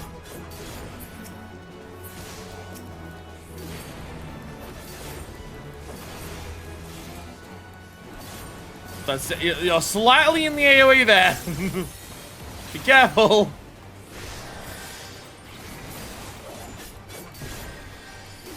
There we go. Ruffling of feathers. Oh shit, the wings! Oh no! It's Tiamon! That was hardly a tickle. That is actually... that damage is starting to add up.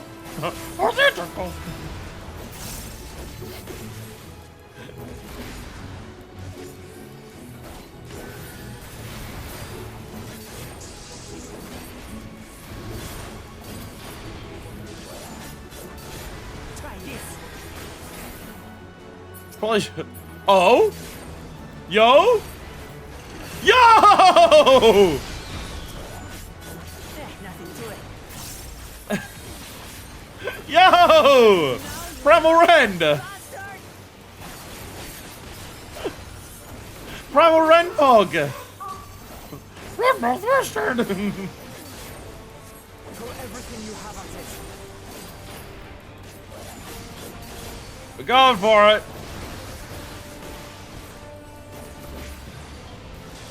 It's almost done. There we go. Yay! We did it. And yes, the idea of getting to know someone well during a hunt. I know that Wooklama is someone I can trust in a hunt. The home gang rescue was Pog and Hildibrand, like alongside us two, and like. And That's I had Grahar barely and the Warrior of ended Light. that's Grahar and the Warrior of Light. She was holding her own like alongside us. That's a lot. That says a lot pretty quickly.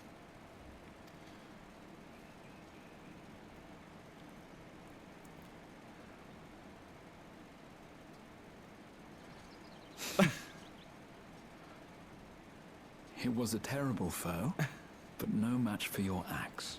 There's some level of nervousness here. Like the immediate intimidation.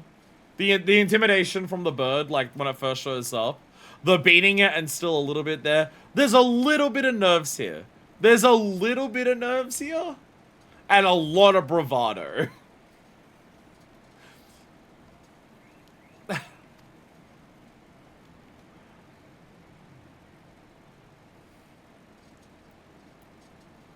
Only to be expected. You were pretty impressive yourselves. I was right to invite you on a hunt. Oh shit! What a curious bird that was. Though we have similar in Tural, they don't grow so big or use such dirty tricks. Dirty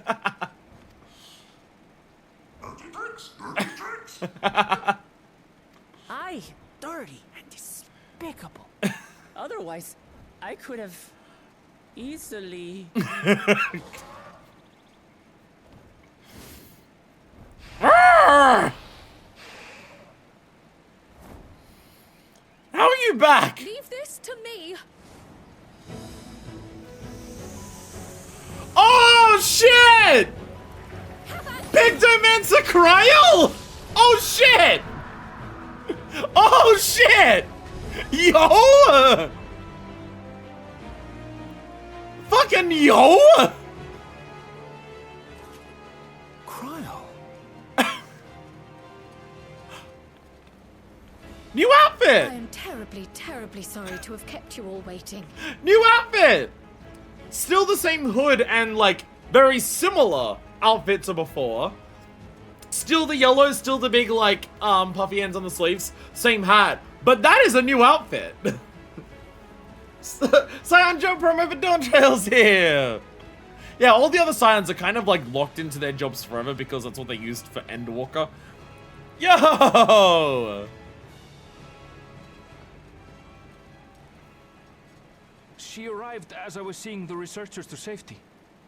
It was all I could do to keep up with her after I explained what happened. It's alright, she was able to get here on time because that dash that Pictomancer has like a 20-second cooldown. She was able to get here super fast by just spamming that on cooldown, it's fine.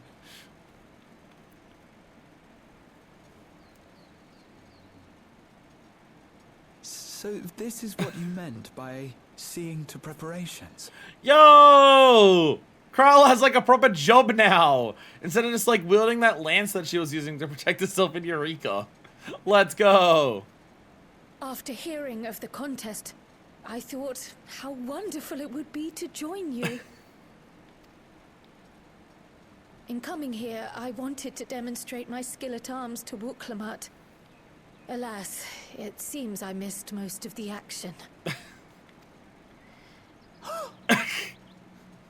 You landed the killing blow! That was amazing! The piece didn't stand a chance! You landed the killing blow. We struggled to do that, so that's fun. Best pass level 60 white I'm mage. glad to have been of service. Let's go! May I ask what inspired this change? Well, I wanted to go green You will mage. recall the time But then you I realized there descended was so to many the colored ethereal mages sea already in the game. search of Hydaelyn. I do remember this, yes. Recognizing that my skills were inadequate, I chose to provide support from afar rather than join you. It was the same when you set forth for Ultima Thule. How it pained me to stay behind again and again. I was sick of being a bench scion. Tataru already has that job for bench Lalafell. And Tataru's whole thing is money and, like, crafting. She's a Pictomancer! That's what inspired this change. Ever since the final days were averted, I've used every spare moment to hone my craft. Yeah, so, like, you've got the entire patch cycle where she's been practicing this, and that's, like, how she's now, like, adept at using Pictomancy. And, I mean, she was a good mage As you before. all have adapted your methods to suit the circumstances, I started by considering how I might best contribute. And after much deliberation, I arrived at my answer.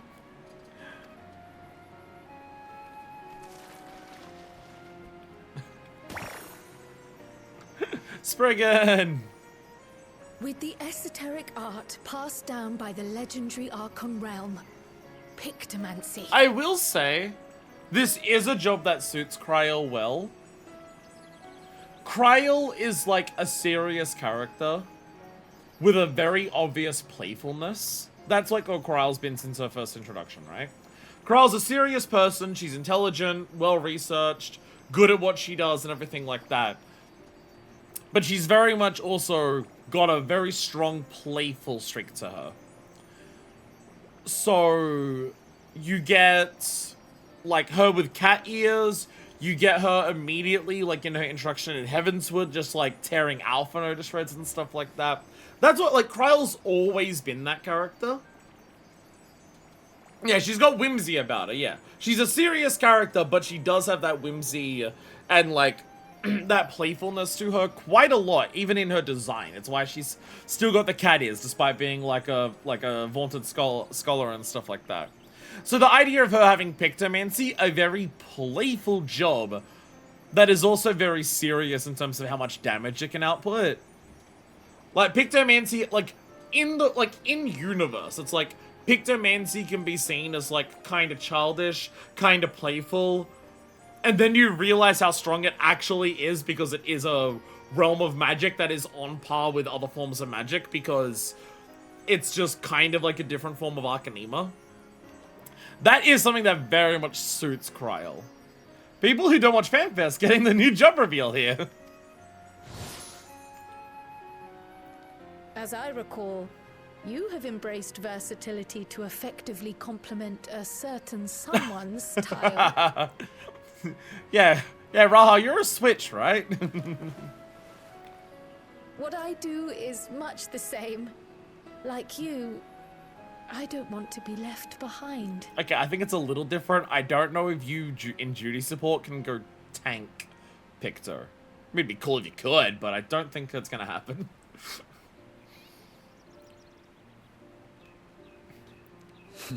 Indeed. I must say, you appear to be especially keen on being involved in the ritual of succession. Is there any particular reason? Why doesn't Avana get to be picked up? We asked the boy to draw a circle and it took him 2 hours. Yes, there is. This letter from Tuli Yolal. It was addressed to my grandfather Galuf and turned up among the students' archives. The ink was faded, so I couldn't fully make out the sender's name. Galul, someone. Jaja. Gulul Jaja. That's my father, the Dawn servant. Okay, so, like, that's an important letter. That's an important letter. Also, Dawn Servant. That's like the title for the leader. What does the letter say? It's a cool name. Ah, because Dawntrail, I get it. While much of it isn't legible, it appears to be a request to investigate the Golden City. A request to investigate the Golden City? From the Dawn Servant himself? That's kind of a big deal. Well, well. Seems it may be more than a rumor after all.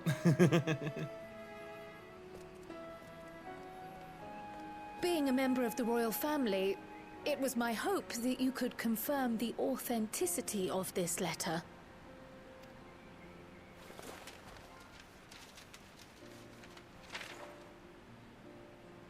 I can say for a fact that my father didn't write this. Given how culturally diverse Toliolal is, it was decided some time ago that a common language was needed.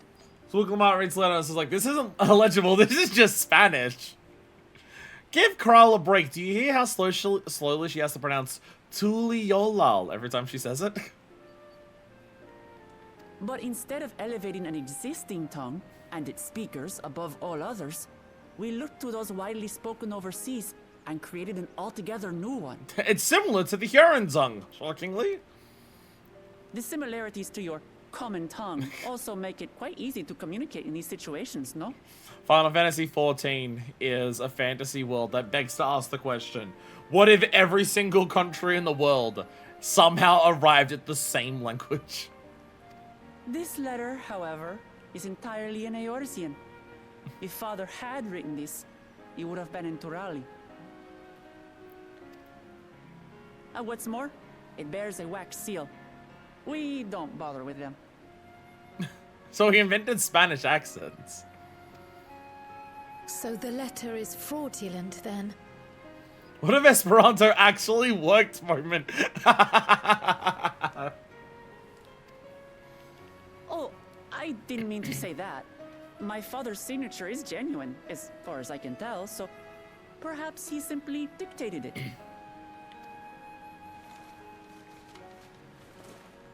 A lot of explanation of why it's fake to just be like, oh, maybe not I though. see. Oh, thank you for the confirmation. It seems my grandfather indeed had dealings with Tuli Yolal.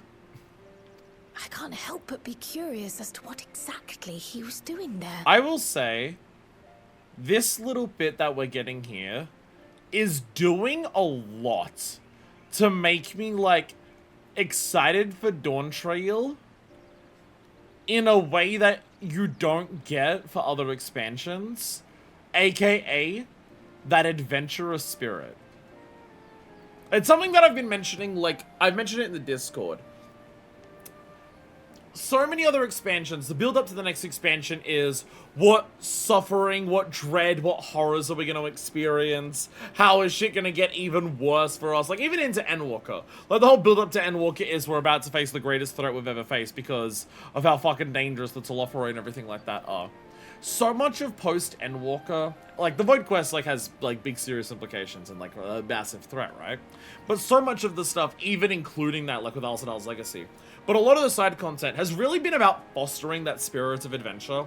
That reminder of when there isn't big, massive, ominous threats on the horizon, we still enjoy adventure. Something that we have enjoyed about every expansion, even if it's not at the forefront because of, like, the big dramatic stakes there, is exploring new places, meeting new people.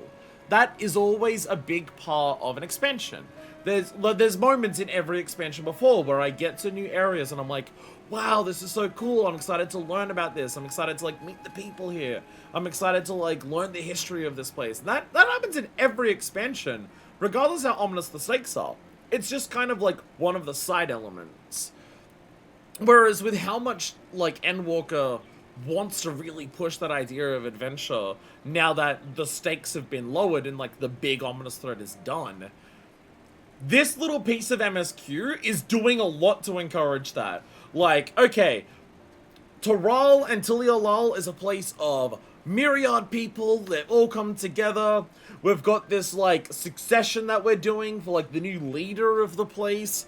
We've got, like, Wuklamart mentioning a place that has a shitload of ice, and it's just like, what's that doing in South America? We've got mentions of this gold city and already the rumors about what that is, and the history of, like, that involving Garlof, and possibly, like, the leader of Tiliolal and stuff like that.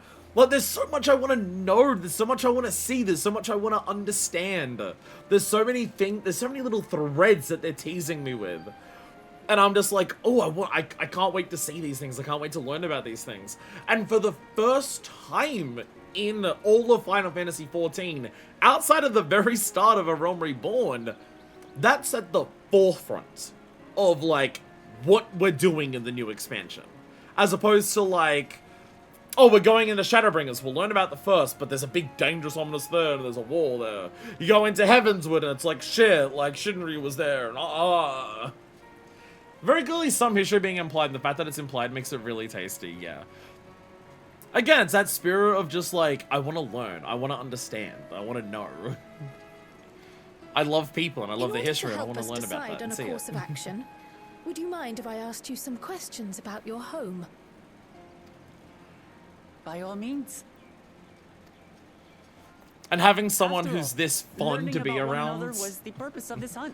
And like, not only is it all of that I'm excited to do for, like, all of these positive reasons of just, like, the spirit of adventure, not only do I have that, but, like, our person who's going to be taking us on that journey is this character who's just really fun. That also helps a lot. We don't have it, like, again, I love the Scions. I'm not criticizing the Scions there. But again, the Scions are, like, more contemplative, more, like, considered, like, contained emotions where they think, like, and everything like that. So have someone who is just openly, I'm having fun. I'm having fun. I'm, like, excited about things and stuff like that. Someone who's super gung-ho. Like, that really emboldens that spirit of adventure to be, like, alongside them for it as well. Like, I'm already at the point where it's just like, I'm excited to go on this adventure because no matter what, we're going somewhere I don't know, and that's exciting. And if I'm alongside Wook Lamont for it, it's gonna be fun. We can talk while feasting on this fellow. I, for one, am starving. And also, she's super into, hunting animals and eating their gamey meat, which is, like, a very specific minor trait of Minifest that she's had since A Realm Reborn. And, hey! We have a kinship over that. We're eating that. How is that not exciting, Gra? Tonal contrast is huge as well, it must be said, and very deliberate. It's very deliberate. It's very deliberate.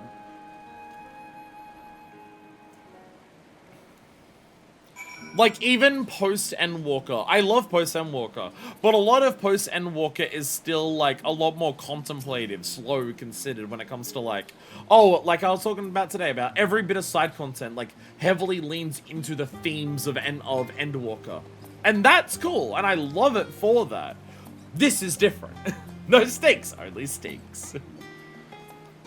Thanks to Wook Lamont, we now know who sent the letter to Grandfather, among other things.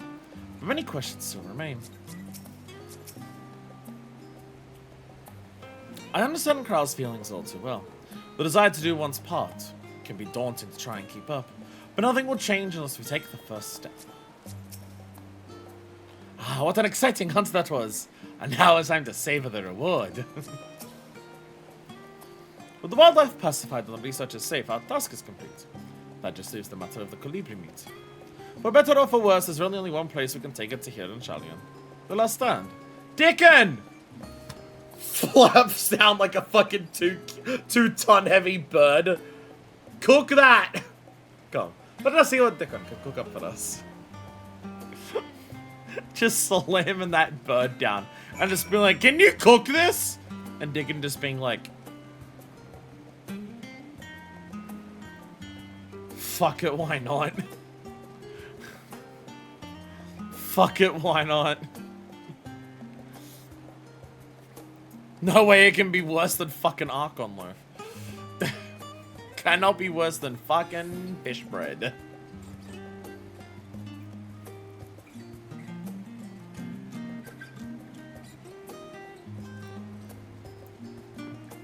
Dickon! Hello. Well, now there's a famished face if I've ever seen one. What can I get you, Minifest? I brought this bird. No, not the blue one on my shoulder. Oh, bird meat from the hunt, you say? Leave it to me. I have just the recipe. It's a new dish I recently learned from some sailors. And for you lot, it's on the house. Have as much as you like, you hear? We had a whole questline about making better Archon Lift. Hey, Densha. That is true. We did make Mervyn bread. And it is, like, actually meant to be tasty. So that is good. That is a really good point. We did make Archon bread, but it's actually delicious. That somehow happened. That somehow happened. Come, come. Let's enjoy the bounty of our first outing together. This is just such a specific trait to give this character that Minifest has. It is such a specific trait to give this character that somehow lines up with Minifest. I've said this since A Realm Reborn. Minifest as an adventurer, as someone who loves novel experiences and experiencing new things, because, you know, everything about wanting to be an adventurer, and now like the Asm shit just like further incentivizes that. Minifest loves trying new food across all the world and everything like that, and loves indulging in, like, you know, the types of sweets they have in Nishgard, or the types of like savory and bitter delicacies they got in Hingashi, and, you know, all of that stuff. But as I've said, since A Realm Reborn, Minifest's favorite food is hunting a creature and cooking its meat over a campfire. Because it's nostalgic. That is one of the elements of growing up from her homeland that she thinks about and is nostalgic for. And so because like, again, the whole thing of just like growing up, it's like super individualistic society. So from a super early age, she's had to learn how to hunt her own food and cook that. And so just the easiest way to do that is hunt a creature with super gamey meat and cook it over a campfire and eat it. And so, like, that's, like, the one part, like, that's one element of nostalgia that she has for home. Is the simplicity of a meal that is just gamey meat that you've hunted. So to have that specific a trait line up with our new character here is kind of weird. This game is made for you in particular. Again.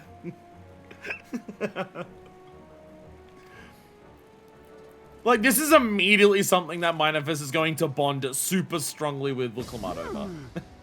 I'd heard that Charlian cuisine was terrible, but this is fantastic. This is the one place in Charlian where you can get good food. Do keep that in mind, Wuklamad.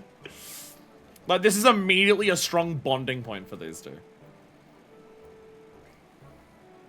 What is this? Oh, it smells Oh, have we got curry? spicy. Oh, have we got curry? Oh, come now. Since when did you become so soft? It's not like we don't have spicy food in Tural, too.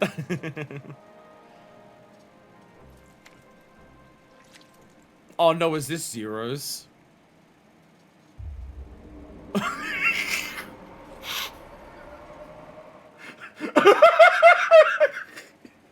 According to Dickon, intensely hot dishes have become popular in Razadhan after a traveller ordered a curry with several times the usual amount of spice. Let's go, Zero!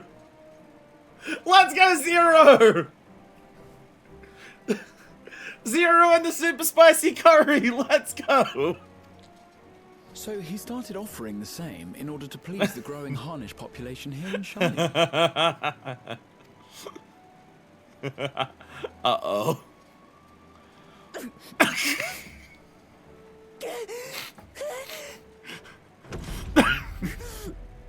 It's nothing I can't handle.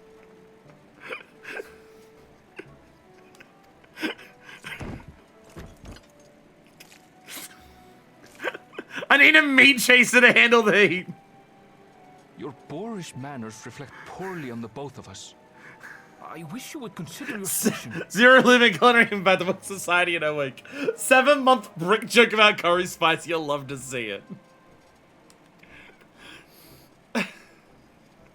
I swear, sometimes it feels like you open your mouth only to criticize.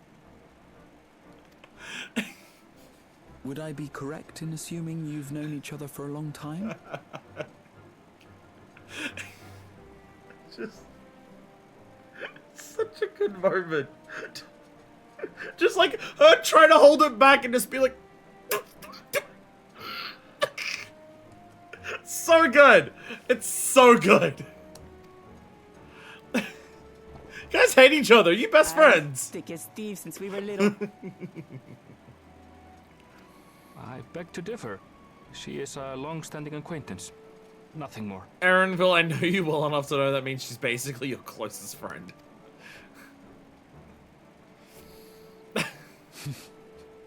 I see. I see. All this time you were from Tural. Oh, would that I had known sooner. There's so much I'd like to ask. Probably why he didn't say anything. You and everyone else.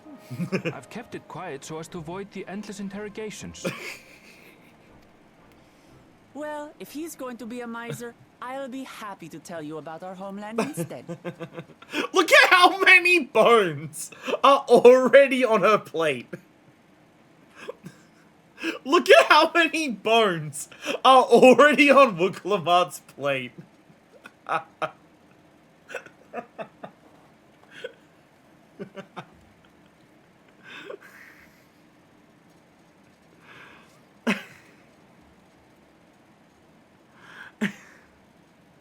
Chat, is this a safe space? Chat, is this a safe space? Is this a place where we can share our opinions without fear of judgment and criticism?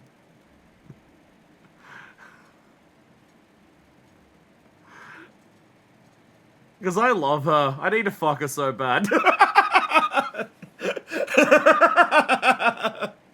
That's my kind of woman right there! Since ancient times, many peoples have called Tural home. And they've been fighting each other for nearly as long. Oh, we got the serious music and she's speaking with a toned down voice. Sorry, I've got to bring it back down. Bring it back down. She's having a serious moment.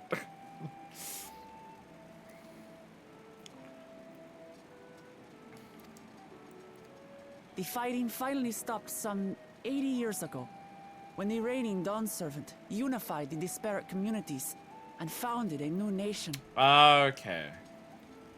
So it's similar to like a Limsa situation, where it's like the actual country as you know it now is relatively recent. And it's like And that's how a bunch of like Priolal came to disparate be. groups together.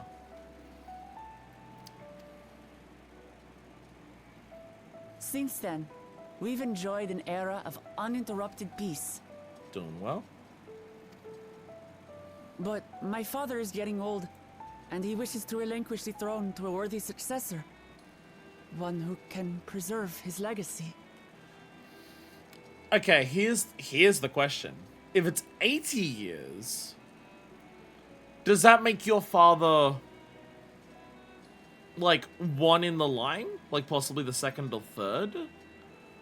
Or is it your father who did that? I ask because I have absolutely no clue the lifespan of Mamuja. I have absolutely no understanding of how old Mamuja live. So saying 80 years ago, it could have been her dad, like in his prime, and just Mamuja lived like Elzen years. And so 80 years has passed, and now he's getting old. Or it could be Mamuja like have like Huron lifespans, and it's like, okay, he's like the second or third Dawn Servant. Including myself, there are 4 claimants to the throne. But while we all have the right to participate, one among At us least 10 years. cannot be allowed to rule. Also, like, you have like a specific person, you're just like, no.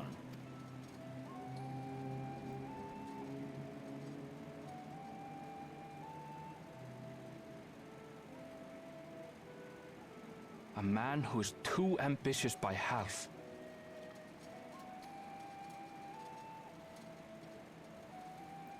Word of the Garlean Empire's collapse has reached Tural. While most are simply relieved, he sees weakness to exploit and would lead our armies across the seas on a campaign of conquest. So one of the seekers to become the new Dawn Servant is like, oh, the Garlean Empire's gone? Time for our own empire!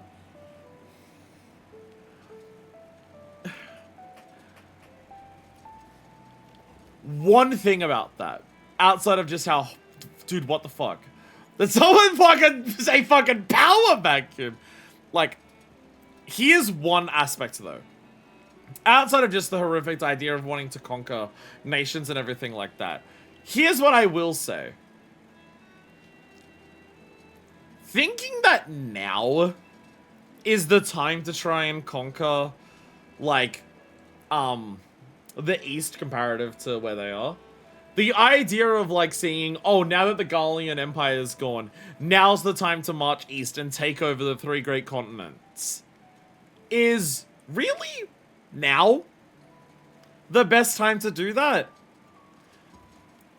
The time where the alliance between most of the nations that make up the 3 great continents is at the strongest it's been for several hundred, if not 1,000 years.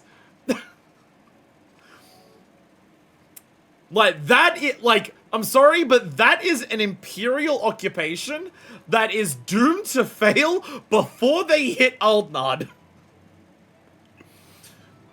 Oh, there's a bunch of warships coming from the west. They seem bent on taking over the 3 great continents.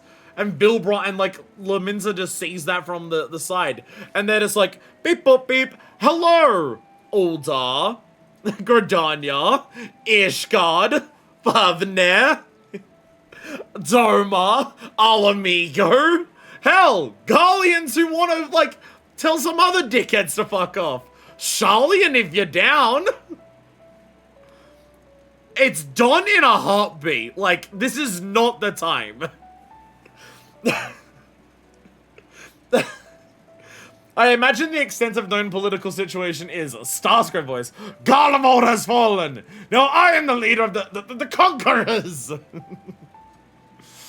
Like, this is like, outside of just like how horrific the idea is, like, this is a moment where this is doomed to fail from literally the start. Like, Garlemald was only able to successfully get a grip hold in parts of it.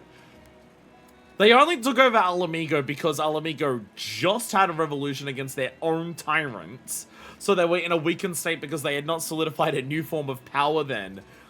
And it took a lot to overtake Doma. The other provinces, you know, it's a bit different, but like just Gridania, Uldar, and Limsa Laminza alone was able to fend off the 14th Legion. Like, I know the Warrior of Light was there, but like, let's just take, outside of any more theoretical occupations in the future, let's take the Warrior of Light out of the equation for helping the Arisen Alliance. But if we're doing that, we're also taking the Ultima weapon out. And Operation Archon was explicitly described as a massive victory against every castrum that was involved. Like, Operation Archon was very successful at stopping being able to, stop every single castrum in Eorzea from doing anything. And we were only required because an Ultima weapon existed. That was 3 nations alone working against a threat that was, like, right on their border. This plan is doomed from the fucking start. There's no shot this works. The singular worst timing for it. After everything my father has done to give us peace, he would drag us back into war. Like, good idea to stop him from becoming leader in the first place, because, you know, fucking, like, yeah, war bad, but, like, even if he does do the war, like, you're fucked. Even with Day of the Calamity of just the Eorzea Alliance versus the 7th, it was not overwhelmingly in Garlemald's advantage, Garlemald's side. That is true. That is true. Like, Garlemald had so many things working in its favor, and it still, like, just managed to do what it did do, and, like, had a number of losses.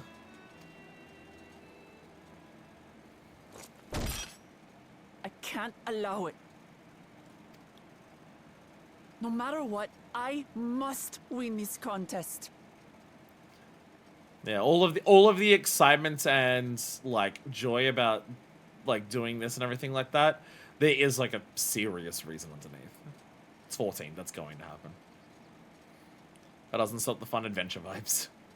I understand your reasons, but this being an event that will dictate the course of your nation's future, is it appropriate for outsiders like us to be involved? Hey!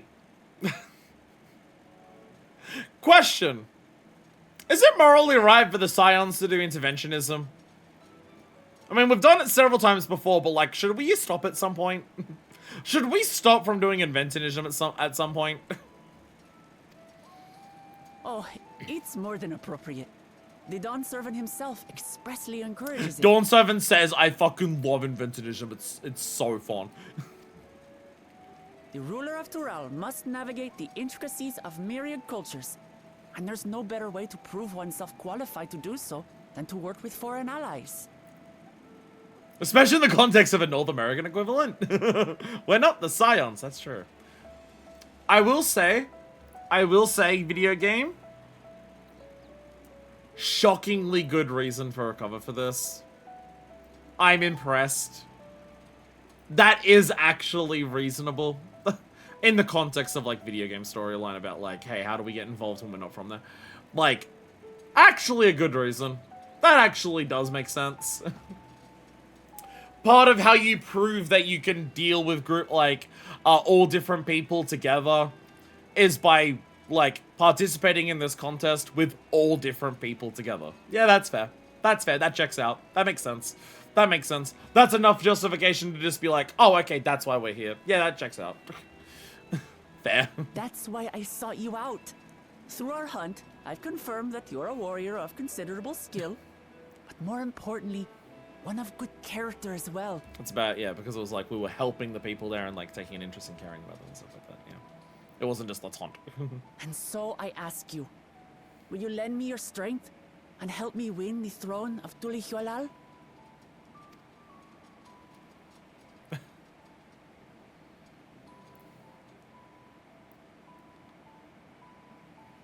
You don't need to decide right this moment. But I will need you if I'm to triumph over the competition. I'll stay here as long as I can while waiting for your answer. In that case, allow us to prepare a room for you at the Baldessian Annex. That's very Give it like kind of 4-ish months.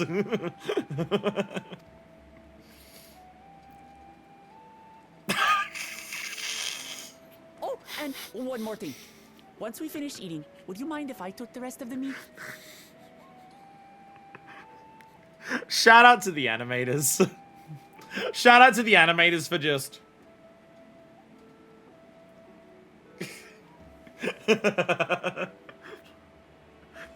Shout out to the animators for just how well done that was of just looking over somewhere else. And smiling at the meme.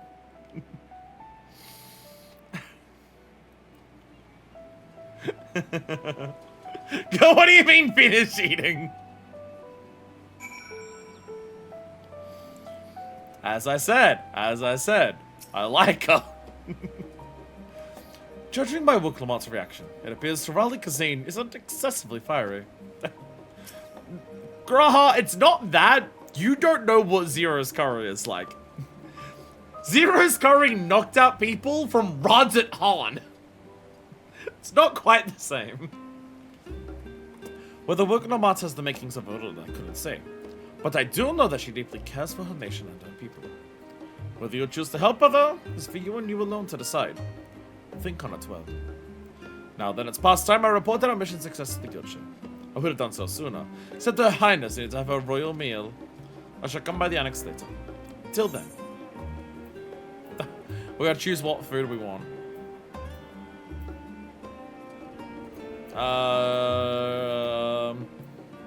Babuinish. This was curry designed to taste someone whose sense of taste is dulled. The Coming Dawn. I wonder if this is the final quest. Grahatir is mulling over what you have learned of Wooklamot and her plans. Well, I dare say we now have a fair grasp on Wooklamot's situation. Still, you've been afforded your time to consider her invitation. Why not use it to learn more about Tataru? Lumen and his band have some information on the continent. Certainly wouldn't hurt to be better informed. Quite right. Not only would it help you make an informed decision, but if you do choose to go, you'll be better prepared for what awaits. Come, my friend. Let us be off to the archives. This is taking so long. I once again need to change the headphones. What? A Final Fantasy XIV stream. Taking longer than it needs to. Because I'm slow and I stop and don't shut up a lot. Oh no, the other headphones didn't charge. Oh no, the other headphones didn't charge. Oh no, I don't have headphones left. Shit. Shit, not right at the end, no. Not for the very end do I lose headphones, no. No, shit. No. Fuck. Shit. I hate cases like this. I really do. It's just so hard to tell whether something's actually going to be charging when you put it in one of these things. It's so hard to tell if it's actually charging or not. You just kind of have to shove them in there and just, like, hope for the best. And it's annoying.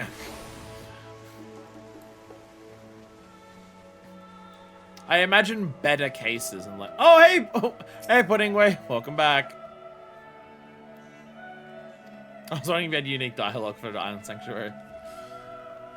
I imagine better cases like light up and have something on the front to be like a confirmation that it is indeed charging. I imagine better cases do, but.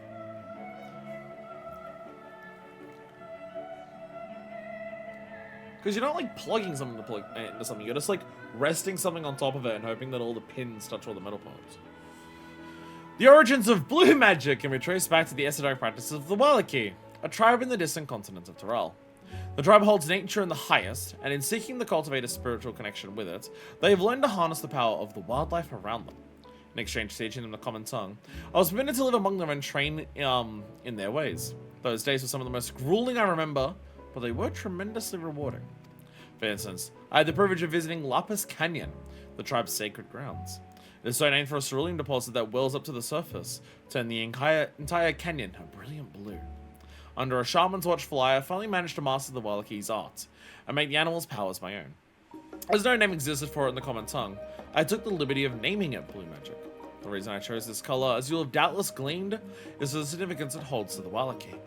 Cannot think of a name more fitting to honor the people from whom this noble magic was born. So is that written by Martin?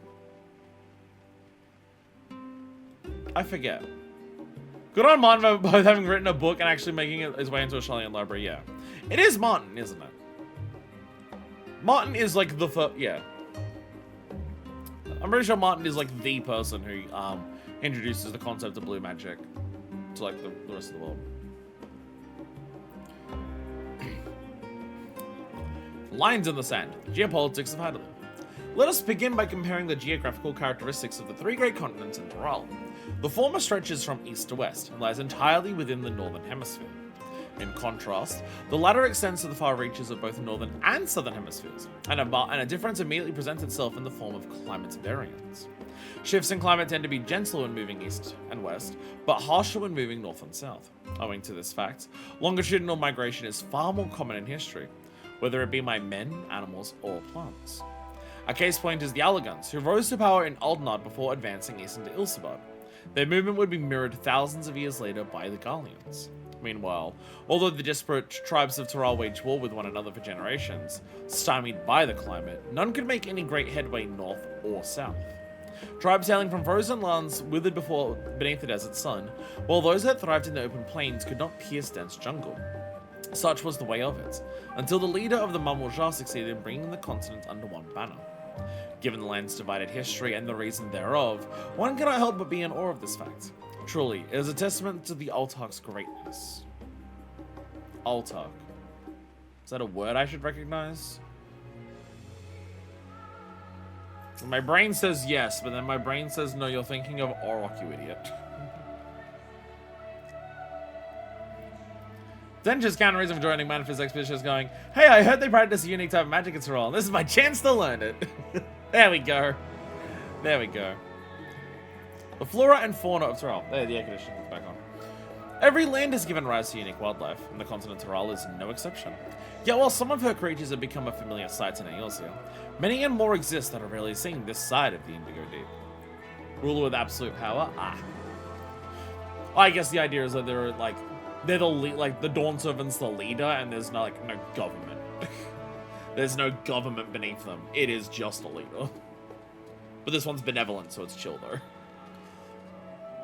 Blue Mage hasn't been updated to 100 yet. So it's like when they update Blue Mage to 100, they're gonna have to like include the stuff here about like, oh, Blue Mage is gonna have like special quests at level 100 to actually like visit the canyon that they were just talking about.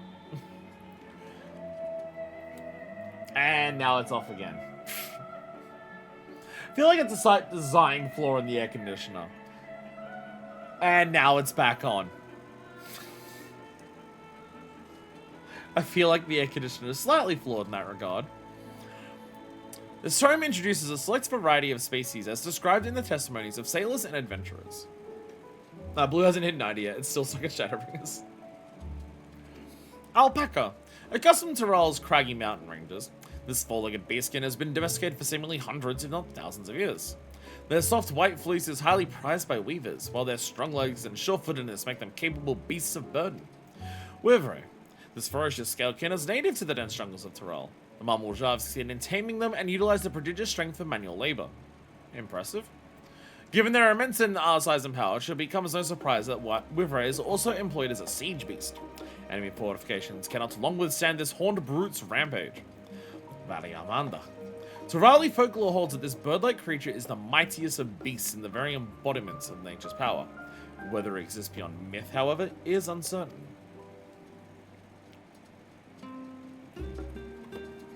So it's kind of like a phoenix myth, like it just is like very like bird that exists in history that we're like not certain of. Eorzea Kazan, a history. It is impossible to adequately discuss Eorzea Kazan without speaking of the land which many of our modern-day staples hail from, the far western continent of Tyrell. Ogre pumpkins, ruby tomatoes, even the ubiquitous popoto. These crops and more that regularly grace Eorzean dining tables trace their origins to the New World, as the place is known to most. Hey, look! It is America. It is just America. The tale of this culinary immigration begins in the year 1498 of the 6th Ashland era, when a Lamintan sailor named... There's the relevancy! Ketanram! Successfully traversed the Indigo Deep to arrive to the theretofore unknown continent. Yo! Yo, we heard this name in short stories yesterday. This was one of the books that Yashtola's sister got about this guy. 1498, how long ago does it put that? I always forget the year that the 6th Ashland era ended. It's 15 something.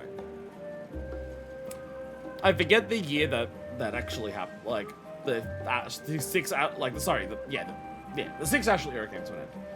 I keep forgetting the when that happened. Like when the calamity happened. It's 15 something, but I don't remember. I can remember lore details, not remembering year numbers. That shit ain't happening. Ketanram spent several moons exploring inland, in the course of which he encountered the denizens of the sprawling nation of Marmorja. 1572 was 1.0 year. Okay, so it's like nearly 80 years before 1.0. Okay. Well, like 75. Oh, so there's a nation of Marmorja, like, so like, Marmorja was a nation, other people are a nation, and now they're all like united, yeah. He was even granted an audience with their supreme leader, whose confidence he won along with permission to roam freely.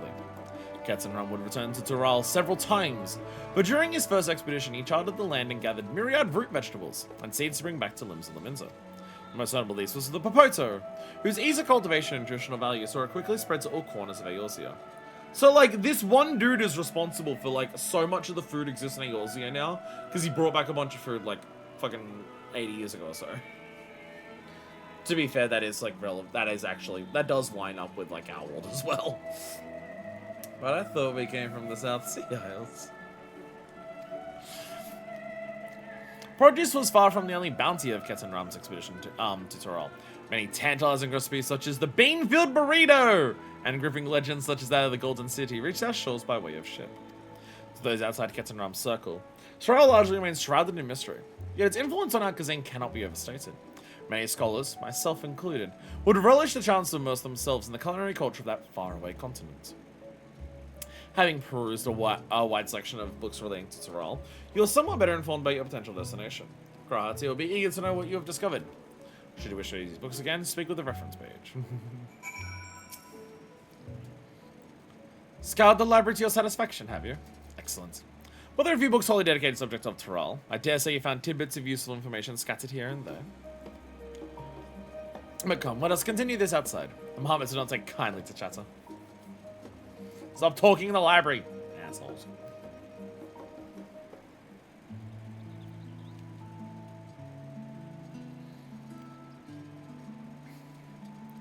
Now then, I'm quite keen to hear your honest impressions. Could not but notice that we read the very same book on Kazan. I was pleasantly surprised to find references to Tyrell within. Among them, did anything in particular pique your interest? Proposals, I have a newfound appreciation for them. I'd rather take them to the tale of Ketenram, or the legendary city of gold. I'm curious about this. Ketenram apparently took multiple journeys forward and back, then forward and back, then pull one foot forward. Also, just because I heard the name in short stories recently, so it's like, oh my god, lore. Connections. Yes, the renowned Limited explorer who traversed the Indigo Deep and discovered the unknown West. And his accomplishments didn't end there. He traveled to Torel extensively, and even forged a friendship with the Dawn servant. Oh!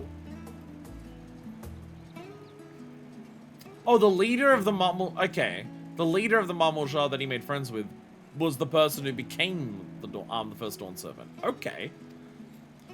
We were able to meet Ketenram. What things could we learn?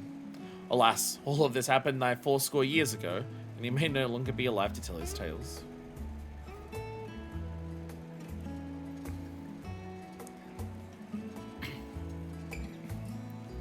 But moving on, do you perchance learn aught about the fauna of Torel? Given your adventuring background, I expect the topic would interest you.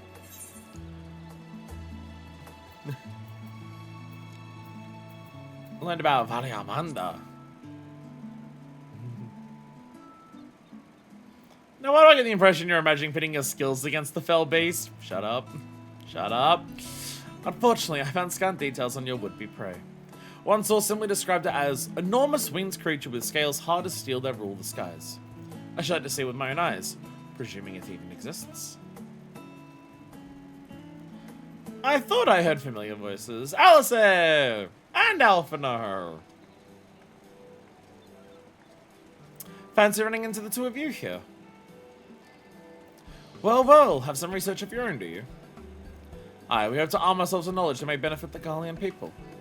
Having forged new trade agreements with Radzat Han, they will next look to foster relations with other nations. This includes former imperial provinces. In view of this, we have to find hints and history on how neighbors of differing races and ideologies might engage with one another. And what are the two of you? What endeavor brings you here today? Hey, we're about to go to a place that is currently existing in a state of a bunch of neighboring cultures coming together and existing in harmony. Hey! Hi there, my mouth. There, it's gone now.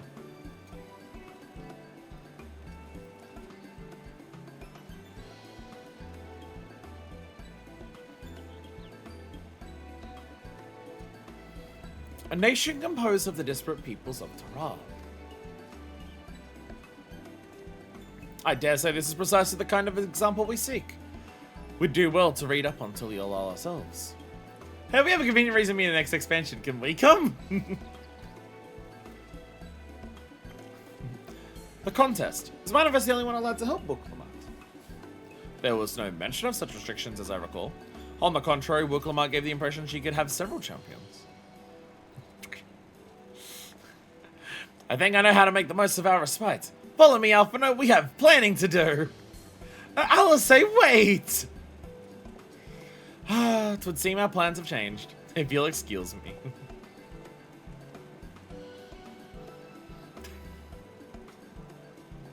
They never could rest on their laurels. Come, let us return to the annex.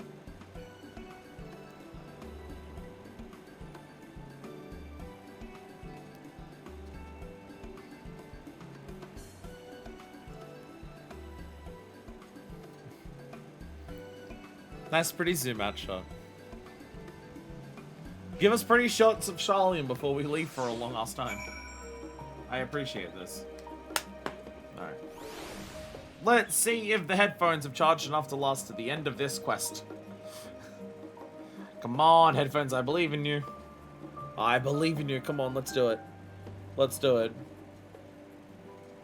Guys, I don't think this is what Euless meant by rest. Yeah, we decided to get some rest. Oh, really? What did you do for your rest? We got involved in the succession of a political leader of another country.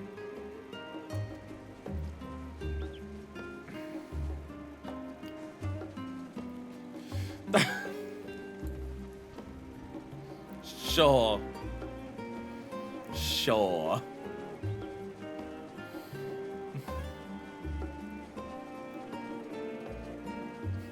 Don't fall into the river. Don't fall into the river. I did it. Chat, I didn't fall into the river. Aren't you proud of me?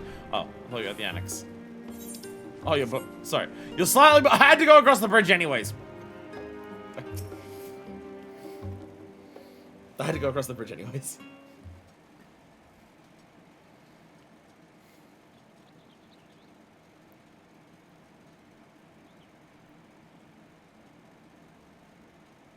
Fancy angles probably voiced. Good time for the headphones. Oh, it's just... Okay. Despite all that we've learned, I can't help but feel we've yet to hear the whole story. That's why we go. What about you, my friend? Are you inclined to accept or refuse Worklamat's request? You already know my answer. You already know my answer.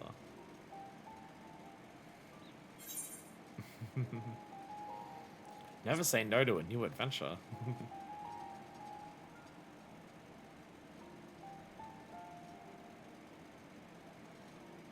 Ha! I thought you might say that.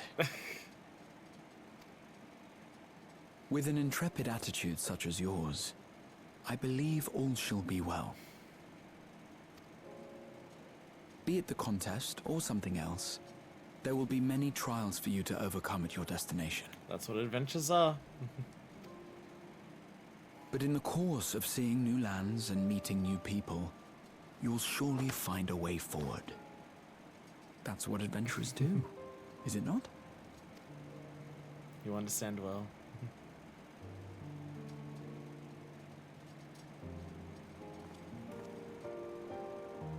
Such a journey would be the envy of many a scholar.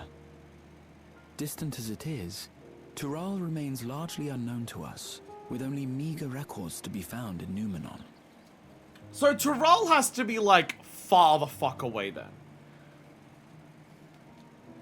Like Tural has to be quite a distance, comparative. The experiences to be had. I mean, all the other three continents All like the literally things connected, you so they might can't be too far away. hear, feel, and think. It's enough to stir me to the core.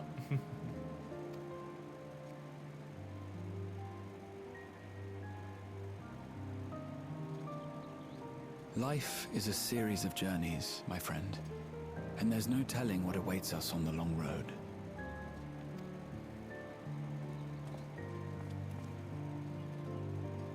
But what's important is to be true to yourself as you walk it. Only then can we hope to be content when we arrive at the end of one and step forward into another.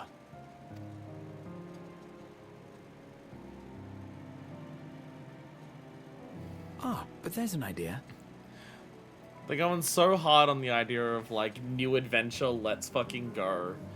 And embracing all of the things that come with adventuring. Which all the stuff that comes with adventuring is just like, you know, all of the themes of Endwalker. It's awesome, I love it. I have a matter to attend to at the Agora. Please, go on inside. I will join you shortly. Bye!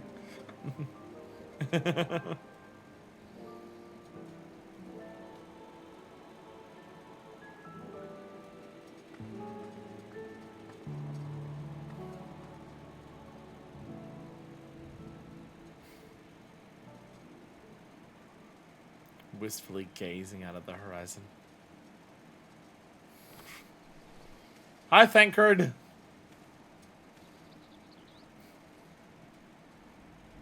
Thankard, it is not your turn! I'm having emotional moments. It's not your turn.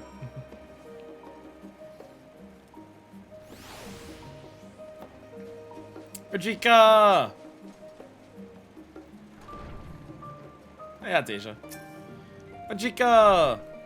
Welcome back, Manifest. If you're looking for Worklamat, she is currently with the others in her chambers. If you like, I can go and fetch them for you. Understood. Please wait to the main hall. To the main hall! To the main hall! To the waiting! I'm so absurdly excited for Dawntrail. God, I haven't turned up the sound for voice acting again. I'm so bad at doing that. Got to turn it down for like combat, and then I got to turn it back up for voice acting cutscenes. I keep forgetting that. I'm sorry.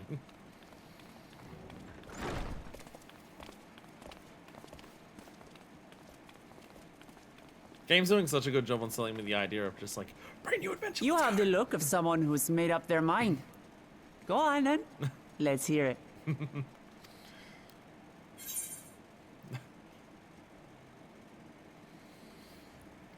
I've never been one to turn down an adventure. I'll do it. Oh, the Final Fantasy theme. Excellent. Here we go. You'll be compensated for your troubles, of course. That's how you know it's serious. Your time in Turov be its own reward.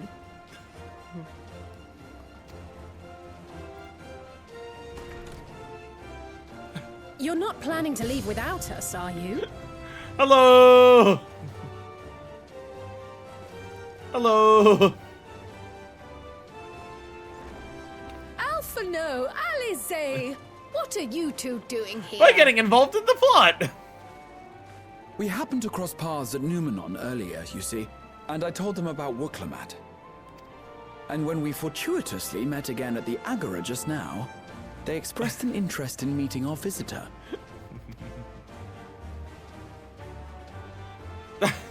Ah, you must be the twins who are sneaking after Erenville's toads.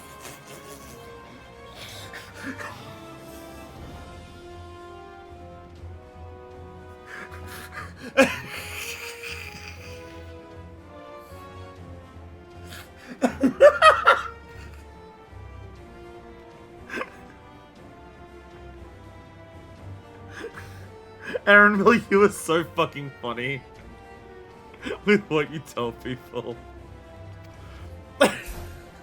100 things about us you could have told her, and you chose that. First impressions last.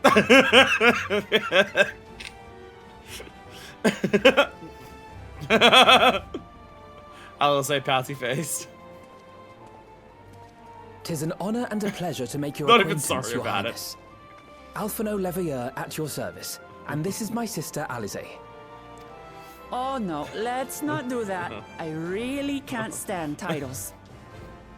Erenville's immune to your angry teenage girl powers. So, you want to participate More in immune the than contest Xenos too, was. is that right? More immune than Xenos was.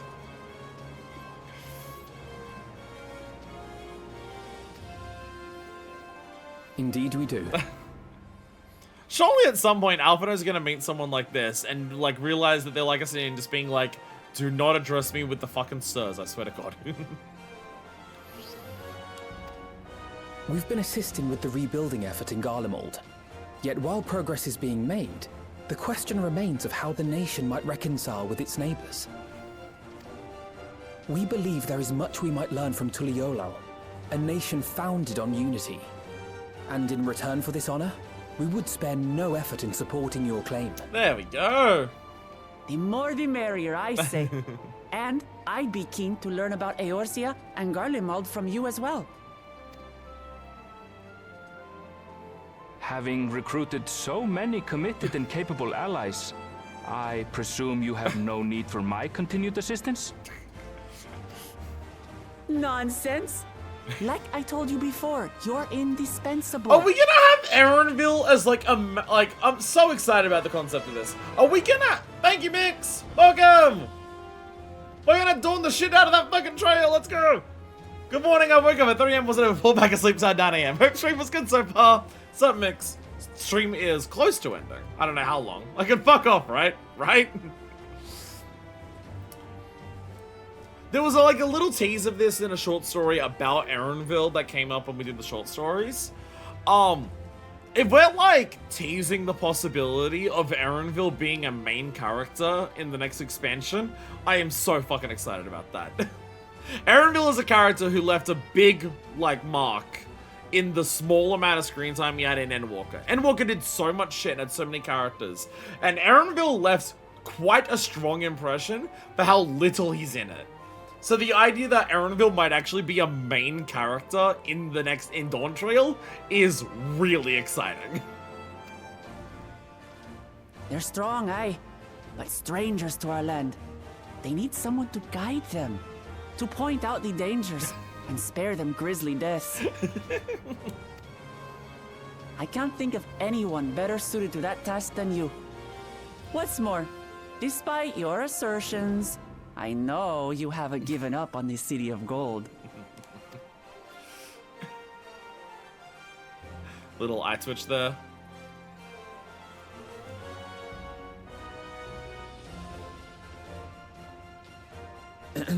As I recall, Kryl, you were the first to state your desire to visit Tural.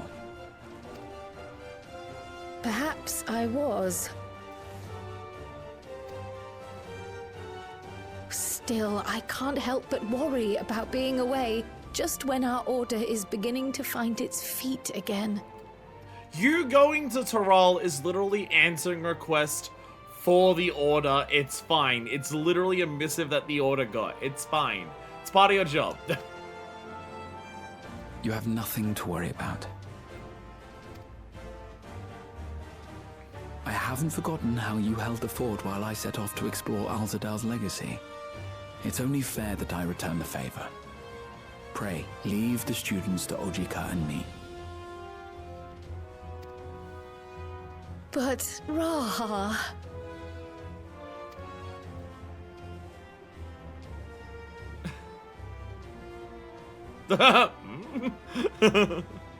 You want to retrace your grandfather's steps, don't you?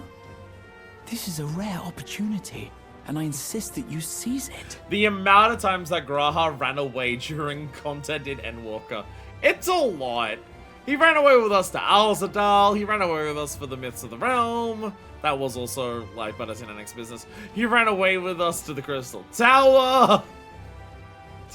We didn't do a lot. We did a lot. While Kral was stuck here. To be fair, Kral joined for one, but again, it was Bardessian.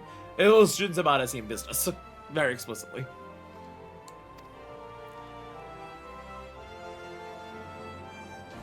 Thank you, Raha. Thank you. Well, looks like it's settled.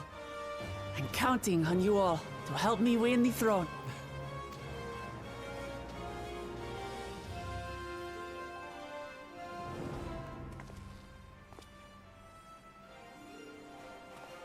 I suppose now is a good time to show you what I spent a small fortune on at the Agora. That's a map. That looks like a map. It's a scroll. It looks like a map. Do we have a new map? Do we have a new map that shows Tural on the map? There.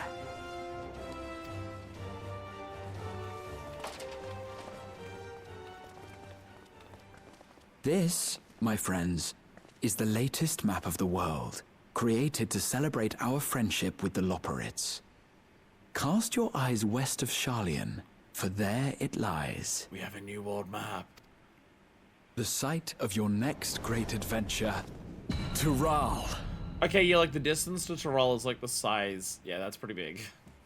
It's not as far away as Gashi is from like where we are now.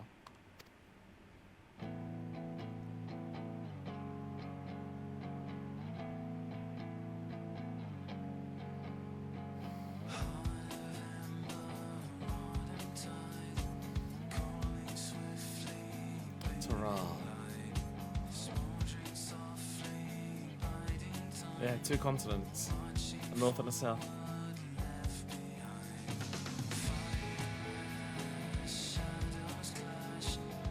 Endwalker's really coming to an end, isn't it?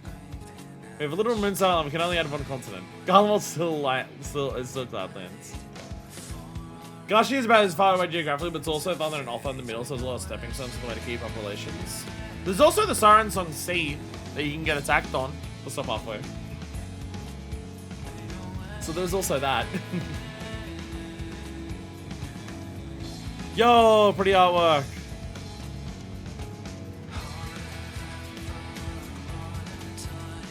Dawntrail's, I mean, Endwalker's really over, isn't it?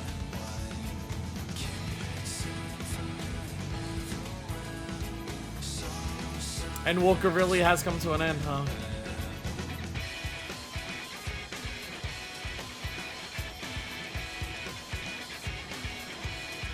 Gonna be over in a couple minutes. I like how I have this picture for Kryl with that staff, and it's like, here's a picture now.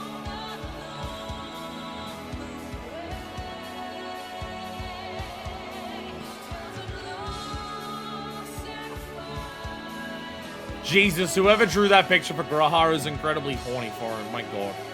Is it just Amano? Does Amano do all these? I don't know. But that is one of the horniest pictures I've seen of Grahar in terms of his face and the pose. My god. My god.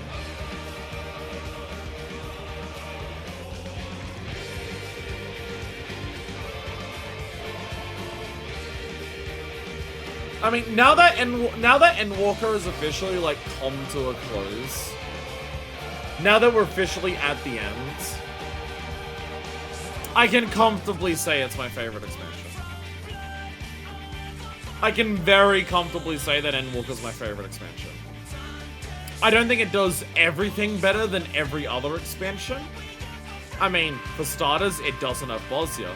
And I definitely understand that, like, the patches might have more problems for people who played it as it came out, just for a lack of, like, massive content to really sink its into. Island Sanctuary is more limited to, like, how long you do it for. Variant dungeons are very bespoke and, like, have, like, a very limited amount you can do with them and stuff like that. The relics are just, like, times. I understand that, like, a lot of it is stuff that will have, like, a lot more issues if you played it as it came out and stuff like that. Becklog getting a VA credit for their one flashback line during Ultima Full.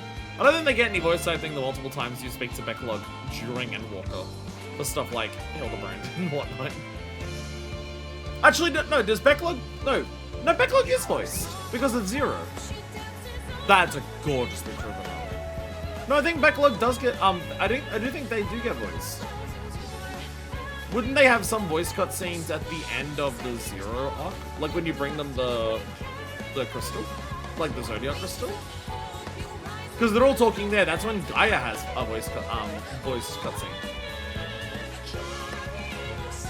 Gaia has a, voice line. I think Becklog's in the room there. I think they get to too.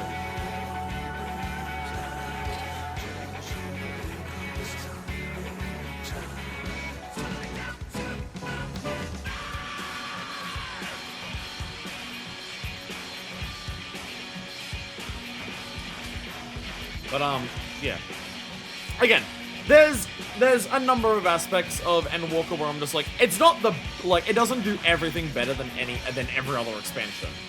Again, I love the patch stuff that you get in Endwalker, but I also am aware that playing it all back to back as opposed to having to wait between it, the wait would highlight more issues that Endwalker's patch content has compared to something like Shadowbringers, which has Ishgardian Restoration, which has Bosnia. But, like, base MSQ is just so fucking good for Endwalker.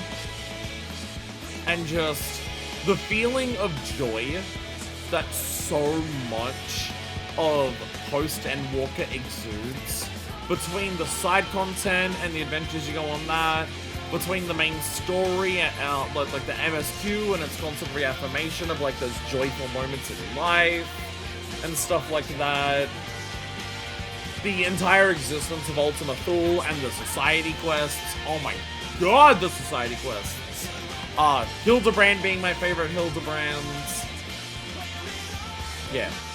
It's definitely a case of, like, pretty definitively, Endwalker's my favorite expansion so far. I still love Shadowbringers, and Shadowbringers is still absolutely incredible. Shadowbringers is still absolutely fucking phenomenal.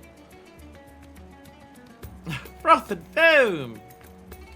Shadowbringers is still an absolutely incredible expansion.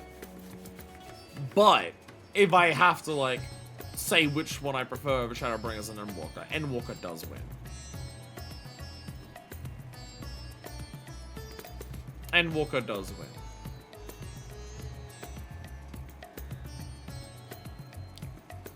The thing is that Endwalker feels the most like two giant pieces considered together, like Base Endwalker and its story, emotionally how you deal with it, what that journey is something that is very, very different to post Endwalker, with the Void storyline, the variant dungeons, and everything like that. Shadowbringers is a much more connected experience. The patch quest line still very much like, I mean, you have the 3 patches that are dedicated to like finishing the first, but even like a lot of the side content in Shadowbringers carries the weight of Shadowbringers in terms of like, everything in Shadowbringers is super intense emotionally. And that even applies to its side content. Its Relic series is about a war, like a revolutionary war, and like the horrors that occur during that. The Trial series is about the shadows of Werlet, which has like some of the most horrifying cutscenes in the entire game. There's a like the Eden quest line, again, has a lot to do with the first, and like has like horrifying moments in there in terms of just like shit, like nearly causing another flood of light, everything that happens to Gaia at the end and stuff like that. The fact that like the entire like lead up to Endwalker is so like ominous with the Telophora and everything like that. Shadowbringers, and like Shadowbringers is overall a hopeful expansion, and that is the point of a lot of that side content. A lot of that side content, even if it is like a lot of horrifying stuff that happens in it, it is overall hopeful at the end of all of those things. Whereas Endwalker where Endwalker is very much like 2 separate pieces. You have like what the base expansion feels like, and then you have everything post expansion and side content and what that feels like. And so I feel like something that really helps a lot of the side content in post Endwalker work so well is you go through base Endwalker. So much of base Endwalker is about, you know, choosing hope over despair, going into ideas of like why life is worth living, about the important things in life, about the connections between people and how that's the stuff that gives you hope to overcome the despair and everything like that. The fact that those connections between people, while one day will inevitably be lost, it's worth having it in the moments. And like the suffering that you feel by losing something is a worthy price to pay for having it in the first place and stuff like that. You have so much of base Endwalker that is about trying to hold on to those things amidst the most horrible despair ever. And then so much of post Endwalker is putting proof to that. So much of post Endwalker is about storylines that are reaffirmations of those moments. So many storylines are about those moments being shared, are about those connections being forged, are about those moments of like learning more about the world and understanding more about the history of the worlds and stuff like that. So much of post Endwalker is like proving like base Endwalker's point in such a different way that I really do feel like it elevates a lot of post Endwalker. A lot of post Endwalker can feel not as important or not as meaningful because the stakes on everything aren't raised to 1,000,000. The oppressive, like, depressing nature of everything is not like it was in Shadowbringers. In Shadowbringers, all the post-content shit is fucking depressing as shit until you get to, like, the bittersweet endings where it's just like, yeah, everything fucking sucks, but there's still a light at the end of the tunnel. There's still a small amount of hope to grasp onto in the midst of all this fucking bullshit. And so, in some ways, it can feel like Shadowbringers is more quote-unquote important because it's all about so much more serious stuff. Whereas a lot of Endwalker's stuff can feel a lot more in the context of, like, these giant weapons overtaking these nations, and, like, Gaius' adopted children dying in a revolutionary war to free Bosnia from the reign of Imperial Yoke and stuff like that. A lot of the side content in post-Endwalker can feel inconsequential in comparison. Why do I care about this island and trying to, like, make a nice, peaceful place here? Why do I care about, like, building a cafe at the edge of the universe? Why do I care about, like, helping Tataru's boutique and just, like, sell things to places and stuff like that? But Endwalker so fucking consistently reiterates that that's the point. All of the aspects of life, big and small, are what make life worth it. Those are the, like, those small moments that you share with people, where it's just a couple of people sitting around a campfire sharing a meal, or just like the nostalgic taste of reminding you of something that you had lost at the cafe or anything like that, or just going through the ruins of this old civilization and learning the true history of your civilization and understanding your parents that you lost at a young age a little bit more. It consistently reiterates how that's like the point of Endwalker, and that's like those are moments that you hold on to just as much as all of the biggest, most important things that happen. And I find that really meaningful. I find that really, like, I find that important. I find that, like, emotional and heart-touching.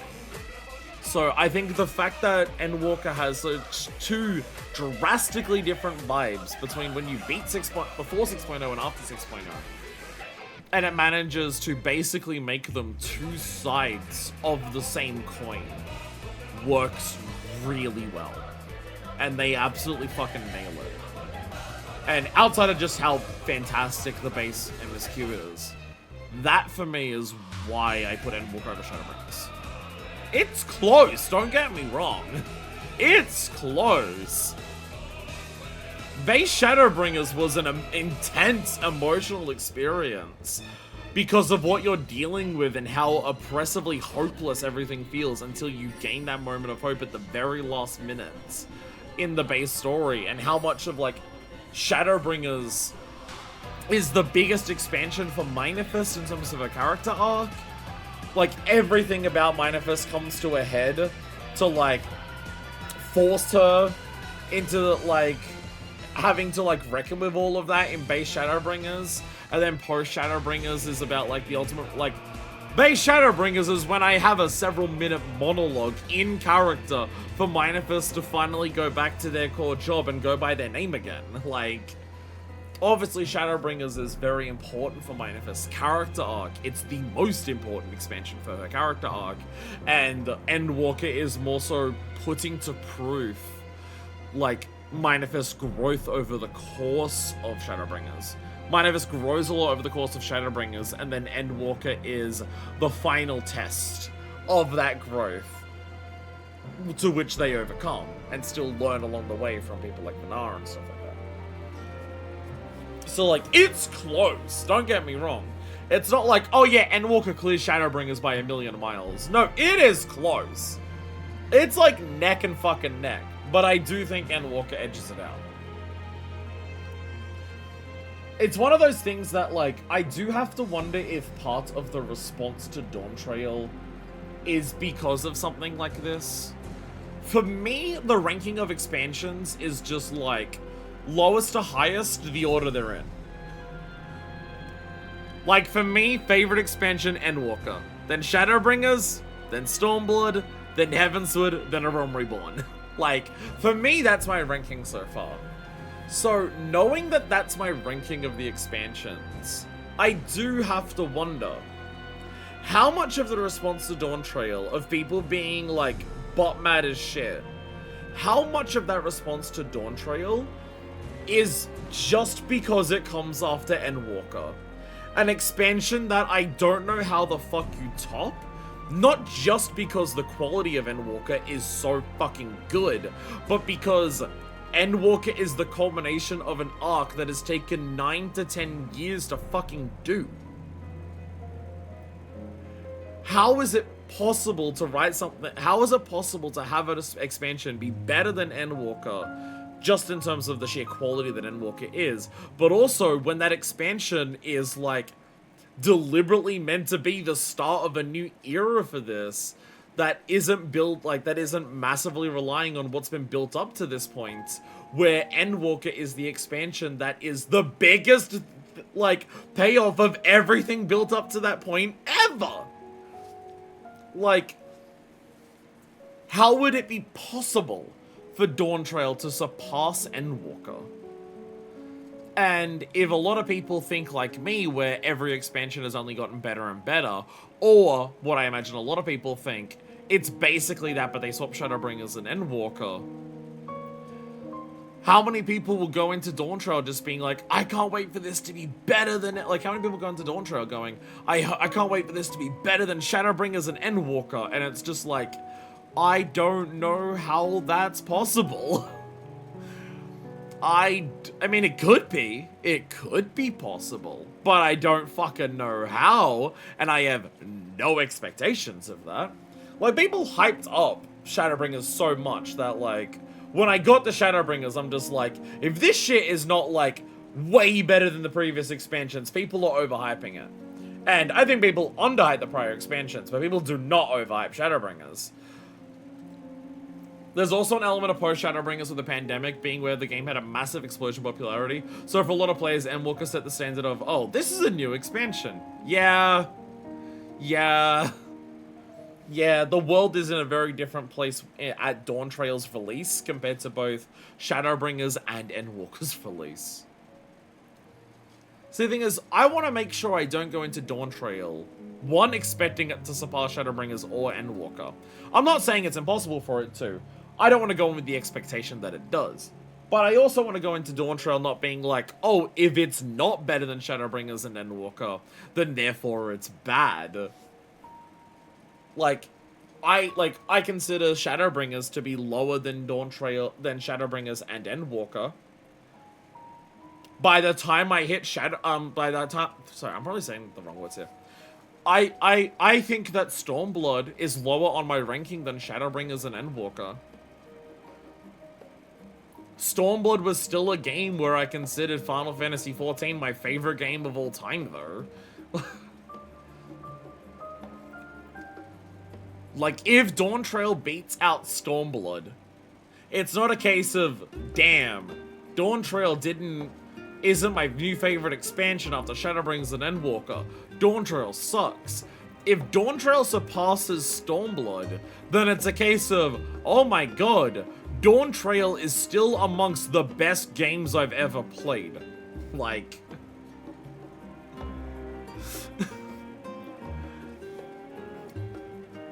Like, it was not Shadowbringers and Endwalker that made me say that Final Fantasy XIV is my, like, new favorite game. It was during Heavensward or Stormblood. I think specifically Stormblood. Honestly, probably, like, if we're being real, it's probably 3.3.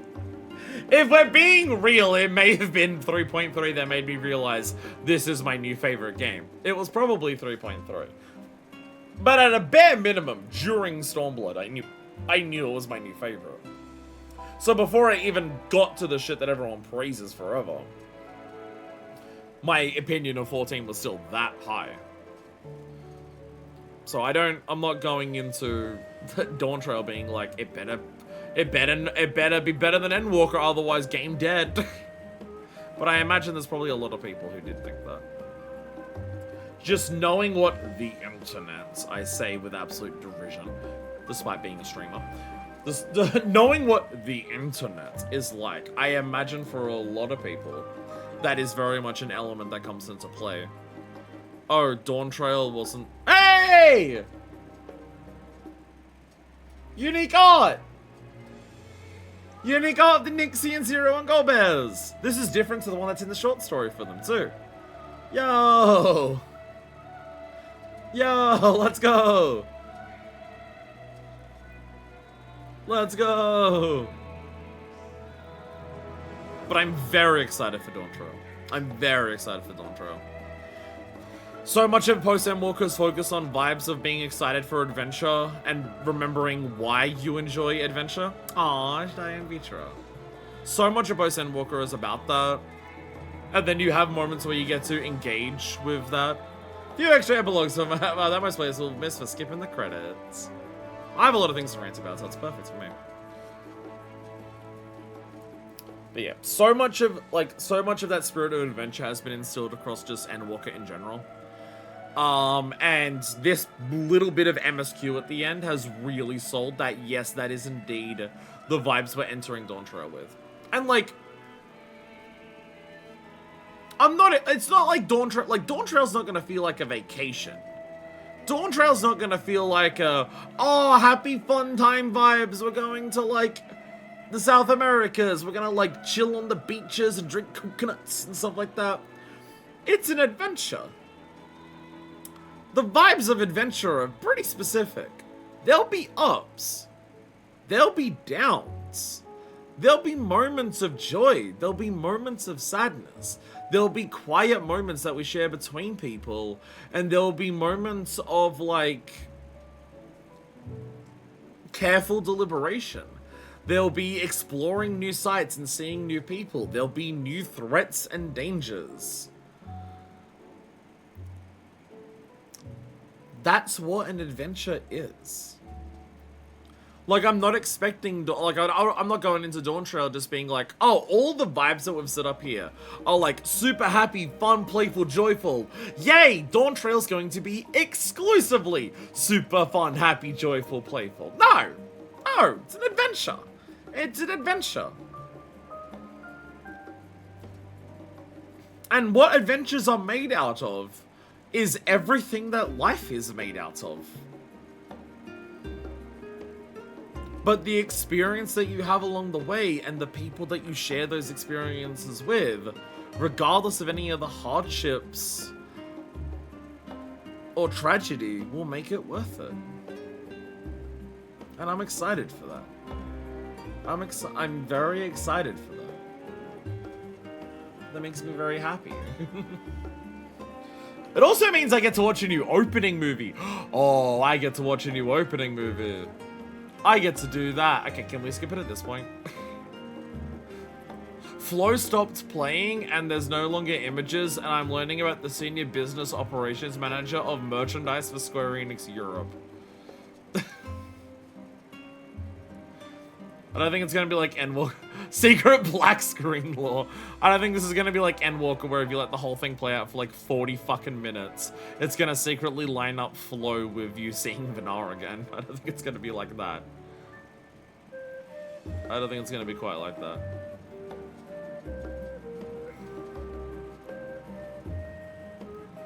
Like, this is the events manager. This is just the people working on FanFest. Actually, it's online events. So the live letters? I don't know.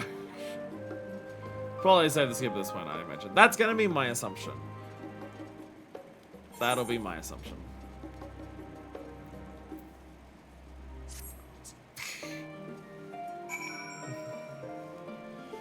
Hey everyone! Hey Ojika.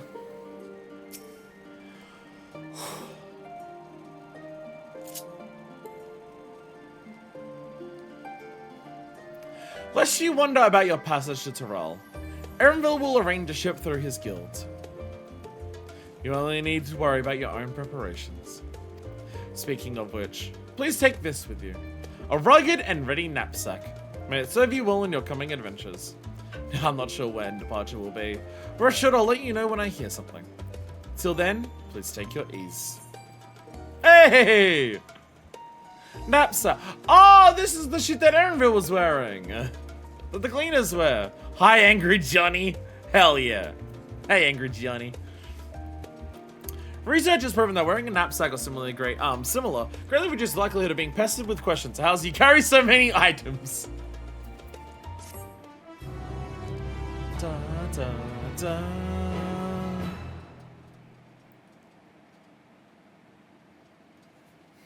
Meanwhile, in Limsa Laminza.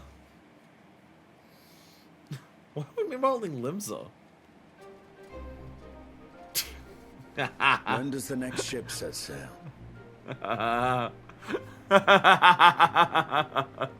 He did say he wanted to go west, I ask your think. destination? He did say he wanted to go somewhere. The north and east. I've already seen. Let's go west! I suppose I'll head west this time. Somewhere west, my good man. That is not a destination. Somewhere west! Well, I guess west from Limsa, there's one place, and that's Terrell. West, you say?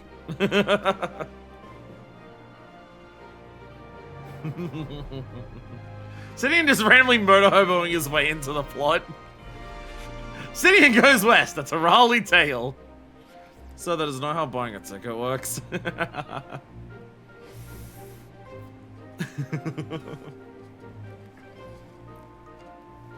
Meanwhile, in old Charlian. How many of the Scions are going to be involved in this plot? Oh my god.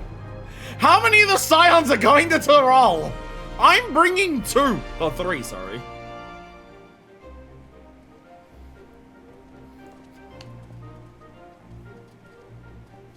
I see you've made up your mind. I had a feeling you'd be keen. But to think that our comrades too are thither bound. Fate doth work in mysterious ways. Indeed. It will be a grueling task, having to contend with them. Remember that random bit we got about Thanger and Andre getting letters looking for Archons? So I imagine the idea is that it's one of the others. One of the other claimants. I imagine that's the idea. Oh, it's probably Kona. It's probably Kona. Because he's the one who studied in Charlian. So if he's the one who studied in Charlian and stuff like that, then he's probably like, give me Archons.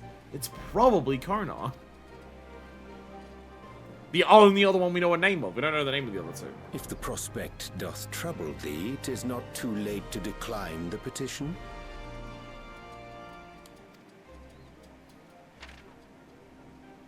Though thine expression would suggest thou art far from perturbed. Oh, how could I possibly be, knowing what's to come?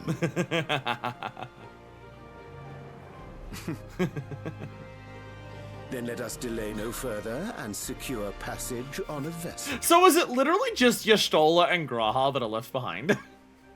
Is it literally just Y'shtola and Graha?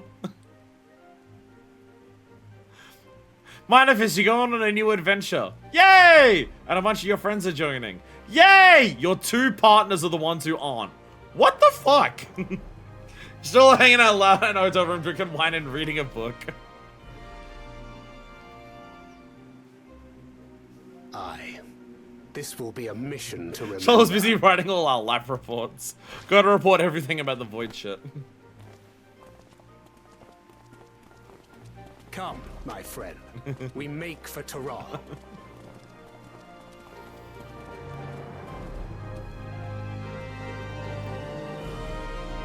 Chat, I'm so fucking excited for Dawntrail.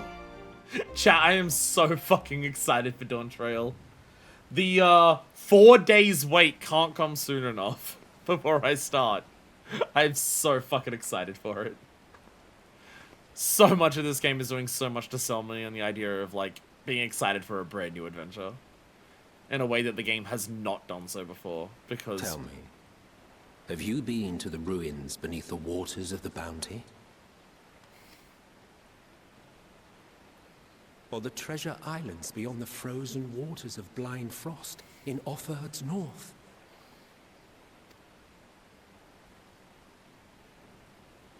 The fabled golden cities of the New World?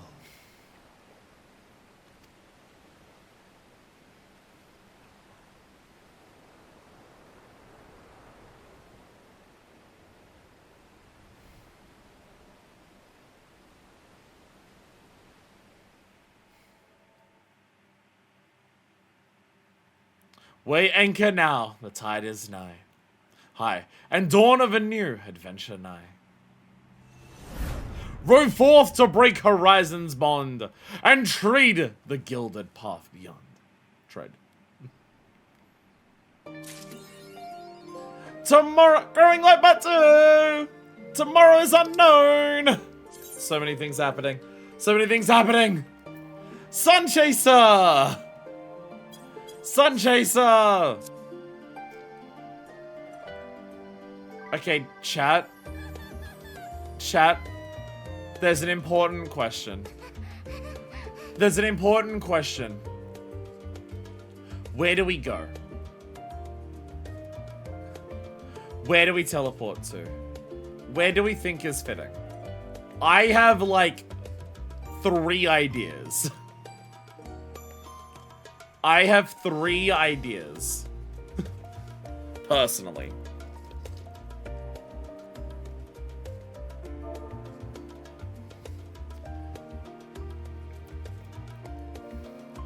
I have 3 personal ideas. They are Limsa, Kurthus Central, and Ultima Thule. And I don't know which one is the most fitting.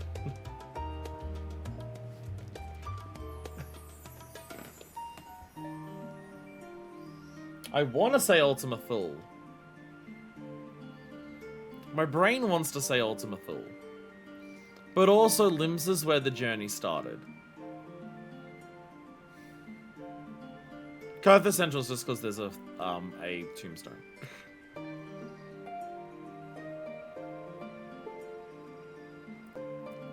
Limsa is the start. Limsa is the start. To come full circle. Where do you start Limsa? Do you start it at the docks that Estinian was just at, or is it at the boats near the the adventurers, the fishermen's guilds? Where do you, when you start in Limsa, which part of the city does it put you in? I don't even remember. Like when you very first boot up the game and you choose Limsa. That I don't remember. That I do not remember. But I think Limsa works. I think down by the lower decks. That's what I'm thinking. I think it's by the Fishers Guilds. I think it puts you down there. Where the big ships come in. That's kind of my thought process, yeah. But chat! After 330 days. Hey, we didn't even get to another hour. Also known as 7,920 hours of game time. After this long, chat, exactly the 300 hour mark? Chat, 07s, salutes. For we now say goodbye to the Sprout. It's gone. The Sprout is gone.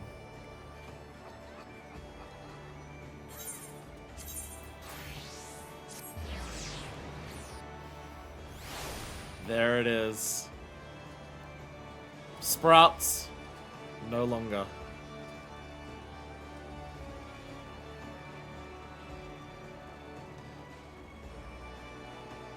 Thing is, I think it's about here. But this is like a man hanging here because this is like Blood Executioners. Goodbye, Sprout. You're a real 14 player now. The snowmen are making it a little different. The snowmen. I'll be honest. The Christmas decorations on the Asalicia here have a little bit of a different vibe when I still see a man hanging here for dear life. Oddbert, what are you doing up there? The vibes of the Christmas decorations on here are a little different. When that's what you say.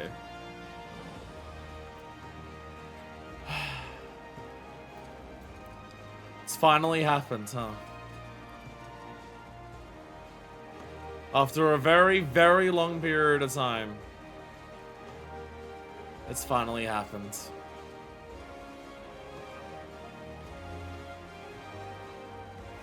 I've got to be one of the longest lasting goddamn fucking Sprouts in this game.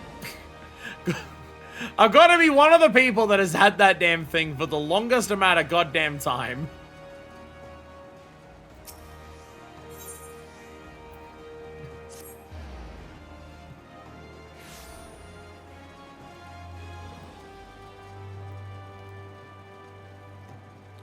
But it is indeed gone. It's weird. It's weird to have that. It's weird to have the job logo.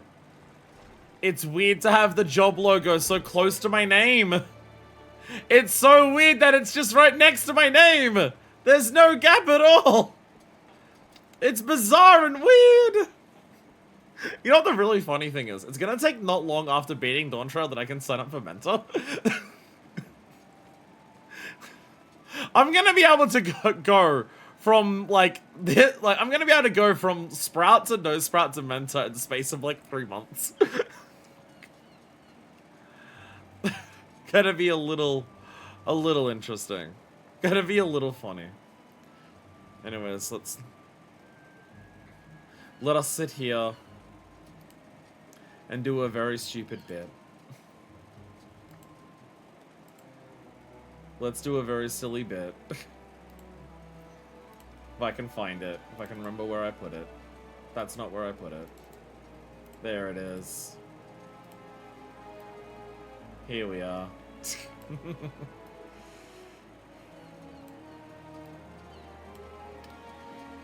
Rest in peace, Sprout. Rest in peace, Sprout. January 2022 to December 2025.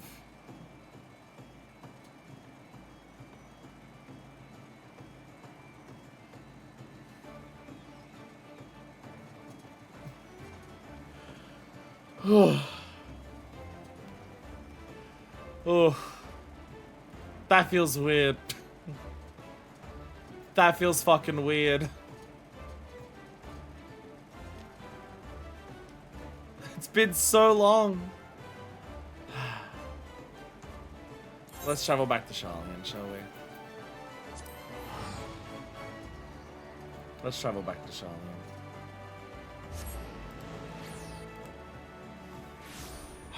And with that, that is the end of Endwalker. With our next stream, we will start the next expansion. And for the first time ever, be on our most current expansion.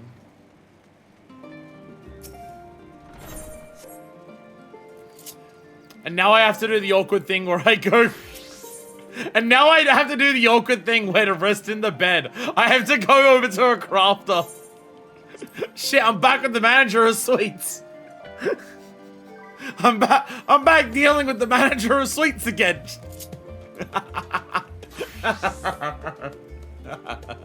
Oh, Jesus. Thank you all so much for watching.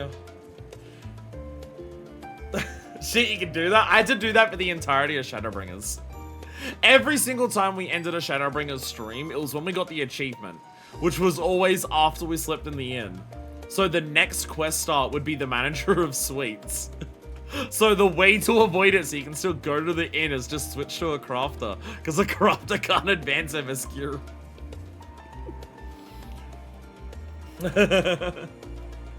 So with that, that is the end of Endwalker. It's been one hell of a fucking journey. Endwalker itself, but also the entirety of Final Fantasy XIV up until this point. When next we meet in the game, we will be on the start of our journey into Dawntrail. At the time of doing it, we're finally going to be in the current expansion. We're so close to being current.